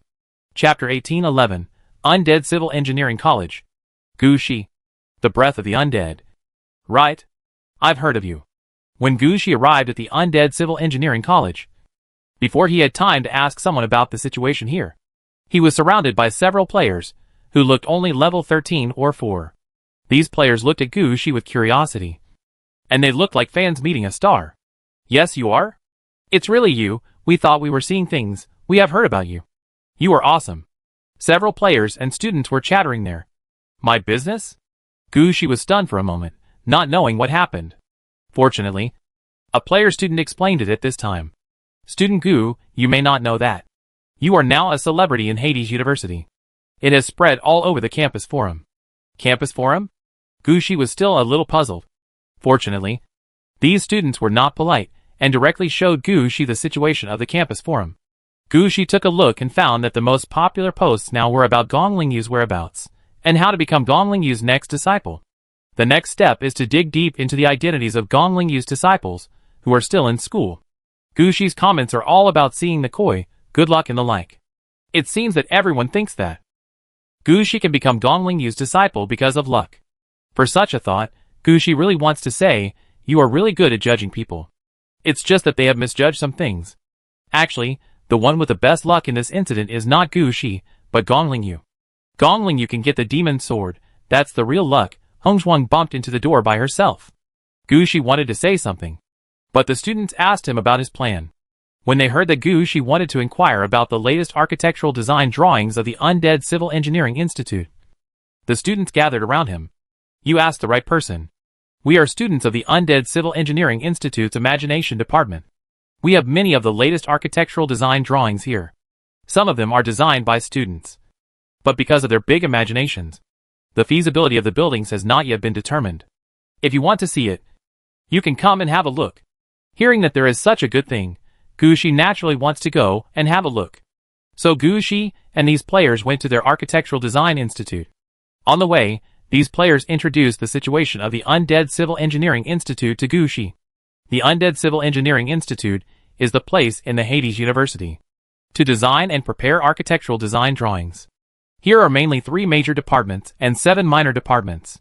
The 3 major departments are their Brain Hole Department, Transformation Department, and Undead Replication Department. The Imagination Department is where students turn everything they think of into architectural designs. The Transformation Department is where students turn the non-undead buildings they encounter into undead. The Undead Replication Department is also known as the Archaeology Department, where students copy the undead buildings they encounter in the game or in the underworld and turn them into architectural designs. These 3 major departments have their own characteristics, but they are the main sources of undead architectural designs. As for the remaining 7 minor departments, they are like patches, mainly for patching work and targeted research on some architectural designs. As for the method of drawing architectural design drawings, it is actually quite simple. It mainly depends on a few key points. For them, the most important thing about architectural design drawings is the combination of materials and the future growth potential of the building. These are the most important things. Normally, anyone can draw an architectural design drawing, but whether they can build an undead building is not guaranteed. Gushi just started building with the architectural design drawings before, and he didn't think so much. Now, after listening to it, he felt that there were still many different places in the building. As they were talking, they came to the main building of the Architectural Design Institute of the Undead Civil Engineering Institute. This is where these students usually take classes and conduct experiments. At the same time, some architectural design drawings made by students that have not been corrected by teachers are all placed here. With these students leading the way, Gushi easily entered the place where the architectural design drawings were stored. Here, several students introduced their works to Gushi. Listening to the introductions of these students, Gushi had to admit that the imagination department was truly worthy of its name. These students had really big imaginations. What attracted Gushi's attention the most was a building design related to ghosts. Speaking of other building designs related to the undead, Gushi might not have too many ideas, but ghosts were different. Gushi had a full set of ghost building designs in his hands, and what he saw here really opened his mind. I don't know which student came up with this idea, but he actually wanted to squeeze the ghosts together. This idea is not wrong, because the ghosts' bodies are translucent, and sometimes they can overlap. Most necromancers have seen this kind of thing, but I have never seen a player like this one. Even if other players know that ghosts can overlap, they still treat ghosts as individuals. When they overlap, they just treat them as troops squeezed together to reduce the area they occupy. But the player in front of him compressed all the ghosts together.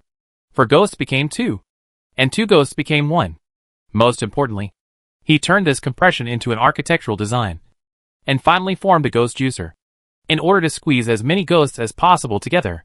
If it was just like this, it might be okay. But Gushi checked it out, and found that the ghosts squeezed together by this ghost juicer were actually no different from ordinary ghosts in terms of combat power. How can anyone be willing to put so many ghosts into this? So the evaluation below this architectural design is, it has a good imagination, and a strong observation ability, but it is not practical. There are many similar things. Gushi is quite interested in these architectural designs, and he just looked at them one by one. Sometimes Gushi would ask about the design ideas of these architectural designs, and sometimes he would put forward some of his own opinions. These architectural designs with their own imagination are actually very interesting to Gushi. He saw several different garden architectural designs here. Some of these architectural designs even had good effects. Gushi had been thinking about the cultivation of the seeds of the nether spirit flower. These architectural designs became the focus of Gushi's observation, until a special architectural design appeared in front of Gushi. Chapter 1812 Mobile Base? What is this? Gushi pointed to a piece of architectural design that looked like a patchwork monster and asked. He knew that the design direction of the players with a creative mind was always creative, but this one was no longer creative, but it was just putting the brain in a bucket and shaking it. When asked by Gushi, several players were embarrassed. This is what one of our seniors researched, called a mobile comprehensive special building complex. Mobile, comprehensive, special, it's really troublesome. Is there a simpler way to say it? Gushi was confused by the name of this thing. When the player heard this, he whispered, in fact, we wanted to build a mobile city, but we found that the city itself requires a lot of energy, and making the city move also requires a lot of energy. In addition, the city cannot replenish energy from the earth veins when moving. The energy is insufficient between the addition and subtraction. Not to mention the advanced city. Even the small city cannot do it. In the end, the things added in became less and less. But after it was reduced to a certain amount, it was found that it could not form a city. It cannot be developed. In the end, it cannot be called a mobile city, or even a mobile base, but can only be called a mobile comprehensive special building complex. The player explained the situation here to Gushi. At this time, Gushi also understood that he actually built an aerial city. He was very clear about the problems here. Gushi just made a city fly into the air, and did not even think of making this aerial city move in the air. The buildings placed on it have been reduced again and again. It really took a lot of thought.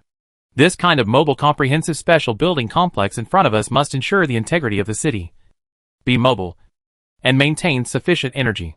Gushi believes that their final idea is not to have the city's growth potential. How can such a thing be done? So this so-called mobile comprehensive special building complex in front of us was just pieced together casually.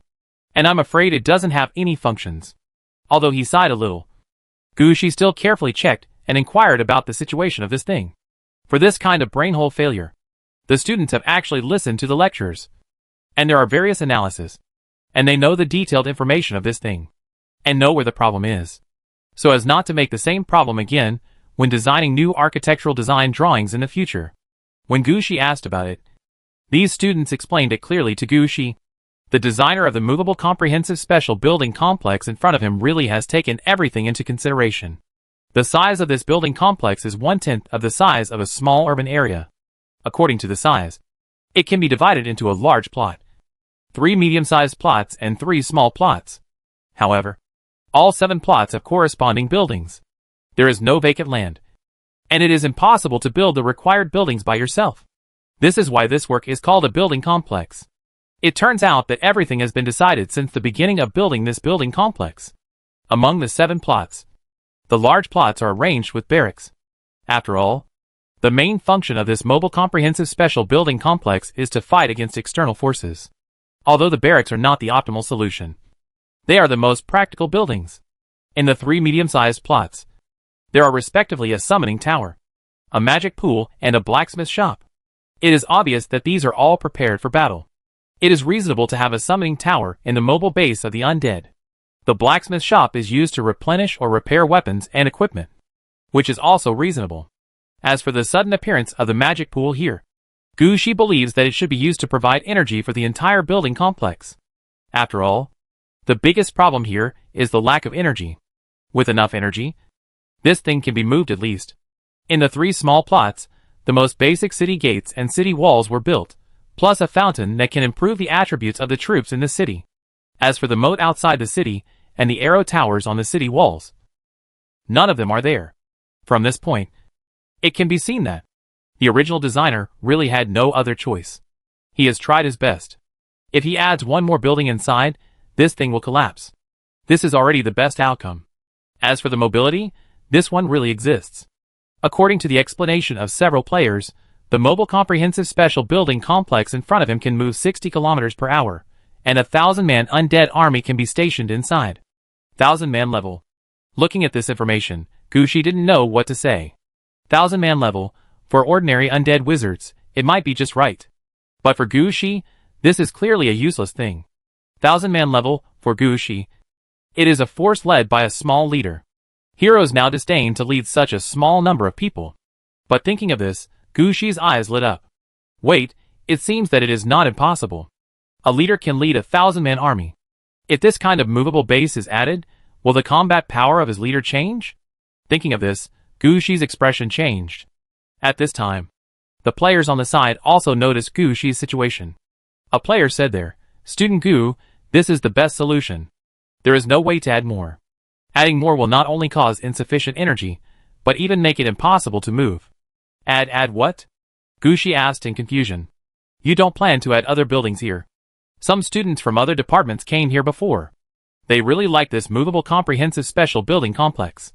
But they always propose to add some buildings or replace some buildings in the end. But there is really no way to change it. This arrangement is really the best solution. After hearing what the player said, Gushi also understood his idea, but Gushi immediately said, "No, I don't plan to add anything else. I just want to ask a few questions. Is it that the buildings here can be upgraded?" Of course you can. Buildings can definitely be upgraded. If buildings can't be upgraded, then what's the point?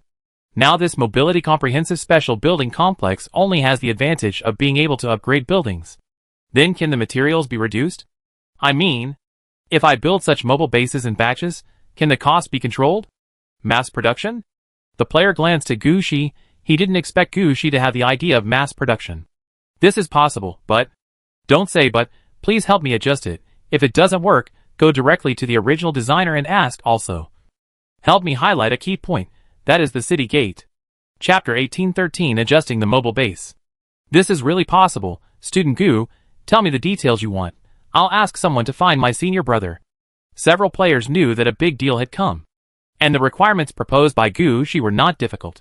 If they could really make the changes according to Gushi's requirements, then the design of this mobile integrated special building complex would be considered a success. Then their design would be finalized, and their graduation project would be ready. After all, there are people who buy and produce in large quantities. Who can say that the mobile comprehensive special building complex designed by the brain hole system is useless? Soon, a player who looked to be in his 20s, wearing a red and black plaid shirt, and with Mediterranean hair, ran in. As soon as he entered the door, he said loudly, "Who is it? Who proposed the modification suggestions? Do you want to produce in large quantities? I have a good idea." Gushi turned his head and glanced at the player. Several nearby players hurriedly explained, "This is Brother Su, who is also the designer of the Mobile Comprehensive Special Building Complex." The Mobile Integrated Special Building Complex was his graduation project. Because the design was not very useful, the score was not high, and his graduation was blocked. If he makes some adjustments this time, the graduation project can work. He can graduate this year. Hearing this, Guushi understood why senior brother Su was so anxious. So Guushi quickly put forward his own request. I hope to make some adjustments. The barracks can stay, and the blacksmith shop can be replaced with a garrison. There is a warehouse in the barracks, which can be used to store various weapons. This place can only accommodate 1,000 people, and storing 2,000 sets of weapons is enough. There is no need for a blacksmith shop to forge them. It is different if it is a garrison. The garrison can provide a place for soldiers to rest and recover, and it does not consume ground fire, so the energy consumption will be less. The most important thing is that the garrison has the function of improving the combat attributes of the soldiers in the army. So the function of your fountain can be combined here. The fountain can be omitted. Listening to Guushi's words, senior brother Su thought about it seriously, and it was indeed the case. He originally thought that the mobile base could be self-supplied, but he did not think that with only 1,000 people, more weapons could be stored, and no supplies were really needed. Then why did he think of putting a blacksmith shop here? Even if it was not what Guushi considered, it would be fine to put a troop station or other places. And just as Guushi said, a medium-sized troop station is not really big. If only 1,000 soldiers were stationed, the attribute blessing of the troops would naturally be super strong, and the effect of the blessing would definitely be stronger than the fountain he placed there. The most important thing is that the garrison and the barracks together can almost cover most of the needs of the 1,000 soldiers. It can be said that Guushi's words directly opened up the mind. Senior brother Su immediately had a new idea. Okay, the fountain space is free, and the central control system that I canceled before can be placed there. In this way, the moving direction and speed of the mobile complex can be controlled. Are you planning to strengthen the control of this mobile base? Will this consume too much energy? Guushi asked worriedly. No. As long as it does not exceed the energy level required by the land itself, the energy consumption will not be too much, senior brother Su said immediately. Then I have another suggestion, that is, can you arrange the city gate as the central core position? Senior brother Su was also a little puzzled by Guushi's opinion. What do you mean by this? It means to strengthen and highlight the city gate and weaken the other buildings. I know your movable things are integrated, because this is a building complex. But you better make people believe that the city gate is the main body of this building complex. The main body of the city gate? Is this feasible? Even if you want to arrange it this way, it's not appropriate. Who would regard the city gate as the main body when building a city? At this time, Guushi patted senior brother Su on the shoulder and said, just believe me, as long as you regard the city gate as the main body, your architectural design will not only pass the test, but many people will come to buy it. Guushi has seen the feasibility of the movable integrated special building complex. If, as Guushi said, the city gate is taken as the main body, then this mobile comprehensive special building complex can become quite important in the eyes of some necromancers, especially those low-level necromancers who have mastered the city of death. When they can only deploy out of the city gate, they can deploy this mobile comprehensive special building complex to the battlefield. 1,000 soldiers are arranged in the mobile comprehensive special building complex, which can move freely, follow behind the troops, quickly supply, and have city wall defense and soul summoning tower to summon souls. This can even change the fighting style of a necromancer. Trust me, as long as you make this, I will show it to the teacher. She knows very well the role of this kind of thing on the battlefield. Battlefield? Senior brother Su still shook his head. This mobile base without an arrow tower and a moat, can it really go to the battlefield? Although he was puzzled, he still adjusted quickly. When senior brother Su designed the mobile comprehensive special building complex, it can be said that he took all kinds of things into account. The entire design has been modified countless times. In terms of modification, he is already familiar with it, and many things are done smoothly. After a while, the new design of the mobile integrated special building complex has been modified. However, he did not immediately hand the building design to Guushi, but took out an instrument and tested it directly there. What is he testing there? Guushi asked curiously. He is running the score there. Several players quickly explained. This is what we must do after making the building design. On the one hand, we are checking whether the architectural design is complete. On the other hand, we want to check if there are any shortcomings in this architectural design. Most importantly, we need to record the points we get, and record the level to which each architectural design can be upgraded, and how many resources it needs to consume. Are there any special attributes that are accidentally refreshed? Hearing this, Guushi also understood. The special attributes that are accidentally refreshed Aren't they the prefixes of architectural designs with their own characteristics? So Gushi waited on the side. Senior brother Su was running the points there, while adjusting the materials to be added. Every time he adjusted, he would record the data. Until all the data were run, he turned his head and looked at Gushi. Chapter 1814 Movable Comprehensive Special Building Complex. It's ready. As the instrument stopped, Senior brother Su said to Gushi excitedly, "Come and take a look. This is the score." As he said this, Senior brother Su handed a modified experimental production order to Gushi. Gushi took it, and saw that it was the system prompt when he got the building design drawing. Movable Comprehensive Special Building Complex, combination used 3,500 resources, 30 units of wood, 30 units of stone, 20 units of iron ore, 5 units of crystal, 5 units of gems, to build a movable comprehensive special building complex, combination building complex, in the city. After completion, it can form a special movable building complex with a moving speed of 60 kilometers per hour. After completion, it can station 1,000 soldiers and 1 leader. The number of soldiers stationed cannot be increased as the building level is upgraded. After completion, it can generate war missions for all environments within 10 kilometers of the building complex. After completion, 3,500 resources? When Gushi saw this data for the first time, his eyes jumped. That's all? This is not as much as the resources required for a large building such as a temple or a cloud temple. And it is obvious that the functions of these buildings are calculated uniformly. If you want to upgrade, they will be upgraded uniformly in the future, instead of upgrading each building separately. Okay, that's great, Senior brother Su. Can you give me a copy of all the information of this mobile comprehensive special building complex? By the way, I also want a copy of the detailed information description. I can give you the architectural design drawings, but I'm afraid I can't give you all the information and detailed descriptions, because this is my graduation project. I'll show it to my teacher. If there is no problem, this thing may be promoted in large quantities. Okay, I'll give you the information now. As soon as he heard Gonglingyu, Senior brother Su agreed immediately. It can be seen that Gushi's reputation is really not as good as Gonglingyu's. However, after agreeing, Senior brother Su still asked a question. Student Gu, can I ask? Why do you value this mobile integrated special building complex? It's very simple. You have researched this thing, but it has not played its corresponding role. That's because you have not grasped its core relationship point. Death City. One of the 3 divine skills of death. Although it is not common among necromancers, but it is more common in Hades University. Among the students currently studying in Hades University, there are at least 800 people who have mastered it. I asked them before, they actually don't think highly of this thing. Because the Death City can put the city gate on the battlefield at any time, they don't need this kind of thing. That's because you didn't ask the right question. If you sell this thing as a building, they certainly don't need it. But if you sell these things as motherships or land cruisers, then the situation will be different.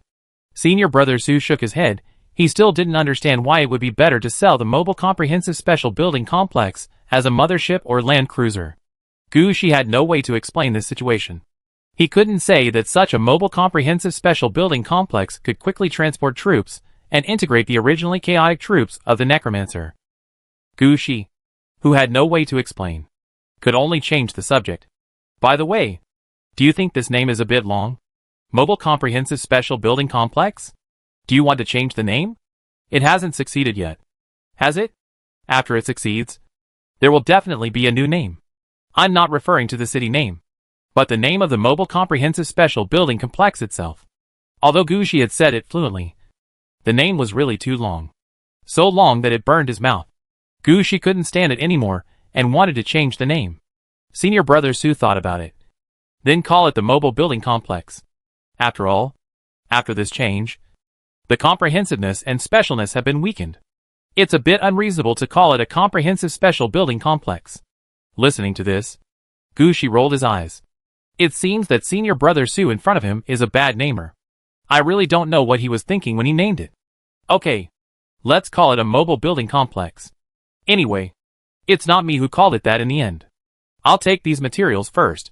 By the way, can I take a copy of the architectural design drawings? Sure. I'll copy a copy of the original for you, so that you can use it unlimited times. Senior brother Su said quickly when he heard it. Someone using his architectural design drawings was the greatest affirmation of him. so he was willing to give Gu Shi a copy. When he received the architectural design drawings, Gu Shi asked a question. By the way, there is a professional question I have always wanted to ask. I have obtained many architectural design drawings from the game before, and I found that these architectural design drawings can be reused.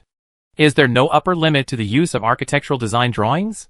Hearing such a question, not only did senior brother Su laugh, but several other players also laughed. This is a professional question. You may not know this. Actually, all architectural design drawings have a usage limit. However, the usage limit of most architectural design drawings is 2,000 times. Using an architectural design once to build is considered as 1 use, and copying it once is considered as 10 uses. Also, if you make adjustments to the building, it is also equivalent to using it once. Most people will only use architectural design drawings once at most, and there is almost no possibility of using them again. Even if they do, they will not be used as many as 2,000 times. So most people don't know. Only civil engineering students like us know. Because after all, when we started our research, we had to learn how to copy architectural design drawings. After listening to their explanation, Gu Shi understood a little bit. But Gu Shi asked again, what about the copied architectural design drawings? The number of uses is also 2,000 times? Of course. But when copying, there will be some changes. So the copied things will be slightly different from the original. If you copy it more times, it will become something different. This is what we must learn since we entered school. What if I want to reuse the architectural design drawings tens of thousands of times? Several. Tens of thousands of times? Yes. You see, I now have a leader and 1,000 soldiers, who can be arranged to enter the building complex. Now I have tens of millions of soldiers, and I have to prepare tens of thousands of such building complexes. And my military force is actually still small, and I have to pick and choose. My teacher said that tens of millions is just the starting point of the army. If you think this is really effective, does the architectural design need to be used tens of thousands of times? Chapter 1815. Looking at the problem from another perspective. After hearing Gu Shi's question, all the people present were stunned. They really didn't expect that Gu Shi would ask such a question. Senior brother Su hesitated for a moment, and finally asked, do you really need to use it tens of thousands of times? It's true, and the number of times will definitely increase. I can't explain this to you clearly. But one thing is certain, at least I need to have architectural design drawings that can be used tens of thousands of times. And there will be a continuous need for them in the future. Hearing this, senior brother Su's eyes lit up. Don't worry, I'll go find my mentor and this thing will be done. Okay, then I'll go find my mentor and talk about this. It's better to try it out. While Gu Shi was talking, he took the information and ran to find Gongling Yu. As for the other things in the Undead Civil Engineering Institute, Gu Shi didn't even take a second look. Of course, Gu Shi also took away 2 architectural design drawings that senior brother Su had just copied. Seeing Gu Shi come back again, Gongling Yu was a little surprised. But she still met Gu Shi. On the one hand, Gu Shi's current identity is different. And on the other hand, Gu Shi came so quickly. There must be something. Otherwise, with Gu Shi's personality, I'm afraid he wouldn't show up for 100 or 200 days. What happened? Nothing. I took a look around the Hades University and found something interesting. I thought it would be useful for the students who master the power of the Death City. So I brought it to you to see, Gu Shi said, as he took out the information and architectural design drawings. Gongling Yu took it and looked at it, and her eyes lit up. Like Gu Shi, she was now commanding an increasingly large battlefield. They both had strong demands for the mobilization of troops and the command of battles. In order to make the troop command smooth, Gongling Yu organized the troops into 10,000-man teams. However, there were strict requirements for the supply and movement of 10,000-man troops. It was impossible to travel in a square formation all the time. At present, this kind of building complex was quite useful for necromancers like Gongling Yu and Gu Shi. 10 such building complexes can carry 10,000 soldiers, and they can guarantee logistics and many other functions. Whether it is used on the main force or the cannon fodder, it is quite useful. What Gu Shi can think of, Gongling Yu can think of. And what Gu Shi can't think of, Gongling Yu can also think of. After reading all the information, Gongling Yu said seriously, I will talk to the Dean of the Undead Civil Engineering College. In addition, Principal Lu may also be involved. The connection between the necromancer and the building will be strengthened because of this building complex. Even a separate system will be created. At this time, Gushi muttered. Also, for ordinary necromancers, this is also a small artifact. They can use it as their own mobile base. You know, for ordinary necromancers, this is equivalent to a dead city that cannot be actively operated. Perhaps it won't be long before each necromancer will have 1 or 2 such mobile bases. At that time, the status of the death city and the 3 death skills will be affected. It won't have much impact, Gongling said with certainty. On the contrary, after the necromancers master this mobile building complex, they will better understand the power of the death city. And I believe that this mobile building complex will become a major trend in the necromancer route. For ordinary necromancers, normally at level 5, they can contact the mobile building complex. Speaking of this, Gongling stopped. She took out a piece of paper and wrote quickly. What do you think? After writing down many things, Gongling finally raised his head. Ah? What are you thinking? How to use this kind of building complex? If we push forward, in just 100 years or so, a new transferable profession will appear on the side of the necromancer. By then, you and I, and that person called Sue something, will be the creators of this profession. As long as we are still alive, we will get quite a lot of benefits in this regard. I don't know about that player called Sue something, but as for you and me, we can live for at least 10,000 years. So are you ready to promote this profession? Can it be like this? Of course, don't underestimate the creator of the profession. You can understand why Mr. June has such a high status if you think about it. Gushi just remembered that when Gongling talked about Mr. June, it seemed that he said that the contracted undead was researched by Mr. June. It can be said that every necromancer now, as long as they embark on the professional path, contract a contracted undead, they have to accept Mr. June's kindness. The same is true for the mobile building complex in front of us. For necromancers above level 5, this thing will eventually become as important as the contracted undead. You should know that not all necromancers can learn the City of Death. But as long as the mobile building complex is promoted, it will become a skill that all necromancers master. By that time, an ordinary level 5 necromancer can carry 1,000 undead troops with him, and have his own mobile city. Oh! It may be a little small to call it a mobile city, but this mobile building complex is really a benchmark for the City of Death. Think about it. The city gate, the soul-calling tower and the city wall. If the necromancer who controls the City of Death does not upgrade the city to level 12 or above, there is no need to think about such a comprehensive effect. But it is different for the mobile building complex. As long as it is built, it is equivalent to taking it with you. And Gushi believes that once the potential of the mobile building complex is discovered, many people will come forward to study it. By that time, mobile buildings comparable to the dead city will appear. Perhaps a mobile city that can accommodate 10,000 people will also appear. So what should we do now? Let me talk to the Dean of the Undead Civil Engineering Institute first. We can't do this alone. We need to work together with the people from the Undead Civil Engineering Institute. If they are willing, then we can train first, and when I hold the Red Clothes exhibition, we can publicize it. Gushi nodded. He knew very well how big Gongling's Red Clothes exhibition was. More than a year of preparation, in order to attract all the attention of mankind here. Promoting the mobile building complex at this Red Dress exhibition conference, I am afraid it will really cause a huge response among human players. Maybe it won't take 100 years. As long as this mobile building complex is really useful, it may only take 10 years. The corresponding profession will appear, and the profession of necromancer will usher in further development. Chapter 18:16 Level 60 Death Titans. You are such a lucky star. Wherever you go, you will encounter good things. From now on, don't call yourself the breath of the dead. You should just call yourself the luck of the dead. After discussing the matter about the mobile building complex, Gongling said half-jokingly. Gushi shook his head. He still liked the name of the breath of the dead. After joking, Gongling went out to talk to the Dean of the Undead Civil Engineering Institute about this matter. Gushi sent the architectural design drawings of the mobile building complex that he had just obtained back to the city of Iridavi, and asked Luna and Princess Anna to deal with it urgently. As for Gushi, he went to other colleges and departments of Hades University. He wanted to see if there would be any other gains this time. However, Gushi did not find anything after a round, but became somewhat familiar with the road of Hades University. For this situation, Gushi was somewhat helpless. He thought he could find something again this time. Fortunately, Gushi was not the kind of person who only wanted to try his luck. After knowing the way, Gushi asked about the opening time of various public courses, and set a schedule for attending classes at Hades University.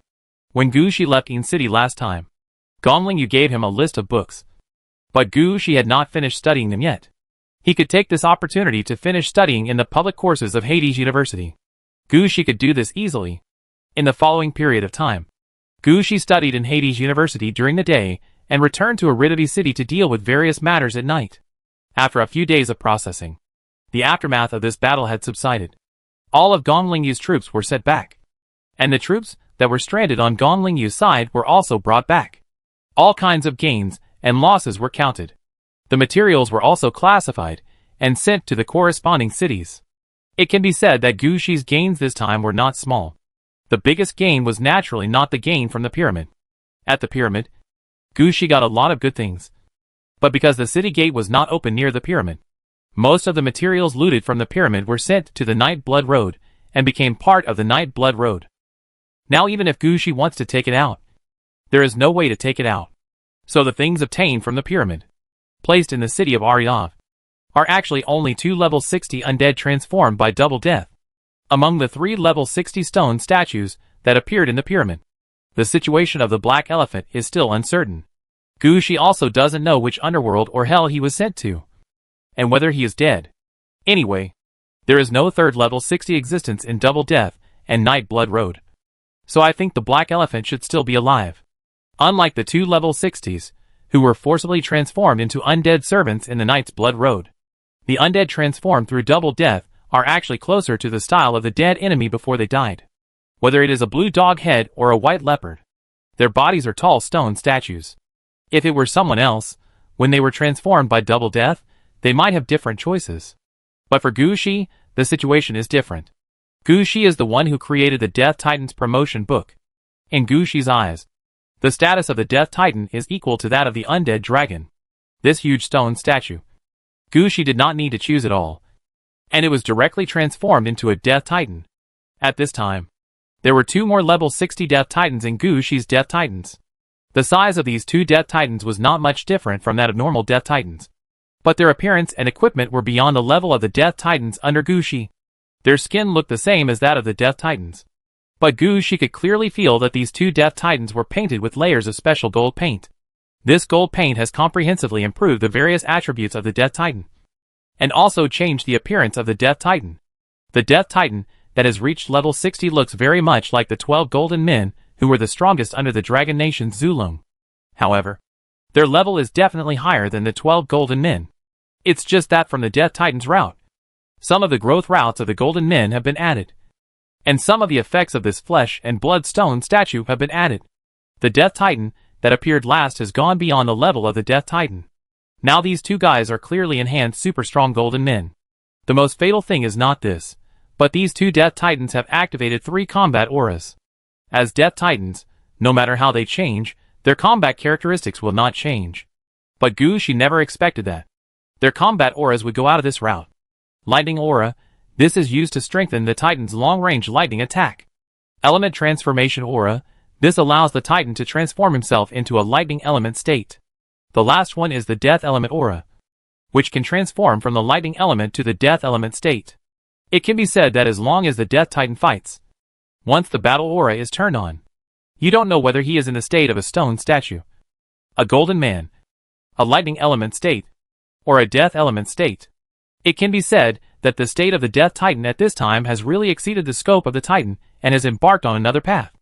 Of course, whether this path is feasible or not, and how it will be in battle, Gushi is still unclear. The only thing he can be sure of is that when the 3 halos of the Death Titan are turned on, the appearance of this Death Titan is somewhat similar to the Xian Longzu that Gushi saw fighting on the Dragon City Demon Dragon. It is a powerful existence that can do everything, such as close combat, long-range combat, physical attack, lightning attack, flight, suppression, etc. This situation makes Gushi feel that this is how the Death Titan should go. However, Gushi still has some willpower. He can't judge whether this kind of Death Titan is the normal growth path of the Death Titan.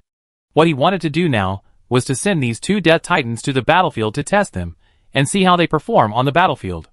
As for which battlefield to send them to, Gushi had already thought about it. That was the battlefield in Dragon Country. Gu Shi had several trade routes in Dragon Country, and even a corresponding title.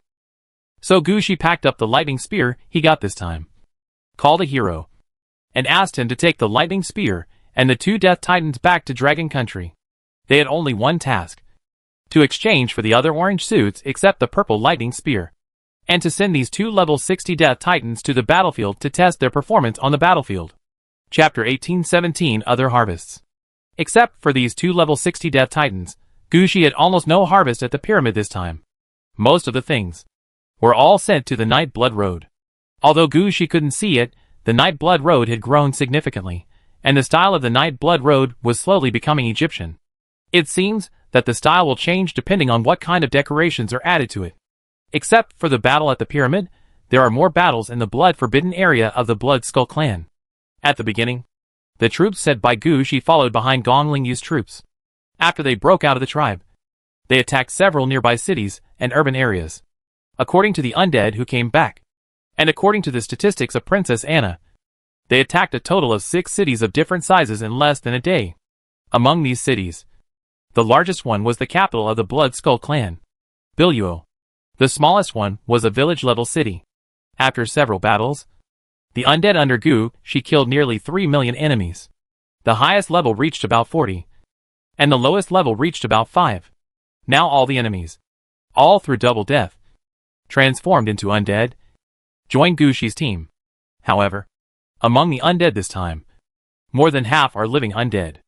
Among them are some relatively high-level draftsmen and architects. It is obvious that the several cities in the Blood-Forbidden area are the key cities of the Blood Skull clan. They have placed the manpower that can be used to develop the city in several key cities. It was precisely because of this that Gu Shi took advantage. It was a pity that they retreated too quickly in the end, and there was no way to bring back the corpses. Otherwise these corpses could also summon a batch of undead spirits. Oh, by the way, before the battle began, Gu Shi deployed the summoning tower in the castle. The summoning tower played a role in the battle, and it also transformed more than 300,000 corpses. This part should also be included. Gu Shi's harvest in the blood-forbidden area this time was nearly 4 million undead spirits. In addition to these undead gains, Gu Shi and his team also snatched a lot of resources. This time, Gu Shi finally released all his undead laborers, porters and ghost teams. It can be said that they have been snatching and transporting various supplies since the beginning. Because of this, the amount of supplies they got this time can be said to be quite a lot. I won't talk about the others. Just stones, wood and metal, each of which is calculated in millions. Ordinary resources are calculated in billions. It can be said that when Gu Shi saw this resource list, Gu Shi's eyes lit up. With just 1/30th of the resources that Gu Shi grabbed this time, he could build a sufficient number of mobile building complexes. There is no need to care whether his subordinates are elite or cannon fodder. He can directly assign each undead unit to the corresponding building complex. It can be said that the resources they grabbed this time are more than 3 times the value of the resources that Mr. Feng gave to exchange for the red suit binding rights. In other words, the resources here are worth the same as a complete red suit. Or you can buy the binding rights of a complete red suit. If these materials are used in Aridaz City, Aridaz City can be upgraded to level 5. If they are used in death cities such as Poison Peach Mountain and Black Pole City, they can be upgraded to level 12. This is only what Gu Shi was able to grab. There are many things that he gave up in the end because he was in a hurry and could not be transported back to the city. It's rich. Seeing so many resources, even Gu Shi couldn't help but sigh. He really got rich in this battle. Now these resources have been classified with the help of Luna and Catherine. Now they have been sent to the designated cities. Some resources that Gu Shi can't use, such as special resources belonging to mummies, have also been sold to the outside world. It can be said that this wave is enough to make Gu Shi's city prosperous for several years. Seeing such information, Gu Shi simply called all his men over to discuss how to make good use of this opportunity to develop death cities, such as Aridaz City. In the next period of time, Gu Shi will stay in Yin City. He may rarely participate in the game. After all, learning is more important. Then he will have time to focus on the development of this city and the handling of the Mirror Underground Palace. The original level 45 monarch was unattainable in Gu Shi's eyes. Now in Gu Shi's eyes, it is just that. Gu Shi has learned from Gong Lingyu that for players level 20, level 45, and level 60 are 3 important thresholds. If you pass it, you will enter another realm. If you don't, then I'm sorry. You will be stuck at this level for the rest of your life. The situation of the Grand Lord is that he has been stuck at level 45 for many years. Gu Shi has even fought against enemies at level 60. What is there to be afraid of for a Grand Lord at level 45? Even if he has many powerful troops. But can his troops compare with Gu Shi's? Gu Shi's troops are far superior to the Grand Lord's in terms of both quantity and strength. If Gu Shi had not had fewer people at hand, and if he had not had the energy to suppress and deal with the situation after swallowing up a large amount of territory, he would have fought with the Great Lord long ago. But now Gu Shi has time and energy, so he will naturally put the matter of dealing with the Great Lord on the agenda. Only after the entire Mirror Underground Palace is taken down, Gu Shi can feel at ease. Then he can transform the area of the Mirror Underground Palace and turn it into his own underworld. After calling all the contracted undead, leaders, heroes, city lords and some high-level undead together, Gu Shi first asked Luna to explain the current situation. Then, there is Gu Shi's goal this time. Completely occupy Gu Shi's half of the Mirror Underground Palace within 5 years, defeat the Great King within 10 years, and occupy the entire Mirror Underground Palace. For Gu Shi's 5-year plan, no one has any objection. Now Gu Shi's city, troops, resources, red clothes are all available, and confidence has been built. His subordinates are also full of confidence at this time. In their eyes, a 45-level Great King is nothing at all. What is there to hesitate about? If Gu Shi is not too conservative, according to the ideas of Princess Anna and the others, the Great King can be taken down within 5 years, and they can kill Albert through the Mirror Underground Palace within 10 years, and take down Victoria City and the Kingdom of Britain. There is no need to formulate a 5-year plan like this, and take it step by step steadily. Chapter 18 5-Year Plan. In the meeting hall of the main city of Aridov, Gu Shi was talking to Luna about the overall situation this time. For Gu Shi, the next thing is no longer a matter of details, but a matter of the general direction. Gu Shi now only needs to grasp the general direction. As for the part of the Mirror Underground Palace occupied by Gu Shi, it has not been completely controlled by Gu Shi yet. How long it will take to take these places is the general direction for Gu Shi. Previously, Gu Shi's subordinates planned to spread out the cities.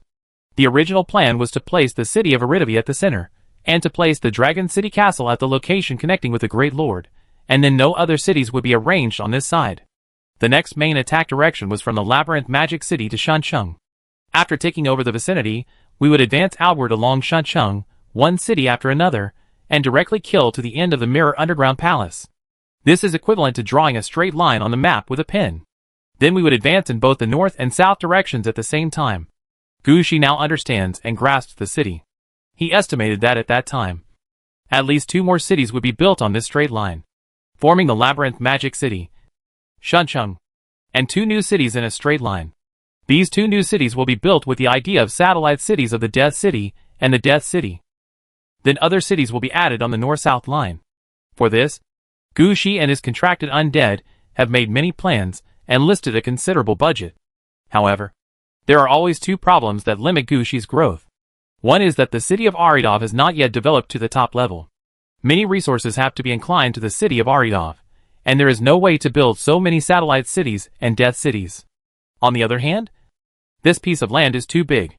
Even if so many cities are built, the part outside the city cannot be completely cleared. You know, even near the city of Aridov, Gu Shi has just completed the clearing. But this time, the situation is different. Gu Shi now has the best way to deal with wild monsters. Mobile building complex. One building complex with 1,000 people is a good radiation point. It can control a strategic range of 15 kilometers in diameter. Gu Shi believes that as long as 10,000 building complexes are released, a large wild area can be cleaned up quickly. After this place is cleaned up, these building complexes can be moved to other places. There is no need to stay and guard them, and there will be no waste at all. Moreover, the cleaning work of the Gu Shi building complex in the vicinity can be carried out by soldiers patrolling and soldiers on missions. This is not only good for Gu Shi's territory, but also for the soldiers sent out to clean up the battlefield. Even if Gu Shi cannot participate in the game in the next few years, the growth rate of his soldiers will not slow down. After Gu Shi completely occupies this half of the territory, his cannon fodder, main force, elite and high-level troops can also grow slowly. Listening to Gu Shi talking about his plan, Luna, and the others did not raise any objections. As Gushi's contracted undead, Gushi had not decided on a direction. They had to work hard for Gushi's development. Now that Gushi had decided on a direction, they just had to work hard in the direction Gushi had decided on. Even if the direction Gushi had decided on was wrong, they would keep going, until Gushi found a problem, or reached the end of the road. Not to mention that Gushi's route was still worth watching. After all, this mobile building complex can actually be used to clear a large area. So after Gushi decided on the direction, most people didn't say anything, but quickly adjusted their positions, and thought about what to do next. Gushi talked about the plan after clearing the area. Gushi now has the Nether Spirit Flower, and the future path of the Lord of Mount Tai. So there are some things he can prepare in advance. When preparing to attack the Lord of Mount Tai, Gushi will prepare a completely underworld of his own. The mirrored underground palace in front of him was the prototype of the underworld that Gushi had prepared for himself. Gushi had seen many underworlds, or the netherworld. For example, the Yellow Spring Road that had obtained the Flame Light 6 Paths lamp. The special underworld that had reached level 10. The underworld that was bound to the Nether Spirit Flower. And so on. For Gushi, each underworld had its own characteristics. But no matter what the characteristics were, Gushi already knew that the biggest characteristic of the underworld was the three-stage structure. It was divided into the front road, the underworld, and the Holy Land. Of course, there are other names, but it is always the same.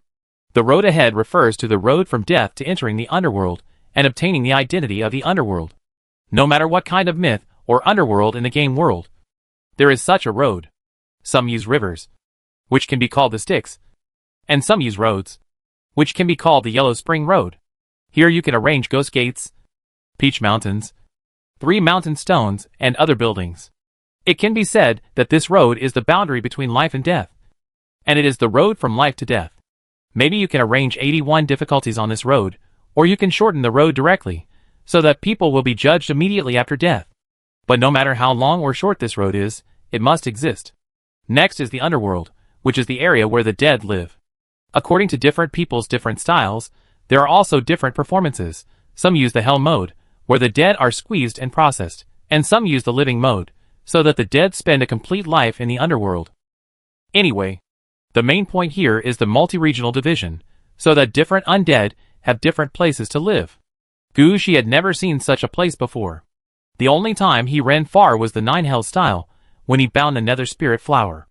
In addition, he understood the style of the Lord of Mount Tai to some extent. However, these two styles were not in line with Gushi. Gushi had his own ideas. The last paragraph was the key to the underworld. It was the residence of the Lord of the Underworld, and it was also the way for the undead to come back to life, or the place where they would live forever. The paradise behind the Wall of Sighs that Gushi encountered when he bound the Soul Flower was just like this place. Of course, some people call it Holy Land, Heaven, Pure Land, etc. Anyway, Gushi has not yet reached this step, and he has not thought about what his Pure Land will look like. The only thing that can be confirmed is that his Pure Land will be full of soul flowers. Because this is Gushi's most powerful means now. Chapter 18-19 Time passes. Gushi did not say much about the construction of the exclusive underworld. He only talked about his future growth path, and the things he could take out now. Aladovi City must be left behind. This place is more suitable to be used as the main city of the underworld. The current location of Longcheng is more suitable to be the entrance to the underworld, and the end of the Yellow Spring Road. As for the others, it depends on the location of the attack and whether there are any cities nearby. Anyway, Gushi's underworld is just starting now. Everything is on paper. It is unknown how long it will take to build it. After deciding on the general direction for the next 5 years, Gushi was assigned a lot of work. Now he is working at full capacity every day. During the day, he goes to the University of the Underworld to study. Under the guidance of various teachers, he learns all the basic skills of the necromancer. After school, Gushi has to deal with some things in the city of Aladovi that only Gushi can handle. For example, the transformation of the undead, the research on some high-level undead, the handling of urban construction, etc. Gushi can only sleep for less than 6 hours a day, and sometimes he can only eat on the road. Luckily, some of the benefits that Mr. June promised to Gushi have arrived. Gushi directly has a license plate in Yinzadu. This license plate is not a number, but a kind of aura that radiates to the outside.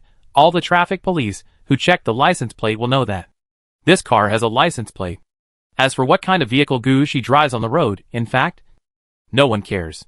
As long as there are no two different vehicles on the road at the same time, no one will care what car Gucci drives. In order to commute between Hades University and the apartment complex, Gucci did not take the holy silver evil coffin, but specially found someone to buy a vehicle similar to a flying carpet. This flying carpet is not the fastest, but it is the most flexible. It can fly in the streets, alleys, or in the sky and sewers. The most important thing is that this flying carpet is made by Hades University itself, and it has the map and class schedule of Hades University on it. As long as Gucci is sure of what class he wants to take, it can fly by itself. Gucci does not need to operate it. He just needs to lie on the flying carpet and take a nap in the breeze. It can be said that during this period of time, except for normal sleep, Gucci rested on the flying carpet with his eyes closed to restore his spirit. As for eating, sometimes Gucci really ate while walking. However, Gucci's efforts naturally brought him great benefits. First of all the foundations that Gucci lacked before were made up. Now Gucci's basic level has reached the level of a college graduate. In other words, Gucci can now easily reach level 15 without being affected by various factors. After reaching level 15, he can study according to the progress like a normal player, instead of constantly rushing to make progress like now. This situation made Gucci feel relieved, and he had already made plans. In the next period of time, Gucci focused all his attention on the skills he got when he upgraded, and the magic he learned from the magic tower. Speaking of magic, Gucci had to admit that the existence of the gem gloves had somewhat affected the situation at Hades University. He had never thought that there was a special undead and elemental coexistence college at Hades University. It was about how to combine elemental magic with undead magic. You could do a lot of tricks here, but everyone's energy was limited, and not everyone was like Principal Liu, who had the gem gloves and played with elements. So few people would come here to learn. This gave Gucci an opportunity. When he had learned the basics, he would come here from time to time. He did not force himself to learn everything, as long as he learned some changes related to himself. This was also a good thing for Gucci. This magic that combined elements with the undead directly opened up Gucci's thinking. He actually had many skills that seemed to have nothing to do with the undead on the surface, but in fact, when he turned around, they were still quite related to the undead. At this time, Gucci began to think about whether he should leave something for Hades University. Maybe in the eyes of some people, he thought too early. But in Gucci's eyes, he wanted to prove himself. At the same time, with the extra time, Gucci would also wander around the city. At that time, he would take the bus, without looking at the destination, and go wherever he wanted and play however he wanted. Anyway, Gucci now has a license plate for City, and he can use transportation in City at will. And he also has the right to use the police transmission system. No matter how far he runs, Gucci can easily return to his apartment.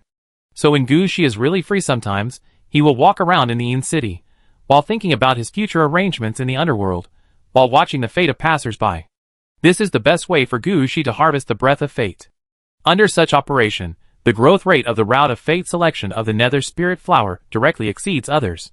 Now Gucci can already do it, influence the operation of fate on a large scale, and it is not through the power of the nether spirit flower, but through Gucci's own understanding of fate. This is something Gucci learned from Principal Liu. During this period, Gucci sometimes met Principal Liu. Although he is busier than Gongling Yu, he still insists on taking 3 regular classes and 2 large classes every week. In addition, Gucci would go to the Undead and Elemental Coexistence Academy from time to time, so the chances of meeting Principal Liu increased. Principal Liu also knew Gucci's potential, so he talked to him about his process of mastering red equipment. This was quite meaningful to Gucci, because Principal Liu's red gem gloves were obviously not for necromancers. But after years of research and use, his gem gloves have begun to evolve towards the necromancer route. In Principal Liu's words, when he replaced all the gems on the gem gloves with skulls of different elemental attributes, it would mean that the necromancerization of the gem gloves was completed. At that time, he would have reached the 3rd realm of the red suit holder. Equip the red suit, master the red suit, change the red suit. Gucci's ghost flower is actually much easier to modify than the gem gloves. Although the ghost flower was originally used for the Death Knight and the necromancer are both death-related beings. So it is actually quite simple for Gu Shi to change all this. What Principal Lu taught Gu Shi was the second realm, a method of strengthening the mastery of the red suit. Only by truly mastering the red suit can the attributes of the red suit be changed. Chapter 1820 on the day of the red costume exhibition. According to Principal Lu, it takes a long time to master the red costume and get familiar with its properties. It is best to first fit the properties of the red costume, and then slowly approach it through some means. If it is a profession that is not suitable for red costume, it will take longer to master it. If it is a red costume that comes naturally, or a red costume that you nurtured yourself, it will not be so troublesome, and the time to master it will be relatively shorter. Regarding the Nether Spirit Flower, Principal Lu has only 3 suggestions. The first one is to plant flowers by yourself. Although we don't know why the Nether Spirit Flower turned into a glove, its core has not changed. Flowers are the focus of the Nether Spirit Flower, so planting flowers is never wrong. Gu Shi also expressed his understanding of this. Gu Shi had a feeling when he was fighting before, when he released a large amount of Nether Spirit Flower seeds. He let the Nether Spirit Flower seeds absorb the energy in the blood. At that time, the Nether Spirit Flower grew very fast, and Gu Shi felt comfortable doing everything. So what Principal Lu said was right. Planting flowers is a good way. The second is to practice more. No matter what it is, you have to practice more. Only when you are familiar with it, can you say that you have mastered certain skills. If you prepare for a long time, you can only release a move, and you say that you have mastered the red suit, how can anyone believe it? So the idea is like this: practice more. Practice until you can directly launch it without moving your hands. Gu Shi is now observing the fate of others on the street, which is one of the ways of practice. The last one is the transformation of the red suit.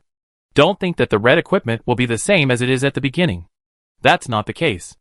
After you get the red equipment, it is not like the orange equipment, which cannot be modified. Except for the position of the equipment. You can modify the red equipment as you want. Let's not talk about the distant past. Let's take Principal Lu's own gem gloves as an example. His goal is to replace all the gems on the gloves with elemental skulls that are stronger than gems. Regardless of whether his goal can be achieved, you can tell whether it has been modified or not. According to Principal Lu, if the Ghost Flower wants to make a big change, it must first remove the heavy armor style used by the Death Knight and change it to the magic cloth armor style used by the Undead Mage. This step is the key. If you don't change to the magic cloth style, the Death Knight can also use it. No matter how you say you have mastered the red suit, no matter which method you use, it will take a long time to process. If Gu Shi doesn't start now, when will he wait? So Gu Shi put all his free time on this. If Yinzidu didn't belong to Mr. Jun's territory, Gu Shi even had the idea of planting the ghost flower on the roadside of Yinzidu. Of course, when there is something to do, time always passes quickly. In the daily busyness, time passed quickly. Early in the morning, Gu Shi woke up from the bed in the apartment. He was about to get up, but found Lingxi standing in front of the bed, with some clothes that looked gorgeous, but obviously rigid in style. Gu Shi pressed his forehead. What's the matter with these clothes? While speaking, Gu Shi sat up and said, Lingxi, I have to tell you, I don't want to wear such clothes. My lord, these clothes are not prepared by me for you, but sent by teacher Gongling Yu. I think you have forgotten what day it is today. Gu Shi was stunned for a moment, and sat on the bed and thought about it. What day is today? Today?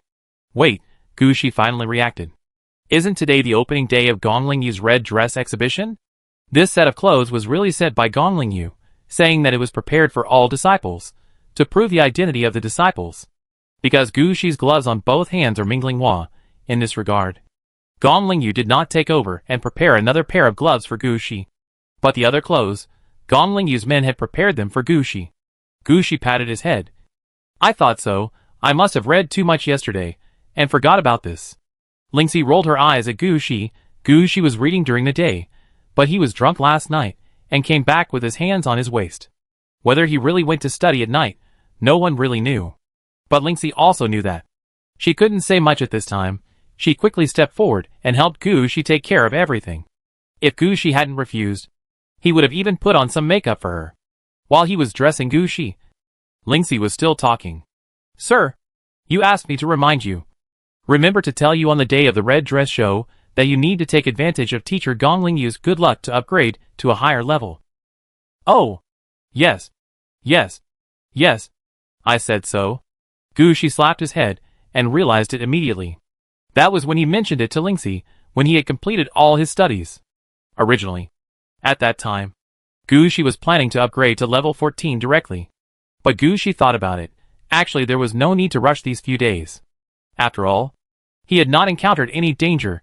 Staying in City, he had no important things to do, and had to reach a certain level. The most important thing was that level 14 was not level 15, and he still had the opportunity to go out for a walk, and participate in the promotion game or something. Upgrading to level 14, as long as he asked, it would be done. There was no need to rush that little time. In that case, he might as well take the opportunity of the Gonglingyu Red Clothing Exhibition Conference to upgrade.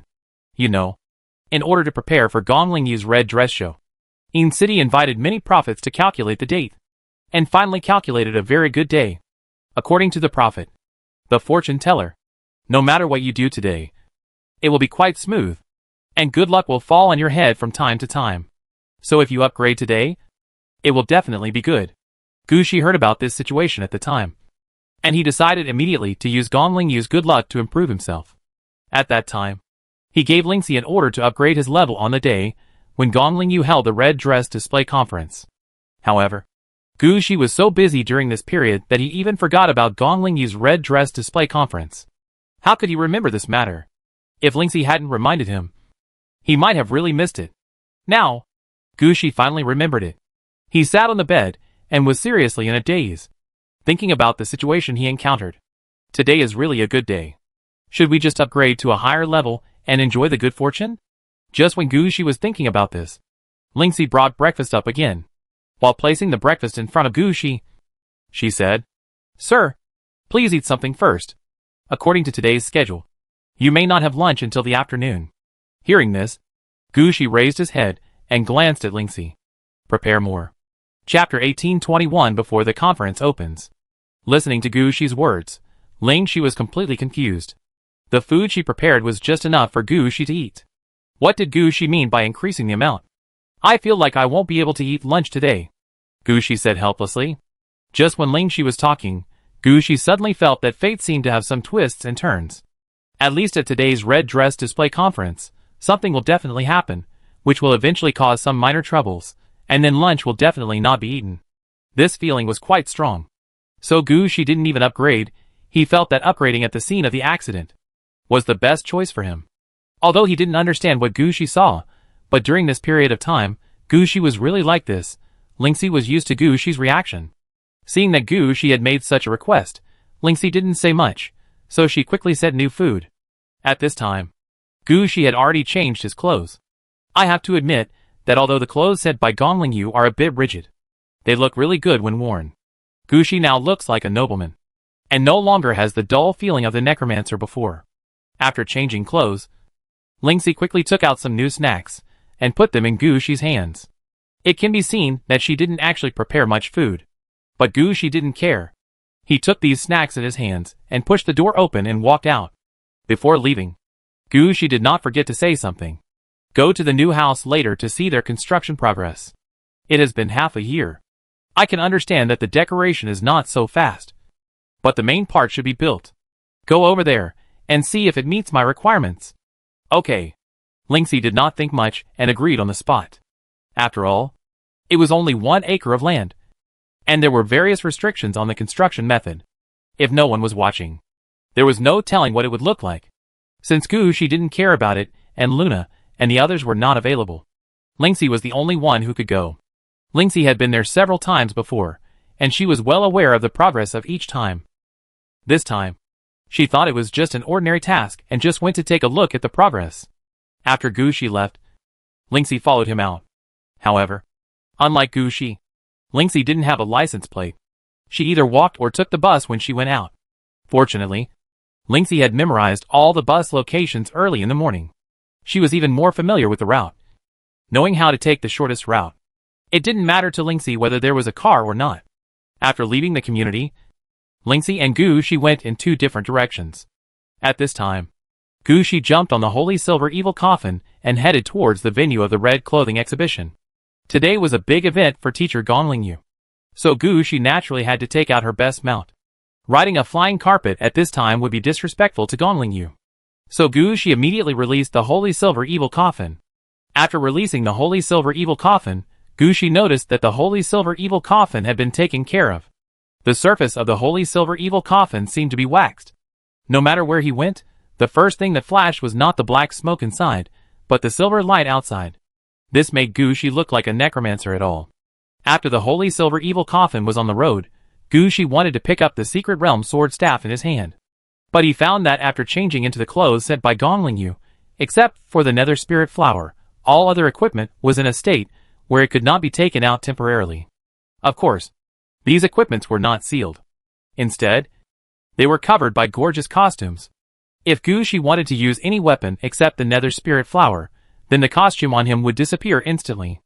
All of Gushi's equipment could still be used, but such gorgeous costumes would be gone. Gushi, who understood this, could not help but mutter, "What the hell is the teacher doing? How can the costumes be disposable?" In fact, Gonglingyu did not want to, but this is the tradition of the human side when the red costumes are displayed. It's not like she wanted to do that. These clothes were not prepared by Gonglingyu, they were sent by the Human Strength Council. Gonglingyu had never been to the Strength Council, but I heard that when the Strength Council held a meeting, everyone had to wear such clothes in order to prevent someone from suddenly attacking during the meeting. When wearing such clothes, the clothes would be gone before the attack.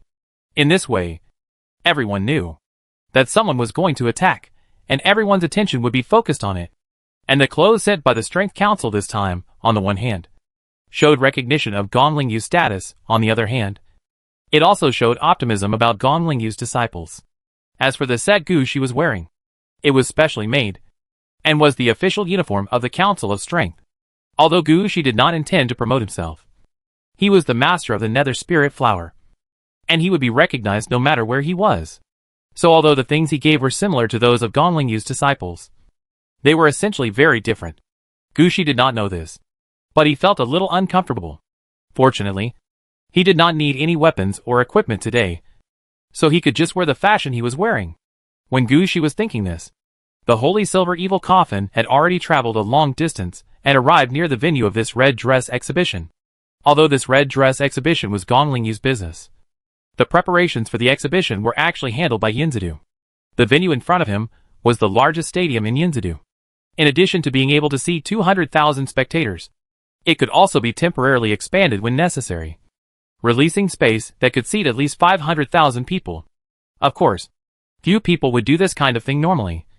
After all, 200,000 spectators is already quite a lot. This time is also the case. For this red clothes exhibition, only 150,000 invitations were issued. At the same time, members of the Power Council, that is, those who have reached level 60, or have mastered the red clothes, or those who directly control a star field, can come directly without an invitation. Of course, neither Yinzadu nor Gonglingyu would do such a thing that would not give face. Not only were invitations sent to members of the Power Council, but they were also the first batch to be sent out. At the same time, other invitations were sent out, which were given to the bigwigs of the Power Council to give to others for socializing. Only a fool would mess around in this regard and not give face to the Power Council. 50,000 invitations were released at once, and the remaining 100,000 were released through other channels. Because of this, many people actually did not receive the invitations. Before the Red Dress Exhibition Conference began, many people were waiting outside the stadium, wanting to see if they still had a chance to get in. Chapter 1822 Conference Site. When Gushi approached the stadium, the warm-up activities had already begun. As a gathering place for undead professionals, Yin City looks quite sunny on the surface, but many things are undead. This is also true for large-scale events like this. The current warm-up here is so professional that even Gushi has to admit that it is a bit professional. Have you ever seen a dragon dance team made of bone dragon bones? Have you ever seen a lion wearing a dancing lion skin? Other people's lion dance is a living person wearing a lion skin, but the lion dance here is just an undead lion wearing a lion skin, which is high-end all of a sudden. This is nothing. Look at the skeleton soldiers who took off their heads and used them as drums on the road. Look at the vampires wrapped in ribbons flying in the sky, and the ghosts blowing the wind there. You will understand what the style of the celebration of the dead is. When Gushi came over, many children on the road had already stood on the skeleton soldiers, and were fighting for the human head balloons falling from the sky. From this point, It can be seen that these children are already quite familiar with the dead. Living in this environment, when they grow up, they are already quite familiar with everything about the dead. Even if such people don't have talent for the undead, they can learn the path of the necromancer and the death knight quite smoothly. Not to mention growing up in a place like the Inn City, where the food and drink they eat every day, and even the air they breathe, are full of Inn energy. How could they not have talent for the undead? These are the foundations of the Inn City. When Gushi saw these children, the speed of the holy silver evil coffin slowed down a lot. He was afraid that he would accidentally bump into these children. When they were near the stadium, Gushi noticed that there were many huge eyes floating in the sky of the stadium. There was a red light flashing in those eyes. This was the effect of someone using red equipment. Gushi had learned some information about red equipment during this period. He could tell at a glance that this was the characteristic of the number 699 Unbounded Observer. This kind of Unbounded Observer was a super large range observation and monitoring type of red equipment. It was somewhat similar to the situation of Shinhua. And the main feature was that it was visible to all mankind and known to all mankind. However, the fire exists to protect the development of human civilization. The most important functions of the Boundless Observer are only 2:1 is to monitor the borders of human territory, to monitor the battles between humans and other races, to ensure that human territory will not be attacked by others. The other function is to monitor the internal territory of humans, to ensure that there will be no problems in normal times. Of course, sometimes it will act as a TV broadcast, so that people who can't come here can see some grand occasions.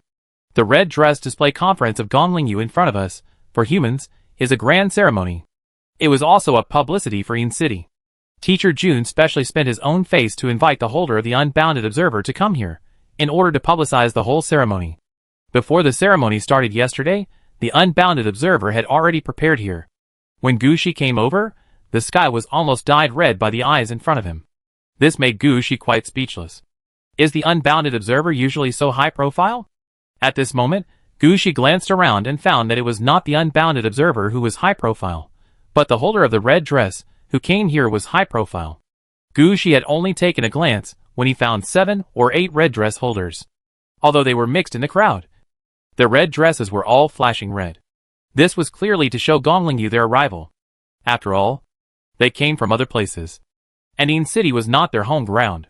If they hid themselves, they would be spotted, and if they encountered any problems in Inn City, they would be in trouble. So they simply showed their red dresses, and told some knowledgeable people that they were red dress holders. Although we are not as strong as the top, our fighting power is not weak either. Please don't bother us if you have nothing to do. Of course, in addition to this idea, we also showed it to Teacher Jun and Gonglingyu, asking them to take care of the people in Inn City, and not to ruin their fun. However, unlike them, Gushi did not need to show his nether spirit flower. The fashion he was wearing was the best protection. Those who were wearing fashion here today were all Gonglingyu's disciples. As soon as Gushi's holy silver evil coffin stopped, everyone saw the clothes on Gushi's body. After confirming that Gushi was wearing the same clothes that all Gonglingyu's disciples were wearing today, these people stopped staring at Gushi and made way for him. In addition to Gonglingyu today, her disciples were also the protagonists. It would be a joke if the protagonists were blocked outside the venue. So as soon as they saw Gushi's clothes, the players surrounding him outside quickly made way for him to enter first. Gushi put away the holy silver evil coffin, thanked the people, and was about to enter the stadium. At this moment, Gushi's heart moved, and he turned his head to look in one direction. He noticed that in the crowd, there was a girl standing, who was wearing a gorgeous dress, and there was something like a scale floating behind her. The corners of her eyes were painted with gold powder, and she looked heroic and charming. Gushi was stunned for a moment, and waved to the girl. The crowd quickly made way, and let the girl walk in front of Gushi. Why are you dressed like this today? It turned out that it was Tang Xuan who was standing in the crowd. Gushi was not surprised at all by Tang Xuan's appearance. After all, Gushi only sent out one invitation card, which was given to Tang Xuan. But Tang Xuan's dress made Gushi a little puzzled. This is the popular style in Inn City during this period. Especially the balance behind it. Although it is only of purple quality, it can play a strong auxiliary role for the necromancer of the judgment system. And it can also be used as a decoration. Many players now dress like this. Gushi took a look and couldn't help laughing. Tang Xuan didn't say it just now, and Gushi hadn't reacted yet. Now that he said it, Isn't this the Egyptian style? It seems that the annihilation of the Blood Skull clan has given Yinzadu a lot of confidence. Some of the things that were snatched from the Blood Skull clan have been spread to the people. However, Gu Shi would not be stupid enough to ruin the atmosphere here. He smiled and said, "It suits you very well. It's so beautiful." Hearing this, Tang Shuang's face also blushed. At this time, Gu Shi stretched out his right hand to Tang Shuang again. "Do you want to go in together?" Chapter 1823 Entering the venue. Seeing Gu Shi looking at him with a smile, Tang Shuang's eyes lit up. "Is it okay for me? Of course, we just happened to meet, so let's go in together." Seeing that Tang Shuang was still a little worried, Gu Shi said with a smile. If Gu Shi was just Gong Lingyu's disciple, he might not have been so confident about this invitation. But now Gu Shi is not only Gong Lingyu's disciple, he is also the holder of the Nether Spirit Flower. Let alone bringing one person. Even if he brings 10 or 8 people, there will be no problem. Seeing that Gu Shi was so sure, Tang Shuang also put his hand on Gu Shi's hand. The moment he touched Tang Shuang, Gu Shi suddenly had a bad feeling in his heart. "By the way, take down the scale behind you first. It makes me feel uncomfortable to see it floating behind." Although Gu Shi's reason was not a good one. But Tang Shuang was quite happy at this time. After all, although Gu Shi had not come to see him these days, it was obvious that Gu Shi had not forgotten him. With such an attitude, what's wrong with putting away the scale? Even if Gu Shi asked her to change her clothes now, she would change them on the spot. After putting away the scale, Gu Shi led Tang Shuang into the field. When Gu Shi led Tang Shuang into the field, for some reason, Gu Shi always had a feeling that there seemed to be a lot of players with scale decorations floating behind them this time. Although he didn't understand what was wrong with him. But Yinzadu was not afraid of anyone challenging him at the moment. Just now, Gu Shi saw at least a dozen red-clad bosses outside the Yin City Stadium. In addition, a group of level 60 bosses also came. This means that a large number of nuclear warheads are directly gathered in Yin City. Whoever wants to cause trouble in Yin City at this time is courting death. When there were only 3 red-clad bosses in Yin City, Lil died in a very ugly way. This time, there are more than a dozen red-clad bosses here, who would suddenly jump out and commit suicide. So although Gu Shi felt a little strange, he didn't think much about it, and took Tang Shuang into the stadium. Gu Shi went there as a disciple of Gong Lingyu, and his position was relatively advanced. However, Gu Shi no longer had the right of succession, and he had been studying all the time, which made the relationship between Gu Shi and Gong Lingyu's disciples become a little distant. When Gu Shi brought Tang Shuang over, they just nodded to Gu Shi. Only senior brother Shi Erniu, who guessed Gu Shi's identity, had a good attitude. When he saw Gu Shi coming, he brought his companions over and asked about Gu Shi's situation. "I have made up for what I lacked before, and I can pass level 14 at any time, and prepare to advance to level 15. "That's great." After listening to Gu Shi's words, Shi Erniu said immediately, "You should upgrade your level. Our teacher is a graduate tutor. It doesn't matter that you have always been at the university level. It will be good for you to enter the graduate program early. By the way, do you have any questions recently? If so, you can come and ask me, and I will help you deal with it." After listening to this, Gu Shi also smiled. He had thought about using the channels of these senior brothers before, so as to expand his influence in the real world. However, after a battle with the Blood Skull clan, Gu Shi was recognized by Mr. Feng and his friends.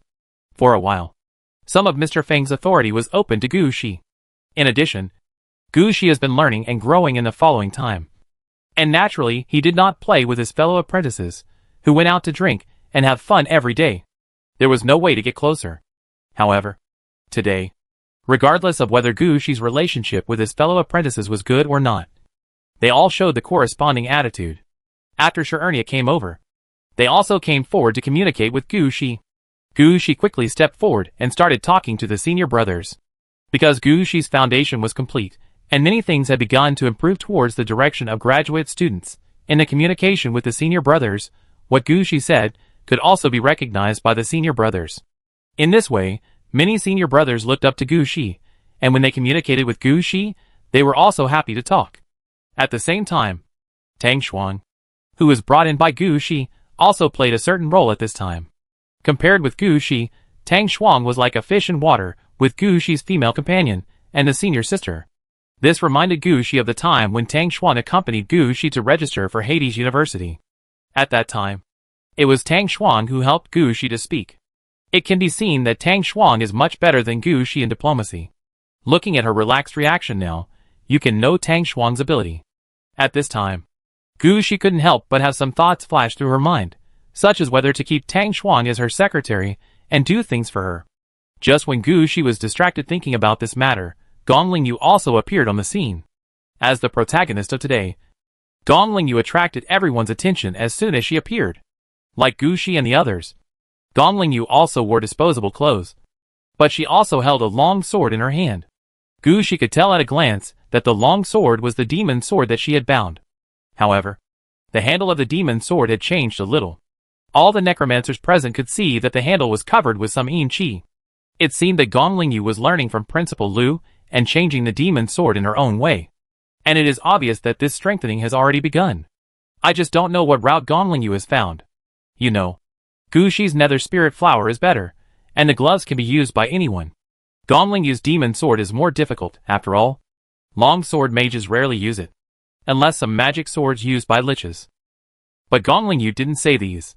Today is her home court. As soon as she appeared, she attracted everyone's attention, and she didn't need to say anything loudly. Standing in the center of the stadium, Gong Lingyu first glanced at the audience, and then slowly raised the demon sword in her hand. This was the first step of the red costume exhibition, showing everyone the bound red costume. After all, everyone knew that before the red costume was bound, it was impossible to determine who it belonged to in the end. So it didn't count if you could take out the red costume. You had to prove that the red costume belonged to you, and you had bound the red costume. Gong Lingyu needed to perform well in front of her. She raised the demon sword high, and as soon as she moved her hand, a feeling that she could chop everything into pieces appeared in everyone's mind along with the demon sword. The entire Yin city, and even the people in the Yin and Ming realm, felt that they were locked in. As long as Gong Lingyu moved, the entire Yin and Ming realm would be cut into pieces. Chapter 1824 Inheriting Ranking. Ordinary players in the underworld will only feel that they are facing a long sword, and that they will be cut into pieces if they move. But players who have mastered the red suit, or have reached level 60, have different feelings. They have a feeling as if their luck is locked, even if they want to escape, and can escape the attack range of the evil sword, their luck will be cut off. Even if they escape, they will be the kind of people that luck hates, and will be rejected by luck everywhere. The main one can't kill you, I can also be disgusting to death. Obviously, this is Gong Lingyu's unbinding skills. Who wants to grab her evil sword, then you have to face such an attack. Passing this breath and effect through the evil sword, Gong Lingyu also proved that she had successfully bound the demon sword. Unless Gong Lingyu wants to lift the binding, or she died in battle, the evil sword failed to escape and was captured, otherwise.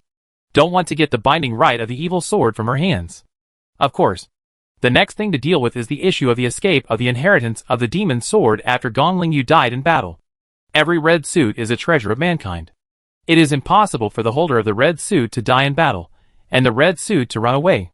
It is also impossible for the holder of the red suit to die in battle, and the red suit to stay in place. Therefore, the issue of the inheritance of the red suit needs to be carefully considered. Gong Lingyu now put down the demon sword that he was holding high, and at the same time loosened his hand, letting the demon sword stick into the ground. Then, above the stadium, pictures appeared one after another, showing some information about Gong Lingyu's disciples. Of course, the information here is only the name, age, level, etc. of the disciples, but the occupation is not written on it. Gong Lingyu began to talk about the ranking of the successors this time. Gong Lingyu is not the kind of person who helps her relatives but not others. The successors this time are all her disciples, and many of them have followed her since she was weak. Even though they have all grown up now, in Gong Lingyu's eyes, they are still children. Therefore, it is not fair for some people to arrange the order of succession based on whether they are close or not. For this reason, Gong Lingyu specially gave some scores when arranging the order of succession. As everyone guessed, Shi is now ranked first, mainly because he is the eldest brother, and his level is close to level 50. Although he is not the highest among many brothers, he is not dragged down by much. The most important thing is that Shi also has his own advantages in terms of connections and industries in various aspects. Even if he is not the eldest brother, he will be ranked in the top 3 in terms of comprehensive scores, because he is the eldest brother. And in the past year, He has spent a lot of money like throwing money around, and has attracted the support of some disciples who obviously believe that they are not so high-ranking. In this way, he was directly ranked in the first order. The second order is the one with the highest level among many disciples, because everyone is a player. The level is the identity of the player. It is reasonable for this person to be ranked second. The third rank is the youngest player among all the disciples who have passed level 45. After all, among players, age is also an advantage. At the same level, the younger ones have a better chance of reaching the highest level. The next few people were also rated one by one, but their ratings were almost the same, and anyone could go up or down. Anyway, Gushi was watching here, and he felt that they must have fought for this ranking several times behind the scenes. Among them, there is even a place for Suzhou, because they helped Gongling Yu get the demon sword, and with this achievement, they will be ranked higher. Gushi understood that if he had not obtained the Nether Spirit Flower, this position should have been his. However, after obtaining the Nether Spirit Flower, the few red costumes on the human side, and the red costumes that were not nurtured by him, had nothing to do with him. So he withdrew from the inheritance of the demon sword, and his position was replaced by Suzhou. As for why Suzhou was chosen, Gushi actually didn't know much, but he was now stuck in the 10th position, which no one could change.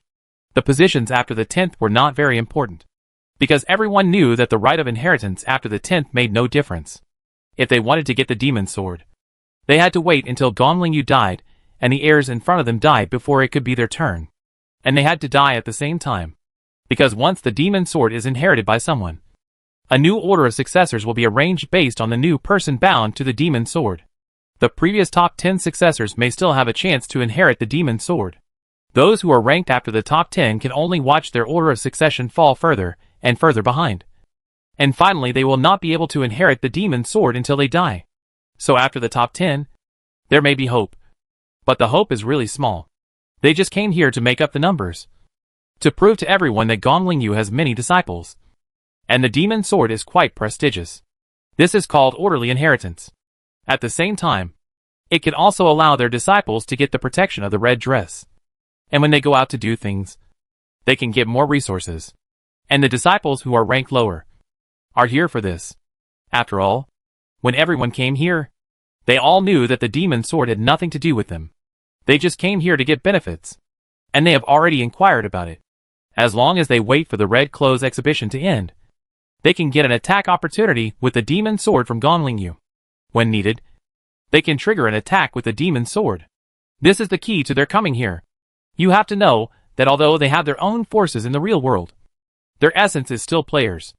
As players, they will participate in the game and face various dangers. A red-clad attack opportunity, for players, it is a life-saving thing. Now the ranking has been announced. Now Gongling Yu's disciples are waiting for the third step, the inheritance right binding. That is, the demon sword leaves an attack opportunity on the players, and then uses this attack opportunity for positioning. The binding right of the demon sword is passed to them. When Gongling Yu dies in battle, the demon sword will break through the void by itself, and appear in the hands of the corresponding people in order. Chapter 1825 The Nita people who jumped out at the meeting. At this moment, Gongling Yu pointed at the disciples screen above the stadium and said loudly, "If everyone has no objection to the order of succession of the demon sword, then you all come up." Hearing this, Shiryu and the others quickly tidied up their clothes and moved forward quickly. Only Gushi did not go over, but took a step back and stood at a position farther back to watch. Seeing Gushi's action, Tang Shuang also walked over curiously. "Are you okay?" "No, are you curious about why I didn't go up?" Gushi glanced at Tang Shuang, and found that she had a slight smile on her face at this time, but there was some worry in her eyes. "No, I'm just worried that you would think too much." Tang Shuang reached out, and patted the back of Gushi's hand, and comforted Gushi in his own way. "I'm fine. If all the disciples were asked to go up now, I would definitely go up. But now this is the binding of inheritance rights, I can't go up." Gushi did not explain the situation here. It's better if fewer people know about the red dress ban. Anyway, Gushi's status no longer needs to be supported by the position of the heir of the demon sword. What really makes Gushi stand on a high position is the pair of gloves on his hands. The Nether Spirit Flower. Of course, in order to appease Tang Shuang, Gushi still smiled and said, "You don't have to worry about me. This flower is for you. It can keep you safe."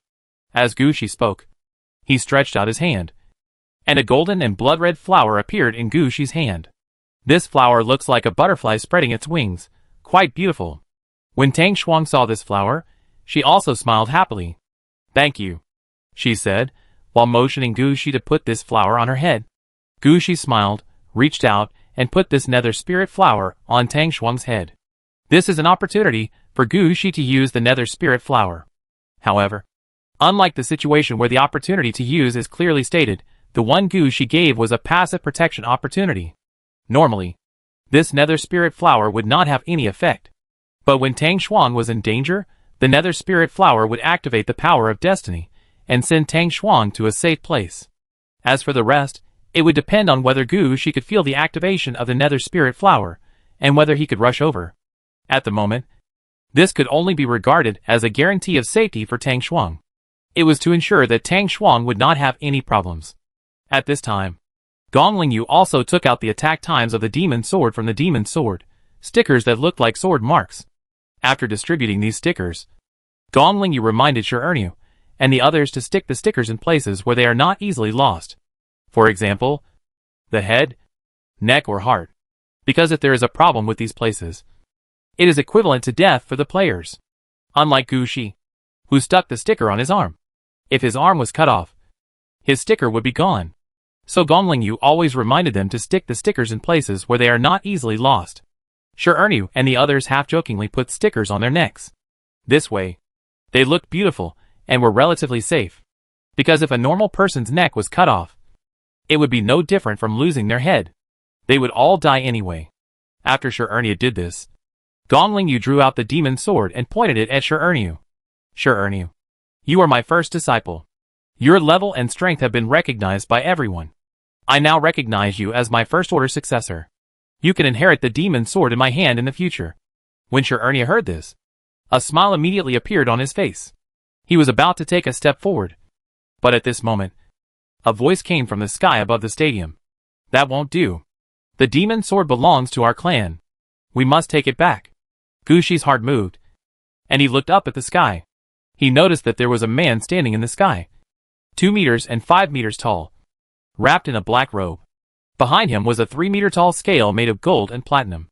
How to describe this scale? The whole appearance looks a bit like the Libra god cloth. On both sides of the scale, one side was empty, and the other side was filled with shadows. Gushi's eyes shrank as he watched the big man appear in the sky, and the scale behind him. He noticed that on the disc on one side of the scale, there were many human figures, and behind each human, there was a floating scale. Gushi immediately turned his head to look at Tang Shuang. Tang Shuang raised his head in confusion. "Why are you looking at me like that?" "It's okay." Gushi finally breathed a sigh of relief. "Where did you get the scale before?" "I got it by accident, and it's very popular on the street now." "Yes, it's really popular. Now, many players in Ean City have put a scale behind their backs because it is popular.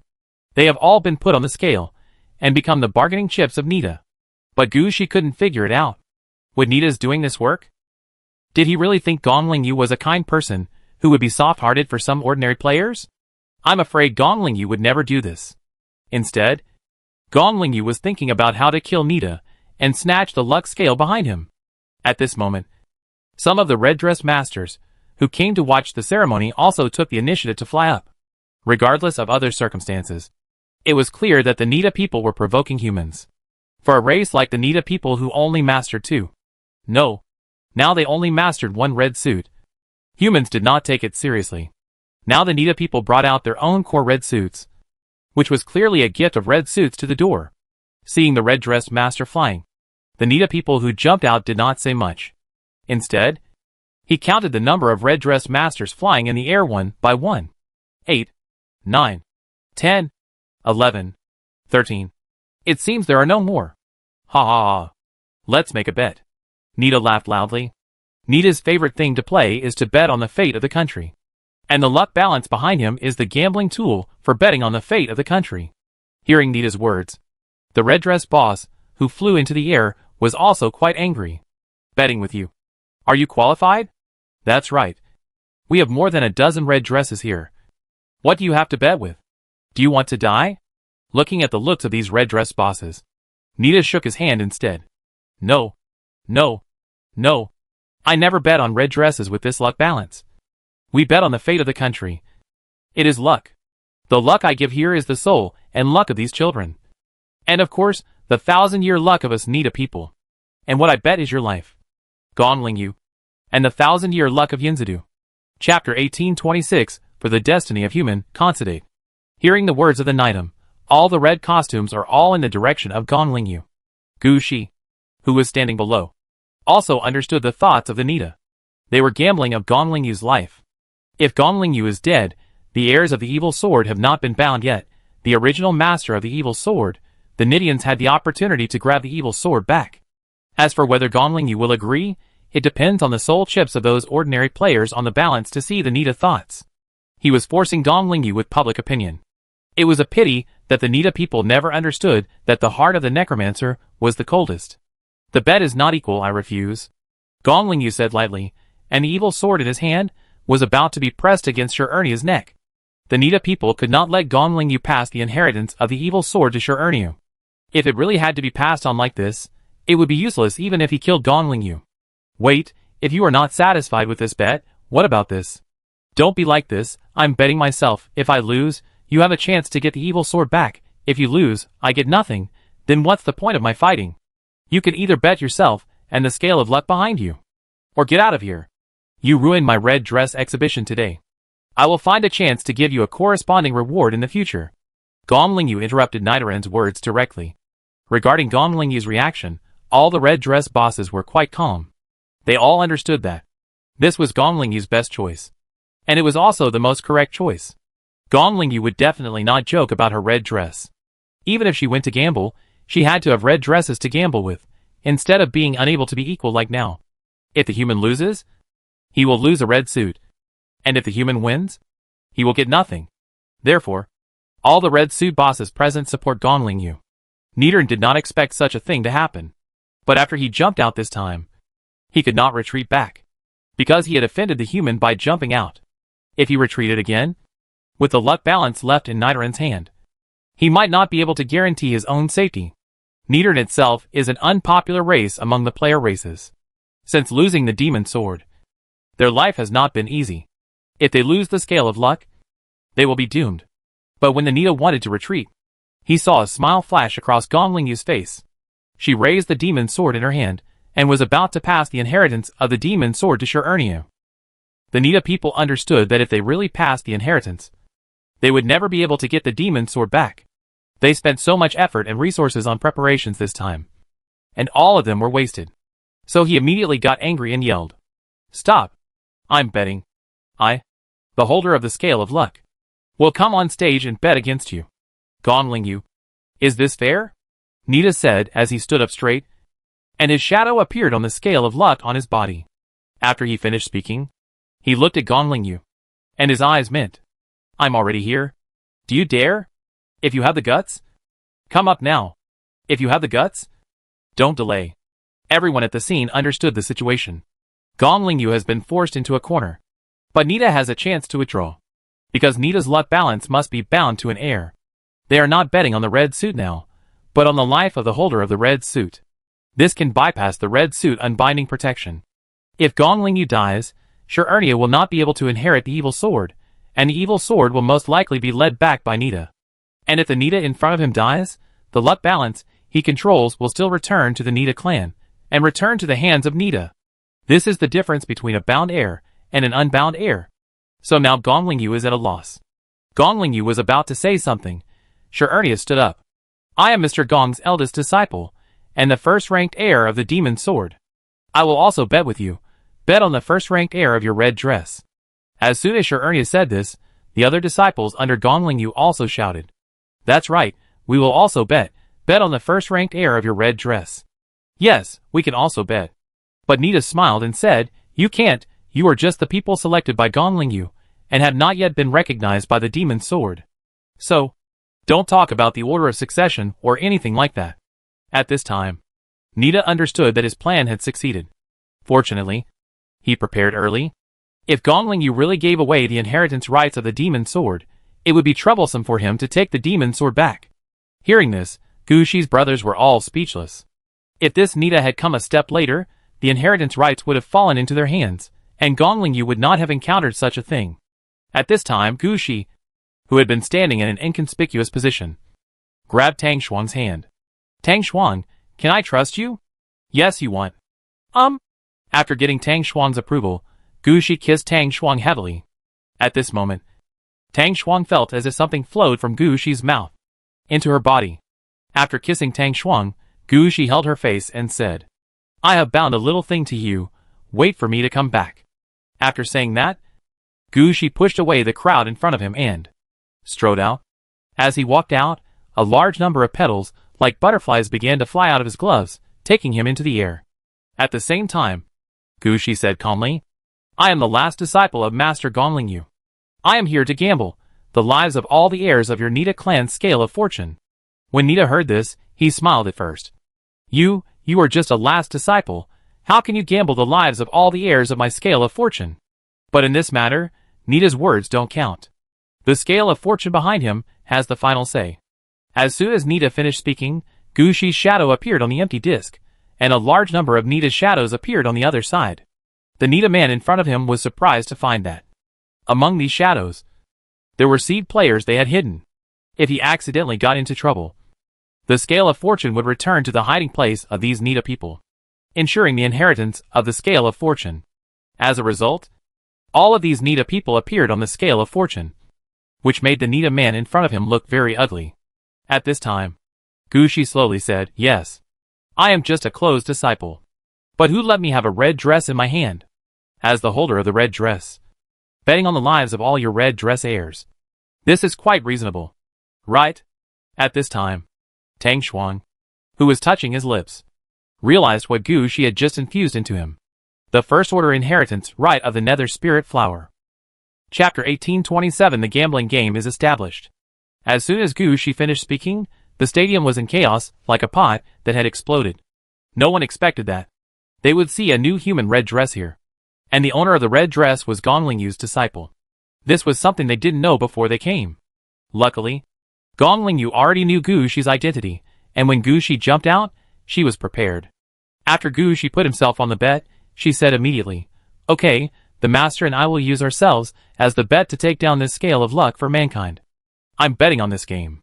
Gongling Yu had just finished speaking when Gongling Yu's phantom appeared on the disc of the luck balance, next to Gu Shi's phantom. Nita was speechless at this time. How come he was forced into a corner the moment he turned around? But he couldn't retreat at this time. Nita had prepared for this day for a long time. As the holder of the luck balance, he could just leave. The big boss in red clothes here couldn't stop him at all. But if he missed this opportunity, he would really miss it. Nita was a very gambling person. Faced with such a situation, his thoughts just went through his mind twice. And he really took the gamble. Come on. Take the gamble. I'll give you 1 red dress for 2 red dresses. What's the point of taking the gamble? I'll take the gamble. Nidoran's words had just fallen, and his shadow also appeared on the scale of luck. However, Gu Shi muttered at this time, That I want to say, we are betting on our own lives. If you win, you will take the demon sword. But the Nether Spirit Flower in my hand is different. It will go to find its successor. When Gu Shi finished speaking, he looked back and found that Principal Lu and Mr. Feng had appeared beside Tang Xuang. Although they didn't say anything, they showed their support for Gu Shi with such an attitude. In such a situation, Gu Shi obviously relaxed. At this moment, the face of the Nita man also became ugly. He noticed that all the red dress bosses flew into the air. If he lost this battle, if the heirs of the Scale of Fortune were all killed, the Scale of Fortune would definitely fly around. At that time, these red dress bosses would intercept the Scale of Fortune and make it a part of the human red dress. I think these red dress bosses are all very happy now. They must be thinking, how can such a good thing happen? They just came here to participate in a red dress exhibition. And they can even grab red dresses. Although the greatest achievement in grabbing red dresses this time belongs to Gongling Yu and Gu Shi.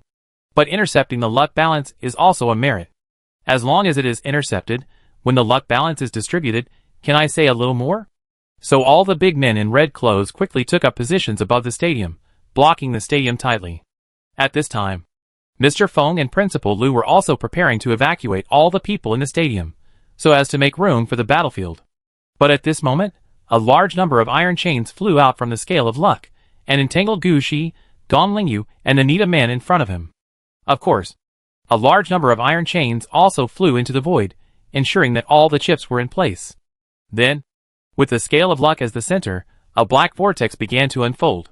It was obvious that the battlefield of the scale of luck was not intended to be fought in this stadium. They had made a lot of preparations for today's action.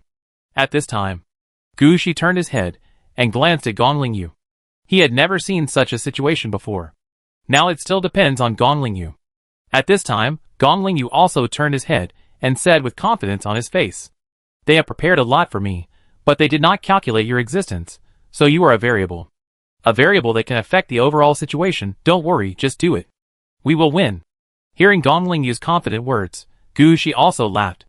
"Yes, I have been preparing for so long, how can I not win? Let's go!" Gu Shi laughed loudly, and didn't care about anything else, stretched out his hand. All the fashions on his body were shaken off, all kinds of weapons were automatically equipped, and strode towards the direction of the black vortex. Gong Lingyu also laughed when she saw it. Gu Shi was so confident, then what was there for her to be afraid of? Just go straight over. Think about it, they have 2 red suits, and both are combat type, and they all have death cities. And they also have the means that have just been researched and have not yet been publicized, so it is not difficult to win the next battle. Isn't it just a player race? It's not like they haven't destroyed it before. The lesson of the Blood Skull clan is right in front of us. Now send the entire Nita tribe over. Gong Lingyu and Gu Shi can also kill the enemy. Even if they can't win at the beginning, as long as they can withstand a wave of attacks, they can win later. This is the characteristic of the Necromancer. The normal Necromancer's troops will only increase with fighting, not decrease with fighting. In this regard, Gu Shi is also very confident. Gu Shi knows very well that, as long as he cooperates with Gong Lingyu, he can handle everything by himself in the future. Before Gu Shi and Gong Lingyu came into contact with the black vortex, a big eye of the boundless observer in the sky also flew down. "Boy, can I go with you?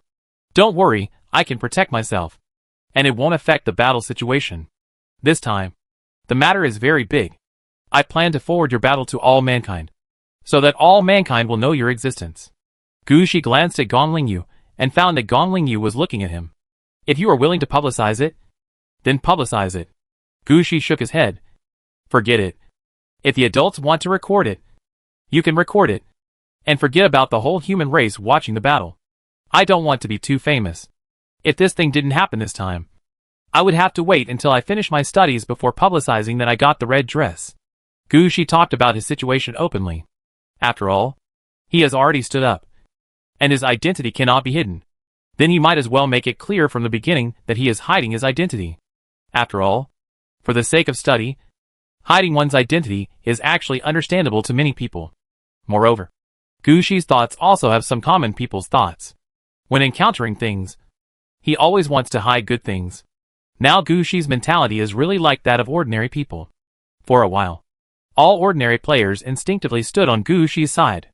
In their opinion, Gu Shi can have such good luck to get the red suit, and they will have a chance in the future. At this time, Gu Shi has already explained everything, and stepped into the vortex with his equipment. Chapter 1828 The Battlefield Chosen by the Nita People. As Gu Shi stepped into the vortex, he felt like he was in a game. It was just that the game world in front of him was not very big, and it had been cleared by others. When Gu Shi fell to the ground, he only felt that everything in front of him was like he had lost his life, lost energy, and lost his luck. What he saw was a wasteland. There were not even large stones on the ground. Not to mention the existence of mountains, trees, rivers, etc. Gu Shi suspected that, in order to set up this Jedi, the Nita people probably mobilized the power of the entire tribe, and spent a lot of thought. This was to target Gong Lingyu's combat characteristics. The situation in this world clearly cut off the opportunity for the demon sword to use various effects. It directly weakened the red-clad characteristics of the demon sword. It can be seen that the demon sword, in the hands of the Nita people, was not thrown there in vain.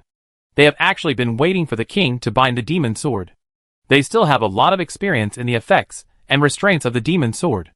It's just that the Nita people met Gu Shi, the Necromancer. Their arrangement can suppress the demon sword, but it can't suppress Gu Shi's nether spirit flower. After taking a look at the situation around him, Gu Shi squatted down. stretched out his hand and scratched the ground, and grabbed a handful of soil on the ground. The soil fell into Gushi's hands, just like burnt black money ash powder, without any weight, without any spirituality. Everything was sucked away.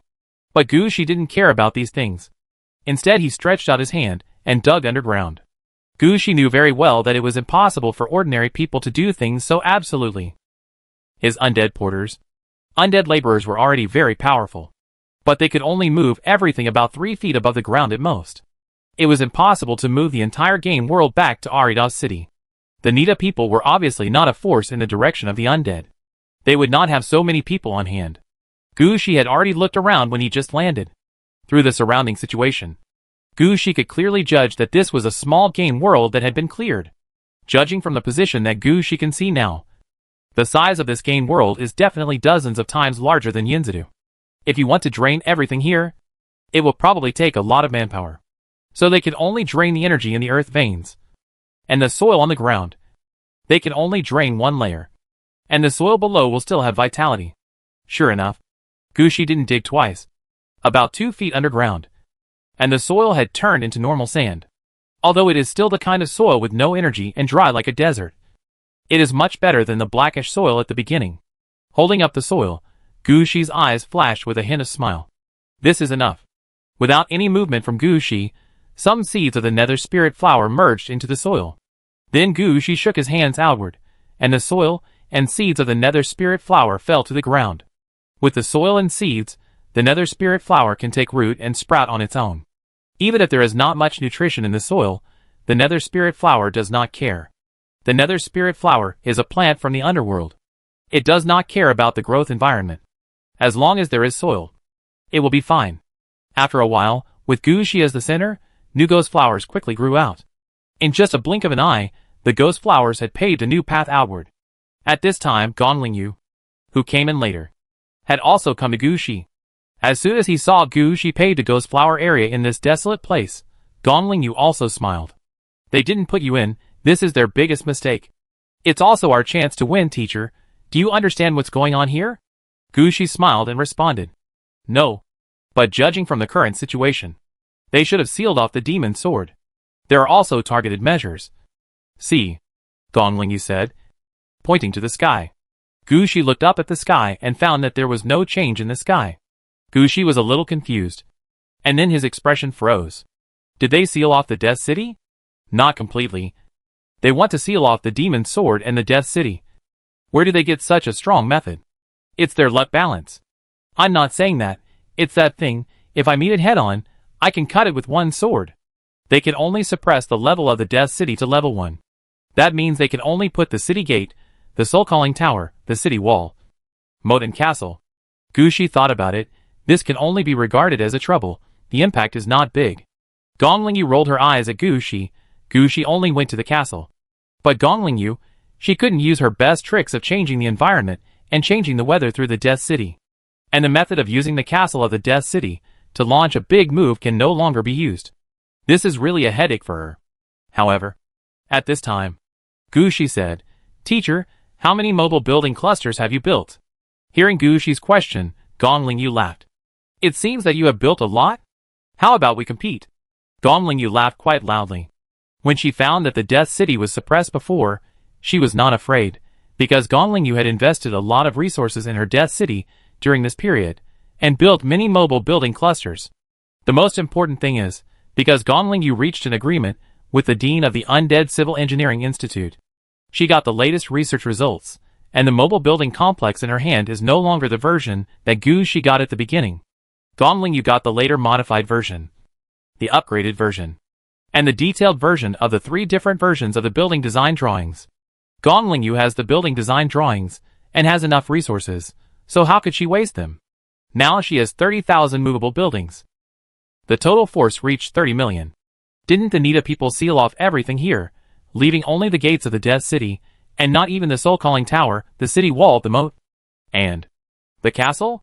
Then let me ask you, are you afraid to release 30,000 movable castles at once? Not to mention that during this period, Gushi was not idle either. He also built 15,000 mobile buildings.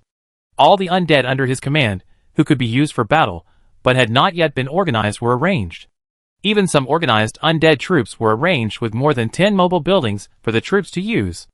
Now Gu Shi and Gong Lingyu were not afraid that their death city would be suppressed to the level of only the city gate.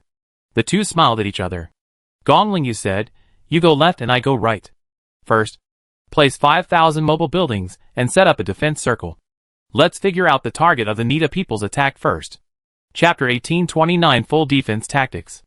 After Gu Shi and Gong Lingyu determined the target, they immediately placed a main battle gate on the spot and began to send troops out through the gate. They went out to the left and right, and every time they walked a certain distance, they would release a mobile building complex. Just as Gu Shi had thought before, the mobile building complex was a whole, and its gate was also part of the mobile building complex. As long as the gate could be released, the rest could be deployed. Although Gu Shi and Gong Lingyu's Death City skills were suppressed, the Nida people could only suppress them to level 1 at most, and it was impossible for them to not even open the city gate. This gave Gu Shi and his team an opportunity to take advantage of it. Gu Shi went all the way to the left, and with the current position in mind, he directly released 5,000 mobile buildings. Each mobile building complex looked the same on the surface, but as the battle flags were erected on the mobile building complex, the style of the entire mobile building complex began to change. Each mobile building complex has a different style, and the style is determined by the style of the leader stationed in the mobile building complex. If the leader and troops inside are the kind of street fighting style undead, then the buildings will be built closer. If the leader and troops inside are long-range attacking undead, then the city wall will be significantly higher. If the leader and troops inside are magic troops, then the magic pool in the city will be significantly larger. Anyway, although the buildings in each mobile building complex are the same, the details begin to change towards the troops stationed here. Gu Shi walked around outside. After releasing all the 5,000 mobile buildings, he returned to the starting position and found that Gong Lingyu had already returned. When he saw Gu Shi, Gong Lingyu asked in confusion, "Why did you take so long? The 5,000 mobile buildings still occupy a large area, so we need to run a little farther to release them all." Gong Lingyu looked at Gu Shi and blinked, and finally said helplessly, "Is it possible that what I said is that you and I put out a total of 5,000 mobile buildings?" Gu Shi was also a little helpless after hearing this. It seems that the cooperation between him and the teacher is still not that good. But fortunately, Gong Lingyu did some things during the waiting period. About 300,000 troops have been released by Gong Lingyu. It's not that Gong Lingyu doesn't want to release more, but the place in front of him is not big. Gu Shi's city gate is also sending troops out. Gong Lingyu releases too many troops, but it will cause congestion on the scene. First activate the red dress effect, and be ready for battle. In this battle, we will defend first and then attack. Save your life first, then consider other things. Although the cooperation between the two sides was still a little unsatisfactory, Gong Lingyu still quickly gave orders. Gu Shi also quickly cooperated with him. First, he took out the Nether Spirit Flower, and performed a large-scale effect blessing. Although only the Nether Spirit Flower and the Demon Sword have the blessing effect at present, the Red Suit blessing is still very powerful for ordinary undead soldiers. Not to mention other things, the fact that all undead soldiers can be quickly resurrected after death is already powerful enough for undead soldiers. It can be said that with the effect of the Red Suit, the combat effectiveness of the undead troops has been directly improved. Gu Shi and Gong Lingyu's defense system has also been preliminarily completed. At this time, Gu Shi was there observing the new troops released by Gong Lingyu, while Gong Lingyu was there talking about the next battle. The troops that Gu Shi targeted were very strange. They were obviously cavalry, and they rode ordinary war horses. But these war horses flew in the air, as if the war horses could step on the void. That looked even more impressive than the flying cavalry. The knight riding on the warhorse was wearing a full body of white heavy armor. He looked no different from a normal knight. The only difference was that he was not wearing a cloak on his back, but two strips of cloth like light bands. When the light bands were blown by the wind, they would rise and fall, and look quite gorgeous. The number of this kind of cavalry was not large. Compared with Gong Lingyu's troops in the sky, it was almost like a grain of rice compared to a rice jar. But for some reason, whenever they see these cavalry, everyone's attention will be drawn to them. They, demigod troops, Snow Angel cavalry, I spent a lot of effort, and only trained a few of them. But I have to admit that demigod troops are strong. One Snow Angel cavalry can fight against my level 60 core troops alone. Speaking of this, Gong Lingyu paused. Champion level, 10,000 people. Hearing this, Gushi also glanced at the Snow Angel cavalry in the sky. Although they were few in number, Gushi felt like he was looking at a big boss. Don't waste the demigod-level troops in your hands. Train them as soon as you can. There will be opportunities to use them in future battles. Gong Lingyu advised Gushi again. And without waiting for Gushi's response, he immediately changed the topic to other directions. By the way, since coming here, the demon sword has been suppressed. Many functions can still be used, but the power has obviously decreased. The enemy has not appeared yet. I guess they either don't know our situation, or they are holding back a big move. We can't just wait here passively. Do you have any suitable troops? Send them out to find out where the enemy is. Teacher, I think so. Our defense is already arranged, but we can't determine the enemy's thoughts, nor the enemy's location. How about we try to stimulate the enemy, and lure them out to sea? Gushi thought for a while, and said slowly. After all, their troops had already been dispatched, and various defense circles had been built. At present, the safety of Gushi and Gong Lingyu was temporarily guaranteed, and they naturally had time to slowly consider the situation of this battle. It can be said that this battle happened quite suddenly and unexpectedly. Not only Gushi did not expect it, but Gong Lingyu had never encountered such a situation. However, they both had an idea. That is, the enemy had prepared for so long, and must have taken everything into account. So where's the enemy's attack point at this time? Appear directly behind them, and kill them instantly through some means? This is the most reasonable way that Gushi can think of. From Gushi's point of view, if you want to deal with the necromancer, you must bypass the necromancer's troops and attack them directly. Even if there are no necromancers among the Nita people, they will know how to deal with it after asking around. Then lure the Nita people out, and see what they are going to do. This is what they should do. Chapter 1830, Lure and Attack. I'll find a way to do this. Gong Lingyu understood Gushi's meaning as soon as she heard it. She also understood that, in this situation, running out aimlessly to find the enemy's position was the most undesirable. Only by luring the enemy out to fight can you determine the enemy's thoughts and arrangements in a short time. After making a quick decision, Gong Lingyu waved her hand, and a woman dressed similarly to her walked out of Gong Lingyu's death city. Gushi looked at the new woman curiously, and then silently took out the 3 limestone mirror. In the information of the 3 limestone mirror, Gushi suddenly found that Gong Lingyu was so good. The new woman in front of him could be called Gong Lingyu, because she was a clone made by Gong Lingyu through his own means.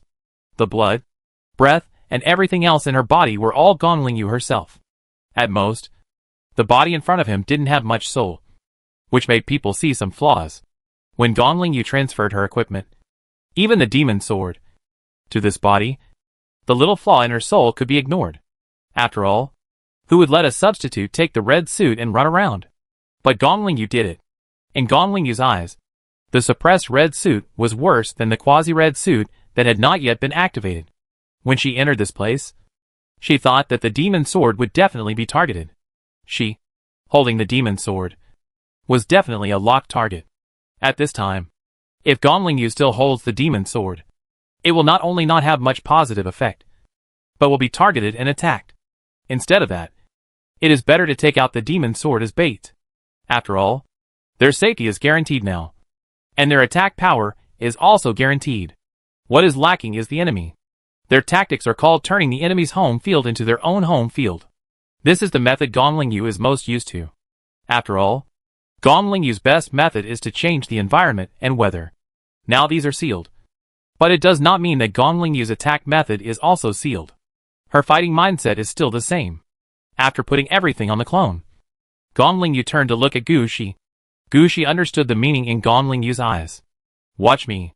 After saying that, Gushi pointed at the top of the clone's head, and a golden ghost flower fell on the clone.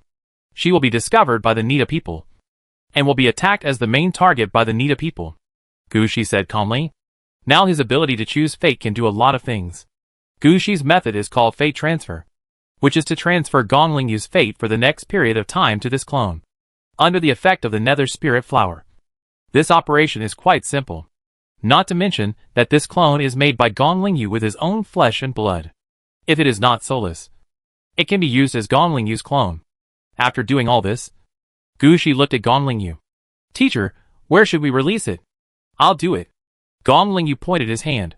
A snow angel cavalryman descended from the sky, dragged the clone and flew in a direction. Looking at the direction the Snow Angel cavalryman flew away, Gushi couldn't help but ask, "Teacher, why did you choose this direction?" "It wasn't me who chose it. I just asked him to fly in a random direction." Gonglingyu really didn't make the decision. The clone he released was really taken in a random direction and flew out. Listening to Gonglingyu's words, Gushi was also a little speechless. However, he did not ask any more questions, but directly said, "Teacher, how should we fight next?" "Prepare your ultimate move, the one with the Nether Spirit Flower. And when we find the enemy's position, we will directly attack them." Gushi immediately released the Death Incarnation. The Death Incarnations that appeared this time were the Bone Dragon and the God of Death.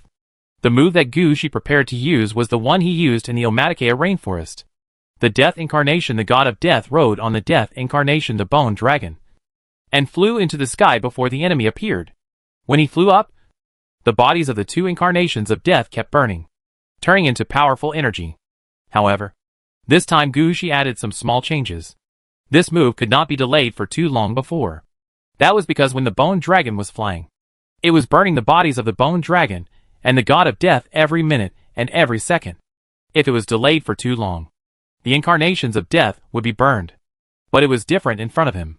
When Gushi's Ghost Flower fell, if the Bone Dragon and the God of Death were burned, it was not that Gushi released another pair of the same incarnations of death, but through the mode of infinite resurrection, he turned death into life and put the incarnations of death back to their original positions.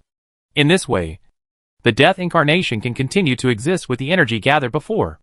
At the same time, it does not need to consume Gushi's mana all the time. Slowly, Gonglingyu also raised her head.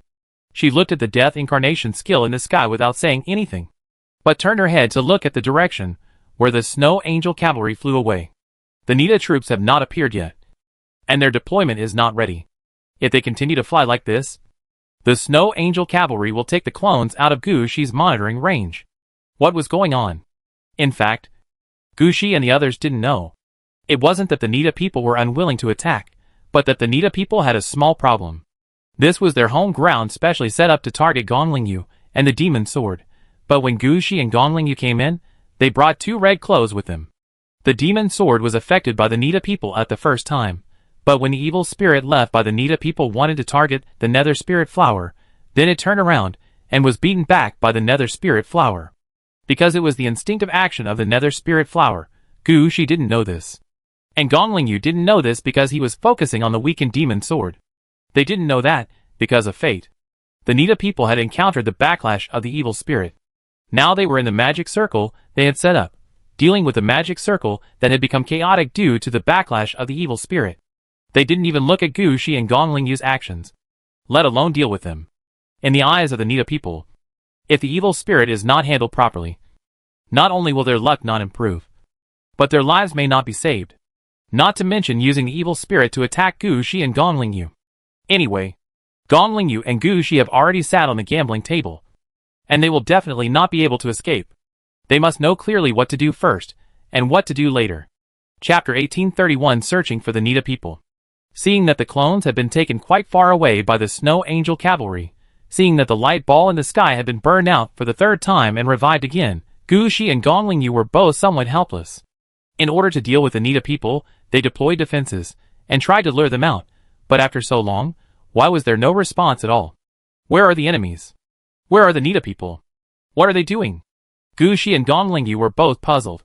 Gushi looked up at the two death incarnations that reappeared and burned because of the Nether Spirit Flower, and said helplessly, "We need to find a new target."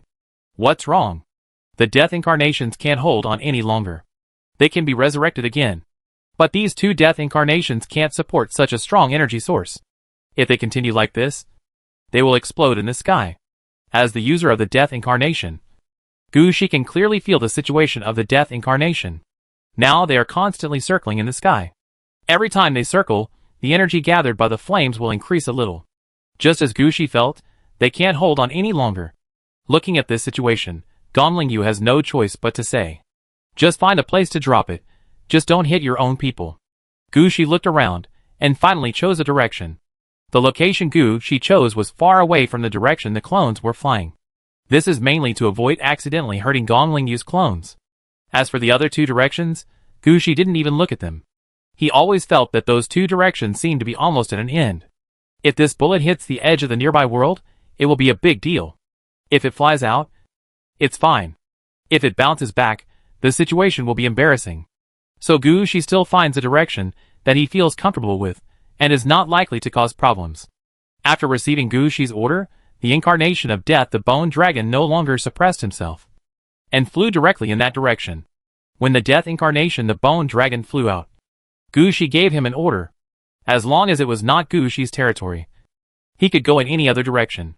Anyway, in this world, except for the area occupied by Gushi's mobile buildings, all other places could be considered enemy areas. Now, he could definitely bomb it however he wanted. There was no need to think too much. As for whether he could bomb something, Gushi no longer cared. Anyway, the death incarnation was in a situation where he could not be suppressed. If he did not throw it out, it might explode in the sky. It's all a waste, so it's better to throw it out. In this case, Gushi would certainly make the right choice. Originally, Gushi's idea was to throw away this wave of attacks first, then summon two death incarnations. Anyway, this big move is not that troublesome. It's just that two death incarnations rush into the sky, fly to the highest position, and accelerate continuously. If this thing succeeds once, it will succeed every time in the future. At most, the pre-swing time will be a little longer. But so what, anyway? Now down, Nita people haven't appeared yet. Just now, Gushi actually thought about using this method to plow the game world in front of him. He didn't believe that using this explosion method, he couldn't blow up anyone. But in the end, he thought about it and gave up. The enemy hasn't appeared yet, and he doesn't know what they are doing. It's better to wait. If the enemy doesn't appear, it won't be too late for him to plow the ground slowly. What Gushi didn't know was that he let the death incarnation fly by himself, which just happened to activate the last petal of the ghost flower on the death incarnation. This time, the petals of the ghost flower did not have the task of reviving the incarnation of death, so they were transformed into the petals of the ghost flower used for destiny guidance. This destiny guided the incarnation of death to fall directly to a location. The incarnation of death did not consider anything else at this time, and fell down according to instinct. The moment he landed, the flames that had been burning on the incarnation of death exploded on the spot.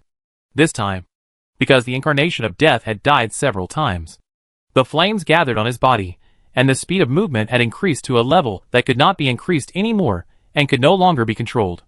Now the incarnation of death can be said to be like a meteorite falling from the sky, smashing heavily on the ground. Then all the power of the flames was concentrated together, causing a huge explosion. The range of the explosion was quite large. Even though the incarnation of death flew quite far away, Gushi and Gonglingyu still felt the shock wave caused by the explosion. Not to mention the mobile buildings that were closer to the front.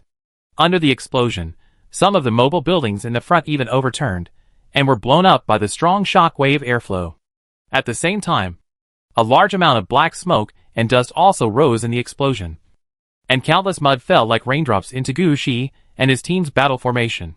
Even Gushi was hit by various mud spots after the strong wind of the strong wave. Gonglingyu, who was standing behind Gushi, was also speechless. How could the power be so strong? At this time, Gushi turned his head and looked at Gonglingyu. Teacher Gong, do we have to do it again? Gonglingyu shook her head. At this time, she looked at Gushi with some doubt. Is Gushi really suitable to take the route of Taishan Mansion Lord? The power of his death incarnation is obviously greater than the effect of the Death City. Gonglingyu hadn't answered yet, and Gushi seemed to have sensed something. Teacher Gong, don't talk yet. I seem to have discovered something. Gonglingyu's eyes changed when he looked at Gushi. No matter how powerful Gushi's attack was, as long as he could find the enemy's position, that would be enough. At this time, Gushi shook his left hand, and 300 undead laborers ran out on the petals of the ghost flower.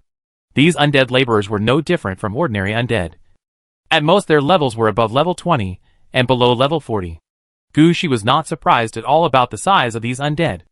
After all, when the stone statues were knocked down before, the dead statues were tens of meters tall. When they were placed in the city of Aridov, they turned into powerful golden men. As a result, when they arrived in the Night Blood Road, they were the same size as skeleton soldiers. It can be seen that size is the most useless thing in the Night Blood Road. What Gushi wanted was some memories of these undead. The undead laborers released by Gu Shi were transformed from those who died in the explosion caused by the death incarnation. In such a place, except for the undead brought by Gu Shi and Gongling Yu, all the others were Nida people. Didn't we find Nida people before? Now they are out. Chapter 1832 Heaven and Earth Turned Upside Down. When more than 300 undead laborers stood in front of Gu Shi immediately pointed to one of them. Tell me about your previous arrangements and plans. When the undead laborer pointed out by Gu Shi heard it, he quickly stepped forward to explain to Gu Shi and Gongling Yu. It turned out that all the undead laborers here were Nida players in their lifetime. They were divided into teams of 102 people and were deployed in every corner of the world. They have only one role, which is to constantly draw away the luck of this world, transform it into special evil spirits, and then inject it back into the earth of this world. In this way, they clean up the whole world. As for what they will do in the end, this is beyond their understanding. They only know one thing. That is, they will get orders from above from time to time, and these orders will make them move some positions. But no matter how they move, their role is the same, arranging things like magic arrays, drawing away the luck of this world, and transforming it into evil spirits. Where will the evil spirit be injected into in the end? Gu Shi and Gongling Yu asked at the same time. They were both experts with strong strength. They would immediately make a judgment on the situation in front of them, taking away the luck of this world. That was the method used by the Nida people to clear the field, and transforming it into evil spirit. I'm afraid it was the method used by the Nida people to deal with Gongling Yu. As long as they confirmed where the enemy was, it would be easier for them to fight. Hearing Gu Shi's questions, all the undead laborers looked up at the sky. Gu Shi understood it immediately. The evil spirit was rising to the sky. No wonder the enemy could control the situation, and no wonder Gu Shi couldn't find them. Gu Shi and Gongling Yu looked up at the sky at the same time. They used their own methods, and finally Gongling Yu spoke first. The stars here are different. The evil spirit of the stars in the sky is like a huge net, which has entangled the whole world. It's not entangled, it has formed a ballistic net in the sky. You haven't learned this yet, so you can't understand it. When your ballistic skill reaches level 60, you will know. So what should we do now? When the enemy's location was roughly determined, Gu Shi asked the first question. I have a 1,000,000 level flying force, a 1,000,000 level undead dragon force, and a death titan force that can also hit the sky. Why don't I take them all out? No. Don't think that I can't operate just because the level of my death city is sealed. Some skills cannot be sealed just because you want to, Gongling Yu said calmly. Then she stretched out her hands, turning the world upside down. After Gongling Yu finished, Gu Shi thought about it, and it seemed that he didn't feel anything. Is this move of Gongling Yu serious? Just when Gu Shi was wondering, he suddenly felt that something seemed to be falling from the sky. Gu Shi looked up at the sky and found that it was the black dust that was originally spread on the ground. After taking a closer look, Gu Shi suddenly understood that Gongling Yu had turned this area upside down. The original sky became the ground, and the original ground became the sky. This method should be the method used by Gongling Yu to operate the Death City. Because Gongling Yu's operation of the Death City has reached a relatively high level, he can deploy the environment to turn the surrounding area into his home field, and can deploy the sky to change the weather nearby. In this way, he has both the sky and the earth. As long as he wants, he can really achieve this kind of reversal of heaven and earth. Although Gu Shi and Gongling Yu's Death City have been suppressed to level 1 at the moment, but this trick has been learned. It will not be so easy to be blocked. Not to mention that Gu Shi had actually changed the terrain nearby. The place where they were originally standing had become the territory of the Nida people. There was no life, no luck, and nothing else. But in Gu Shi's hands, Gu Shi relied on the Nether Spirit Flower to do what Gongling Yu had not done yet. Because of this, Gongling Yu found that the environment nearby was more suitable for the undead, and the evil spirits rose to the sky, which made Gongling Yu think of this trick. She made the choice immediately. As a result, Gu Shi found that Gongling Yu really succeeded. At this time, the world was upside down. The stars in the sky were above the earth, and the things on the earth appeared in the sky. Although Gu Shi didn't quite understand how Gongling Yu usually operated this trick, the current situation made Gu Shi know that the opportunity had come.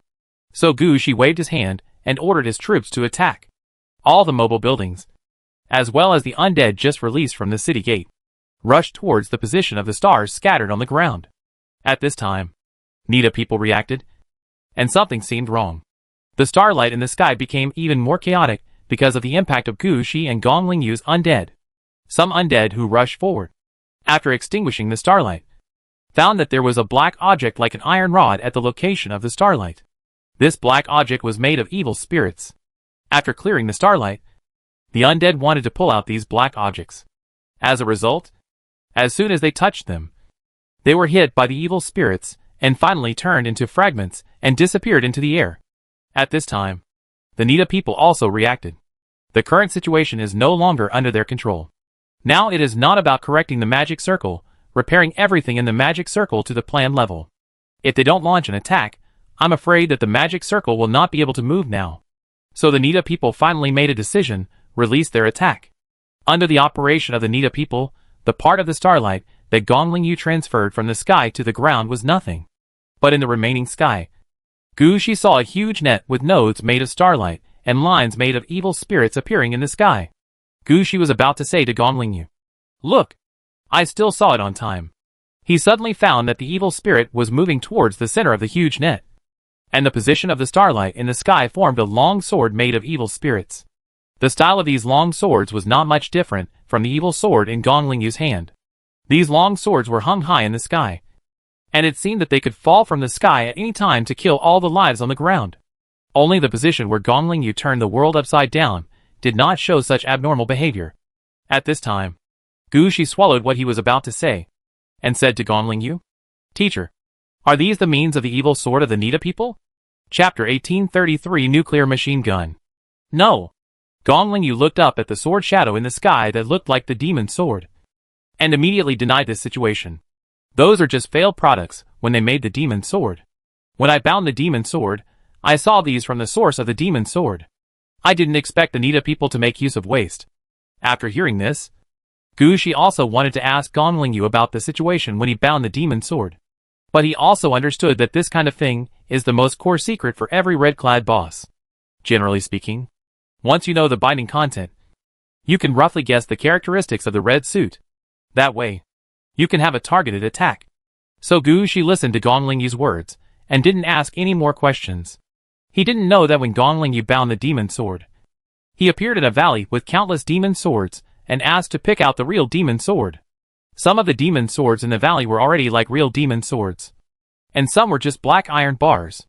Anyway, this contains all the appearances of the demon sword from the beginning to the end. Gong Lingyu, who found the demon sword at that time, might not have felt anything. But now it seems that it is clear that the Nida people brought all the iron bars in the valley that were not the demon sword, treated them with evil spirits, and prepared to strike from top to bottom. Normally, the Nida people's choice is correct, because these iron bars have been placed together with the demon sword for quite a long time. They are the most effective materials for locking and suppressing the demon sword. Now, these iron bars have turned into the shape of the evil sword, and successfully locked onto Gong, the clone released by Gong Lingyu. Gong Lingyu also felt something at this moment.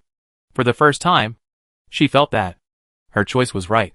If she hadn't prepared the clone early, if Gu Shi hadn't discovered that the enemy's attack came from the sky, perhaps it would be Gong Lingyu who would face such an attack now, using the chi of a game world to transform into evil chi as a means of attack. Gong Lingyu thought about it, and knew what her final outcome would be if she encountered such an attack. And the demon sword was targeted. Fortunately, there was Gu Shi. Gong Lingyu sighed in her heart, thinking that the disciple she accepted was really a lucky teacher. After returning from this battle, she would definitely help Gu Shi to get some more benefits. At least she had to ensure that Gu Shi would not lose out this time. While Gong Lingyu was thinking about this, Gu Shi was actually looking at the demon swords in the sky. At this time, Gu Shi was thinking about a question in his mind. It was right that the Nida people were ready to fight to the death.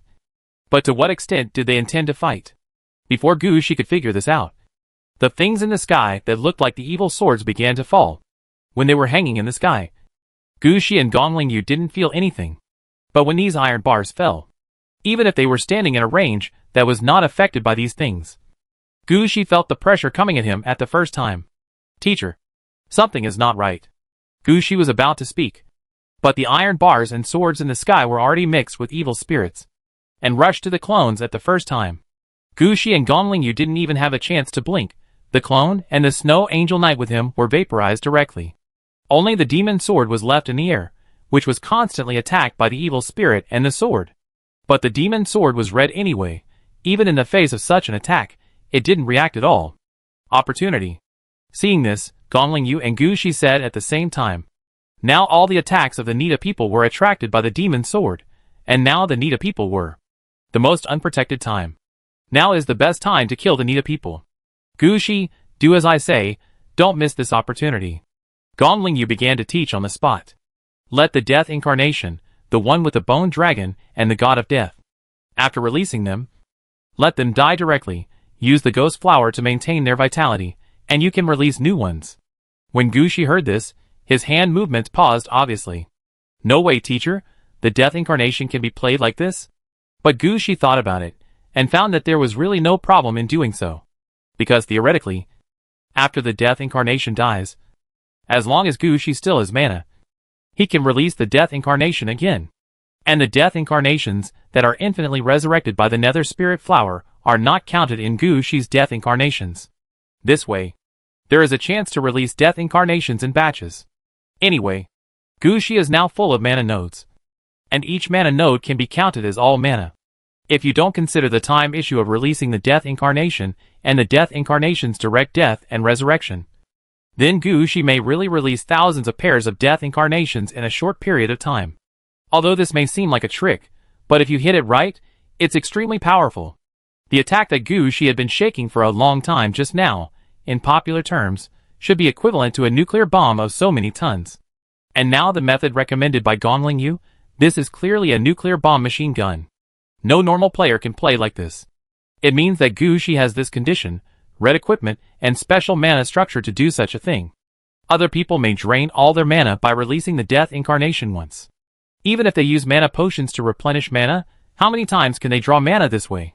Even if they master this method, they certainly can't reach the level of a nuclear bomb machine gun. At most, it's a nuclear bomb revolver, or even a 3-barrel gun. But Gushi is different, he can really use it non-stop. So Gonglingyu thought about it, and came up with an idea. Gushi understood it immediately. After sighing at Gonglingyu's vision in his heart, Gushi immediately began to release the death incarnation according to Gonglingyu's method. As for the flying position of the death incarnation, there is no need to consider this. Gushi and Gonglingyu are both people with eyes. As soon as the Nida people made a move, the evil spirit in the sky moved, and Gushi and others could follow the direction of the evil spirit and see the position of the main force of the Nida people. This time, in order to take back the evil sword, the Nida people really took out all their tricks. Their current location is hidden between the sky and the earth. It is hidden by the magic circle, and becomes the transfer core of the evil spirit. And finally the control center of the evil spirit and iron bars in the sky. It can be said that the core of the magic circle they set up at the beginning was this position. The resources and information invested in it were also accumulated by the Nida people for thousands of years. This core position had been hidden before, so Gushi and Gonglingyu did not find them. Now it is different. As soon as they made a move, it was like an arrow had been released from the string. Following the direction where the arrow flew, they could find the enemy. Gushi's death incarnation attack also had a direction, and a string of death incarnations flew over there with flames. Chapter 1834, detonating the whole world. Boom! Boom! Boom! As Gushi attacked, the explosions caused by the death incarnation the bone dragon, and the death incarnation the god of death continued to sound. Gushi's attack speed became faster and faster. From the beginning, it took about half a minute to release a pair of death incarnations, to now release a pair of death incarnations in about 7 seconds. And complete the ignition, automatic death to give way, resurrection to take over, full power launch, flying outwards, and a series of other actions, flying to the enemy's location. Finally, an explosion occurred at the enemy's location. Each explosion would cause fluctuations in the magic circle. The first few explosions were fine, but as Gushi's death incarnation was released faster and faster, the magic circle could no longer withstand it. After a big explosion, the magic circle was blown apart. Without the control of the magic circle, the evil spirit and iron bars in the sky that were attacking the evil sword seemed to be stimulated by something, and kept growing, while madly absorbing everything nearby. When Gushi and Gonglingyu saw this situation, they immediately felt something was wrong. They didn't expect the Nida people to have such a backup plan. In fact, before the Nida people took action against Gonglingyu, they had already thought of many situations. If Gong Ling Yu came in according to their plan, the demon sword would be partially blocked. The Death City would be suppressed to level 1. And they would complete the extraction of the evil spirit. And the evil spirit in the sky would fall into the form of a sword. Then, they could easily kill Gong Ling Yu. Then, they could take back the demon sword. In addition to this plan, they also considered failure. In their minds, if they failed, there would be only a few situations. Either Gong Ling Yu wanted to escape, or Gong Ling Yu killed a lot of people, or Gong Ling Yu destroyed the whole world. They had plans to deal with these three ideas. And the current situation was to deal with a situation where Gong Ling Yu destroyed the whole world. The evil spirit began to absorb everything in the whole world. Finally, this world turned into a dead game world. That is the purple crystal that Gu Shi saw in Balian City. As long as people touch that thing, all their life and magic power will be drained. Gu Shi used this to trick Octopus, head of the Zhoushu clan. Gu Shi seemed to have picked up a strange star ring there, and finally threw the star ring back into the big pit of purple crystal. In the end, Octopus Head and so many people were unable to snatch the star ring back from the big pit of purple crystal. Just think about it, and you will understand what kind of lethality this kind of death game world will bring to players. This is what the Nita people are doing now. Everything will be transformed into evil spirits. And then the entire game world will explode. For the Nita people, their goal is the demon sword. The quality of the red suit is quite high. And this kind of explosion cannot destroy the red suit. But Gong Ling Yu can't withstand such an explosion. As long as Gong Ling Yu is destroyed, the demon sword will be ownerless. And the Nita people can find a way to get the demon sword back. This is how Nita turns the impossible into the possible. But Nita himself did not expect that he would encounter a player like Gu Shi who came in halfway. Moreover, the combined attack of the Ghost Flower and the Incarnation of Death is quite effective. A series of attacks directly destroyed the magic circle set by Nita. Losing control of the magic circle caused the situation here in advance. Now the whole world began to stir up a violent wind with evil spirit. This violent wind no longer considered the location of the sky or the ground, and began to destroy everything with evil spirit. Gong Ling Yu and Gu Shi knew that something was wrong. Gong Ling Yu said immediately, "Put away everything. Arrange defenses. The situation is not right." Hearing Gong Ling Yu's order, Gu Shi chose to obey immediately. After all, Gong Ling Yu's previous instructions had not gone wrong. And in this emergency, there was no need to think too much. So Gu Shi raised his hand and retracted all the city gates. With this move, Gu Shi's head was dizzy. This time, it was not just retracting some of the city gates. You know, Gu Shi had directly released 5,000 mobile buildings before. The action of taking back the city gates now is to take them back together. To take back so many city gates at once, even if he doesn't need mana, Gu Shi's mental strength can't support it. Luckily Gong Ling Yu helped Gu Shi, otherwise Gu Shi would have fallen to the ground. Leave the worst city gate behind, and then use your ultimate move with me. The attack goes directly to the sky. This world is going to be destroyed. As long as we hide in our own Death City, the explosion here or any other means will not affect us. When this world disappears completely, we will have won this battle. Gong Ling Yu spoke his thoughts quickly. Gu Shi kept nodding his head. He thought Gong Ling Yu was right. Their bet was the lives of Gu Shi and Gong Ling Yu, the lives of the owner of the red suit on the Nita side, and the lives of all the heirs of the red suit. As long as they were alive, it didn't matter if this world was destroyed. So Gu Shi acted quickly. The attack idea that had just worked so smoothly was now being used faster and faster. Pairs of death incarnations rushed into the evil storm with flames, detonating the mixed evil spirits, even causing the explosion of evil spirits, causing greater chaos. At the same time, Gong Ling Yu also took out her own methods, continuously releasing powerful moves. Although her methods were not as powerful as Gu Shi's, the power was still good. In this situation, don't worry about the power, any attack is a good move. At the same time, the troops sent out from the city gate by Gu Shi and Gong Ling Yu also returned quickly. This time they had enough time.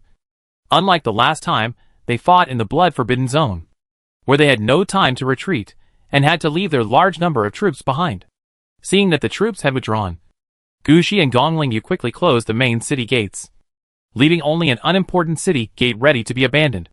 At the same time, Gong Ling Yu said to Gu Shi, after entering, "Don't worry about the situation outside. Wait for me to send you a message." Gu Shi nodded affirmatively, turned around and headed towards the city gate behind him. But just as Gu Shi was about to step into the city gate and return to Aridavi City, His right hand tightened, and an iron chain suddenly held him back, preventing him from entering Aridity City. At the same time, Gong Lingyu also encountered the same situation. Gong Lingyu said with a puzzled look, "War shackles? No. This is the means of the balance of luck. Before the gambling is over, everyone who is a bargaining chip cannot leave here." Before Gong Lingyu finished speaking, the petals of the nether spirit flower in front of him rolled up, and Gu Shi and Gong Lingyu were rolled in. Yin and Yang Transformation. Chapter 1835 Gu Shi's Defense Plan. As Gu Shi's Yin Yang transformation was activated, the aura around the location where the nether spirit flower grew began to change, and this place directly changed from the Yang world to the nether world. Gong Lingyu looked at the scene in front of her, and was obviously stunned for a moment. What was Gu Shi's plan, and why did he do such a thing? Gu Shi, you are. There is no time to explain. I just tried the Night Blood Road, and found that we can't hide in the Night Blood Road. We may need to protect ourselves. Teacher, do you know the spell of opening the Ghost Gate? Open the Ghost Gate? Gong Lingyu does not know how to open the Ghost Gate, but he still knows some similar spells. After all, as the Haze Emperor or the Ghost Emperor, he will always have some connection with other underworlds. He does not know the skill of opening the Ghost Gate, but Gong Lingyu immediately released a similar skill. However, Gong Lingyu also looked at Gu Shi with some worry. After all, the current situation is quite unfavorable to them. At this time, Gu Shi talked about his plan. Teacher, when we had no way to return to our city just now, I thought of a possibility. The Nita people who went to the Scale of Fortune together are also in this world now. They must be with the Nita people who ambushed in this world. Now they are also in this world, and are facing the same situation. In fact, we don't need to be stronger than this evil storm. As long as we can survive until all the Nita people are dead, we will win. Gong Lingyu understood Gu Shi's idea as soon as he heard it. This is actually the same as the principle that you don't need to run faster than a bear, but just run faster than others. As long as all the Nita people die, Gu Shi and Gong Lingyu will win the bet. The bet that trapped them will not be able to stop them from leaving. No matter what the world becomes in the end, it has nothing to do with them. Gong Lingyu immediately understood Gu Shi's idea. She glanced at Gu Shi. Are you sure? Try it, Gu Shi said, while scattering more seeds of the nether spirit flower in his hand. Now he is racing against time with the evil storm.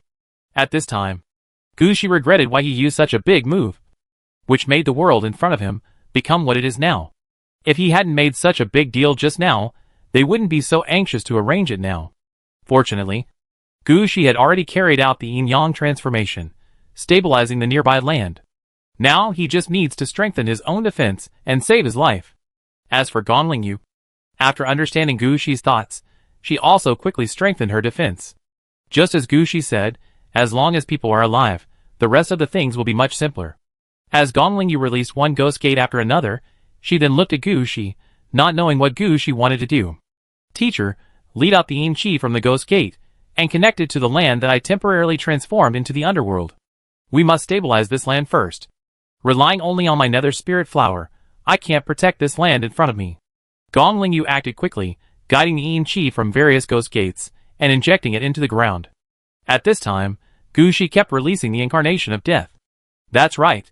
Since Gu Shi felt the method of using the infinite resurrection ability of the nether spirit flower to release a large number of incarnations of death, he can now release an unlimited number of incarnations of death. All the death incarnations released this time are death incarnations titans. After releasing them, the death incarnation titan will immediately use its control over the earth to bless the surrounding area. At the same time, each pair of death incarnation titans will join forces, launch the death incarnations combined big move, forming one defense circle made of mud after another. This defense circle is made of mud, lightning, and Yin Qi. It's like one defense shield after another, covering the sky above Gu Shi and Gong Lingyu. When Gu Shi was setting up this kind of defense shield, he had already considered everything. The defense shield he set up was a combination skill using the death incarnation. The two death incarnations titans can extract the nearby ground energy, Yin energy, and other free air in the air with this move to protect the defense effect of the defense shield. It can be said that as long as the time is delayed, the effect of this defense shield can even block the combined attack of Gu Shi's Death Incarnation Bone Dragon and the Death Incarnation Death God. Gu Shi is now directly adding defense to himself. If one layer doesn't work, use unlimited sets. Anyway, he has so many mana nodes. In this situation, he can use unlimited sets. Before he is sure what the world will become in the end, Gushi thinks it is better to be safe. It is different from the previous attack. The two death incarnations in front of him Titans do not need to burn themselves. They die, and resurrect in a short time, and it takes about 3 seconds to deal with a batch. In this way, Gushi can release 20 pairs of such death incarnations every minute. That is to say, 20 layers of defense shields can be deployed. After about 7 or 8 minutes, Gushi could no longer see the situation outside. Because the purple translucent defense shield was added too much, it was now difficult to see the situation outside. However, Gushi also understood that now was not the time to stop, and he continued to release new death incarnations in order to increase the new defense shield. At this time, in the outside world, the evil spirit could no longer be controlled. The Nita people did not expect to encounter such a situation. They couldn't escape at this time. Especially those Nita people who were used as bargaining chips, who were all in chains, which made it impossible for them to open the originally planned escape route. At this time, they only had one idea, which was to find a way to guide the evil spirit and attack Gushi and his location first. In their minds, although they had the same idea as Gushi, they still believed more in their ability to control the evil spirit. In their minds, this kind of evil spirit could still be controlled at the moment. As long as they lead the evil storm to Gushi, they still have a chance to win. So these Nita people took out their last few materials and set up a magic circle there. They used the magic circle to control the evil spirit. But as soon as the magic circle was activated, they were targeted by the evil spirit. At this time, the evil spirit in this world was violent and uncontrollable. Gushi's choice was quite smart. Directly defending and fighting for who would live longer. The Nita people were stubborn and sent themselves up. Once the magic circle was opened, it was like turning on a huge searchlight at night, directly attracting the evil spirit. Before the Nita people could react, the evil spirit broke through the magic circle and cut a group of Nita people into pieces. Chapter 1836. The Axe of Creation breaks the impasse. As the magic circles were destroyed one by one, the Nita people were exposed to the evil spirit. Although they had the ability to control the evil spirit, they really had no chance of survival in the face of such an evil spirit storm. Gushi and Gonglingyu, who were protected by the Death Incarnation Titan, although they could no longer see the situation outside, they could still see the situation of the Nita people through the changes in the iron chains on their hands. Just as Gushi thought, the Nita people had already started to die in the battle. When the iron chains on Gushi and Gonglingyu's hands slowly disappeared, Gushi also turned his head and looked at Gonglingyu. Teacher Gong, we are ready to retreat. Gonglingyu also understood that their guess was just a guess, and they still had to leave this place in the end. If the guess was wrong, then they would die in vain. But at this moment, one of the Nita people reacted. They had no hope. So they dragged Gushi and Gonglingyu into the water together. As long as Gushi and Gonglingyu died, the ownerless demon sword, the scale of fortune, and the nether spirit flower would fly to different places according to their own habits. The Nita people had engraved the power and perception of the scale of fortune into everyone's bones. They believed that even if the scale of fortune ran away, as long as it did not fall into the hands of others, they might be able to find it back through their own bones. As for the demon sword, they had already arranged everything in their own territory in order to attract the ownerless demon sword back. It can be said that even if they all died, they could still snatch back the 2 red suits. In order to get back the 2 red suits, the Nita people were not afraid of death. So in this last critical situation, the surviving Nita people acted quickly. They used the last materials, and even used the bodies of the Nita people to set up a magic circle. This magic circle is no longer to guide the uncontrolled evil spirits here. Instead, it is a wave of attacks against the entire world. This wave of attacks is the final preparation of the Nita people. Although they had such an arrangement, they had never thought that they would use this method, because after using this trick, all of them would die. But now, the Nita people didn't care. In their eyes, it didn't matter if they died, because they would definitely drag Gushi and Gonglingyu to hell together. When the Nita people made this move, Gushi, who was constantly replenishing the incarnation of death, felt something was wrong at the first time. Teacher Gong, something is wrong. What's wrong? The defense shield outside is disappearing rapidly, Gushi said at the first time. As he was speaking, at least dozens of layers of defense shields disappeared. This was Gushi's effort for several minutes. In the end, it was directly wiped out by the evil spirit. Teacher Gong, find a way to control the evil spirit. and it would be best if you could see what happened outside. Gu Shi had no time to spare now. He kept releasing the death incarnation and increasing the defense shield around him. The current situation made him understand that if he did not increase the defense shield formed by the death incarnation, he would not be able to hold on. At the same time, Gu Shi continued to release the Nether Spirit Flower, hoping to use the infinite resurrection power of the Nether Spirit Flower to revive the recently deceased incarnation of Death Titan. Gu Shi. The Nita people are crazy. They have detonated the entire world. This world is shrinking rapidly. They want to drag us to death together. At this time, Gong Lingyu took back the demon sword. Through the effect of the demon sword on the evil spirit, Gong Lingyu also knew the current situation. However, there are still a few Nita people who have not died. Even if they want to go back through the Death City now, they have no way. Gu Shi looked up at Gong Lingyu. How long will it take for the Nita people to die? The evil spirit is too chaotic, there is no way to detect it now. Gong Lingyu said immediately. Gu Shi thought for a while, then asked again. Teacher, can you find the weakest position of the evil spirit? We have to find a way to kill it. Gong Lingyu took a look at the current situation. Although Gu Shi was still releasing new death incarnations, the speed of releasing death incarnations was obviously not as fast as the speed of losing death incarnations. If this continues, it won't be long before the death incarnation defense shield that was set up before will also fail. If the Nita people are not dead at that time, Gu Shi and his team will face the evil spirit coming towards them. In the end, there is really only one way to go. But how does Gu Shi plan to fight his way out? Give up the defense system here? Although Gong Lingyu was puzzled, she still pointed Gu Shi in a direction.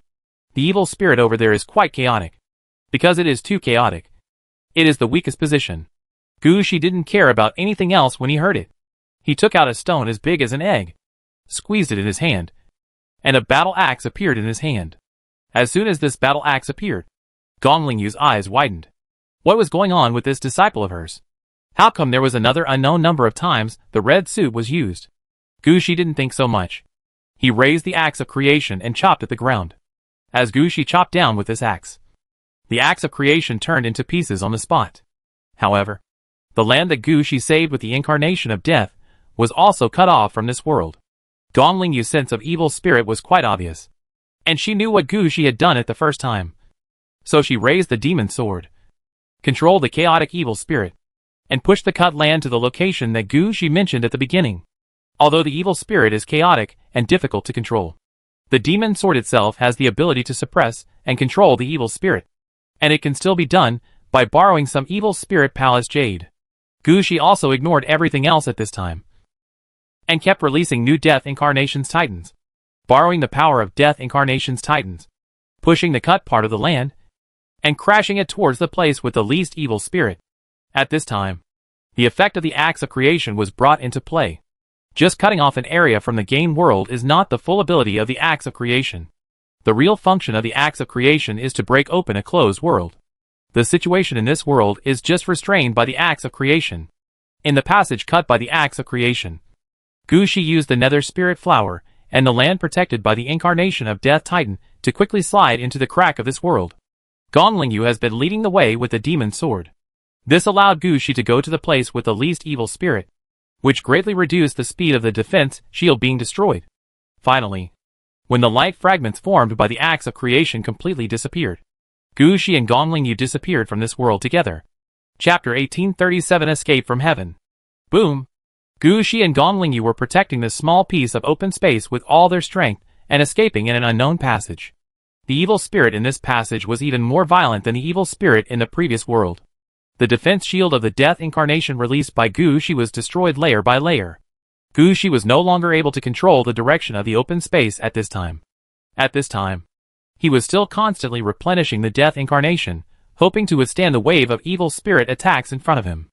Luckily, Gong Lingyu was holding the evil sword at this time, and was quite sensitive to the evil spirit outside. After seeing Gu Shi's face change, Gong Lingyu said affirmatively, "We are safe now. The evil spirit here has little effect on us." As soon as Gong Lingyu finished speaking, there was another bang behind him. The strong shock wave of the evil spirit pushed the open space where Gu Shi and the others were to roll continuously in the evil spirit channel. While rolling, Gu Shi and Gong Lingyu felt that the iron chains on their hands disappeared at the same time. This was a sign that the bet was completed, which meant that all the Nita people had died in the previous world. This situation made Gu Shi and Gonglingyu and the others feel relieved. They controlled the Death City. As long as the Death City was not affected, no matter where they were trapped, they could return to their own territory safely. Gonglingyu said at this time, "I will take over next. You take a rest." After that, black soil appeared under Gonglingyu's feet, and layers of dark purple lightning appeared in the sky. It was obvious that Gonglingyu had regained control of the Death City. She was now releasing the environment and weather she was used to. This made Gu Shi feel relieved. In fact, he had already been unable to hold on. Although he could use the Death Incarnation thousands of times, his mental strength was really not enough. Gu Shi felt that his mental strength was almost at its limit. If he released a few more, he was afraid that he would not be able to hold on and pass out. Now that Gonglingyu had taken action, Gu Shi finally breathed a sigh of relief. "It's okay, open the city gate, and prepare to evacuate directly." Gonglingyu looked at Gu Shi's actions and gave orders quickly. Although their safety is guaranteed for now, the evil spirit here is still quite heavy. The shock wave caused by the explosion of the evil spirit just now has not ended yet, and the entire open space is still rolling. It is unknown when something will happen. Now that they have no restrictions, opening the city gate and returning to the city is the most convenient way for them. Gu Shi nodded affirmatively. The situation here is still not safe, so he should go back first. So Gu Shi immediately opened a city gate. Gonglingyu also moved quickly and opened a city gate. After returning to the city, returned to Yin City first, and then rushed to the stadium. "Such a big thing happened, you must be there. I'm afraid you can't hide yourself this time." "No way, I can't just not go when something like this happens." "Teacher, remember to ask for more benefits for me later, I'm short of everything now." "Don't worry, teacher will definitely help you. This time we've snatched another red suit back. As long as we work together, the right to distribute the luck balance can also be considered." Gonglingyu nodded affirmatively, and then told Gu Shi again, "Remember, go back to the city first, then go to Yin City, and then rush to the stadium." After saying that, Gonglingyu quickly retreated into the city gate. Gu Shi also smiled, and was about to leave the city gate. But at this moment, an accident happened. Behind this open space, another more powerful explosion was heard. Under this explosion, some of the original defense shields were directly gone. The evil spirit shock wave hit Gu Shi directly, and Gu Shi immediately felt the pain of his body being cut by the evil spirit. At the same time, his life was rapidly decreasing, and it would soon be zero. Gu Shi also reacted quickly, and he immediately upgraded himself, using the upgrade to replenish his life and mana. Level upgrade successful. Your level has been upgraded to level 14, which will replenish your life and mana. Clear all unfavorable conditions. Increase your intelligence by 1. And select 2 of the following 5 skills as rewards. Then Gu Shi quickly took this opportunity to release the Death Incarnation twice, and used a temporary protective shield to block the evil spirit. As long as Gu Shi rushed back to the city gate at this time, everything would be fine. After all, the explosion of evil spirit just now was just an accident. The current situation was actually still under Gu Shi's control. Even if because of the explosion just now, the space that Gu Shi protected was only large enough to accommodate a city gate. It didn't matter. As long as he returned to the city gate, he could return to Aladovi City. But just as Gu Shi was about to go over, a fragment with a light spot suddenly appeared in front of Gu Shi. This kind of fragment with light spots is the fragment of the Axe of Creation. Gu Shi used up the last chance of using the Axe of Creation before, and then escaped from that world. He thought that the Axe of Creation disappeared after breaking the world with the last chance of using it. Unexpectedly, there is still such a fragment left. At this time, Gu Shi's heart moved. He knew that there must be something behind it. So Gu Shi reached out and grabbed the fragment. The fragment formed a shadow of a battle axe, dragging Gu Shi to the depths of the evil channel. At the same time, a large number of petals of the Nether Spirit Flower appeared around Gu Shi. In each petal of the Nether Spirit Flower, there was a newly appeared incarnation of Death Titan. Although they were not standing on the ground, these incarnations of Death Titan used their bodies to form a defense network for Gu Shi, using their lives to ensure Gu Shi's safety. And Gu Shi also kept releasing various incarnations of death, letting them go out to block the evil spirits that were coming over. In addition, the flying speed of the Axe of Creation was quite fast. After about 3 minutes, the evil spirit around Gu Shi disappeared, and he fell heavily to the ground. When he fell to the ground, Gu Shi immediately felt like he was alive. There was a faint fragrance all around him. He propped himself up and looked around. He found himself on a grassland. However, the grassland in front of him looked very strange. There seemed to be a very strong spiritual energy here. Some of the spiritual energy had even solidified into dewdrops and hung on the grass. What place is this? Why did the acts of creation bring him here? Countless questions flashed through Gu Shi's mind. But in the end, he didn't stay here any longer. Gu Shi planted a ghost flower on this land, and locked the coordinates of this area first. Then he placed a city gate and a mobile building complex here. The city gate is the passage back to the city of Aridov, and the mobile building complex is the layout for the grassland in front of him. Gu Shi doesn't have time to stay here any longer, after all. The matter of Yin City is more important. Now even if he knows how good this place is, Gu Shi doesn't have time to stay. He can only arrange a mobile building complex to explore the way first, and then come back to deal with this place when he has time. Chapter 1838 Return to Yin City. After returning to Aridity City, Gu Shi immediately told Shea, asking her to keep an eye on the piece of land he had just landed on, and check what the situation was with that piece of land. Gu Shi didn't say much afterwards, but just told Luna and the others how strange the piece of land he had encountered last was, and then Gu Shi returned to the Yin City apartment building through the Hearthstone. Walking out of the Hearthstone's fireplace, Gu Shi saw Ling Shi ready with clothes. "Sir, you are back. Do you want to take a shower before going to the stadium? You already know? The Boundless Observer has already released everything. Although he did not release the scene of you fighting after entering the world of the luck balance. But when Teacher Gongling Yu returned to the Yin City, the scene was quickly connected. And before Teacher Gongling Yu came back, the luck balance had already improved significantly. This proves that Teacher Gongling Yu and Sir have won. The atmosphere at the stadium is quite lively now. Everyone is waiting for the master to return." Gu Shi listened to Ling Shi's words, and a smile flashed in his eyes. "Forget it, I'll go over first. You can just give me a piece of clothing. It doesn't have to be too gorgeous. After all, today is Mr. Gong's home court, not mine. I'd better keep a low profile," Gu Shi said with a smile. At this time, Ling Shi quickly stepped forward and changed a set of clothes for Gu Shi. At the same time, she also took a small tablet and showed Gu Shi the situation at the stadium at this time. Gu Shi found that Gongling Yu had returned to the stage in the middle of the stadium. In front of her were Gu Shi's senior brothers. From their actions, it can be seen that they have received Gongling Yu's blessing and have obtained the inheritance of the demon sword that they have been thinking about. But judging from their faces, they don't seem to be happy. Gu Shi took a glance and soon found out the reason why his senior brothers were unhappy. At the side of the stage, Tang Shuang was happily communicating with Mr. Feng and Principal Lu. From the current situation, it can be seen that Tang Shuang has been regarded as the only heir of the Nether Spirit Flower. And Gu Shi's brothers are only the successors of the demon sword. The gap here is not ordinary. But the most important thing is not this. The most important thing is that at this time, behind the stage, a player is proudly holding a shrunken balance. This is the luck balance that wanted to escape after the Nita holder and the heirs were all killed in the battle. As a result, this thing was obviously intercepted by the human red-clad boss. According to the rules of the red-clad ban on expansion, although Gu Shi and Gongling Yu made great efforts in the process of taking down this luck balance, they are not allowed to bind the luck balance. They can only recommend their own candidates, and their right of recommendation has a very high priority. If Gongling Yu is willing to recommend his own disciple to take over the luck balance, and then persuade Gu Shi to make a joint recommendation, the human high-level side may really have to consider the relationship here. Among Gu Shi's senior brothers, some of them might have a chance to bind the scale of fortune.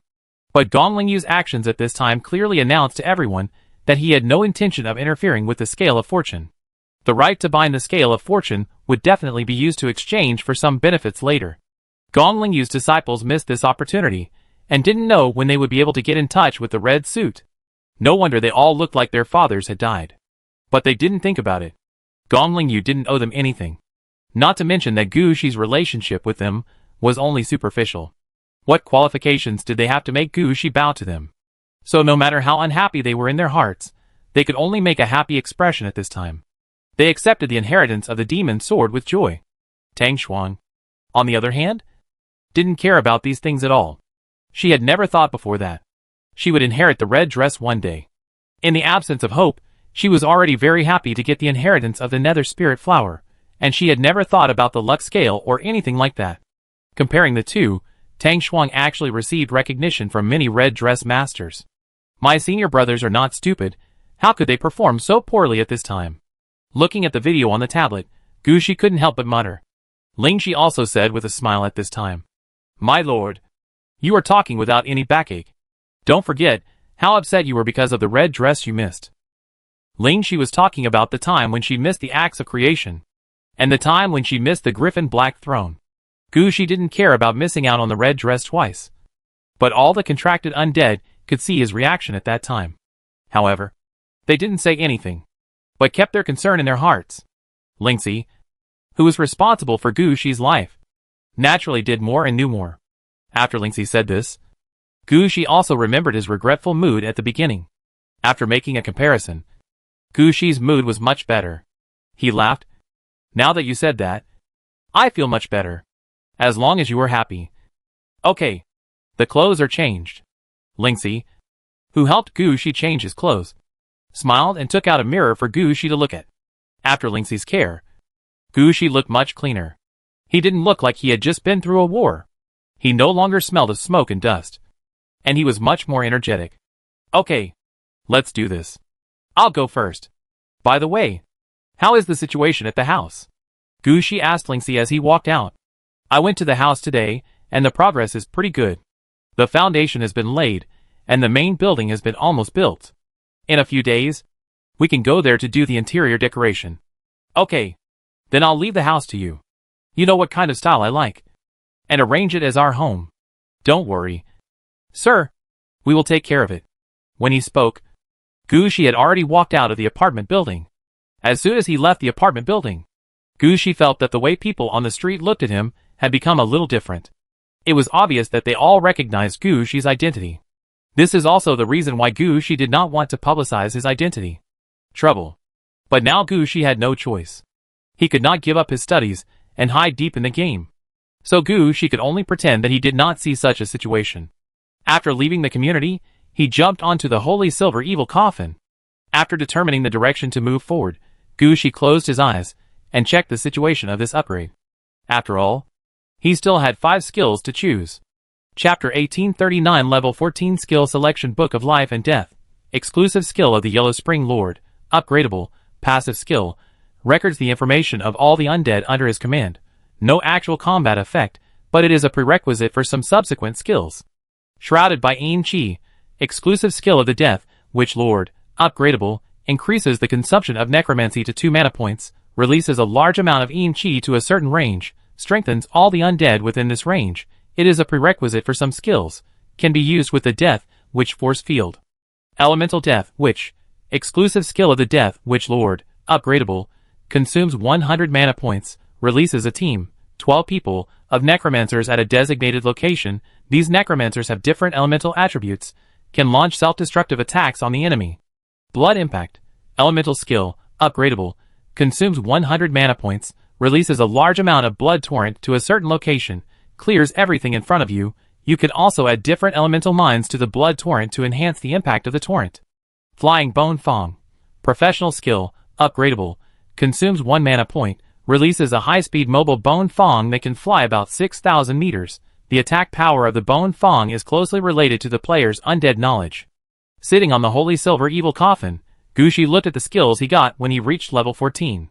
Gu Shi had been rushing back before, and he had no time to check the status of these skills. Now it is different. The Holy Silver Evil Coffin knows the way by itself, and it will take some time to drive from here to the stadium. Gu Shi can think about what he needs now. First of all, it is naturally the exclusive skills of the Lord of Huangquan. No matter what, Gu Shi will not miss the exclusive skills of the Lord of Huangquan. Even if the skill of the Book of Life and Death seems a bit confusing, and he doesn't know what it is used for, Gu Shi will not let it go. Not to mention that this person is a prerequisite for some subsequent skills. Just hearing the name, Gu Shi would not miss this move. So Gu Shi did not say anything, first chose the Book of Life and Death. After choosing the Book of Life and Death, Gu Shi found that the Book of Life and Death was actually related to the research skills of various undead. It can even affect the main skills such as undead strengthening and necromancy. It can be said that as the level of the skill of the Book of Life and Death increases, the overall strength of the undead under Gu Shi will be correspondingly improved. How to say it? The Book of Life and Death is like a combination of all the skills of the undead, which has a great influence on the undead under Gu Shi. Although it is not used now, Gu Shi understands that he did not make the wrong choice this time. Gu Shi seriously considered the remaining 4 skills. The elemental skill was the first one Gu Shi rejected. Although the blood water impact skill looks powerful and has great potential, it is said that it can add mines to the blood water. But Gu Shi really can't use it. Sure, Ernia's battle at the beginning made Gu Shi understand that as long as there is a moat, he could also release water to attack the enemy. Not to mention the sticks. Rivers like the Yellow Spring may appear in Gu Shi's operation later. Any river impact is stronger than this blood impact. So Gu Shi really can't see what the blood impact means. He can research similar attack methods by himself. So the blood impact was rejected at the first time. Then, there is the Flying Bone Fong. When he first saw the Flying Bone Fong, Gu Shi thought it was an enhanced version of the Bone Fong. After all, this is also a method of the Necromancer. Although Gu Shi took the Bone Spur route, he still knew the Bone Fong. But later, Gu Shi took a closer look and found that there were some different things in the information behind the record. Gu Shi understood that this was not the case. Flying Bone Teeth was actually a kind of attack method similar to throwing. Gu Shi suspected that the reason why he was able to use this attack was because he got the Nether Spirit Flower. In the attack of the Nether Spirit Flower, there is a part that requires throwing petals or seeds. If he learns the Flying Bone Teeth move, when throwing seeds, the attack distance may be farther. However, Gu Shi did not want to learn this skill at this time. How to operate the Nether Spirit Flower, Gu Shi had to figure it out by himself, rather than using some skills that he was not used to. So after hesitating for a while, Gu Shi still gave up the skill of Flying Bone Teeth. The next is the exclusive skills of the 2 Dead Witch Lords. The 2 skills of Yin Qi Shroud and Elemental Dead Witch represent 2 different paths. The Yin Qi Shroud is obviously used to strengthen the Dead Witch force field, while the Elemental Dead Witch is a means of attack similar to Mr. Feng. Faced with such skills, Gu Shi hesitated. Normally, he would choose the Elemental Death Wizard skill. However, Gu Shi had a better choice. This time when Gu Shi was fighting with Anita people, he mastered the alternative use of the Death Incarnation. Only Gu Shi could use this method. But no one could deny that it was powerful. So the effect of the Elemental Death Wizard was not that strong. Gu Shi did not believe that the power of the Elemental Death Wizard he released could match the combined skill effect of the Death Incarnation. For this reason, Gu Shi hesitated for a moment, and then gave up the skill of Elemental Death Witch. He set his sights on the last skill of Yin Qi Shroud. After making the choice, Gu Shi immediately learned the skill of Yin Qi Shroud. Gu Shi immediately felt that this skill of Yin Qi Shroud was like a weakened version of Gong Lingyu's Death City Weather. After using Yin Qi Shroud, the effect of the Death Witch force field can be directly strengthened. The Death Witch force field changes the ground within the force field, while Yin Qi Shroud changes the sky within the force field. If he operates well, Gu Shi can even learn Gong Lingyu and perform a weakened version of Heaven and Earth Reversal. I believe Gong Lingyu will not be stingy with such a skill. Gong Lingyu's Heaven and Earth Reversal before left a deep impression on Gu Shi, and made Gu Shi want to learn it now. Of course, it is not possible now. After making a choice, Gu Shi immediately began to carefully analyze and study some details of the new skill. Apart from other things, Gu Shi must master how to use the new skill more easily and quickly. Fortunately, the only skill that needs to be practiced this time is the Yin Qi Envelopment skill. The Book of Life and Death needs to be filled with some knowledge. So Gu Shi only needs to concentrate on practicing the Yin Qi Envelopment skill. During Gu Shi's practice, he discovered that the Yin Qi Envelopment skill seemed to have a certain effect on the black fog in the Holy Silver Evil Coffin. This surprised Gu Shi. If Gu Shi had not already arrived near the stadium, he would even stop to study the situation of the Holy Silver Evil Coffin. But even so, when Gu Shi jumped off the Holy Silver Evil Coffin, his Holy Silver Evil Coffin had already changed. Chapter 1840. Display at the conference. After putting down the Holy Silver Evil Coffin, Gu Shi did not put it away, but instead put down a Dead Witch force field, and let a group of liches surround the Holy Silver Evil Coffin. The power of the Dead Witch force field directly swallowed the Holy Silver Evil Coffin. After parking the Holy Silver Evil Coffin outside the stadium, Gu Shi strode into the stadium. At this time, the stadium had attracted the attention of all the players in the Yin City, and the road outside the stadium was directly crowded. But when those players saw Gu Shi coming, they all made way for him. They all seemed to understand why Gu Shi hid his identity. When they saw Gu Shi, Their eyes showed that if it were us, we would have the same look. They did not regard Gu Shi as a big boss, but as an ordinary person like them. Gu Shi wanted to say something, but when the words came to his lips, he still did not say it. He just smiled at everyone and entered the stadium. At this time in the stadium, Gong Lingyu had also completed the third step of this red dress exhibition. That is, Gong Lingyu's ideas for some future routes, as well as some of Gong Lingyu's abilities and situations. This is Gong Lingyu showing people his strength, showing humans that he has enough strength to protect humans. When Gu Shi entered the stadium, Gong Lingyu was just talking about the mobile building complex.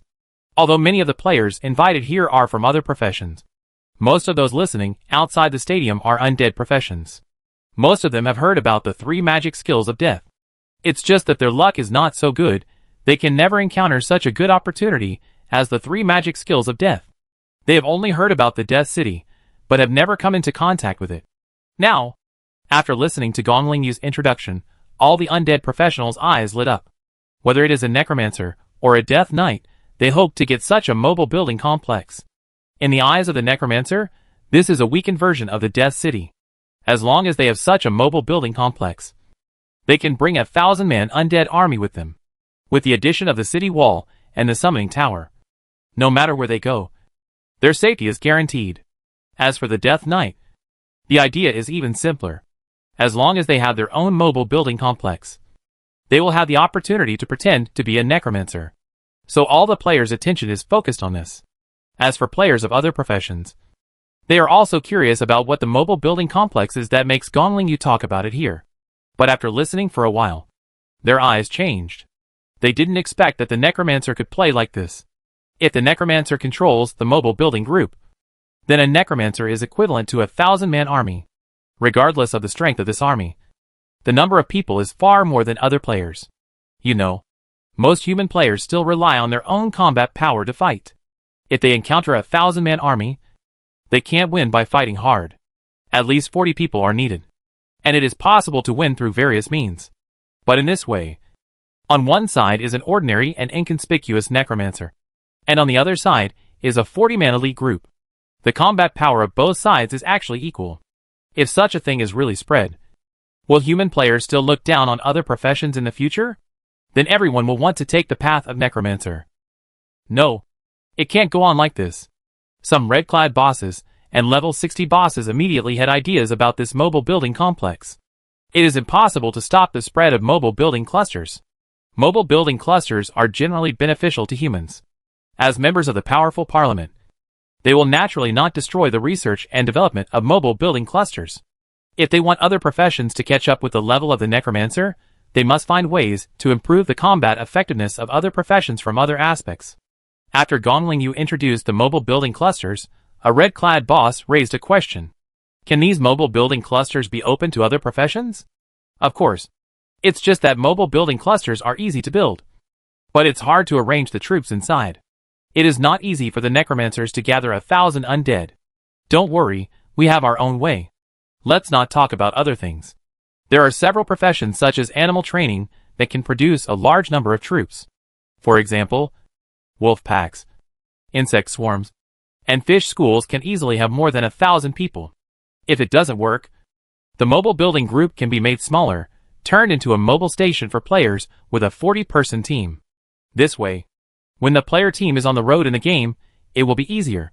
That's right, this thing is not only useful for undead players, but also for other players. This is our biggest gain this time. Yes, this can be used on the border, whether it is for transporting troops, or transporting supplies, or garrisoning the border. It is very useful. Do you have a building design? If so, give us a copy, and I will report it to the military department now. Listening to these questions, Gong Lingyu was also stunned. She and the people in the Undead Civil Engineering Institute did not expect to encounter such a problem. For a moment, Gong Lingyu had no way to answer. Fortunately, at this time, Gu Shi also entered the stadium.